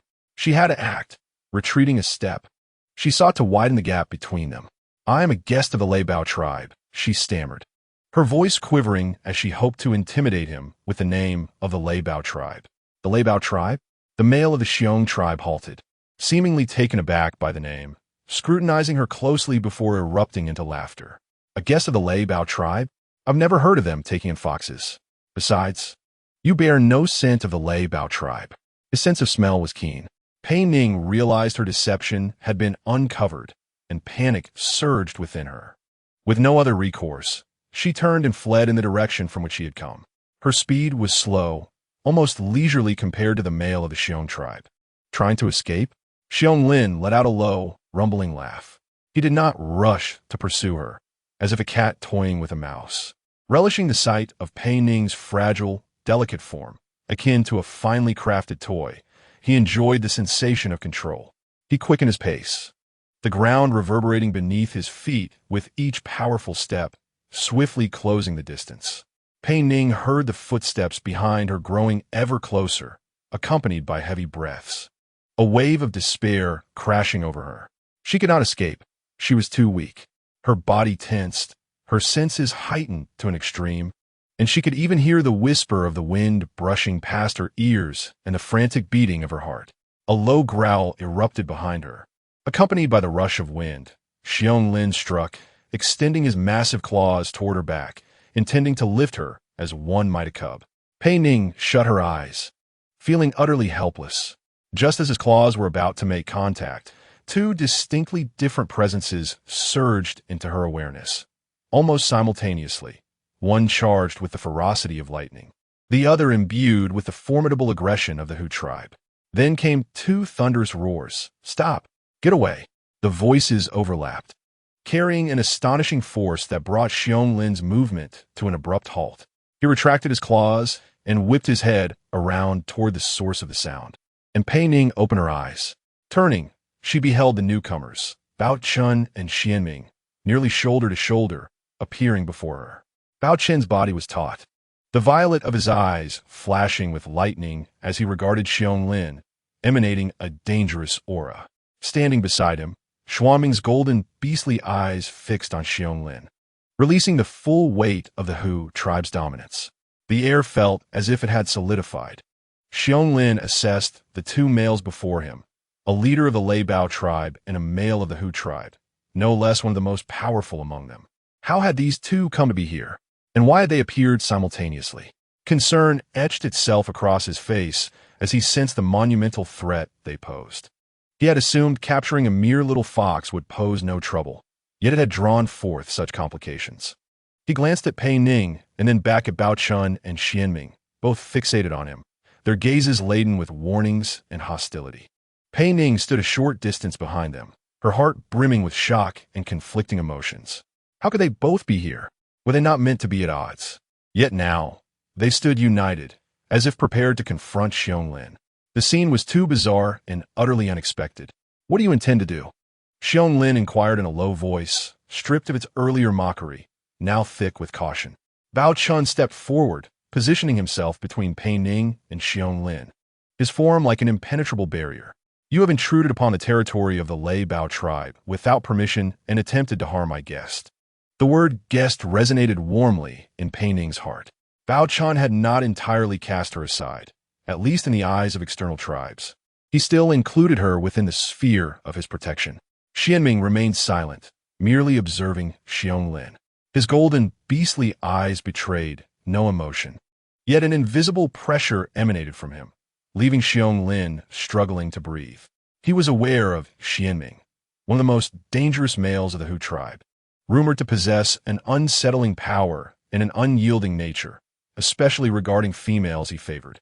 Xiong Lin's gaze shifted between Pei Ning and Xianming, understanding dawning upon him. This male had come for the little fox. Meanwhile, the Lei Bao tribe leader's gaze flicked between Bao Chun and Pei Ning, seemingly harboring designs on her as well. What a predicament this had become. Xiong Lin cursed inwardly, never anticipating that this seemingly harmless little fox could attract the attention of such formidable males simultaneously. Moreover, there appeared to be a subtle, adversarial dynamic between them, presenting him with an opportunity. Perhaps he could exploit their discord. "I merely spotted a lost little fox," Xiong Lin attempted to explain, softening his tone in an effort to appear conciliatory. "I was merely inquiring if she needed assistance." "Assistance?" Bao Qian's gulp. "Your claws hardly convey an intention to help." Xianming still said nothing, but took a half-step forward, a movement that brought immense pressure to bear on Xiong Lin, as if a mountain had descended upon him. He understood. The male members of the Hu Zhu had lost their patience. They were poised to strike at any moment, and not just one, but two formidable and perilous males had emerged, vying for the same female fox. He was compelled to make a choice, to fight or to retreat. A fleeting glance at Pei Ning revealed a lingering reluctance in his gaze, yet he understood the gravity of the situation. Faced with these two adversaries, he had no chance of victory. He was no fool. He would not place himself in such a perilous predicament for the sake of a single female. "Very well," Xiong Lin spoke, his voice tinged with reluctance. "Since she is a guest of the Lei Bao tribe, I shall not intrude further." He retracted his imposing aura and took a step back, slowly turning to leave. Bao Chun and Xianming remained vigilant, their gazes still fixed on Xiong Lin until his figure vanished into the depths of the thicket. Only then did the tension in the air ease slightly. However, a new wave of anxiety arose, for now it was just the two of them, Bao Chun and Xianming. Their objective had been achieved. Xiong Lin had been driven away. Yet the discord between them remained, sharpened even further by Pei Ning's presence. Bao Chun turned to Pei Ning, his expression a complex blend of concern, relief, and an ineffable emotion. Xianming also regarded Pei Ning, his golden eyes now devoid of their previous calm, replaced by an intense, almost consuming possessiveness, coupled with unabashed hostility towards Bao Chun. Pei Ning stood before them, acutely aware that Xiong Lin's departure had not resolved the underlying conflict. The true trouble was only just beginning. Bao Chun moved towards Pei Ning, and Xianming too advanced, his body slightly leaning forward, eyes locked on a Bao Chun's silhouette, as if ready to pounce at any moment. Bao Chun approached Pei Ning, intent on speaking, to inquire if she was injured, to question her presence here, to clarify that his earlier intentions were misconstrued. Yet, before he could voice any of this, a voice from behind interrupted him. "Stay away from her." Xianming's tone was low and frigid, laced with an undeniable command. Bao Chen's body stiffened abruptly. He did not turn, but he sensed a formidable, hostile energy locking onto him. He understood that a confrontation with Xianming was inevitable, a clash for territory, for dignity, and for the female fox who stirred such tumult within him. He turned to face Xianming. In his violet eyes, lightning flickered, a signal of impending battle. In contrast, Xianming's golden eyes burned with a fierce flame, a manifestation of his desire to seize and an unyielding resolve to annihilate any who stood in his way. Chapter 87. A choice Pei Ning observed the imminent conflict, a wave of powerlessness washing over her. She merely wished to escape trouble, yet she found herself ensnared within it. She was uncertain of what would transpire next, but she knew that regardless of who emerged victorious, her predicament would not improve. She glanced at Bao Chun, then at Xianming. Their energies collided in the air, producing an inaudible thunder. A fierce battle was on the brink of unfolding. She opened her mouth, wishing to implore them to cease, but her voice lodged in her throat, unable to escape. She could only stand there, a helpless bystander, witnessing two powerful males poised to engage in a deadly duel over her, or rather, over their own desires and positions. Bao Chen's muscles tensed. He was prepared. Xianming's form slightly crouched, as if ready to spring. Their eyes were locked, brimming with wariness and murderous intent. Pei Ning felt the temperature around her plummet. The air grew thin and oppressive. Instinctively, she took a step back, attempting to distance herself from the epicenter of the impending explosion. Bao Chen's gaze lingered on her for a moment before returning to Xian Ming, whose golden eyes also swept over Pei Ning, tinged with possessiveness and a warning directed at Bao Chen. The atmosphere between them was taut, ready to snap at any moment. Pei Ning held her breath as the air thickened, the intent to kill spreading silently. The electric sparks in Bao Chen's violet eyes intensified, while the golden flames surrounding Xian Ming threatened to solidify. The distance between them closed slowly, weighed down by a heavy sense of foreboding. Pei Ning's heart felt as if it were being gripped by an invisible hand, making it difficult to breathe. She wanted to retreat, but her legs felt as though they were encased in lead, immobile. Just then, a cold, emotionless voice resounded in her mind. Warning, high-intensity conflict detected. Conflict parties, leopard tribe male Bao Chen, dragon tribe, male Xian Ming. Conflict core, female fox tribe Pei Ning. Predicted outcome, 1 dead, 1 injured. Emergency intervention mechanism activated. Host Pei Ning, please select 1 male for binding immediately. Otherwise, a forced balance mechanism will be triggered. Consequence assessment, 1 dead, 1 injured. Countdown begins 10-9. The chilling numbers fell upon Pei Ning's heart like a hammer, each thud resonating with urgency. A choice? How was she to choose? Bao Chen, who had reached out to her during her time of need, whose eyes held a complex array of emotions, was now preparing to confront the formidable Hu Zhu on her behalf. Xian Ming, the domineering, powerful male with whom she shared the deepest bond, even resulting in the birth of their offspring. The flames burning in his golden eyes signified possession, and to some extent, an obsession. She could not bear to part with either. To forsake one would feel akin to tearing a piece of flesh from her heart. Yet the system's cold countdown continued. 8, 7. The aura of malevolence thickened. The thunderous crackle of lightning danced around Bao Chen, while Xian Ming's flames surged in intensity. They were on the brink of violence. The outcome of 1 dead and 1 injured hanging over her like a sharpened blade, piercing through her last vestige of hesitation. She could not allow harm to befall either of them. Absolutely not. Bao Chen was embroiled in this turmoil for her sake, while Xian Ming was the father of her children. She owed him that much. She could not let him perish here. Yet, she had but one opportunity to choose. 6, 5. Pei Ning's nails dug deep into her palm, the pain jolting her muddled mind into clarity. A decision had to be made, a painful yet unavoidable choice. She gazed at Bao Chen, his posture unwavering, radiating resolve. If he were to be harmed, Pei Ning could scarcely bear to imagine the consequences. Then she looked at Xian Ming, powerful and nearly the undisputed ruler of this territory. Yet his strength had become a harbinger of doom. He would not yield. Nor would Bao Chen. 4, 3. Time was running out. Pei Ning closed her eyes, rapidly weighing her options. To protect Bao Chen, who was comparatively vulnerable, while Xian Ming possessed the ability to defend himself. At the very least, she would ensure his safe departure. Yes, that was it. 2. Pei Ning silently chanted, summoning all her strength. System, protect Bao Chen. Ensure Xian Ming returns safely. 1. Command confirm. Binding target, leopard tribe male Bao Chen. Activation of protective mechanism. Initiating force transport. Hu Zhu male Xian Ming. Almost instantaneously upon the system's declaration, an invisible force enveloped Bao Chen. The lightning coursing through him dimmed momentarily, then seemed to coalesce more solidly.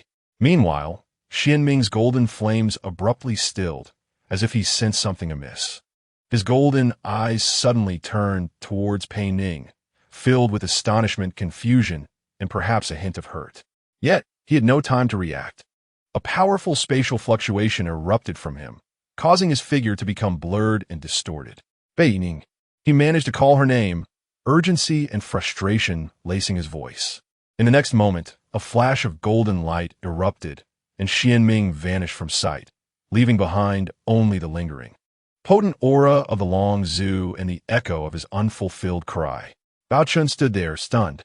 His violet gaze was directed towards the spot where Xuanming had just vanished, filled with confusion. He could sense that overwhelming hostility, which had nearly torn him apart, had suddenly dissipated along with that formidable opponent. What had transpired? He turned to face Pei Ning, who stood there with a pale complexion, her body trembling slightly as if burdened by immense pressure. She, too, looked at him, her expression complex, a blend of relief, profound fatigue, and a hint of pain she herself had yet to recognize. The tense atmosphere that had previously pervaded the air had vanished, replaced by an indescribable silence. Bao Chen reined in his aura and slowly approached Pei Ning. This time, there were no obstacles. He reached her side and halted, yearning to inquire about the events that had just unfolded, to know where Xuanming had gone. However, gazing at her ashen face, he ultimately opted to softly ask, "Are you all right?" Pei Ning met Bao Chen's gaze, unable to articulate the answer to his question. The disappearance of Xuanming. The voice of the system. None of it could be explained in the language of this world. A wave of dizziness washed over her consciousness, not merely feigned. The system's intervention had seemingly drained a part of her strength. As her body swayed, she instinctively leaned forward. Bao Chen reacted swiftly, catching her in his arms. Pei Ning leaned against him, her breath becoming rapid, indicating her profound weakness. This was an opportunity to evade explanation and seek a new path. The Leibao tribe might offer temporary refuge. Bao Chen held her close. Her body felt light, yet weighed heavily upon his heart. What was wrong with her? Was it the tension from earlier? As he gazed down at her closed eyes, a flicker of complexity danced within his violet irises. Without hesitation, he turned and, cradling Pei Ning, made his way towards the territory of the Leibao tribe. Deep within the forest, the interplay of light and shadow created a mesmerizing scene, leaves rustling softly, occasionally interrupted by distant animal roars. Chapter 88. Weakness. Bao Chen swiftly navigated through the terrain, his steps steady and unyielding. In his arms, Pei Ning was as quiet as a slumbering young beast, her breath faint yet persistent. Bao Chen felt a mix of relief and unease. He was uncertain about what had transpired with her, yet he knew he could not abandon her in this place. He was unaware of how long he had been walking when a familiar scent began to envelop the air, the essence of the Leibao tribe, a unique amalgamation of soil, rainwater, and the elements of thunder. In the distance, the outline of a cave emerged. Bao Chen quickened his pace, arriving at the entrance where the guards of the Leibao tribe paused in surprise upon seeing him return, followed by a look of realization as they beheld Pei Ning in his arms. Although they had heard rumors of a female from the Hu tribe arriving, they were taken aback by the chief's evident affection. A few Leibao emerged from the cave, their curious eyes fixed on Bao Chen and Pei Ning, whispering amongst themselves. Just then, a tall figure stepped out from within, their chief, Lei Yin. Her hair was intricately braided, and she wore a leather skirt that accentuated her long legs. Lei Yin's gaze swept over Bao Chen before settling on Pei Ning, her expression darkening instantly, a glimmer of coldness flashing in her elongated eyes. She advanced swiftly, halting before Bao Chen. Bao Chen, her voice, though not loud, carried an undeniable weight. "Who are you holding?" Her sharp gaze pierced through Pei Ning like twin blades. Bao Chen came to a stop, turning slightly to shield Pei Ning from Lei Yin's scrutiny. "She is injured," he stated calmly. "I brought her back to rest." "Injured?" Lei Yin scoffed, her voice laced with derision. Her eyes drifted past Bao Chen's shoulder to scrutinize Pei Ning's pale visage. "You are concerned for an outsider from the Hu tribe, when our own kin are yet to be cared for?" She stepped forward, attempting to approach Pei Ning, her demeanor betraying skepticism. "She does not appear to be injured." Lei Yin's tone dropped, laden with doubt, as if accusing Pei Ning of deceit. Though Pei Ning lay in Bao Chen's arms, her consciousness had not entirely faded. Lei Yin's words reached her ears, sharp and frigid, laced with animosity. She was not feigning. She has just faced danger. Bao Chen's voice grew deeper, asserting the gravity of Pei Ning's condition. "Danger?" Lei Yin's eyes narrowed. "What peril?" She assessed Pei Ning from head to toe. "I believe she has ulterior motives, seeking to remain within our Leibao tribe." "Bao Chen," Lei Yin's tone turned severe. "Do not be deceived. We Leibao do not harbor unknown females." Bao Chen's expression darkened. "Lei Yin," he warned, "she is under my protection. I'm responsible for her." "Responsible?" Lei Yin's voice escalated. Anger etched upon her features. What responsibility can you assume for a female from the Hu tribe? Do you comprehend what she might bring upon us? Her gaze swept over the onlookers, her frustration palpable. Trouble, she nearly shouted. She will bring us trouble. Her agitation was evident. She seemed convinced that Pei Ning was a harbinger of disaster. Bao Chen regarded Lei Yan, a hint of helplessness flickering in his violet eyes. He understood her nature and her mistrust towards females from other tribes, particularly the Hu tribe. I will not allow her to cause any trouble. Bao Chen's tone softened in an attempt to placate her. She is merely resting here temporarily. Once she recovers, she will depart. Temporarily?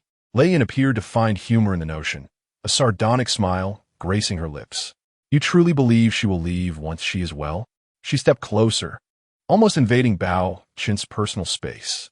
Bao Chen, her voice lowered, carrying a meaning only they could comprehend. This female is different. Her gaze fell upon Pei Ning again, scrutinizing her with an intensity that was difficult to articulate. Bao Chen remained silent, holding Pei Ning close, his body subtly turning to shield her from Lei Yan's penetrating stare. I intend to take her inside, Bao Chen declared, his voice steady and resolute. Lei Yan's smile vanished, replaced by an icy demeanor. Are you certain? Her voice carried a hint of threat. You would defy tribal laws for an outsider? Bao Chen straightened his posture.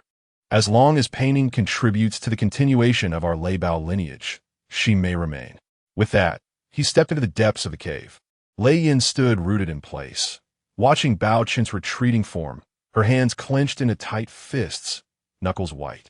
Flames of fury and jealousy flickered within her narrowed eyes.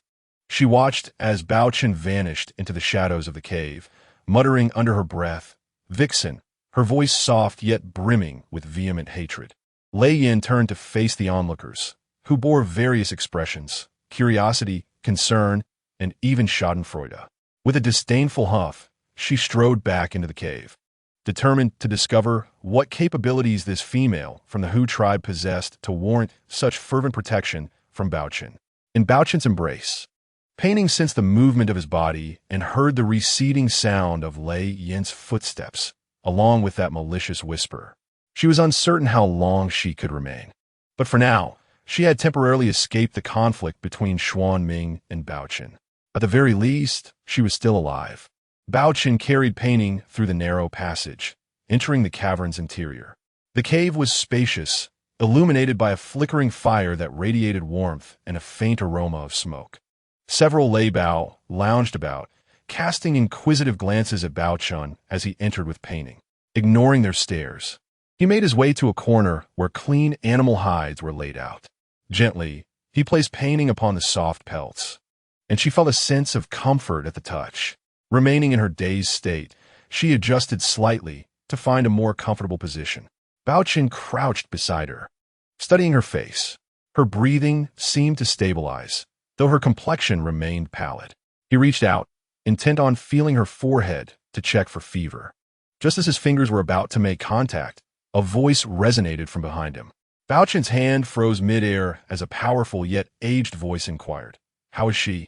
Bao Chen retracted his hand, gradually rising to face the source of the sound. It was the elder.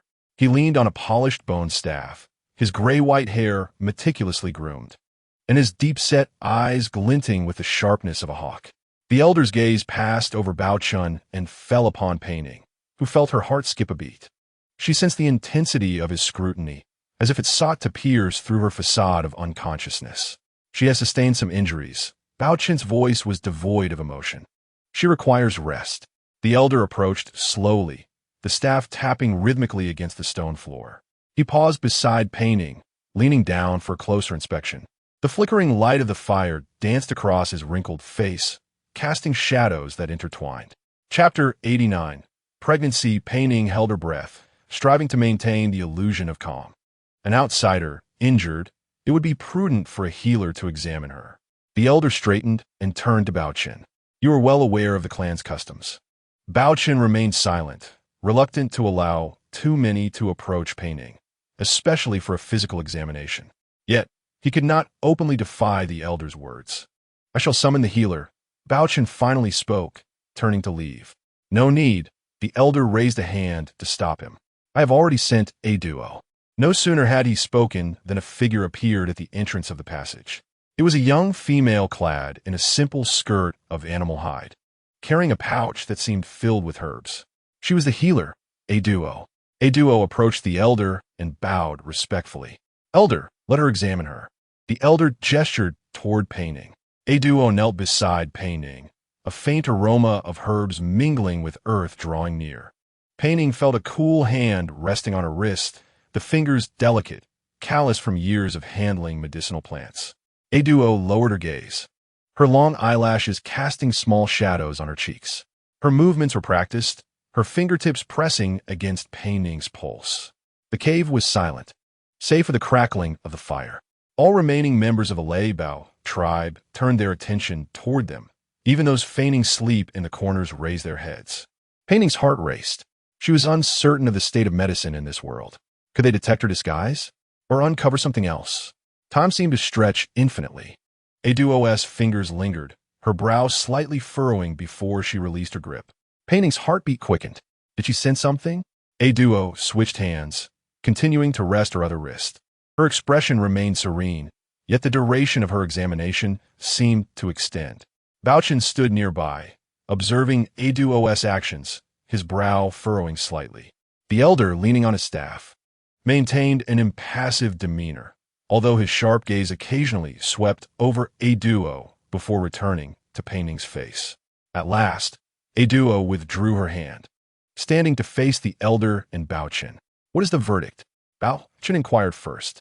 A duo glanced at him, then at the elder, her lips moving as if weighing her words. This hesitation heightened Pei Ning's anxiety to its peak. "Elder, Lord Baochen," a duo's voice was soft yet clear. "This female of the fox tribe." She paused.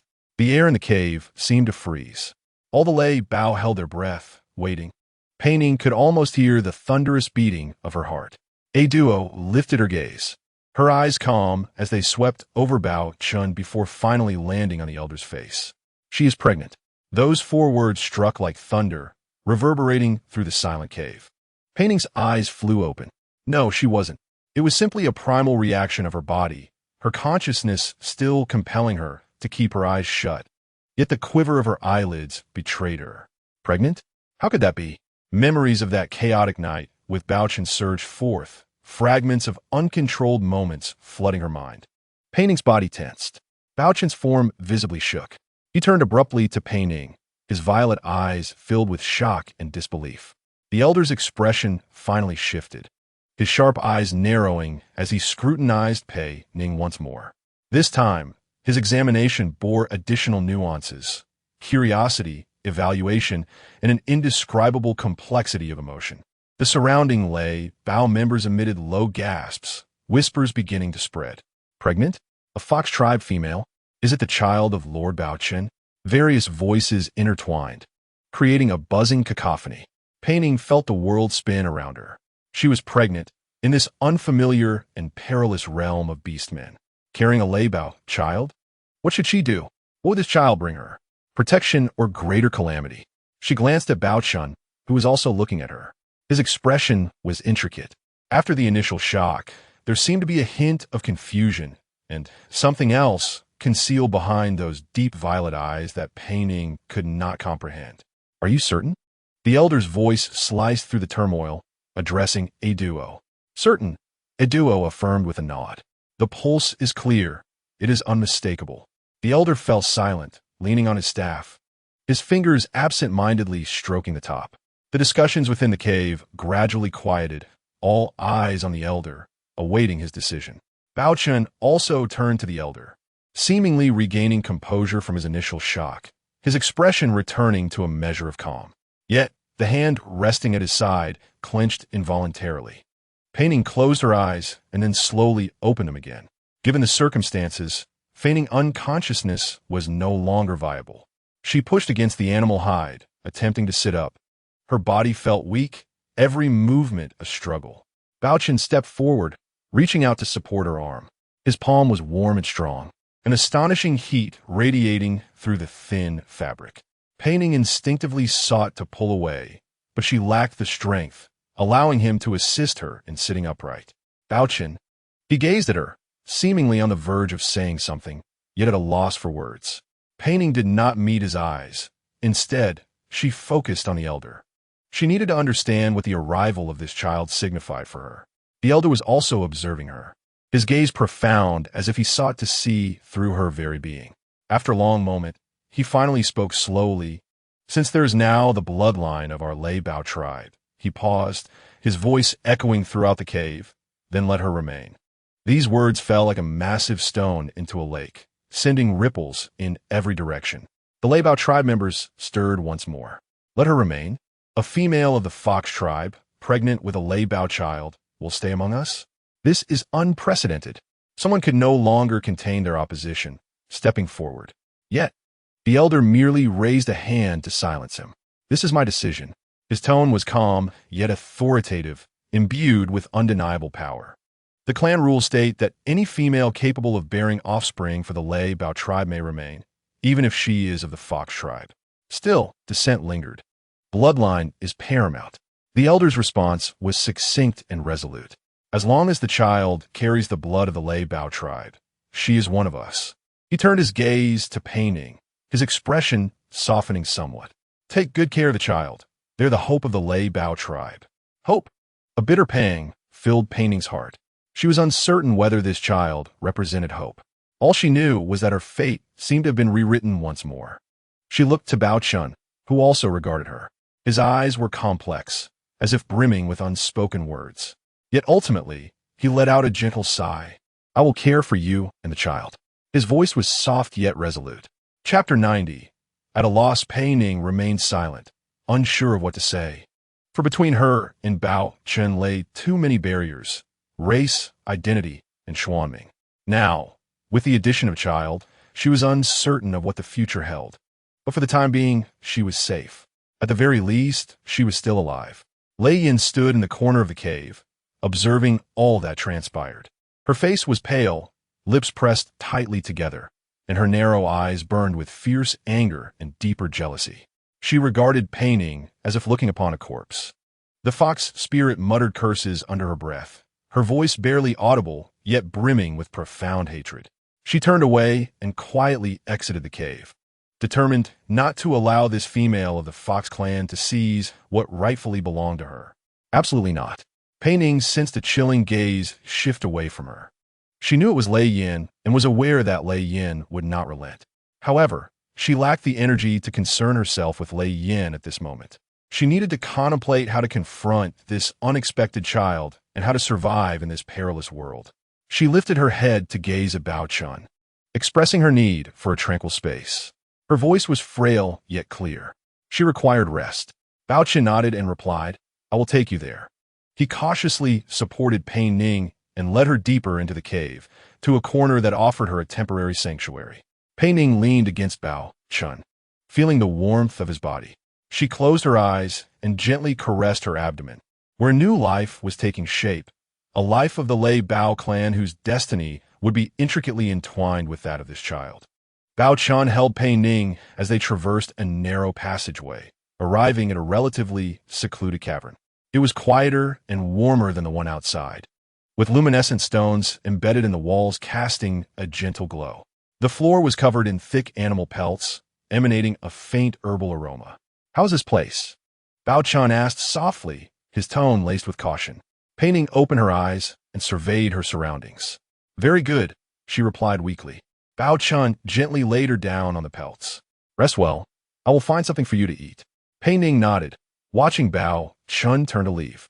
Leaving her alone in the cave, the silence almost unnerving. She closed her eyes once more, her mind swirling in chaos. She was pregnant. She was to become a mother. What was she to do? Suddenly, she felt a wave of nausea. She abruptly turned, pressing her face against the pelts, and began to retch. Nothing came out, only waves of discomforting spasms.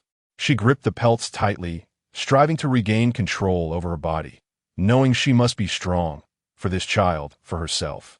Taking a deep breath, she exhaled slowly, gradually calming the nauseous sensation. Lying weakly on the pelts, she stared vacantly at the cave's ceiling, whispering to herself, What am I to do with you? At that moment, Bao Chun returned to the cave, holding a roasted wild rabbit, the enticing aroma wafting through the air. He cautiously stepped in, finding Pei Ning seated on the pelts, her complexion still pale. She lifted her head to look at him. Bao Chen approached, placing the roasted rabbit on the ground. "Eat something," he urged gently, a hint of concern in his voice. Pei Ning nodded, feeling the pangs of hunger. Bao Chen tore off a rabbit leg and offered it to her. "Eat it while it's warm." Pei Ning accepted it, taking small bites of the savory meat, the fat sizzling as she chewed. "How does it taste?"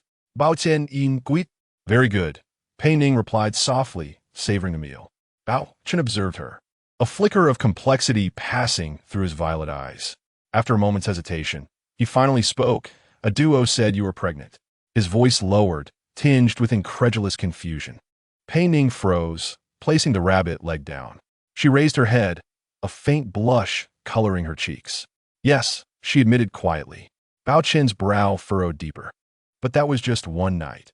He began, but his meaning was clear. How could she possibly be pregnant from such a singular encounter? Pei Ning lowered her gaze to the rabbit leg in her hands, understanding the question he wanted to ask. She needed a plausible explanation, one that this world would accept. "I have a rather unique constitution," she murmured, her voice barely above a whisper, laced with a hint of embarrassment. "I'm easily pregnant." This was a notion she hastily conjured, hoping he would believe her. Bao Chen fell silent, observing Pei Ning's lowered head and flushed cheeks. She indeed appeared quite bashful. He recalled that night. Though chaotic, he remembered her reactions and her body. Perhaps such a constitution truly existed after all. There were many things in this world he did not understand. He looked at Pei Ning, suddenly feeling a pang of sympathy for her, alone in this unfamiliar place, carrying his child, appearing so fragile. He extended his hand, gently resting it on her shoulder. Pei Ning's body trembled slightly, yet she did not pull away. Bao Chen gradually drew her closer, allowing her to lean against him. Pei Ning rested against his chest, listening to the steady rhythm of his heartbeat. His embrace was warm and firm, exuding a reassuring strength. "Do not be afraid." Bao Chen's voice resonated softly in her ear, deep and tender. "I will take responsibility." He tightened his arms around her. "I will care for both you and the child. I swear it." His tone was earnest, devoid of any hint of jest. Pei Ning's heart raced. She was uncertain how much to trust him. Was it merely because of the child? Or was it due to that one night? Or perhaps, was there a glimmer of genuine affection? She dared not ponder or inquire further, simply contenting herself to rest quietly in his embrace, absorbing his warmth. At that moment, a cold mechanical voice intruded into her mind. "Warning, warning, host must not develop feelings for males." It struck her like a bucket of ice water, extinguishing the flickering flame of hope that had just begun to rise within her. Pei Ning's body stiffened. That warmth, that comfort, instantly morphed into danger, laden with temptation and lethal possibilities. She was an executor of tasks, not here to engage in romantic entanglements. To develop feelings meant losing control, equating to failure. She could not afford the price of failure. Bao Chen sensed the shift within her. Her body was no longer relaxed, but radiated a tension of resistance. He looked down, seeing only the crown of her dark hair and her slightly trembling shoulders. "What is wrong?" he inquired, his voice still low. Pei Ning did not respond immediately, rapidly organizing her thoughts, suppressing the feelings that should not exist. She needed rationality, absolute rationality. She gently moved, attempting to extricate herself from his embrace. Her actions were subtle, imbued with unmistakable detachment. Bao Chen's arm did not immediately release her. He sensed a retreat. "Pei Ning," he called again, his violet eyes fixed on hers, filled with confusion. Finally, Pei Ning lifted her head. The blush had faded, leaving her pale. She avoided his gaze, focusing instead on the flickering flames of the nearby fire. The light danced, reflecting in her vacant eyes. "Thank you," she said, her voice flat, devoid of emotion. "I'm fine now." She gently pushed against his arm once more. This time, Bao Chen let go. Pei Ning immediately moved back, creating distance between them. The cave was filled only with the crackling of burning wood, the aroma of roasted meat, and an unspoken, awkward silence. Bao Chen watched her, observing the deliberate space she maintained, noting her pale visage.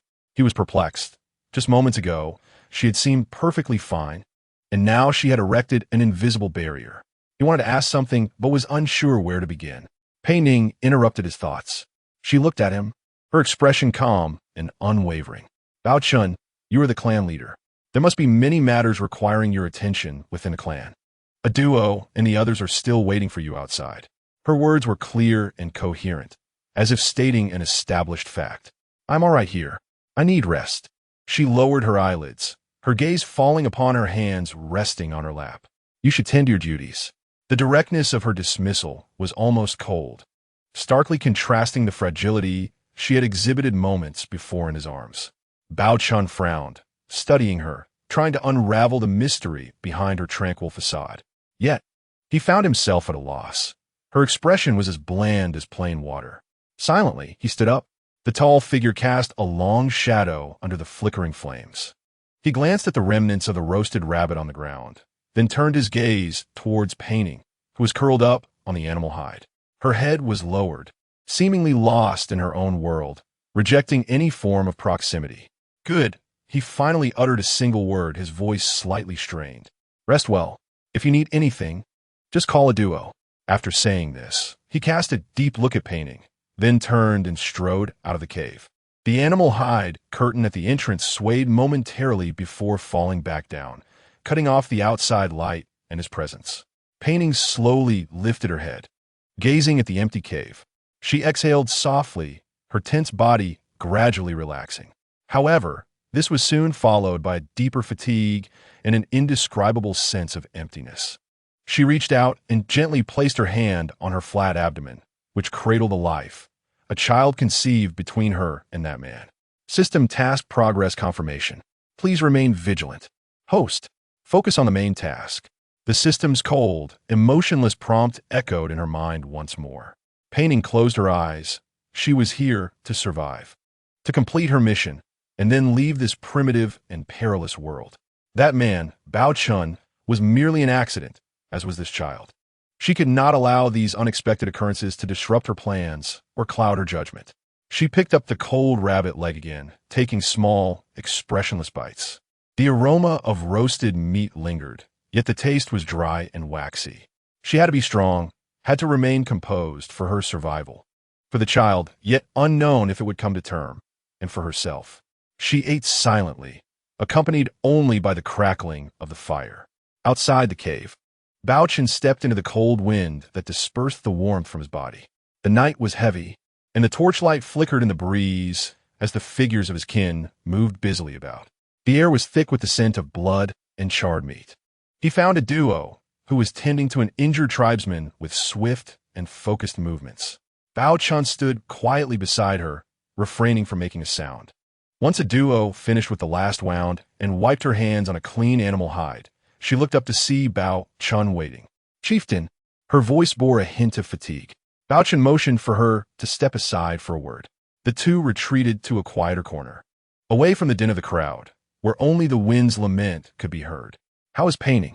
A duo inquired first, her murky yet sharp gaze fixed on Bao Chun. Buzu, she spoke slowly, the two syllables carrying a complex, unspoken meaning. Bao Chun remained silent, tacitly acknowledging her words.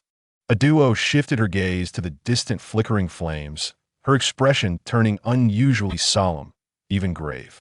Chieftain, she turned back to Bao Chun. Our Lei Bao tribe and the Hu tribe have never had offspring. This statement struck Bao Chun like a cold stone, sinking into his heart. He looked at Duo, searching her face for any glimmer of hope, but all he found was the weighty truth. Never? His voice was rough. Yes, a duo replied firmly. It is not that there have never been unions. It is that there have never been results. Many years ago, there were attempts, all of which failed.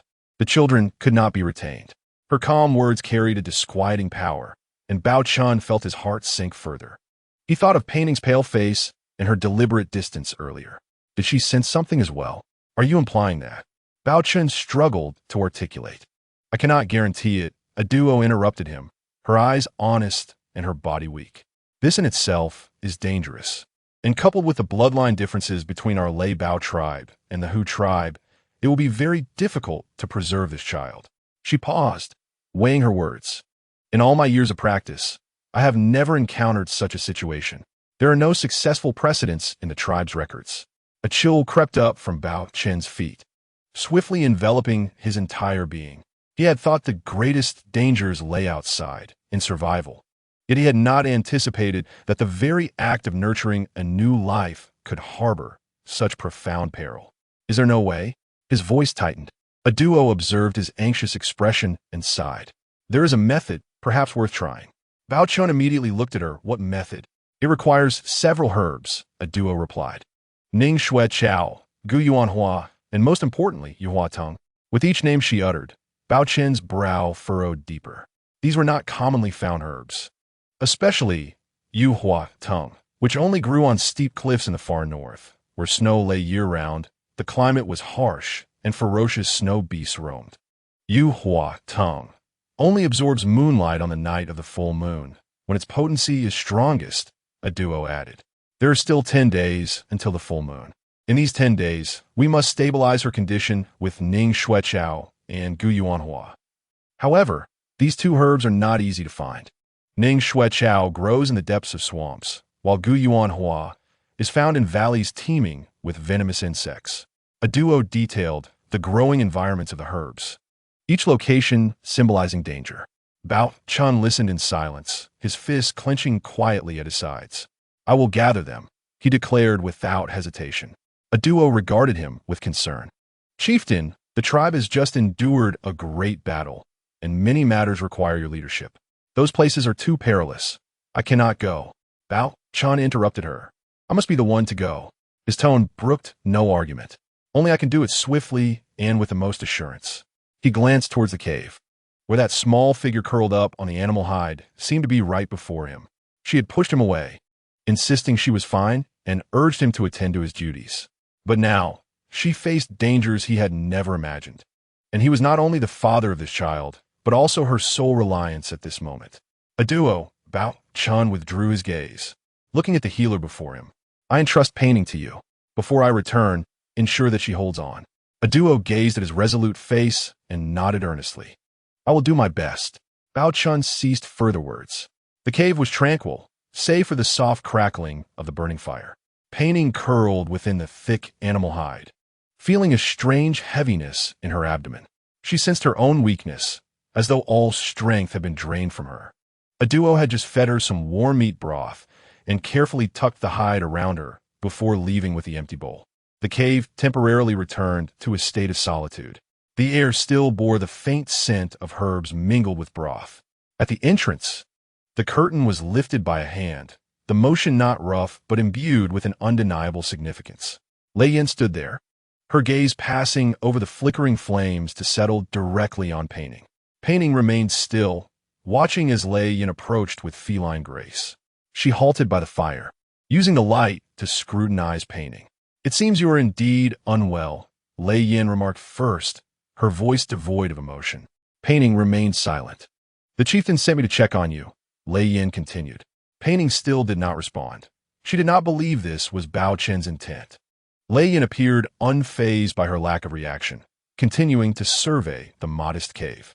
For you, the chieftain truly goes to great lengths, she said, her tone taking on an odd inflection, momentarily setting aside tribal matters. Pei Ning's eyelashes fluttered slightly. I've heard you are carrying his child. Lei Yin finally refocused her gaze on Pei Ning's face. The question pierced through the surface calm like a needle. Pei Ning's hand, hidden beneath the hide, curled slightly. Yes, she answered softly. Lei Yin chuckled lightly, her voice low but swift. Our Lei Bao tribe is not so easily accepting of foreign bloodlines. The statement was pointed, and Pei Ning raised her head to meet Lei Yan's gaze, the firelight dancing in her eyes. The true thoughts within remain obscured, particularly regarding the enigmatic Fox clan. Lei Yan stepped closer, gazing down at Pei Ning, who was curled within the animal hides. On what grounds do you believe a mere child could secure your position here? I do not think that. Pei Ning's voice tightened. Oh, Lei Yan raised an eyebrow. Then what do you think? The chieftain's kindness towards you is his affair. But have you considered what this child signifies for the tribe? Lei Yan's tone sharpened. A mixed blood child, a potential harbinger of disaster. Enough. Pei Ning's voice, though soft, bore a fragile resolve. Lei Yin appeared taken aback, observing Pei Ning's pallid visage. What? Am I mistaken? Do you believe the chieftain is currently attending to tribe matters? Pei Ning's heart raced. Isn't he dealing with tribal affairs? Dealing with tribal affairs? Lei Yin scoffed, as though it were jest. He is off fetching medicine for you. Pei Ning spreat momentarily halted. Fetching medicine? Did a duo not say that the tribe's herbs could stabilize the situation for now? What medicine? Her voice quivered subtly. The kind that can preserve you and the little one within you, Lei Yin stated with a dispassionate cruelty. Gu Yuan Hua. She paused deliberately, watching Pei Ning's complexion shift abruptly. Yu Hua Tong. These three names lingered in Pei Ning's memory. A duo had mentioned their existence deep within the marshes. Gu Yuan Hua, in the valley of poisonous insects, and Yu Hua Tong in the far north. Lei Yin continued. Only on the night of the full moon can Yu Hua Tong be harvested, with 10 days remaining until the full moon. The chieftain must first venture to the marsh and the valley to procure the other two medicines before racing to the far north. Every word Lei Yin uttered felt like a cold stone crashing against Pei Ning's heart. She recalled a duo's grave demeanor while describing those places. The marsh, the venomous insects, the treacherous cliffs of the far north, perpetually covered in snow, and the ferocious snow beasts. Bao Chun went alone? Why? Pei Ning's voice was dry. Why? Lei Yan countered. Of course it is for you. For the treasure in your womb. Do you have any idea how perilous those places are? Even the chieftain cannot guarantee his safe return. The tribe has just emerged from a great battle, and it is precisely when they need him that he risks everything for you. Lei Yin pressed on relentlessly. Tell me, are you not a burden to him? Pei Ning's lips drained of color. She wished to retort, but found herself at a loss for words. Yes, it was indeed because of her, because of this child, that Bao Chun ventured into such life-threatening dangers. A wave of overwhelming panic seized her, not from Lei Yan's accusations, but from a fear for Bao Chen's safety. He was so powerful, yet those places, as a duo had said, had no record of success. Bao Chen, you had best pray for his safe return. Lei Yin observed Pei Ning's despondent expression, seemingly satisfied. Otherwise, this tribe cannot harbor the calamity that has slain the chieftain. With that, she turned and lifted the curtain, allowing the wind to swirl in once more, causing the flames to flicker. Lei Yan's figure vanished at the cave's entrance, restoring silence within, save for the crackling fire, now more pronounced than before. Pei Ning slowly placed a hand over her abdomen. Xian Ming shook his heavy head. Surrounded by the familiar scent of the Tiger clan's territory, the damp earth mingling with the distinct odor of beasts. How did he return? His memories halted at the moment of confrontation with Bao Chun, the chilling bloodlust that taut muscles. In the next instant, the world spun away, and when he opened his eyes again, he found himself outside his own cave. The sensation felt absurd, like an interminable dream. Yet the lingering echoes of battle were strikingly real. Xian Ming lowered his gaze to his claws, unblemished by Bao Chen's blood, devoid of fresh wounds. His brow furrowed. That battle, poised to erupt, had seemingly been paused, abruptly skipping to an unwelcome conclusion. Pei Ning. The name once more occupied his thoughts. He had to find her and uncover what had transpired. Bao Chen. He must confront that chieftain of the leopard clan once again, no matter the deceptions employed. He must reclaim Pei Ning. Xian Ming turned, preparing to summon his subordinates. A figure obstructed his path. It was Qing Man, her countenance radiating palpable anger. Where do you intend to go? Qing Man's voice simmered with suppressed fury. Xian Ming halted, meeting her gaze without a response. To that foreign female? Are you going to abandon us? Qing Man stepped forward. Look at your offspring. They need a father. Look at your clan. They have just endured turmoil, requiring a leader. Xian Ming's expression remained unchanged.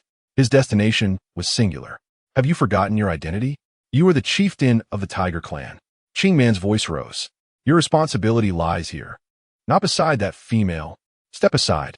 Xian Ming finally spoke, his tone deep and devoid of emotion. I will not. Qing Man spread her arms, blocking his path. Unless you stride over me. Xian Ming, regain your senses. That female will only bring disaster. She does not belong here, least of all to you. Xian Ming raised his hand. Qing Man instinctively closed her eyes, anticipating pain that never came. He merely brushed past her, a motion that was neither gentle nor forceful. As he walked by, without a second glance, several loyal tiger warriors swiftly followed, their faces etched with hesitation, yet unwilling to defy their leader's command. King Man stood frozen, watching Xian Ming's indifferent silhouette, the tall figure radiating an unyielding determination toward the unknown, for another female, forsaking her, their children, and the entire tiger clan. A cold hatred, intertwined with an uncontrollable jealousy, surged within Qing Man's heart. Once again, it was Pei Ning. By what right? That frail, human female captured all of Xian Ming's attention. By what right could she compel him to forsake everything? Qing Man's fingers dug deeply into her palm, the sharp pain momentarily cooling her ardor. No, this cannot continue. Xian Ming is hers. The position of queen of the Tiger Clan is hers. She cannot allow an outsider to ruin it all. Slowly, she turned, her anger replaced by a chilling resolve. Come here. An inconspicuous Tiger Clan female appeared silently behind her, her most trusted confidant. Miss Qing Man. The female bowed her head submissively. Seek the spy from the Leopard clan. Qing Man's voice was soft yet laced with a venomous chill. Tell him I want that human female, Pei Ning, dead. The confidant's body trembled almost imperceptibly. She raised her head, confirming she had not misheard. Qing Man's face bore no expression, only the fervent flames of madness burning in her eyes.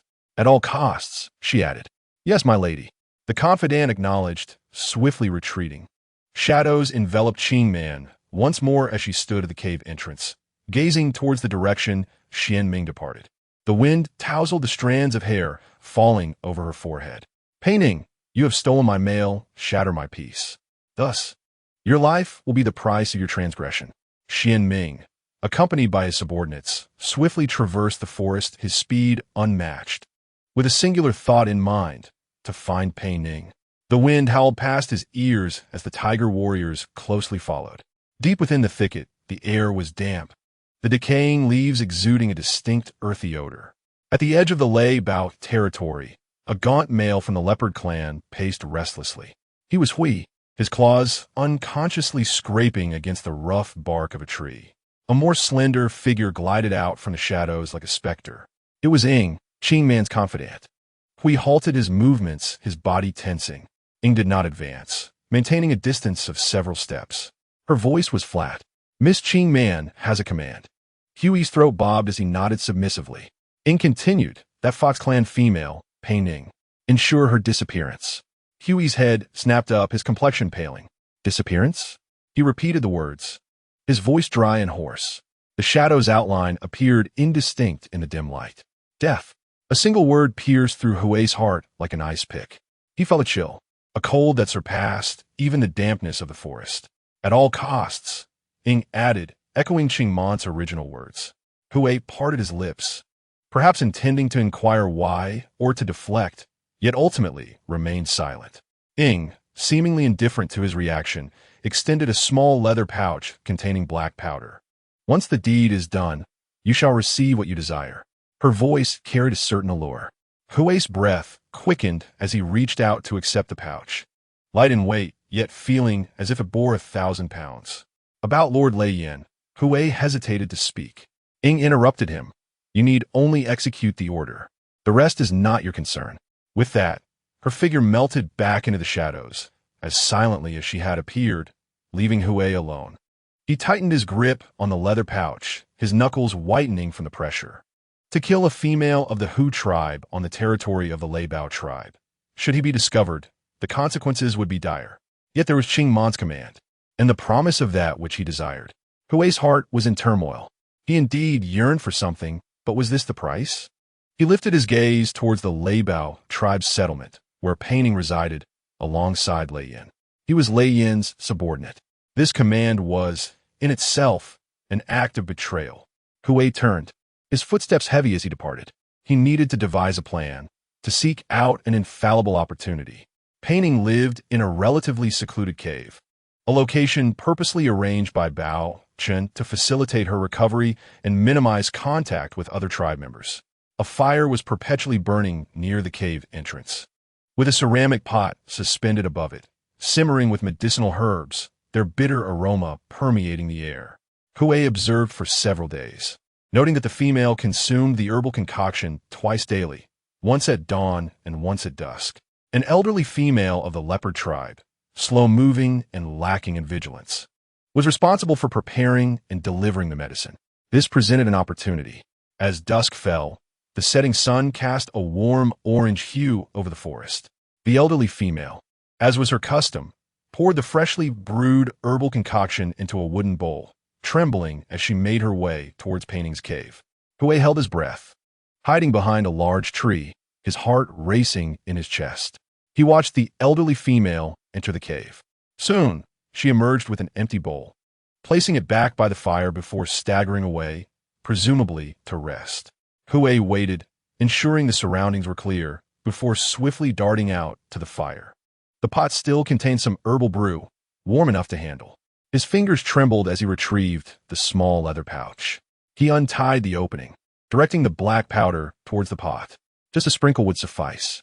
At that moment, a cold, piercing voice emerged from behind him. "What are you doing?" Hui's body froze, as if encased in ice, and the pouch nearly slipped from his grasp into the flames. He slowly turned around to find Lei Yin standing there, her expression inscrutable, her golden leopard eyes sharply fixed on the pouch in his hand. Hui's mind went blank. It was over. Instinctively, he attempted to conceal the pouch behind him. "Hand it over," Lei Yin commanded, her voice low yet imbued with an undeniable authority. Hui dared not move, cold sweat trickling down his forehead. "Hui," Lei Yin called again.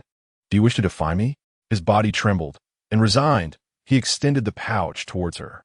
Lei Yin accepted it, glancing inside. She recognized the poison, colorless, tasteless, and highly effective. Her gaze returned to Hui's face. "Who instructed you to do this?" Hui lowered his head, unable to meet her eyes. "I," he stammered. "Speak." Lei Yin's voice rose sharply. Fearful, Hui sank to his knees. "It was Qingman from the Hu tribe." He nearly wept. "She contacted me, instructing me to kill Pei Ning." Lei Yin fell silent, contemplating the poison in her hand before glancing towards Pei Ning's cave. "Gu Nugo Mang."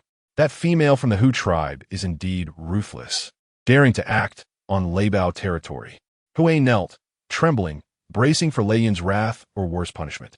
To kill a guest brought back by the tribe leader was a grave offense in any tribe.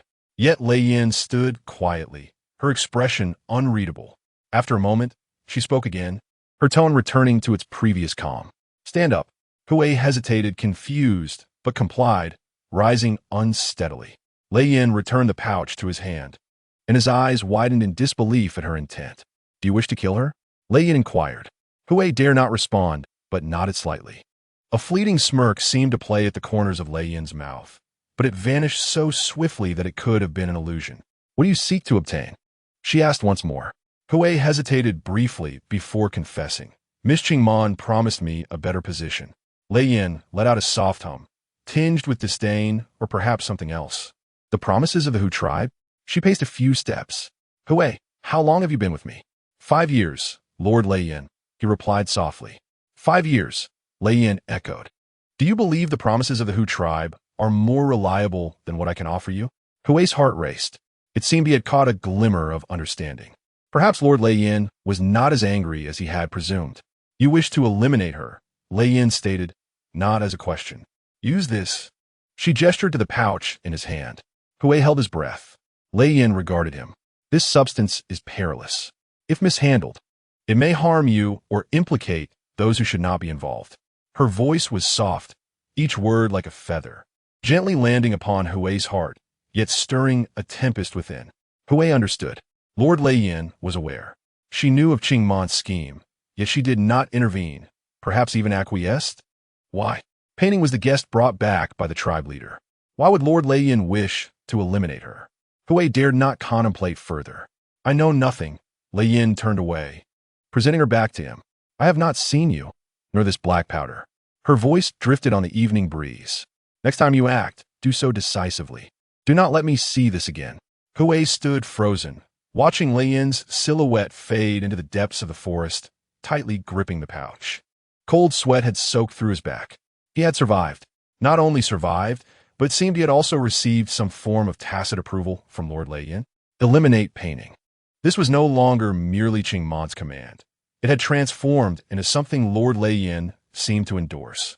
Hui gazed down at the poison in his hand. This time, his fingers no longer trembled.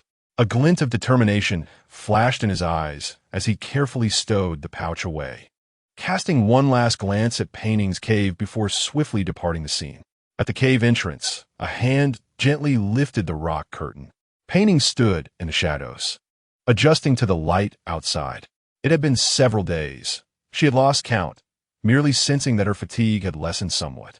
The lingering scent of herbs in the cave seemed to cling to her skin, while the outside air was fresh, mingled with the aroma of earth and plants. She stepped out to find Adu squatting before a newly erected ceramic pot. The flames licked the bottom of the pot, producing faint popping sounds.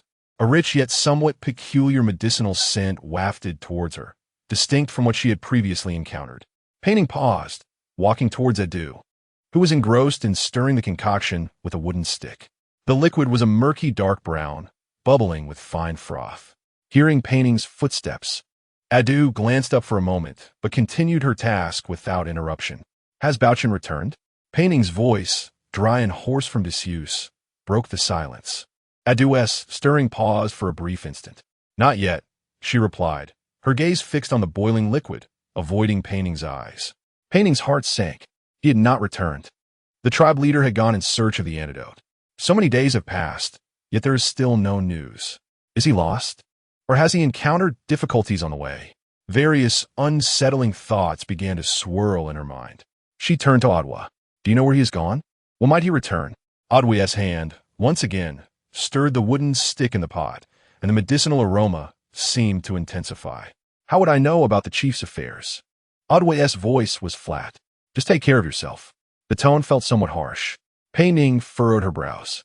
Although Adwa had never been particularly warm to her, she had always been polite. What was wrong today? Was it misplaced anger directed at her for Bao Chen's risky venture for an outsider? Pei Ning suppressed her discomfort. This medicine, she glanced at the earthen jar. Who is it for?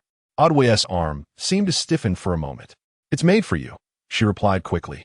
Your injury hasn't healed properly. Pei Ning looked at the dark brown concoction that exuded a peculiar scent.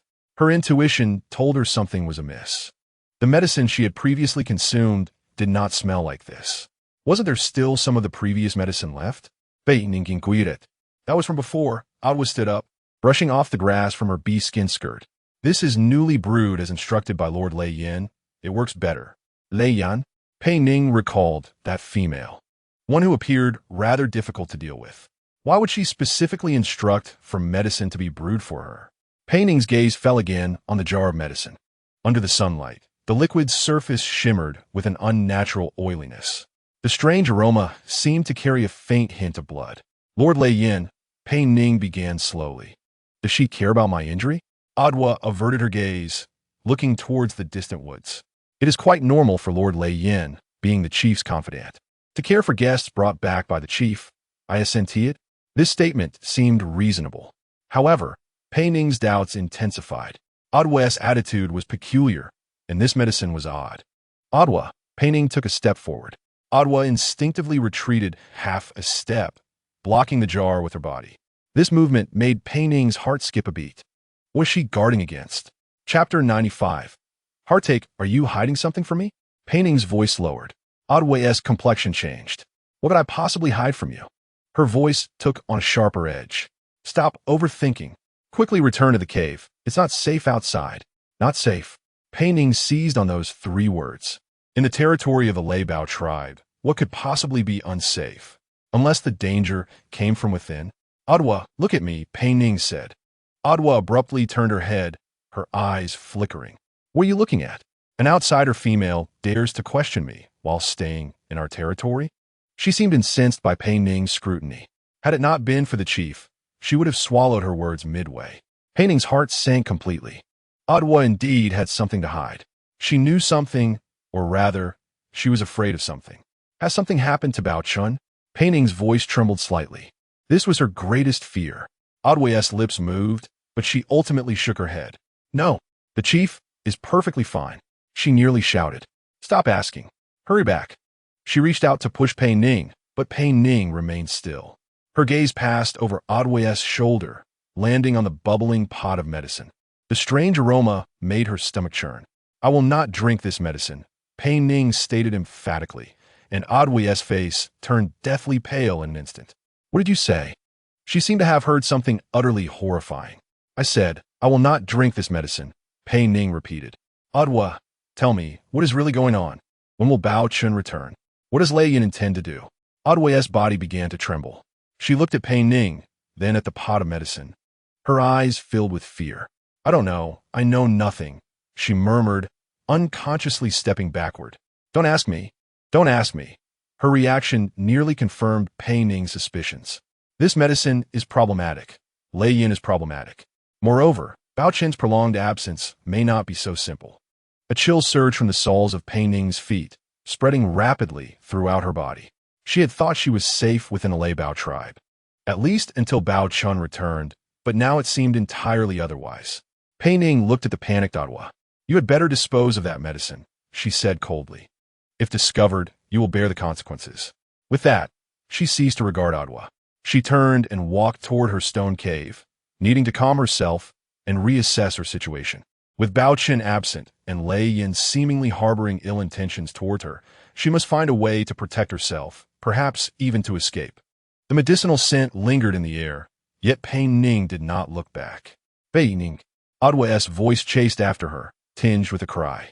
Pei Ning halted her steps, not turning around. The chief and the others have been hunting for a long time. Not a single word has come back. The patrol team has gone to search. They found nothing. Adwe's voice dwindled, revealing unmistakable fear. Silence. Those 4 words struck Pei Ning's heart like a heavy hammer. Bao Chun and his most elite subordinates had vanished. Pei Ning closed her eyes. Her worst fears had indeed come true. She did not respond to Adwe and continued forward. Adwe watched her retreating figure, her lips trembling. Yet she ultimately dared not follow. Behind a giant tree not far away, shadows loomed. A pair of deep eyes quietly observed all of this. Xian Ming's figure concealed within the shadows of the trunk, like a lurking beast. He watched the female walk away, and another female flee in panic.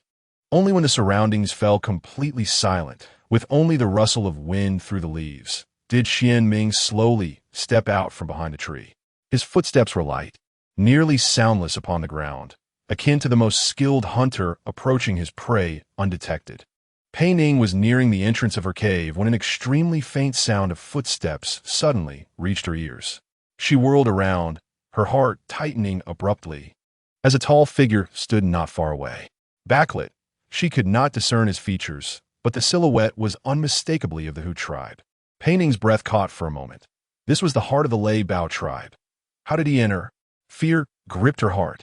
The figure advanced step by step, an overwhelming sense of pressure following, until he stepped into the light, revealing that familiar face, wild and aggressive. Xian Ming. Pei Ning's pupils contracted. How could he be here? Come with me, Xian Ming spoke, his voice deep and devoid of any emotion. This was not a question, but a command, and Pei Ning instinctively took a step back. This is the Lei Bao tribe, she reminded him, her voice tightening uncontrollably. Xian Ming disregarded her warning, continuing to advance until he stood directly before Pei Ning, so close that she could feel the dangerous aura emanating from this apex predator. It is dangerous for you to remain here, Xian Ming said again. His gaze fell upon Pei Ning, scrutinizing. Dangerous? Pei Ning's heart sank even further. Even he sensed it. Why are you here? Pei Ning inquired. Can members of the Hu tribe enter and exit the territory of the Lei Bao tribe at will? Xian Ming's expression remained unchanged. Answer me. Will you come with me? His patience appeared limited. Pei Ning stared at his face, once a source of fear for her, and at times, a fleeting sense of reliance, but now. She found it utterly unfamiliar. She and he were never on the same path. Moreover, Pei Ning turned her face away, avoiding his gaze. I will not go. Her voice was soft yet resolute, and Xian Ming's brow imperceptibly furrowed. Why? Pei Ning did not respond immediately. She could feel Xian Ming's gaze still fixed upon her. That gaze felt tangible, making her uncomfortable all over. She took a deep breath, as if summoning all her strength, then slowly turned back to meet Xianming's eyes. "I am with Bao Chan's child."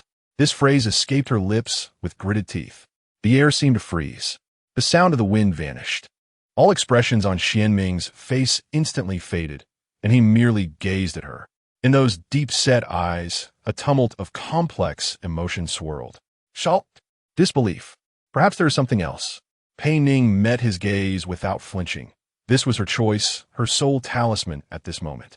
Regardless of whether Xianming was friend or foe, or the purpose of his presence here, this truth was sufficient to alter everything.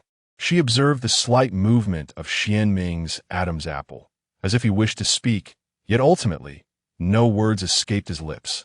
The stillness around them was akin to death itself, and Pei Ning's hand instinctively brushed against her abdomen. Xianming remained silent, merely watching her. Chapter 96.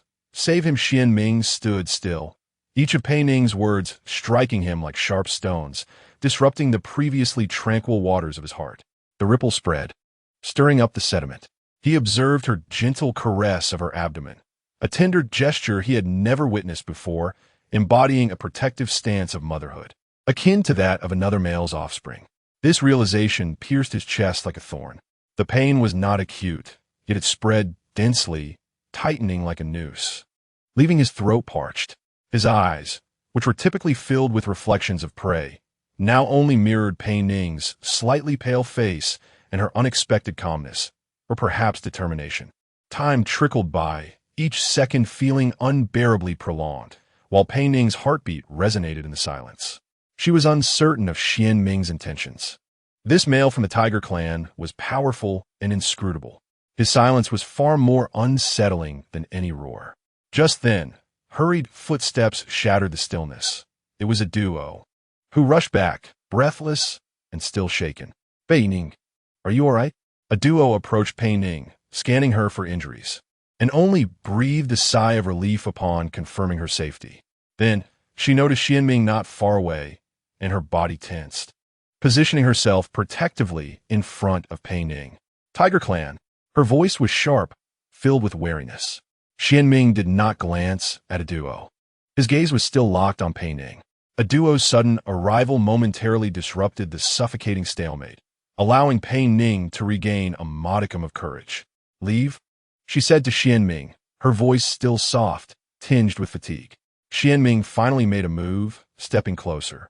A duo immediately emitted a threatening growl, revealing her claws. "Don't come any closer." Xianming disregarded a duo's warning, his attention entirely on Pei Ning. "Where did he go?" Xianming asked Pei Ning in a low voice, causing her to pause momentarily. "He was inquiring about Bao Chan." "It's none of your business," Pei Ning replied. However, a duo seemed to recall something. "Anxiously addressing Pei Ning." "Pei Ning, Bao Chan, he went to find the Yu flower, into the He Wu marsh." The mention of He Wu marsh caused Pei Ning's complexion to turn even paler. That place was rumored to be a one-way journey, and it was for the sake of the child within her to ensure its safety. Xianming's body subtly stiffened. The Tiger clan was well aware of the perilous nature of He Wu marsh, where toxic mists enveloped the area and ferocious beasts lurked. Even the mightiest beastmen rarely dared to tread there. Bao Chan had ventured into that treacherous place for this female and the child she carried. A complex emotion surged within Xianming's chest, one that transcended jealousy. He looked again at Pei Ning, witnessing the fleeting worry and fear in her eyes. She was afraid that Bao Chan would not return. If he did not, who would she and her unborn child rely on in the treacherous realm of the Lei Bao clan? It was no wonder she had said this place was dangerous. The threat stemmed not only from within the Lei Bao clan, but also from her current vulnerability and isolation. The fury that had once raged within Xianming quietly extinguished, replaced by a heavy, suffocating tenderness. He gazed at her, this stubborn female who perpetually surprised him. "For you," Xianming spoke, his voice deeper than before. "I will bring him back." Pei Ning abruptly lifted her gaze to Xianming, her eyes brimming with disbelief. A duo was equally stunned. "The Tiger clan? To rescue a male from the Lei Bao clan? How is that possible? What did you say?" Pei Ning's voice quivered, doubting her own hearing. "I said, I will bring Bao Chan back," Ming reiterated, his expression unwavering, as if merely stating an undeniable fact. Pei Ning was utterly confounded. You are the Tiger Clan. These are the Bao clan. You are enemies. Why? Why would you help her? Why would you save Bao? Ming did not respond to her inquiries. He simply gazed deeply into her eyes, filled with emotions she could not comprehend. Pain, struggle, and ultimately, a resolute determination. He could not allow her to remain here, living in fear. He could not let her and the unborn child fall into despair because of Bao Chen's misfortune, even if that child was not his own. Ming's heart felt as if it were gripped by an invisible hand, causing it to bleed, but he could not retreat. For her sake, he must go. He must safely return the male known as Bao Chen. Slowly, he turned away, his tall figure appearing somewhat desolate in the dappled light filtering through the trees. He did not look back at Pei Ning, nor did he acknowledge the vigilant Bao female beside her. He took a step forward, heading towards He Wu Marsh, his pace light, yet imbued with an indomitable spirit. Pei Ning watched his retreating silhouette, opening her mouth yet unable to utter a sound. A male of the Tiger Clan was set to rescue a male of the Bao clan solely because of her words and a glance. This realization shook her more profoundly than the knowledge of carrying Bao Chen's child. Ming's figure soon vanished into the depths of the forest, leaving Pei Ning and a duo standing frozen in place. The wind rustled, carrying the faint, damp scent of the distant He Wu Marsh. The air in the woods grew thick and murky. The scent of the Bao male was overpowered by a more potent, humid aroma, tinged with the stench of decaying vegetation. Ming followed this trail, his pace unyielding. The innate tracking abilities of the Tiger Clan allowed him to easily discern the traces left by Bao Chen. As he pressed onward, the air became increasingly stifling. Sunlight struggled to penetrate the densely layered, oddly twisted canopy above, and the ground beneath his feet turned muddy. Occasionally, unknown insects emitted faint sounds. He Wu Marsh itself carried an oppressive weight. Ming's heartbeat was steady as he suppressed the Tiger Clan's instinctual wariness of this treacherous unknown. The image of Pei Ning's pale face and the fear in her eyes echoed in his mind as she warned of the dangers here. He was determined to retrieve the male who caused her such concern. This thought pierced his heart like a thorn.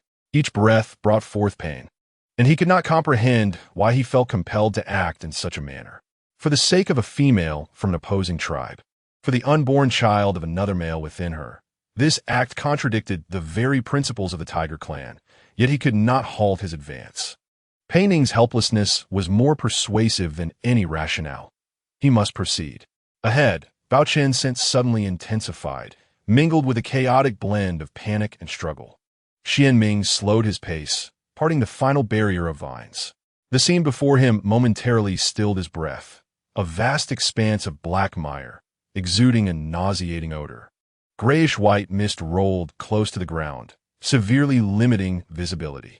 Not far away, a figure struggled within the mire, half of his body already ensnared in the viscous black sludge.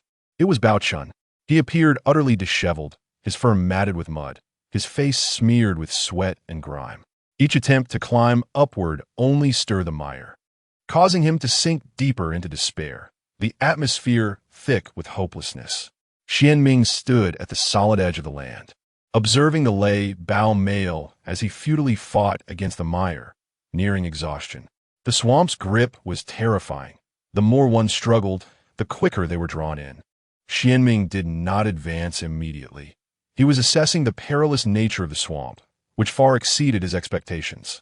Recklessly approaching could very well lead to his own demise. Chapter 97. Why Save Me?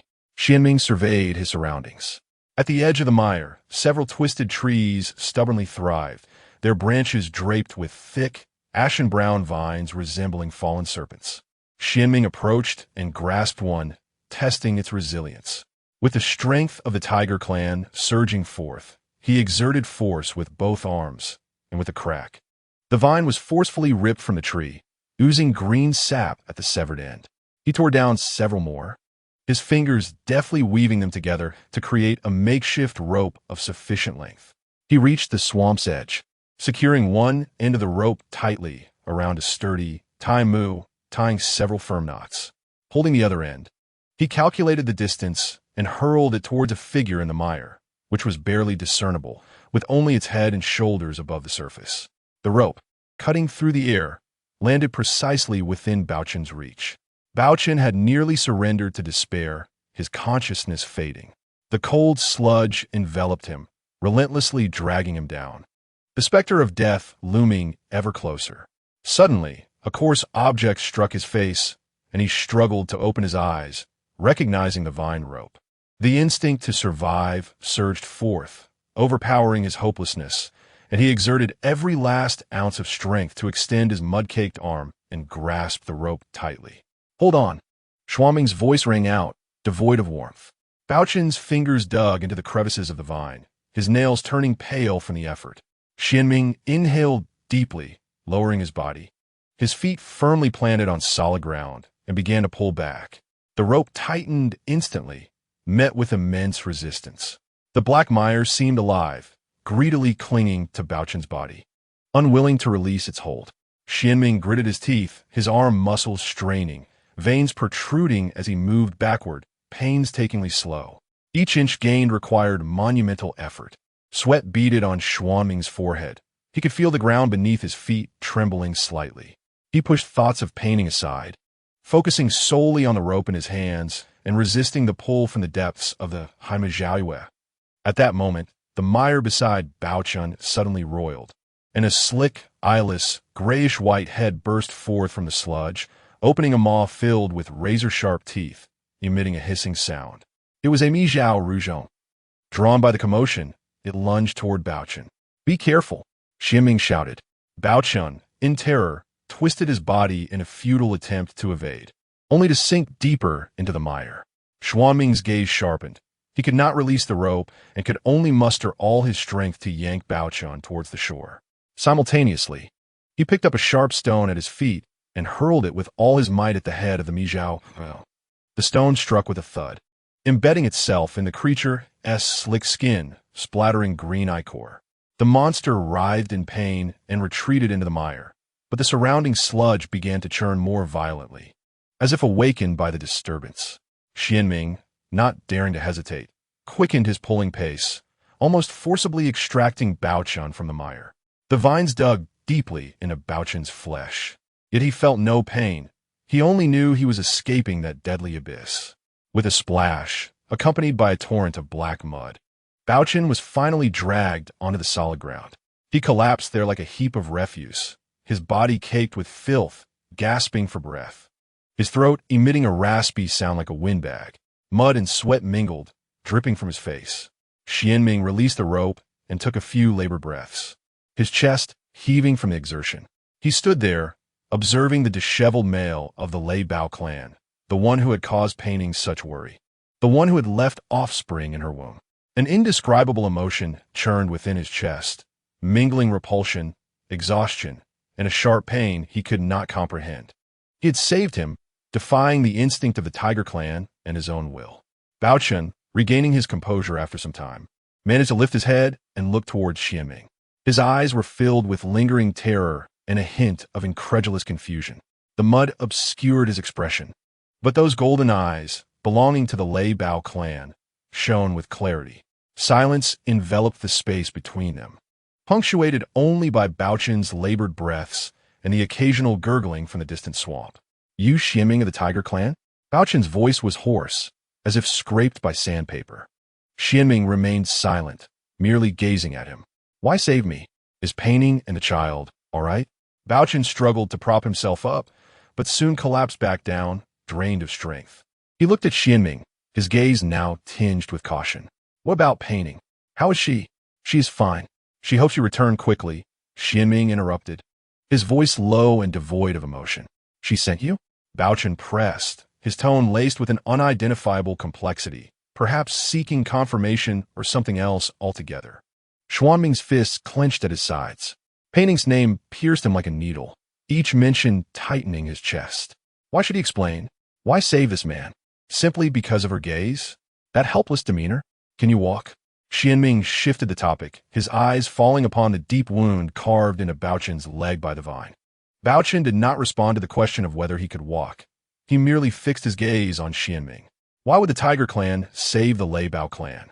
Especially me? He paused, gasping for breath before adding, haven't you always wanted to kill me? Xuanming's heart felt as though it had been struck by something forceful. Kill him? Yes, according to the customs of the Tiger Clan, he should have done just that, or at least stood by and watched him be consumed by the Haimajiawe. But he did not. Enough with the chatter. If it weren't for her, I would never have come here. Xuanming's voice was cold and unyielding. If you can move, get up. This place is not safe. After speaking, he turned away from Baochun to inspect the rope tied to the Taimu, ensuring it remained secure, seemingly contemplating whether to untie it. Baochun watched his towering figure, sensing the aura of a Tiger Clan warrior mixed with the sweat and mud from their earlier struggle. His mind swirling with confusion. He had been saved by the most unlikely person. What did this signify? Pei Ning and this Tiger Clan male, what was their connection? Xianming did not untie the rope. He merely stood there, as if awaiting something. Chapter 98. Let us go. Xianming stood there, not untying the rope. Baochun's breaths were heavy, each inhalation accompanied by a rasping sound from his throat. He lay in a mire, and after a long while, he gathered enough strength to speak again. Why did the Tiger Clan? Xianming did not look at him, his gaze fixed on the distant edge of the Haimajiawe, where the mist swirled, consuming the light. You do not need to know. Pei Ning, Baochun's voice grew urgent, trembling with pain. Did she send you? Has something happened to her? Xianming turned his head, finally meeting the gaze of the Lei Bao clan male. She is fine. She needs you to return. She needs me to return? Baochun repeated, his expression obscured beneath the mud. Has something happened to her? He struggled to sit up, but his arms could not bear his weight, the effort futile. Xianming remained silent.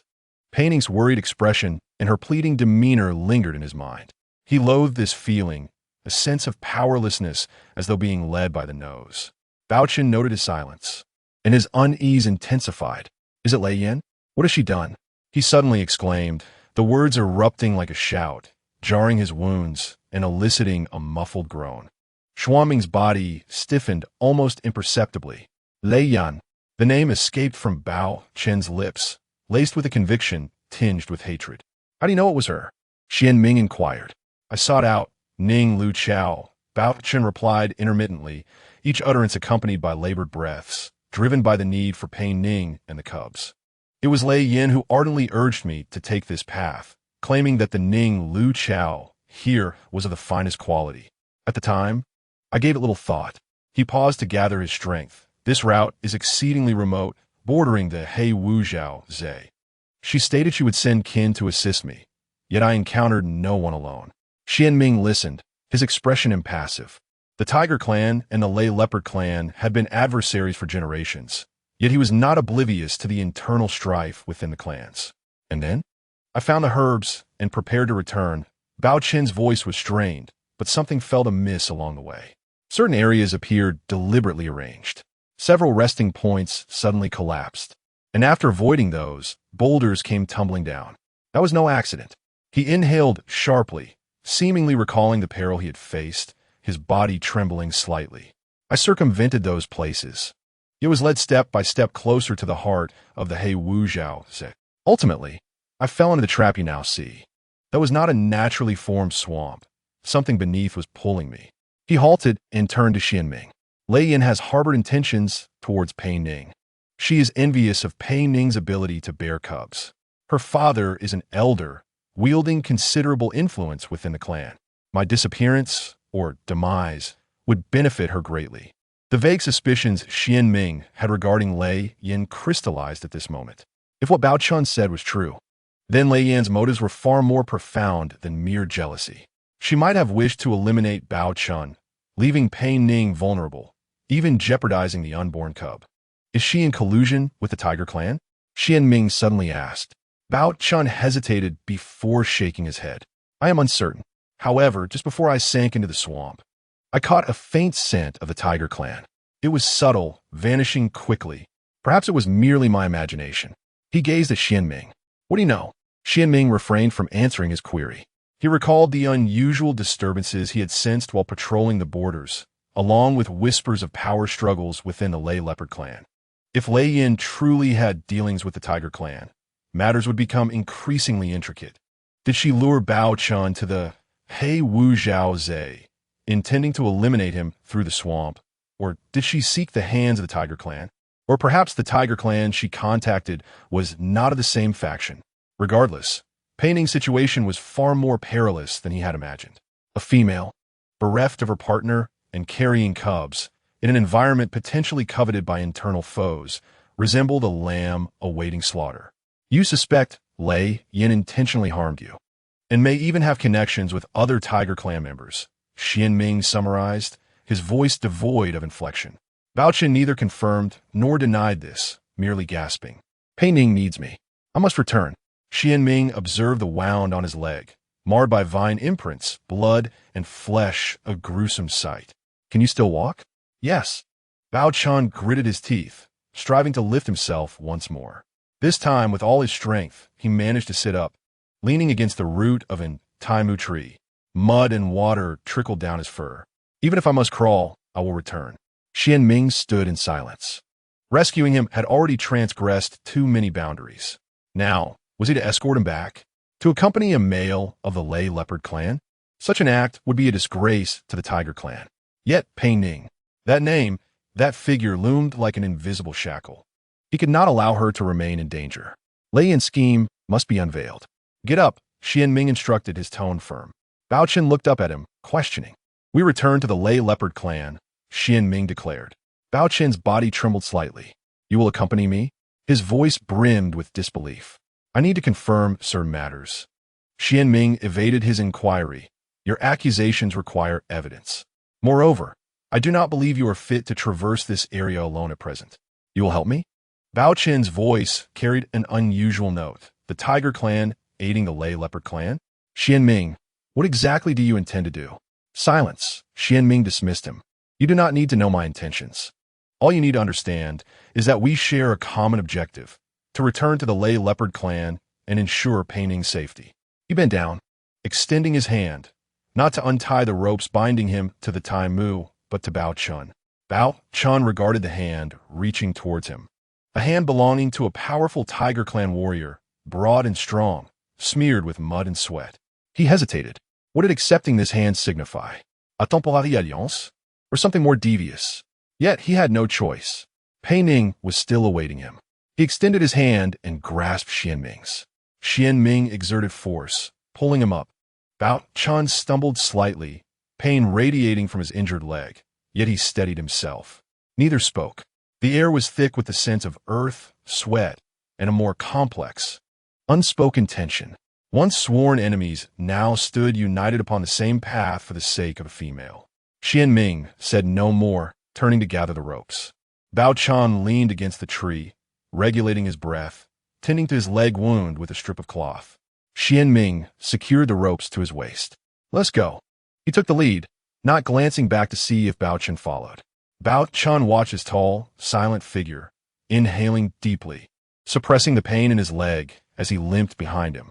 They departed from the edge of the He Wu Zhao Zhe, their silhouettes vanishing into the depths of the dense forest. Chapter 99. Conspiracy. Lei Yin shattered the ceramic bowl in her grasp. The shards scattered across the rough stone floor, emitting a piercing sound. Her chest heaved, the news slithering into her ears like a venomous serpent. Xian Ming, that Tiger Clan Xian Ming, had actually extracted Bao Chen from the He Wu Zhao Zhe. How could this be? She had meticulously orchestrated everything. The perils of the He Wu Zhao Zhe, coupled with the insinuations regarding another faction of the Tiger Clan. How could Bao Chen possibly emerge alive? And alongside a sworn enemy of the Tiger Clan? Lei Yin's fingers dug into her palm. Why did Xian Ming rescue Bao Chen? Had he uncovered something? Or was it merely for Pei Ning? Pei Ning. Again, Pei Ning. This female was a thorn embedded in her heart. Bao Chen's survival and Xian Ming's involvement meant her plans were on the verge of exposure. No, absolutely not. She must act decisively to eliminate Pei Ning before their return.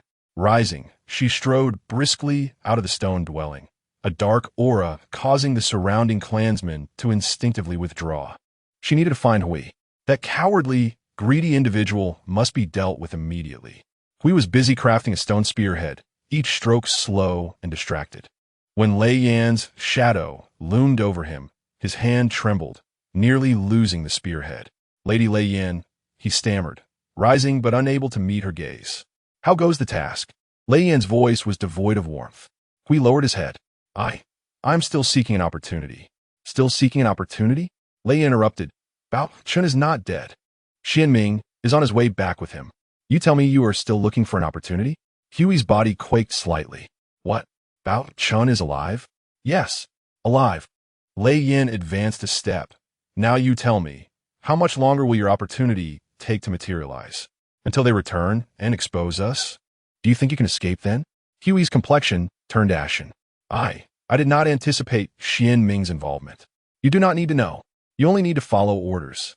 Lei Yan's voice dropped, laced with menace. Do not forget your family.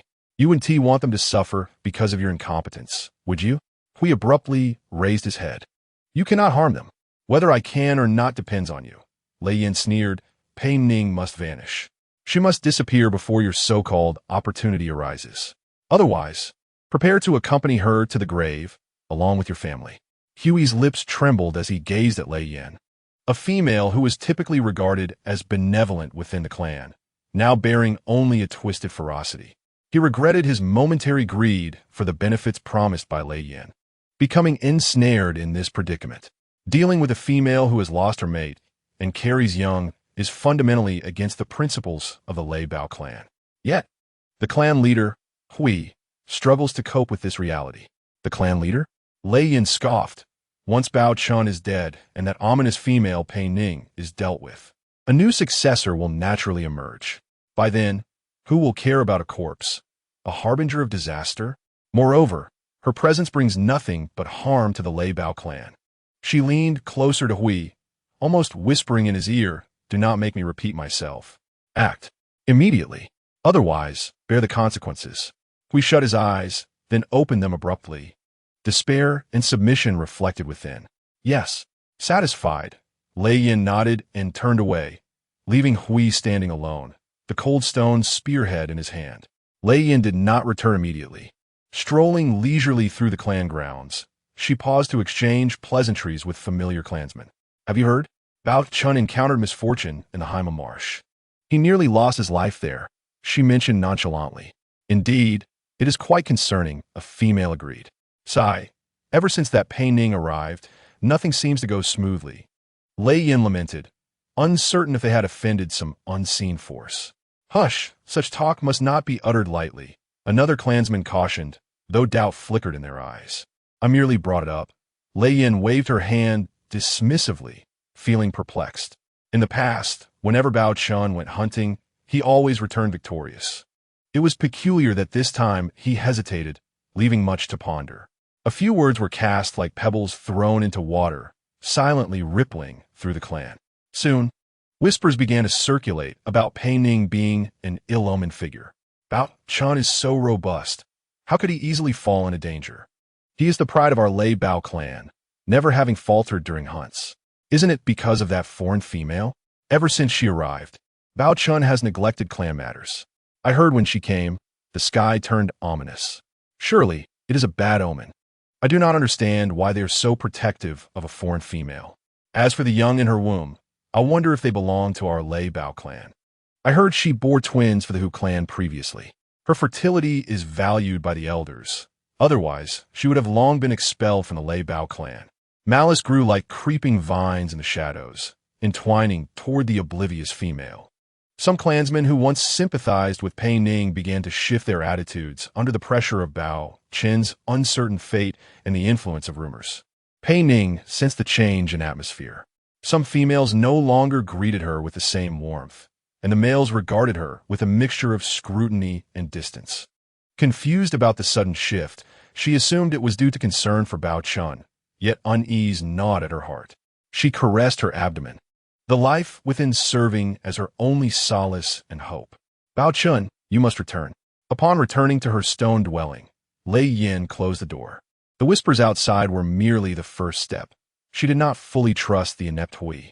Should he falter or change his mind, she needed a contingency plan.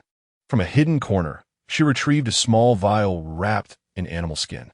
Opening the cork, a strange, sweet, metallic odor wafted forth. This was a concoction she had long prepared, a liquid extracted from the du Xianhua, colorless and tasteless. Just a drop could cause even the strongest male to perish in slumber, let alone a frail female. She carefully stored the vial in a more concealed location, her gaze falling upon a pile of herbs in the corner, said to aid in pregnancy, intended for Pei Ning. Perhaps there was no need to wait for Hui to act.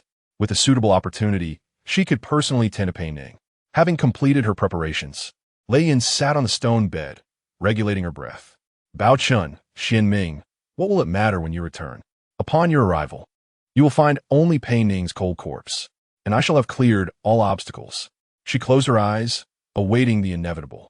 Chapter 100. A cry for help. The atmosphere within the clan had shifted. As Pei Ning walked along the path, she felt the weight of unkind gazes upon her. Scrutinizing and distant, uncertain of the cause, she felt as though an invisible hand tightened around her throat. Upon reaching her stone dwelling, she caressed her belly, the life within providing warmth, yet amplifying her vigilance. With Bao Chun absent, she had to protect herself and her young. Remembering the tracking and defensive techniques learned in the Shi clan, as well as the hunting trap seen in the Lei Bao clan, she began to set up simple defenses around her stone dwelling. These were not meant to capture prey, but to serve as early warnings. Thin vines intertwined on the ground, adorned with dried leaves. A gentle touch would produce sound. Stones were placed inconspicuously at the entrance, capable of tripping anyone who approached hastily. Though rudimentary, these arrangements might afford her a moment's respite during the night. As night fell, Pei Ning lay on the stone bed, finding sleep elusive. The attitudes of her clansmen troubled her. She could not comprehend why the situation regarding Bao Chun had become entangled with her. While she understood that Lei Yin harbored animosity towards her, she had not anticipated such a ripple effect within the clan. A faint rustling sound emerged from outside. Pei Ning's body tensed immediately. The absence of rustling leaves on the vines indicated that the intruder was cautious, avoiding the more conspicuous traps. Yet she sensed someone drawing near. She refrained from rising immediately, instead slowing her breath and straining to listen. The footsteps were light and steady, suggesting familiarity with the night. The figure circled the stone dwelling before pausing at the entrance. The door creaked open silently, indicating that the intruder possessed finesse. A shadow slipped inside and swiftly closed the door behind them. The stone dwelling was enveloped in darkness, allowing Pei Ning only a vague outline of the figure. The silhouette did not approach her immediately. Instead, it lingered within the room, seemingly adapting to the darkness or confirming her position. Pei Ning's heart raced, yet she endeavored to remain calm, gripping a sharp stone hidden beneath her pillow. The shadow moved, advancing toward her stone bed. Each step was as quiet as a cat. Yet Pei Ning understood that danger was encroaching. She could sense an unfamiliar aura emanating from the figure, one that was not characteristic of the clan's males. It was a chilling presence, reminiscent of certain individuals from the Shi clan. Hui. The name flashed through her mind. She knew Hui was aligned with Lei Yin. What was his purpose here? The shadow drew closer, and Pei Ning could hear the shallow breaths of the intruder. The figure halted at the bedside, seemingly verifying whether she was asleep. With a sudden burst of resolve, Pei Ning opened her eyes and raised her hand, wielding the stone to strike. Lacking the strength for an assault, she merely aimed to grasp the intruder's hand or create a commotion. Hiss! The intruder inhaled sharply, evidently taken aback by her abrupt awakening. The hand retracted swiftly, but Pei Ning's stone grazed the back of the intruder's hand. You're not asleep? Huey's voice was low, laced with malice. Pei Ning did not respond. Instead, she rolled off the stone bed, retreating to the side. The darkness within the room was her sole advantage. Though weak, she was familiar with her surroundings. We did not pursue her immediately. Instead, he seemed to be searching in the dark. Pei Ning could hear his soft footsteps moving throughout the room. He was looking for her. Come out, Hui commanded, his voice devoid of emotion. Pei Ning leaned against the stone bed, her heart racing. She understood she could not overpower him. She could barely stand. Yet she could not surrender without a fight. What do you want? She whispered, lowering her voice. Hui offered no reply, his footsteps drawing closer. Pei Ning sensed the looming threat. She needed to create a sound, to alert those outside. Help! She suddenly cried out, her voice trembling with tension and weakness, yet in the stillness of the night. It should have been loud enough to carry. Hui evidently did not anticipate her outburst, and his footsteps faltered momentarily. Pei Ning seized this opportunity, groping her way toward the door. She needed to escape, or, at the very least, to open it. Shut up! Huey's voice was laced with anger as he quickened his pace towards her. Pei Ning felt the rush of air as he approached, and, summoning all her strength, she rolled to the side, narrowly evading his lunge. She fell to the ground with a thud, pain shooting through her, but she paid it no mind as she struggled to rise. Hui, having missed his target, collided with the edge of the stone bed, emitting a low growl. Do you truly believe someone will come to your rescue? They would rather see you dead, Hui mocked, his tone dripping with derision.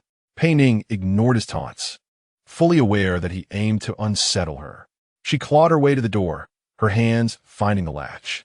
Hui had regained his composure and charged at her once more, his footsteps now unmistakably forceful and purposeful.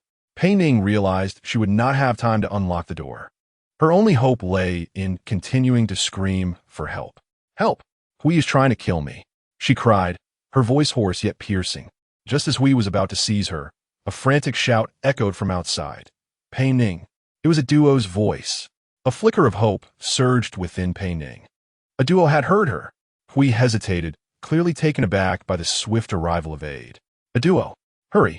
Pei Ning implored. With a crash, the stone door swung open, revealing a duo at the threshold, brandishing a sturdy wooden stick. Upon witnessing the scene, her expression shifted to one of alarm. What do you think you're doing? She demanded, her voice filled with fury. Hui stood in the center of the room, his body slightly hunched like a predator poised to pounce. He glanced at a duo and then at Pei Ning on the floor. This is a matter of our tribe. You need not interfere, he stated coldly. A matter of your tribe? You intend to kill a female, the partner of the tribe leader, the offspring of the tribe leader? Is this the code of your tribe? A duo stepped forward, positioning herself protectively in front of Pei Ning. Pei Ning struggled to rise and hid behind a duo, sensing the tension radiating from her. Although a duo was not the strongest female, her bravery was evident. Step aside, a duo, Hui commanded, his voice chilling. This is an order from the Lei Yin leader. The Lei Yin leader? The Lei Yin leader sent you to kill at such an hour? A duo questioned incredulously. You need not know too much, Hui replied, his patience wearing thin as he fixed his menacing gaze on Pei Ning. You dare! A duo raised the wooden stick threateningly towards Hui. He hesitated, casting a glance at the door. Pei Ning's cries and a duo's commotion had drawn the attention of several tribespeople nearby. Shadowy figures appeared outside the stone house, standing at a distance, merely observing without approaching. The faces of those onlookers bore no urgency, no anger, only curiosity, doubt, and some even wore expressions of morbid fascination. You see, they have arrived, Hui remarked with a peculiar tone. They will not assist you. Pei Ning recognized those figures. They were the very tribespeople who had once spoken to her and exchanged greetings. They stood there like outsiders, passively witnessing the unfolding chaos. Not a single one stepped forward to question Hui, nor did any voice their support for her. Disappointment washed over her like a chilling tide, yet she quickly suppressed the emotion. Now was not the time for such thoughts. She had to survive. A duo, be careful. Pei Ning varnet. Hui moved, not directly charging at a duo, but circling around, seeking to ambush Pei Ning from the side. He understood that Pei Ning was the target. A duo was merely an obstacle. A duo swung the wooden stick, pivoting her body to keep herself positioned in front of Pei Ning, though she lacked Huey's strength. Her stick compensated for it. Chapter 101. Averse to conflict, Pei Ning pressed closely against the duo's back, her eyes fixed on Huey's movements. Despite her weakness, her mind remained sharp, noting Huey's footsteps as he searched for a flaw in a duo's defense. To his left, Pei Ning whispered urgently to a duo. A duo immediately swung the stick to the left. Hui was forced to retreat a step, thwarted in his advance. Do you think hiding behind a female will spare you? Hui sneered, abruptly changing direction and charging at a duo, attempting to shove her aside. A duo gritted her teeth, gripping the stick tightly, turning her body to block Huey's assault with its side. With a dull thud, Hui collided with the stick, the impact forcing a duo to stagger back a step, her balance wavering, prompting Pei Ning to rush to her aid. "Are you all right?" Pei Ning inquired. "I'm fine," a duo gasped, raising the stick once more. Hui was also shaken back a few steps, shaking his arms which had gone numb from the impact. He had clearly underestimated a duo's resolve and coordination. "It seems you have no intention of cooperating." Huey's voice grew colder as he withdrew an object from his pocket. Pei Ning caught a glimmer of something small and luminous in the darkness. Realization struck her, and her heart sank. It was poison. The item in Huey's hand was undoubtedly a vial of poison. He intended to resort to a different method. "Don't come any closer," a duo shouted, brandishing the stick to keep Hui at bay. Hui ignored her warning, taking several steps toward Pei Ning before flinging his hand. Pei Ning saw a small object hurtling toward her. There was no time to evade, no time to think. A duo lunged forward, shoving Pei Ning aside. The small object landed on the ground with a faint thud. A duo, Pei Ning gasped. A duo collapsed beside her, curling inwards. Hui refrained from making another move, casting a glance at the vial on the ground, then at the fallen duo and the panicked Pei Ning, a twisted expression crossing his face. Without speaking, he turned and strode towards the door. The tribespeople at the entrance immediately parted, granting him passage. None attempted to stop him. Hui exited the stone house, vanishing into the darkness. Inside remained only Pei Ning and a duo. Pei Ning disregarded the vial on the ground, rushing to a duo's side. "A duo, what is wrong?" A duo offered no response, her body trembling slightly. Pei Ning noticed she was clutching her arm, which appeared to have been splashed with something. "A duo, speak to me." Pei Ning shook a duo's body, fear flooding her heart. She understood what Hui had wielded. It was a lethal substance. A duo let out a pain groan. Pei Ning glanced towards the door. The tribespeople still lingered there like shadows. They observed everything within the room, but did not enter. "Help!" Pei Ning cried out again, her voice tinged with desperation. "Please save a duo." Yet the tribespeople remained unmoved. Their silence chilled Pei Ning more than Huey's assault. She recognized that she could not rely on them. Trembling, Pei Ning reached out to assess a duo's condition. On a duo's arm, a small amount of transparent fluid clung to her skin, visibly spreading, the flesh beginning to discolor. Pei Ning smindrakiset, recalling snippets of knowledge about poisons she had learned in the Shi tribe. She had to act immediately. She glanced at the vial on the ground and then at the indifferent tribespeople by the door. She had to save a duo herself. Pei Ning bent down, her fingertips trembling as they brushed against the discolored skin on a duo's arm. The area rapidly manifested a foreboding shade of bluish-purple, continuing to spread. She had to do something, and quickly. The Leibao tribespeople at the entrance remained steadfast, like lifeless statues. Their silence sent shivers down her spine. Just as Pei Ning prepared to tear her sleeve in an attempt to suck out the poison, a thunderous crash echoed from the entrance. The half-open stone door was flung open from the outside, debris scattering. A towering figure burst in, accompanied by a powerful gust of wind. Huey's motion to turn and leave came to an abrupt halt as he warily glanced towards the entrance. The people at the doorway began to stir, retreating to create space for an incoming figure. This silhouette moved with remarkable speed, almost locking on a Hui the instant the door was thrust open, without a moment's pause. Like a true black bear, it lunged fiercely at Hui. Hui reacted swiftly, sidestepping to evade while simultaneously throwing a punch in retaliation. The resounding sounds of impact and bones dislocating echoed within the quiet stone chamber. Hui let out a muffled groan, his entire being captured by the figure. His arm twisted at an unnatural angle. He attempted to struggle, but the opponent's strength far surpassed his, pinning him firmly to the ground, rendering him immobile. The events unfolded too rapidly for Pei Ning to even glimpse the intruder's face. She supported a duo while warily observing the male who had suddenly burst in and subdued Hui. Once the male had completely restrained Hui, he lifted his head. In the dim light, Pei Ning recognized his face. It was Xiong Lin, the male she had encountered once within the Heixiong tribe. What was he doing here? A multitude of questions surged within Pei Ning's mind. Xiong Lin? She ventured cautiously. Xiong Lin turned to Pei Ning and nodded. His expression revealed little emotion. Yet he deftly retrieved a sturdy vine for his waist and bound Huey's hands behind him. Hui struggled, emitting low growls, but it was futile. "How did you come?" Pei Ning inquired, her gaze flickering from the writhing Hui on the floor back to Xianglin. Xianglin did not respond immediately. Instead, he knelt beside Pei Ning and a duo, examining the injury on a duo's arm. The venom from the poisonous vine, he cast a glance at the shattered vial on the ground, was not in great quantity, but if not treated promptly, it could lead to complications. He took a small ceramic jar from his leather pouch, opened the lid, and a strong herbal scent wafted out. Dipping his fingers into the dark green ointment, he carefully applied it to the area of a duo's arm where the venom had spread. When the ointment touched her skin, a duo's body trembled slightly, but the purplish discoloration seemed to halt. "How is she?" Pei Ning asked urgently. "The venom has been temporarily suppressed, but further treatment is required," Xianglin replied. His movement steady. "This place is unsafe. There are issues within the Leopard tribe." Pei Ning's heart sank. "What issues?" She glanced at Xianglin and then at the people lingering at the doorway. After Xianglin's arrival, they merely whispered among themselves. Still no one stepped forward.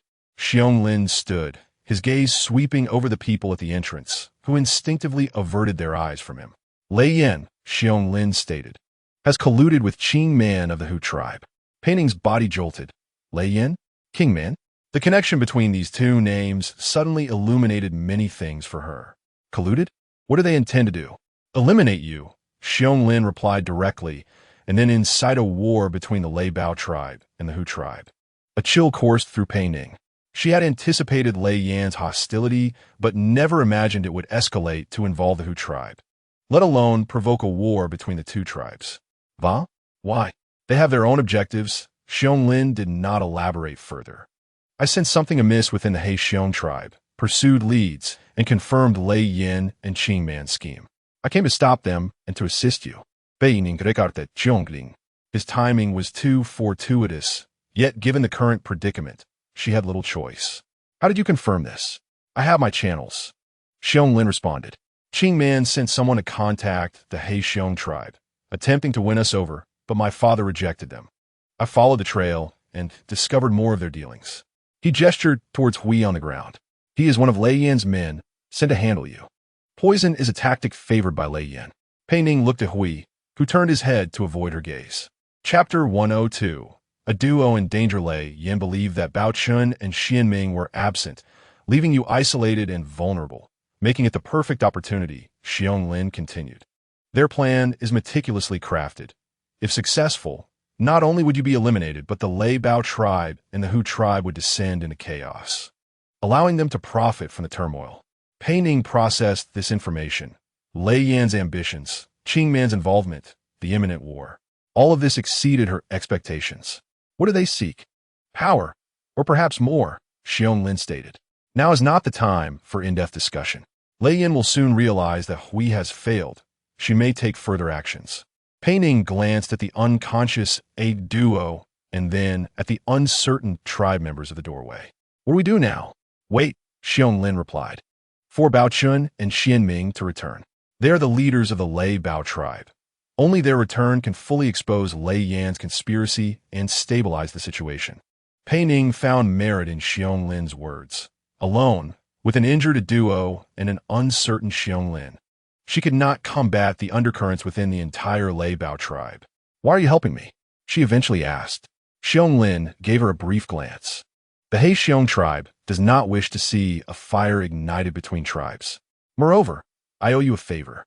He referred to the previous instance when Pei Ning had warned him of the trap. Pei Ning chose not to press further. At this moment, trust was the only option. "All right, we will wait." The people at the doorway began to murmur, some glancing at Hui on the ground, others at Xianglin and Pei Ning. Their expressions varied. They neither left nor came forward to assist. Xianglin lifted Hui from the ground. "Keep a close watch on him. He is key to implicating Lei Yan," he instructed Pei Ning, then turned towards the doorway. "You all step aside." The tribe members hesitated momentarily, but ultimately parted to create a passage.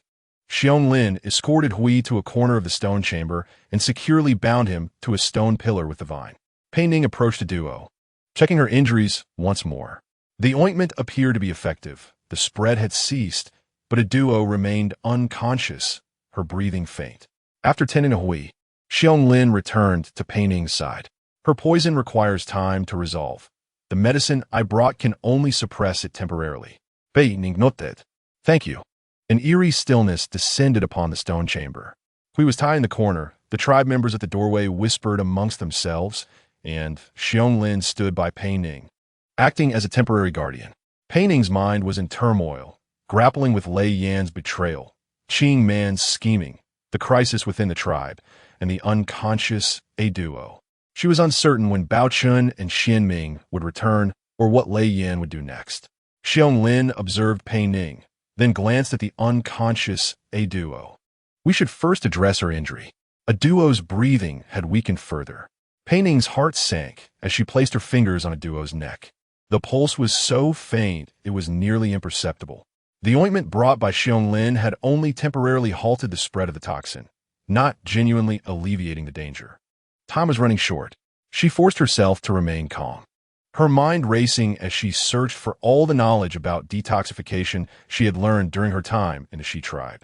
Those ancient recipes, the herbal properties passed down by the elders, surged through her mind. 1, 2, 3. None were correct. The symptoms did not align with the toxins affecting a duo. Suddenly, a fragment of a vague memory flickered through her mind. A unique herb, growing on damp cliff faces or in the depths of rarely tread valleys, said to be able to counteract myriad toxins, particularly those that are insidious and life-eroding. An elder from a Shi tribe had casually mentioned it, stating it might exist within the Lei Bao tribe's territory, but was exceedingly rare, having not been seen by the Shi tribe in many years. Zhu Wu Huan Gao. This name surfaced. It was it. Pei Ning felt almost certain, but where could she find it? The territory of the Lei Bao tribe was vast, with towering mountains, and seeking a legendary herb in the darkness would be akin to finding a needle in a haystack. Moreover, the expressions of those tribe members outside were filled with doubt and hostility. She glanced at Hui, bound in the corner, and then at the whispering figures at the doorway. She could not rely on them. Xiong-Lin? He was an outsider, possibly unfamiliar with the terrain, and she could not fully trust his position. She could only depend on herself. Pei Ning stood up. A sense of frailty washed over her, accompanied by a subtle discomfort in her abdomen, a reminder of another fragile life within her.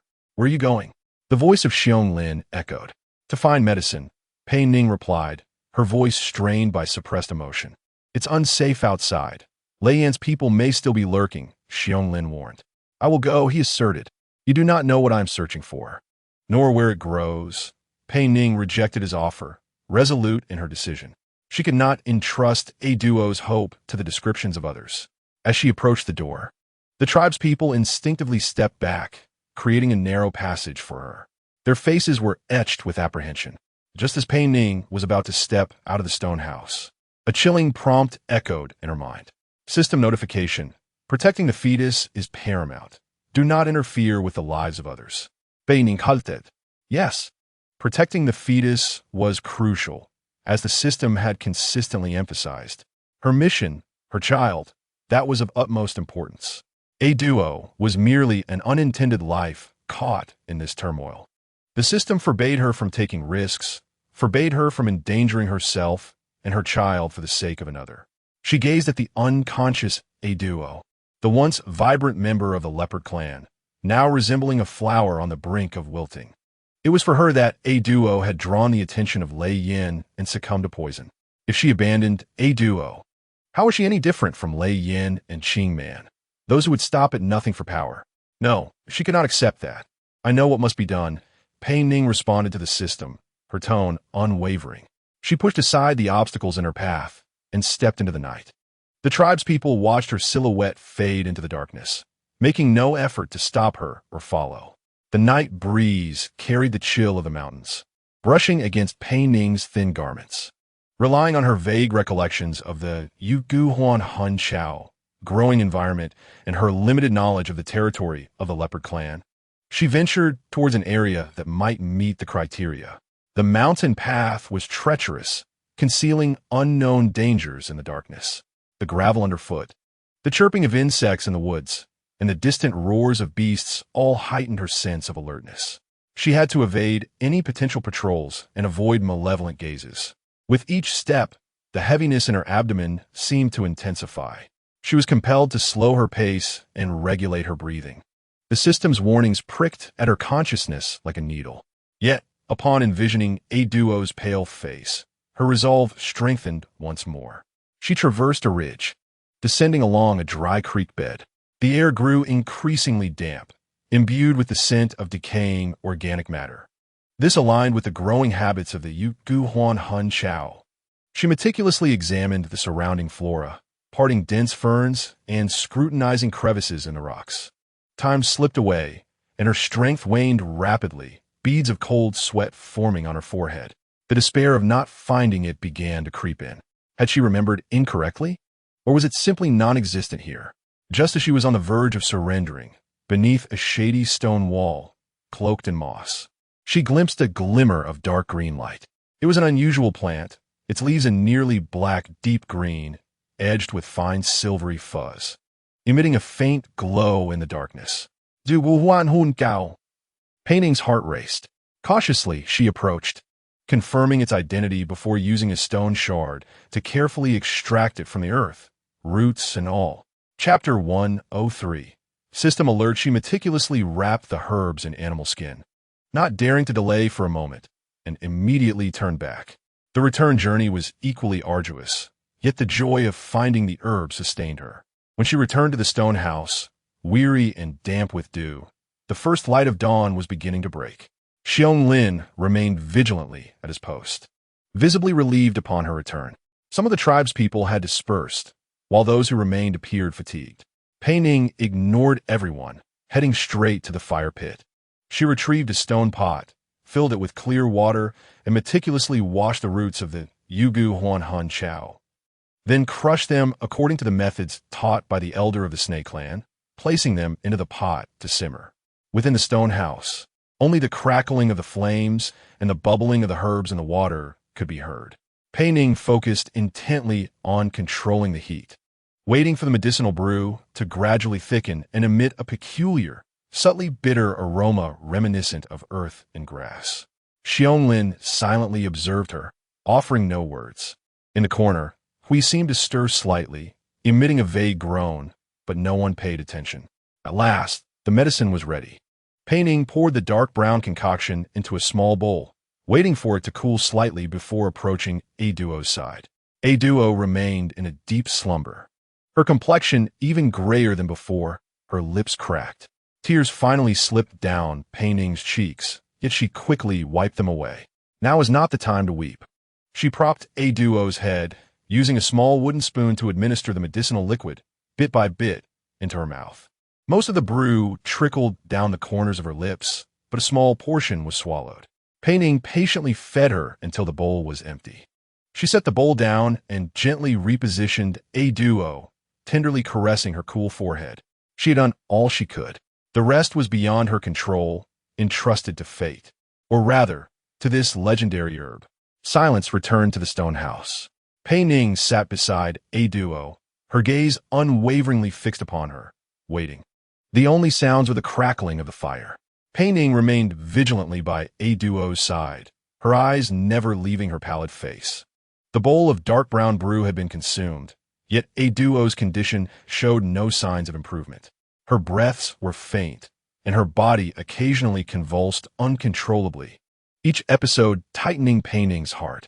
Time flowed slowly, like thickened blood, laden with suffocating despair. Pei Ning's fingers unconsciously clenched, her nails digging into her palms. She could only pray, offering her supplications to the unknown. Warning: target's life signs are continuously declining. Fetal activity is diminishing. Priority is to ensure the survival of the mission objective. The system's voice was cold, like a piece of iron searing into her consciousness. Protecting the fetus? The mission? Pei Ning's body trembled slightly.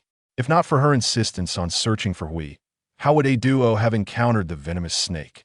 If not for her, A Duo should be safely waiting in the tribe for the arrival of her child. It was her fault. This realization gnawed at her insides like poison. What she owed a duo was far more than a mere task. At that moment, a duo's fingers twitched slightly. This minuscule movement sent ripples through Pei Ning's heart, akin to a stone cast into stagnant waters. She immediately leaned closer, near a duo's face. A duo, are you awake? A duo? No response.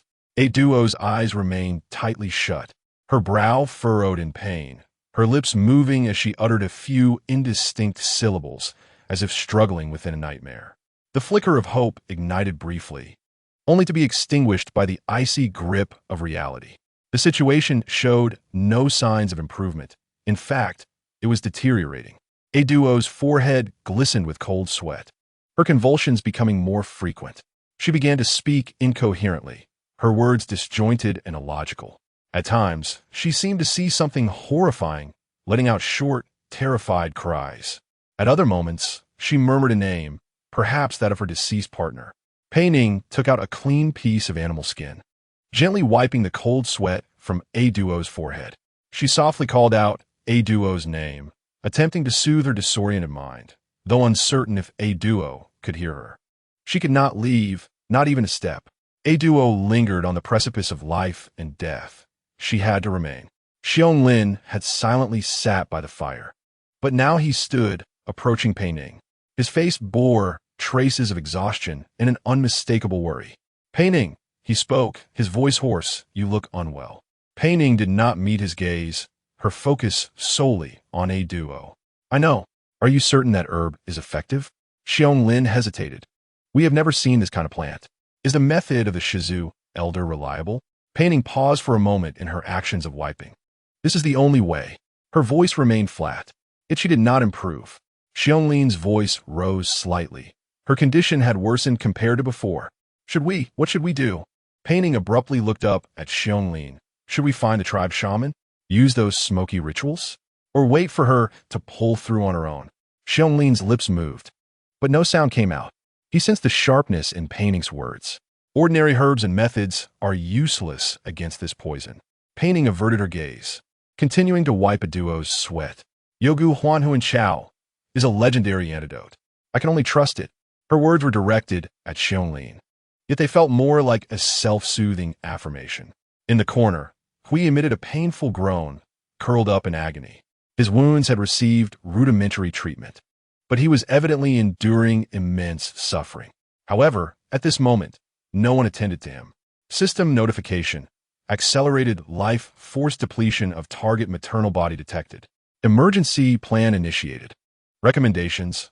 Option A. Forcibly extract part of the maternal energy to maintain fetal viability. Option B. Abandon the fetus and focus entirely on preserving the maternal body. Option C. Seek other effective antidotes. The system's options coldly presented themselves in Pei Ning's consciousness. Extract a duo's energy? Abandon her child? Pei Ning's heart ached. No, she could not accept either of these options. A duo desperately wanted to keep this child. How could she? A duo suddenly began to cough violently, her body arching as if to expel her very organs. Her breaths became rapid and labored, producing a harsh rasping sound from her throat. Pei Ning immediately supported her, gently patting her back. A duo, hold on. She felt an unprecedented panic. The herb seemed to merely delay the onset of the poison without eradicating it. Xiong also panicked. I will go call for help. Let the shaman take a look. He turned to rush outside. Stop. Pei Ning exclaimed sharply. I told you it's pointless. Then what can we do? Xiong whirled around, his face a mix of agitation and barely concealed accusation. Are we just going to watch her die? Pei Ning, the man you brought back, and these strange herbs, everything feels so wrong. Do you suspect me? Pei Ning's voice turned cold. I am only concerned for a duo. Xiong insisted. She is one of our tribe. Are we to abandon our own methods for the sake of an outsider's dubious herbs? This is not an ordinary poison. Pei Ning stood up, locking eyes with Xiong. The tribe's methods cannot save her. Do you understand? She almost roared. Why can't you comprehend? This herb is her only hope, and a duo's only hope as well. Yet now, it appeared that hope was exceedingly faint. Yogu Huanhuan Chao could merely prolong a breath. She must find something truly capable of detoxifying. But what could that be? The Shizu elder only mentioned Huanhuan Chao without stating what to do if it proved ineffective. Pei Ning felt a wave of dizziness. Exhaustion, anxiety, guilt, and uncertainty about the future constricted around her throat like countless hands. A duo's coughing gradually subsided, but her complexion turned even grayer, her lips tinged with a bluish hue. Her breathing was so weak it was nearly imperceptible. Chapter 104. Being schemed against, Pei Ning's heart sank to the depths. She suddenly pushed Xiongling away and again leaned over a duo, her trembling fingers probing for her carotid pulse. There is still a pulse, weak but present. She cannot give up. Absolutely not. Pei Ning rose, her gaze sweeping across the stone house, finally resting on Hui in the corner. The poison is snake venom, the antidote perhaps. She strode towards Hui. Deep within the tribe, in a stone house belonging to the upper echelons of the Lei Bao clan, the atmosphere was tense. It has failed. The reporting tribesman hung his head, his voice trembling. He dared not look at the expression of the woman at the head of the table. Lei Yin sat upright, her nails digging into the animal skin armrest. She did not immediately explode. Silence enveloped the stone house.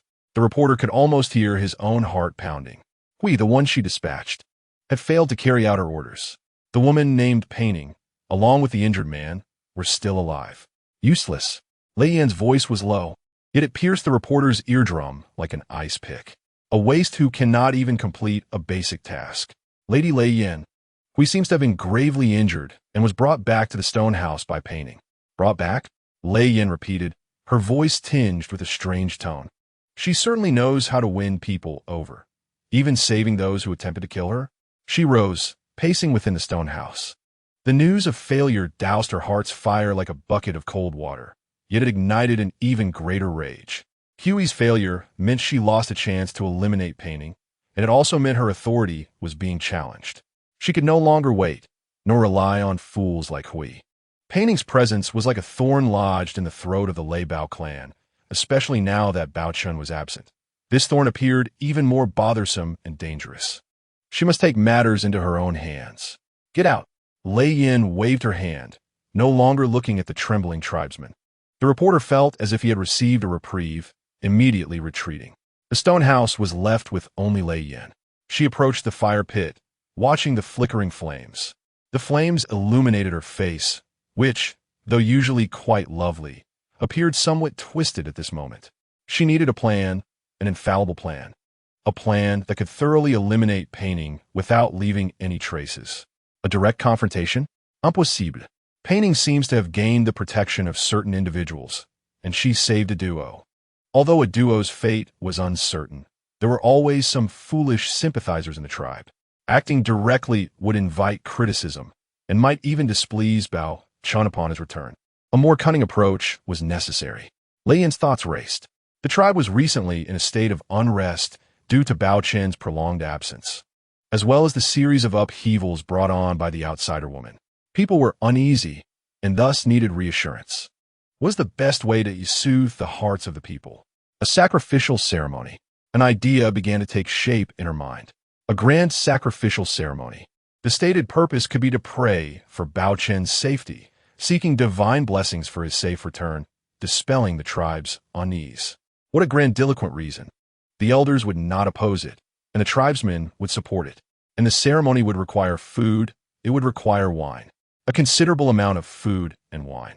A chilling smile crept on Lei Yin's face. What if, during the ceremony, someone were to be poisoned? What if this poison happened to be related to that outsider woman? For instance, related to the strange herbs she brought back? Or perhaps it could simply be her doing? Frame her. This is the best method. Let everyone see Pei Ning as a woman who brings disaster. Let the tribespeople despise her, expel her, or even kill her to appease the wrath of the deities. The more Lei Yin thought about it, the more feasible it seemed. She began to meticulously calculate the details. Convincing the elders would be the first step. This would not be difficult. As an important figure in the tribe and Bao Chen's woman, proposing a sacrificial ceremony to pray for his safety would be entirely reasonable. The crux lies in the timing and method of poisoning, as well as how to shift suspicion onto Pei Ning. She approached a corner of the stone house and opened an inconspicuous wooden box. Inside lay several jars and vials emitting peculiar scents. She picked up one small ceramic bottle and sniffed it at her nose. This substance was colorless and odorless, yet its effects resembled certain acute conditions, making it hard to detect. Moreover, she had a way to make it appear as a side effect of some herbal remedy. After all, isn't Pei Ning knowledgeable about herbs? Let her be both the cause of success and the reason for failure. She needed an opportunity, a chain of evidence that Pei Ning could not refute. Perhaps, prior to the ceremony, she could intentionally have Pei Ning come into contact with certain sacrificial items, or tamper with something she frequently used. No, that would be too obvious. The best method would be to have the poison randomly erupt among the crowd at the ceremony, and then have someone discover that Pei Ning had recently been meddling with suspicious herbs or had been in contact with the sacrificial food. In the midst of chaos, the panicked tribespeople do not delve into logic. They merely seek an outlet for their anger. Lei Yin carefully returns the earthenware jar to the box and secures it. It is time for her to take action. She adjusts her attire, the coldness on her face dissipating, replaced by a look of deep concern for her tribe and her partner. She steps out of the stone house, making her way towards the stone cave where the elders convene. Several elders are engaged in a discussion about the allocation of hunting resources. Upon seeing Lei Yin enter, they halt their conversation. Lei Yin, you have arrived. What brings you here? The eldest elder inquires gently. Eldest elder, esteemed elders, Lei Yin replies with a slight bow. Bao Chen has been absent from the tribe for quite some time now, and we have received no word from him. The villagers are deeply worried. Moreover, recent troubling events have unsettled the tribe. I was wondering if we should hold a ritual to beseech the deities for Bao Chen's protection and safe return, while also calming the hearts of our people. Her words are earnest, and her reasoning is sound. One elder nods in agreement, stating, Lei Yin speaks wisely. Bao Chen is our leader, and it is indeed right to pray for his well-being, which will also reassure everyone. Indeed, it has been quite turbulent lately, another elder concurs, mentioning the issues surrounding the outsider and a duo. For this reason, we need the guidance and protection of the divine. Lei Yin interjects, her tone reverent. A grand ritual will allow us to consolidate the strength of our Lei Bao tribe and drive away malevolent forces.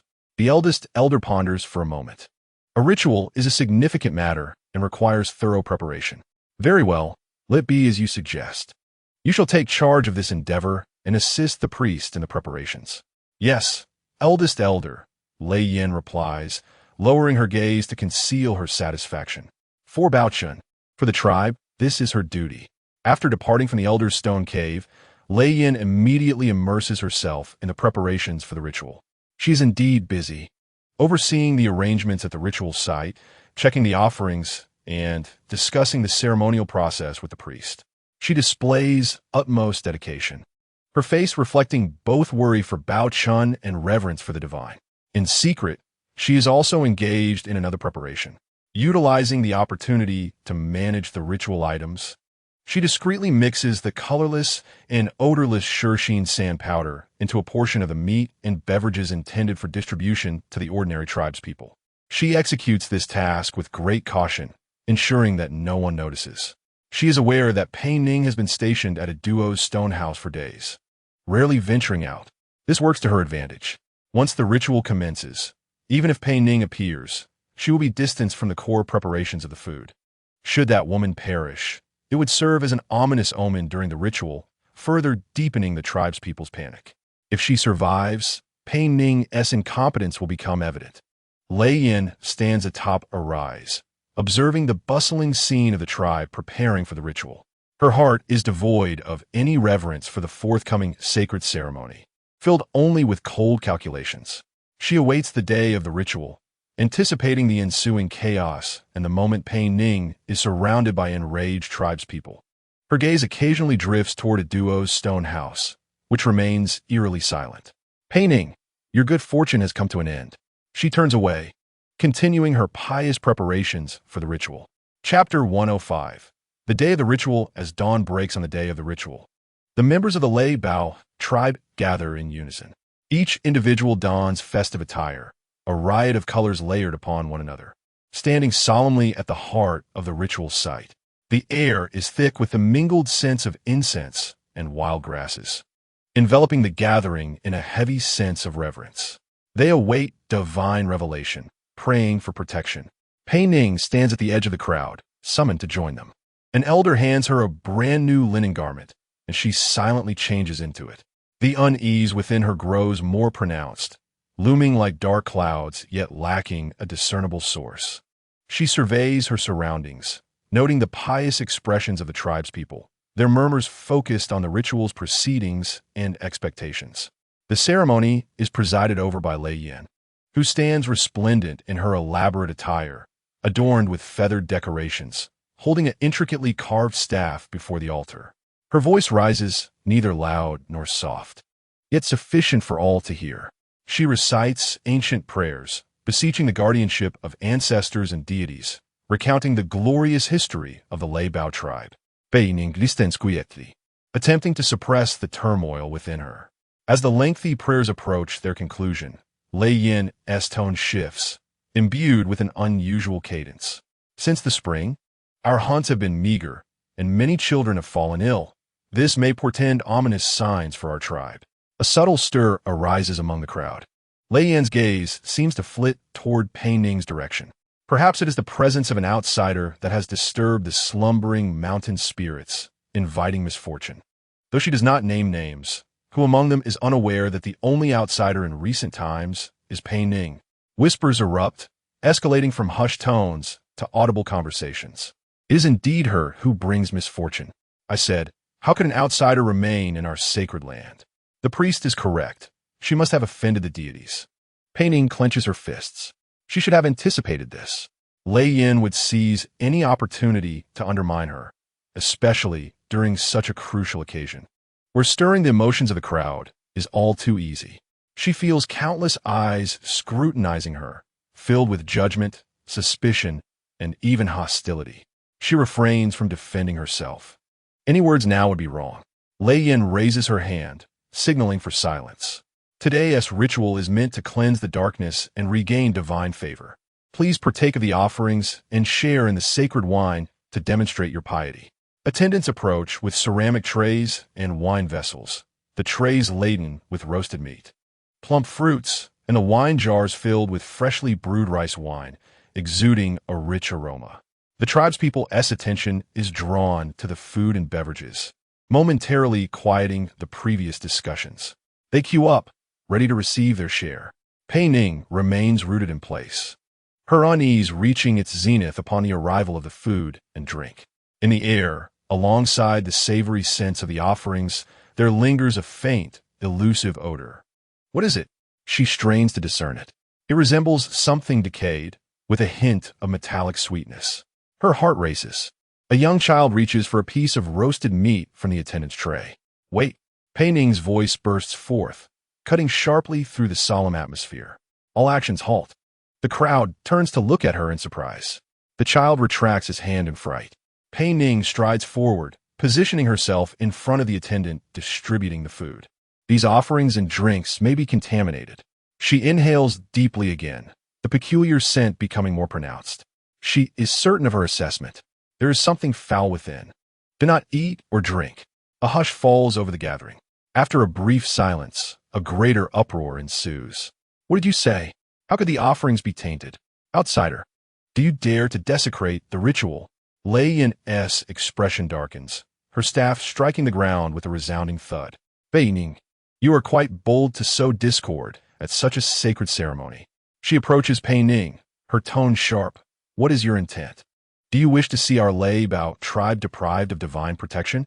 Are you deliberately causing chaos and defaming the offerings, seeking to sabotage our most significant ritual? Pei Ning meets her gaze. I'm not speaking nonsense.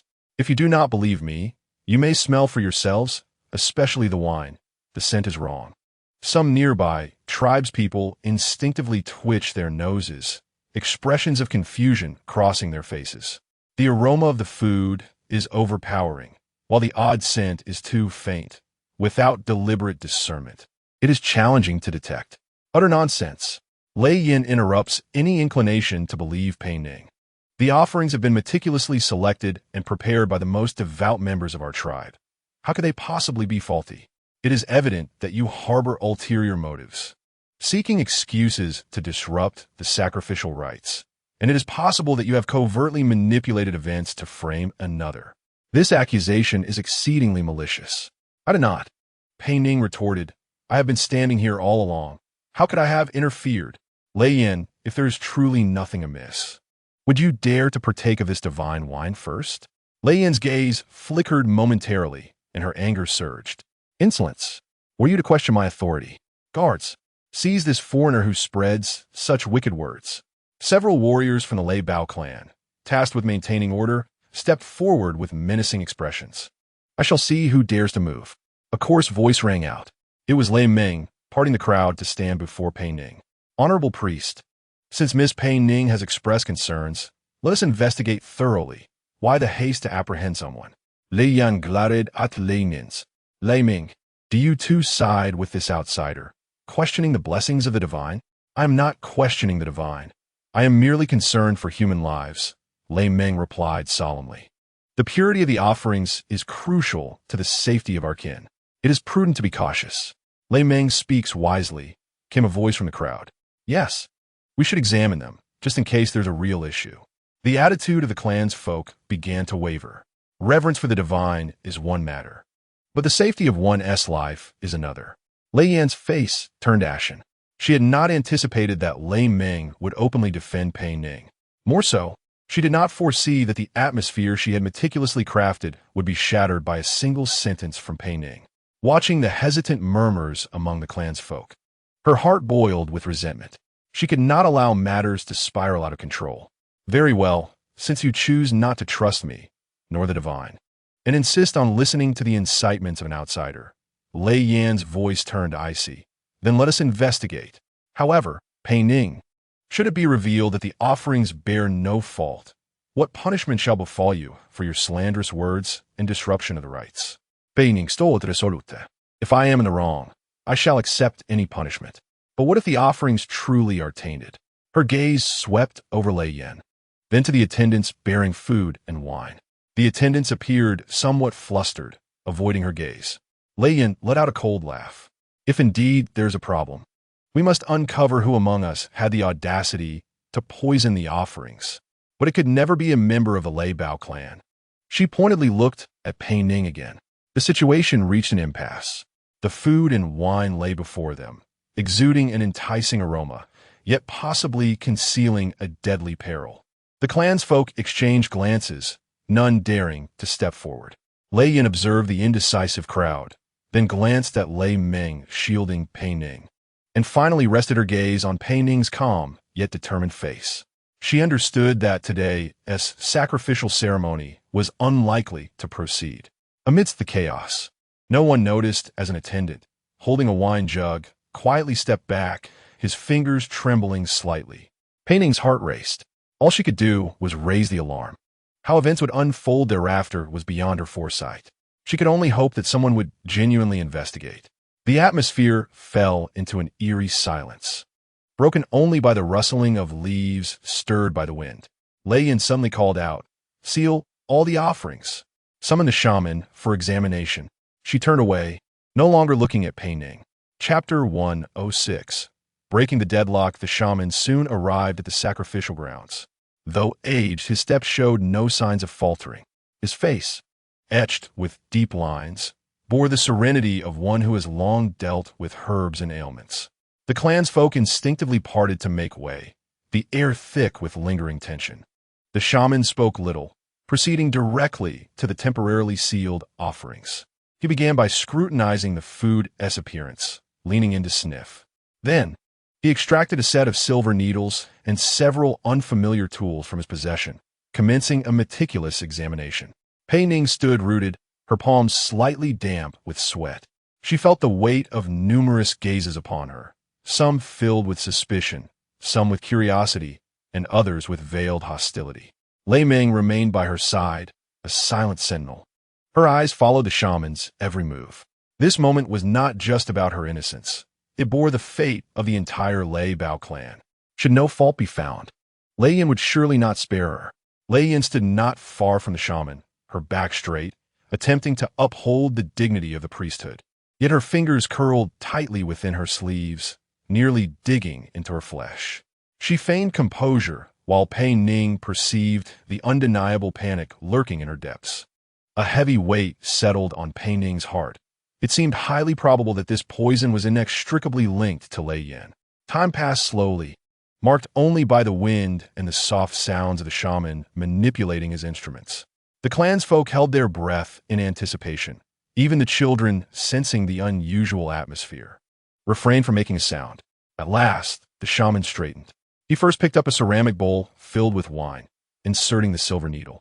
Moments later, he withdrew it, the needle showing no change. He switched to another bowl, repeating the process. After several attempts, when he inserted the needle into one bowl near the edge, the tip quickly turned a deep black. A collective gasp echoed through the crowd. The shaman did not pause, applying the same method to check the roasted meats and fruit platters. Ultimately, he detected toxins in several dishes of roasted meat and the majority of the wine. He set down the silver needle, his expression gravely serious, and turned to address all the clansfolk. There is indeed poison in the wine and some of the food. The shaman's voice was not loud, but it resonated clearly in every ear. What kind of poison? Someone asked, trembling. The shaman lifted a small piece of tainted roasted meat, dipped it in the poison wine, placed it on a small dish, and added a few drops of his own medicinal liquid. The mixture changed color rapidly, emitting an exceedingly faint yet peculiar sweet odor. The shaman's countenance darkened further. It is sure Xin-san. Upon uttering the name, the scene erupted. Xin-san, that is a forbidden drug accessible only to the priest. My heavens, how could this happen? All eyes instantly focused on Lei Yin, filled with shock, anger, and disbelief. Lei Yin's face drained of color, turning as pale as death. She swayed, nearly losing her balance. No, it is impossible. This cannot be. She shrieked. Her voice pitched with fear. It was her. It must be this foreigner. She has framed me. Shaman, please examine again. Did you make a mistake? The shaman frowned. The toxic characteristics of Xin-san are unique. I would never mistake it. Moreover, the preparation of such poison is complex. An outsider could not possibly obtain the formula, let alone administer it into so many offerings in such a short time. Though his words were calm, each one struck with precision, almost implicating the true culprit. I did not. I am innocent. Lei Yin continued to plead in vain, grasping at straws, insisting someone must have stolen my medicine. Yes, it must be so. It was Pei Ning. She has always harbored resentment towards me. She must have stolen my medicine and framed me. Enough. A commanding voice interrupted Lei Yan's incoherent defense. The crowd parted as Bao Chun, the chief of the Lei Bao clan, and Xian Ming from the Tiger clan entered together. They had evidently heard the news and rushed over. Bao Chun's face was as stoic as water, his gaze sharp as a blade, sweeping over the chaos and the fear and anger etched on the faces of the clansfolk. Xian Ming's expression was impassive, yet the oppressive aura surrounding him sent shivers down the spines of those nearby. A warrior quickly stepped forward to brief Bao Chun on the events. With each detail, Bao Chun's expression darkened further, and when he heard the shaman confirm it was sure Xin-san, his fists clenched tightly. He approached Lei Yin, staring at her face twisted with fear. Lei Yin, at this juncture, what else do you have to say? Chief, I am wronged. It truly was not me. Lei Yin fell to her knees with a thud, attempting to grasp Bao Chun's legs, only to be coldly evaded by him. It was Pei Ning. She incited this. It was her doing. You must believe me. Believe you? Bao Chun laughed in rage. Do you expect me to believe that as a priest, you poisoned your own kin with forbidden drugs during a sacred rite? Xin-san, apart from you, who else can easily access and utilize it in abundance? Do you think the clansmen are fools? His voice resonated like thunder, shaking Lei Yin to the core and instilling fear in all the clansmen present. I, Lei Yin, was rendered speechless, unable to utter a single word in defense.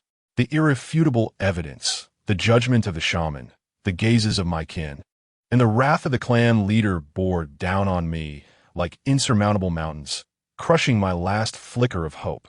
Bao Chun inhaled deeply, turning to all the clansmen with a voice that was both thunderous and filled with fury and resolve. Warriors of the Lei Bao clan. Lei Yin, as a priestess, should guide us in venerating the deities and safeguarding our kin, yet she harbors malevolent intentions, administering this deadly poison during the sacred ceremony, aiming to bring ruin upon our entire clan. Such actions betray the divine, forsake our ancestors, and turn against our people.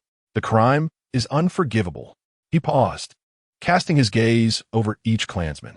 In the name of the Lei Bao clan, I hereby announce the revocation of Lei Yin's priestess title.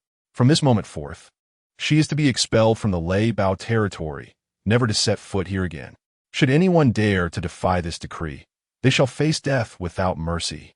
His proclamation rang with undeniable authority. Initially met with silence, the clansmen erupted into a cacophony of furious shouts. Expel her! Kill her! Traitor! Lei Yin collapsed to the ground, her face ashen, realizing that all was lost. She venomously raised her head, her gaze cutting through the crowd, fixed on Pei Ning with a look that was rife with deep-seated hatred, as if she wished to devour her whole. Several warriors approached, unceremoniously lifting the limp Lei Yin and dragging her towards the outskirts of the territory. The clansmen along the way recoiled, spitting at her and throwing stones. Once a revered priestess, she now resembled a wretched dog bereft of its home. Pei Ning watched as Lei Yin was taken away, feeling no delight, only a heavy weariness. She had averted disaster, yet had become irrevocably entangled in the internal strife of the Lei Bao clan. She could sense Lei Yin's final gaze, like a venomous serpent, coiling around her. Furthermore, who was the one lurking in shadows? Amidst the chaos, no one noticed the ominous expression on Qingmon's face in the corner. She clenched her fists tightly, her nails digging into her palms. The plan had failed. That fool Lei Yin had been exposed far too quickly. She glared at Pei Ning's retreating figure, a flash of malice crossing her eyes. Pei Ning, you have thwarted my plans, and I shall not let you go unpunished. The sacrificial site lay in ruins, and the clansmen were still in shock, murmuring among themselves. Bao Chen began directing the warriors to clear the area and reassure the clansmen. Xuanming approached Pei Ning, his voice low and grave. You possess keen insight. Pei Ning shook her head. I merely have a basic understanding of pharmacology. Xuanming regarded her for a moment before turning back to Bao Chen. Bao Chen, this matter is settled. I must return to the Hu clan. Bao Chen nodded. Brother Xuanming, your presence has been invaluable today.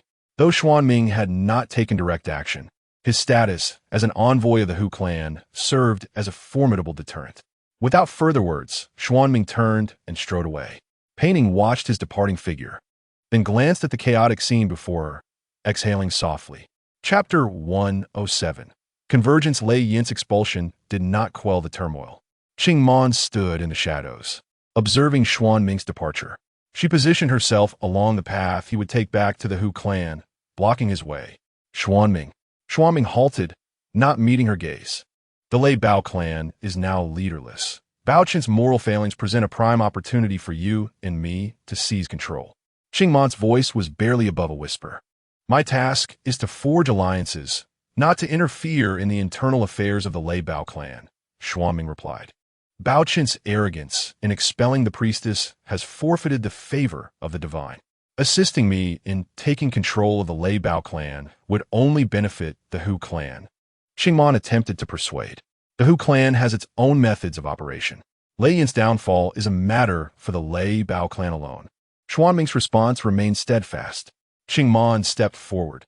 Do you not wish to? I must return to the Hu clan to report, Xuanming interrupted, stepping away. Qingmon glared at his retreating figure, her fists clenched, nails digging into her flesh. If Xuanming's path was blocked, she would find another way. Days later, scouts from the Lei Bao clan returned with unsettling news. Clan leader, the Haishan tribe to the west, the Shizhua clan to the north, and the Fenglang tribe to the east have been unusually active lately. It does not resemble mere hunting. The scout knelt on one knee, speaking rapidly. Bao Chen, who was inspecting the armory, paused his actions upon hearing this. Unusual activity? What do you mean? Their people have been lingering at the borders, showing signs of gathering. The numbers are significant. Gathering?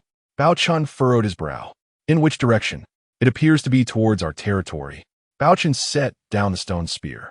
So Qingman is indeed behind this. He turned to several heads nearby, issuing orders. Gather all warriors. Increase vigilance. Dispatch more scouts to ascertain their exact numbers and movements. The commands were swiftly disseminated, and a tense atmosphere enveloped the entire territory of the Lei Bao clan. Bao Chun convened several respected elders of the clan to deliberate. Clan leader, the Heishan tribe has long coveted our hunting grounds to the west. The Shizhua clan has had friction with us, and the Fenglang tribe is notoriously fickle. The alliance of these three tribes poses a grave threat, one elder voiced with concern. Qingman has been in our clan for many years. She is well aware of our defenses and strengths. She is undoubtedly the mastermind behind this alliance, another added. With just our clan's strength, we have little chance against the coalition of three tribes. We must seek outside assistance. Outside assistance? Who would help us at this time? The Hu clan. Bao Chun uttered those two words. Although Xuanming has departed, he represents the Hu clan. When the lips are gone, the teeth will be cold. If we are annihilated, it will not bode well for the Hu clan either. Furthermore, Xuanming owes us a debt of gratitude. He immediately selected the fleetest messenger. You, set off at once and catch up to Xuanming. Inform him that the Lei Bao clan is in dire peril. The Heishan tribe, Shizhua clan, and Fenglang tribe are uniting to attack. We implore him to return to our aid or to urge the Hu clan to send reinforcements. The messenger accepted the command and dashed away. Within the territory, the clarion call to prepare for battle had already sounded. Warriors sharpened their weapons, tested their bowstrings, and transported stones to reinforce the barricades. Meanwhile, the women busied themselves preparing food, herbs, and bandages. The air was thick with the sounds of metal clashing and murmurs of conversation. Pei Ning observed it all. She saw the warriors' faces etched with a blend of resolve and anxiety, and the worry reflected in the eyes of the elderly, women, and children. She recalled Lei Yin's venomous expression as she was dragged away and the coldness of Qingman lurking in the crowd. This was no longer someone else's war. Pei Ning thought, since I am here, I cannot remain an outsider.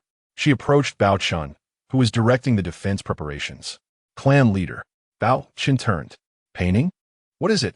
I have learned some things from both the Shi clan and here regarding traps. Perhaps I can be of assistance, Pei Ning stated directly. Bao Chun evaluated her for a moment. You can set traps? It's worth a try. Excellent. Without hesitation, Bao Chun called out of Feng. Take Pei Ning to the southern forest entrance. The defenses there need bolstering. Let her assist you. A tall warrior stepped forward in response. Yes, clan leader. Pei Ning, follow me. Pei Ning followed Feng to the edge of the dense forest on the southern side of the territory. This was one of the most likely points of breach for the enemy. The warriors were currently digging trenches and setting obstacles. The terrain here was low-lying, prone to flooding during the rainy season, and the soil was loose. Pei Ning surveyed the surroundings, contemplating digging several concealed foot pits here, camouflaged with branches and fallen leaves. Feng looked at her in surprise. Concealed foot pits? You know about this? It is commonly used by the Shi clan, Pei Ning explained. There is no need to place sharp spikes at the bottom. Just dig deep enough so that a person cannot easily climb back out. The goal is to delay the enemy and disrupt their formation. She then pointed between several large trees. Here we can use vines to set up tripwires, ensuring they are positioned just right at calf height. As Pei Ning spoke, she demonstrated, merging the techniques she had learned from the Shi clan with her observations of the Lei Bao clan. Her suggestions were practical and actionable, and Feng and the nearby warriors listened, gradually shedding their initial disdain. Additionally, we can sharpen dry bamboo to create caltrops, laying them along the paths the enemy might crawl through. The warriors, following Pei Ning's counsel, commenced their arduous labor. Pei Ning, too, seized a tool, joining them in their excavation and preparations. Sweat soaked her brow, and her arms ached from the toil, yet she persevered. As she observed the rudimentary, yet lethal traps taking shape, she contemplated that perhaps these contraptions could spare some warriors for shedding blood. The notion of guardianship surfaced in her mind, not merely for self-preservation, but also for those who had embraced her. As night descended, the territory of the Lei Bao tribe was awash with light, yet eerily silent. The warriors took their positions, guarding the fences and watchtowers. Everyone held their breath, anticipating the impending confrontation. Pei Ning stood at the edge of a freshly prepared trap zone, gripping a sharpened wooden spear. The dark, looming forest in the distance resembled a slumbering beast, poised to pounce at any moment. The messenger had yet to return, and the stance of Xianming, or the Hu tribe, remained uncertain. A young warrior nervously adjusted his grip on his stone axe. "Will they truly come?" he whispered to his companion. "Silence. Hold your position," came the terse reply. Pei Ning remained silent, tightening her grip on the spear. The clash of battle cries shattered the night's stillness. The flickering torchlight illuminated fierce faces as unidentified assailants surged toward the fences like a tidal wave. Bao Chun stood at the forefront, his stone axe raised, unleashing a thunderous roar. Xianming, at his side, unleashed his tiger claws, each strike claiming a life. The warriors of the Lei Bao tribe, relying on the fences and traps, resisted with all their might. In the aftermath, Pei Ning found herself at the rear, beneath a hastily constructed grass shelter piled high with herbs and bandages. Injured warriors were continuously brought in, the air thick with the scent of blood and medicinal plants. She worked tirelessly, cleaning wounds, applying medicinal clay, and swiftly bandaging with strips of bee skin. "Water!" A young warrior's voice was weak. Pei Ning immediately fetched a water pouch, allowing him a few sips. His arm bore a deep gash, exposing bone. "Hold on," she urged, her movements efficient as she tended to his wound. Her gaze shifted to the battlefield. Flames danced. Shadows flickered. The cacophony of battle cries, the clashing of weapons, and the anguished wails of the injured intertwined. Xianming moved like a black lightning bolt among the enemy ranks, his presence greatly uplifting the morale of the Lei Bao tribe. Bao Chun stood firm, directing the defense and continually patching the breaches in their lines. Another injured warrior was brought in. It was a Foam. He clutched his shoulder, blood seeping between his fingers. "Pei Ning, it seems they are concentrating their attacks on the southern front, where we set the traps." Pei Ning's mind raced. The entry to the southern forest, where she had suggested digging concealment pits and setting snares. Why were the enemies focusing their assault there? Unless she swiftly finished tending to a Feng's wound, her gaze refocusing on the southern battlefield. Under the glow of the flames, the enemy's offensive indeed appeared fierce but somewhat chaotic. They seemed to be deliberately avoiding certain areas, their movements betraying an unnatural hesitance. Particularly near the concealment pits, the assailants clearly circumvented them, resulting in a jammed formation and exposed vulnerabilities. In the midst of that congestion, she could vaguely discern figures orchestrating the movements. Their commander was positioned at the rear of the southern front, close to the trap zone we established. Pei Ning instantly realized the implication. The enemy had likely discovered the traps and were attempting to guide their forces to evade them, inadvertently revealing the location of their command. She needed to relay this information to Bao Chun and Xianming. Bursting from the grass shelter, she seized a warrior who was rushing to the front lines, informed the chieftain and Xianming. "The enemy command is at the southern rear, near the trap zone." The warrior paused, taken aback by Pei Ning's urgency.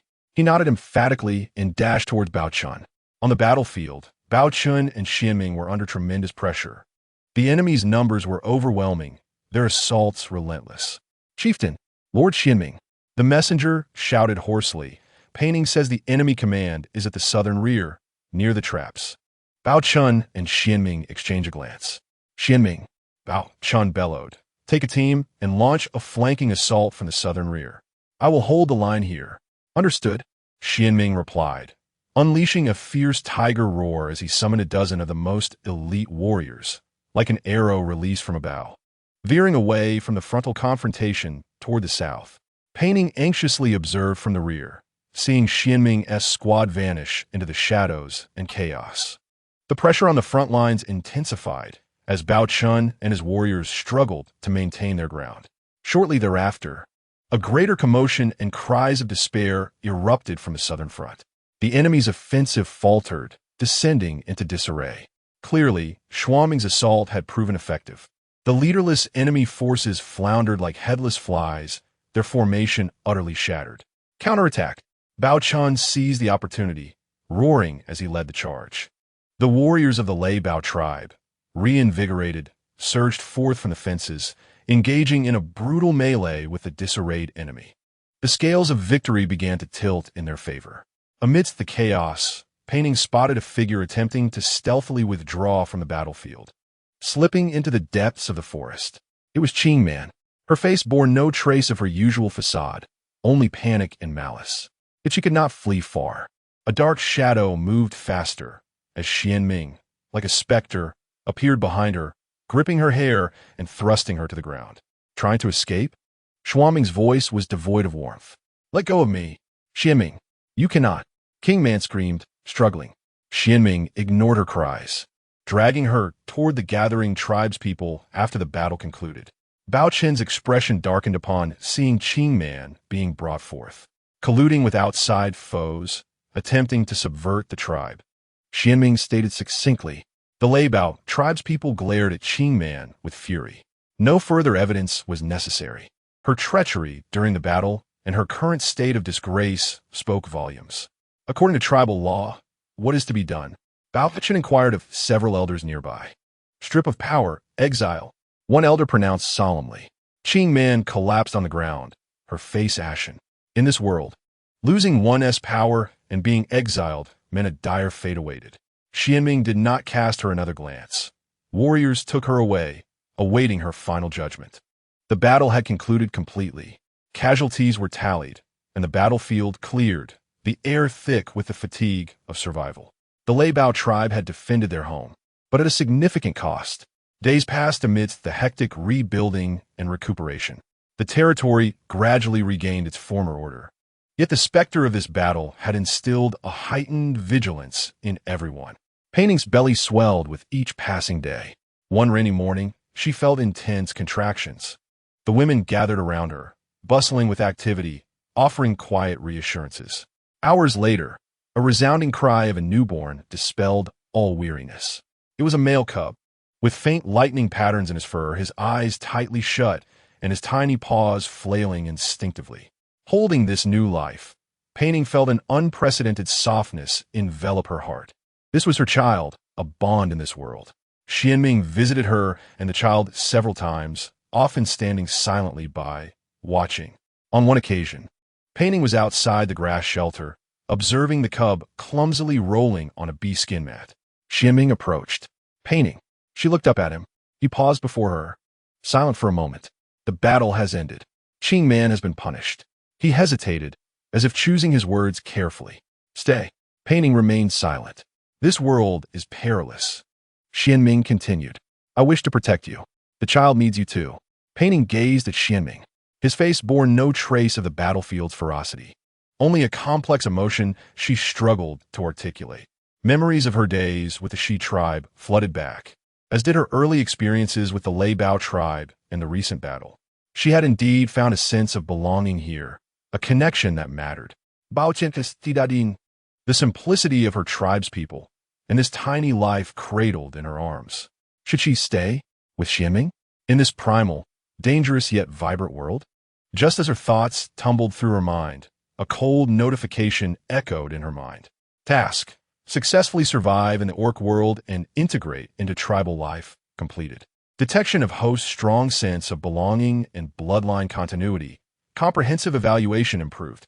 Reward settlement in progress. The return passage has been opened, and the host may choose to return to the original world. Countdown, 72 hours. Pei Ning's heart sank heavily. She could go back. Back to the world filled with electric lights, the internet, and all things familiar. She gazed at Xianming, then lowered her head to look at the innocent cub nestled in her arms. Bao Chun was nearby, commanding the tribe to reinforce the barriers, his figure appearing reliable under the setting sun. To return or to remain. Xianming seemed to sense her distraction and hesitation. Pei Ning. She lifted her gaze. Meeting his eyes, she could discern the emotions within, sincerity intertwined with a hint of barely perceptible tension.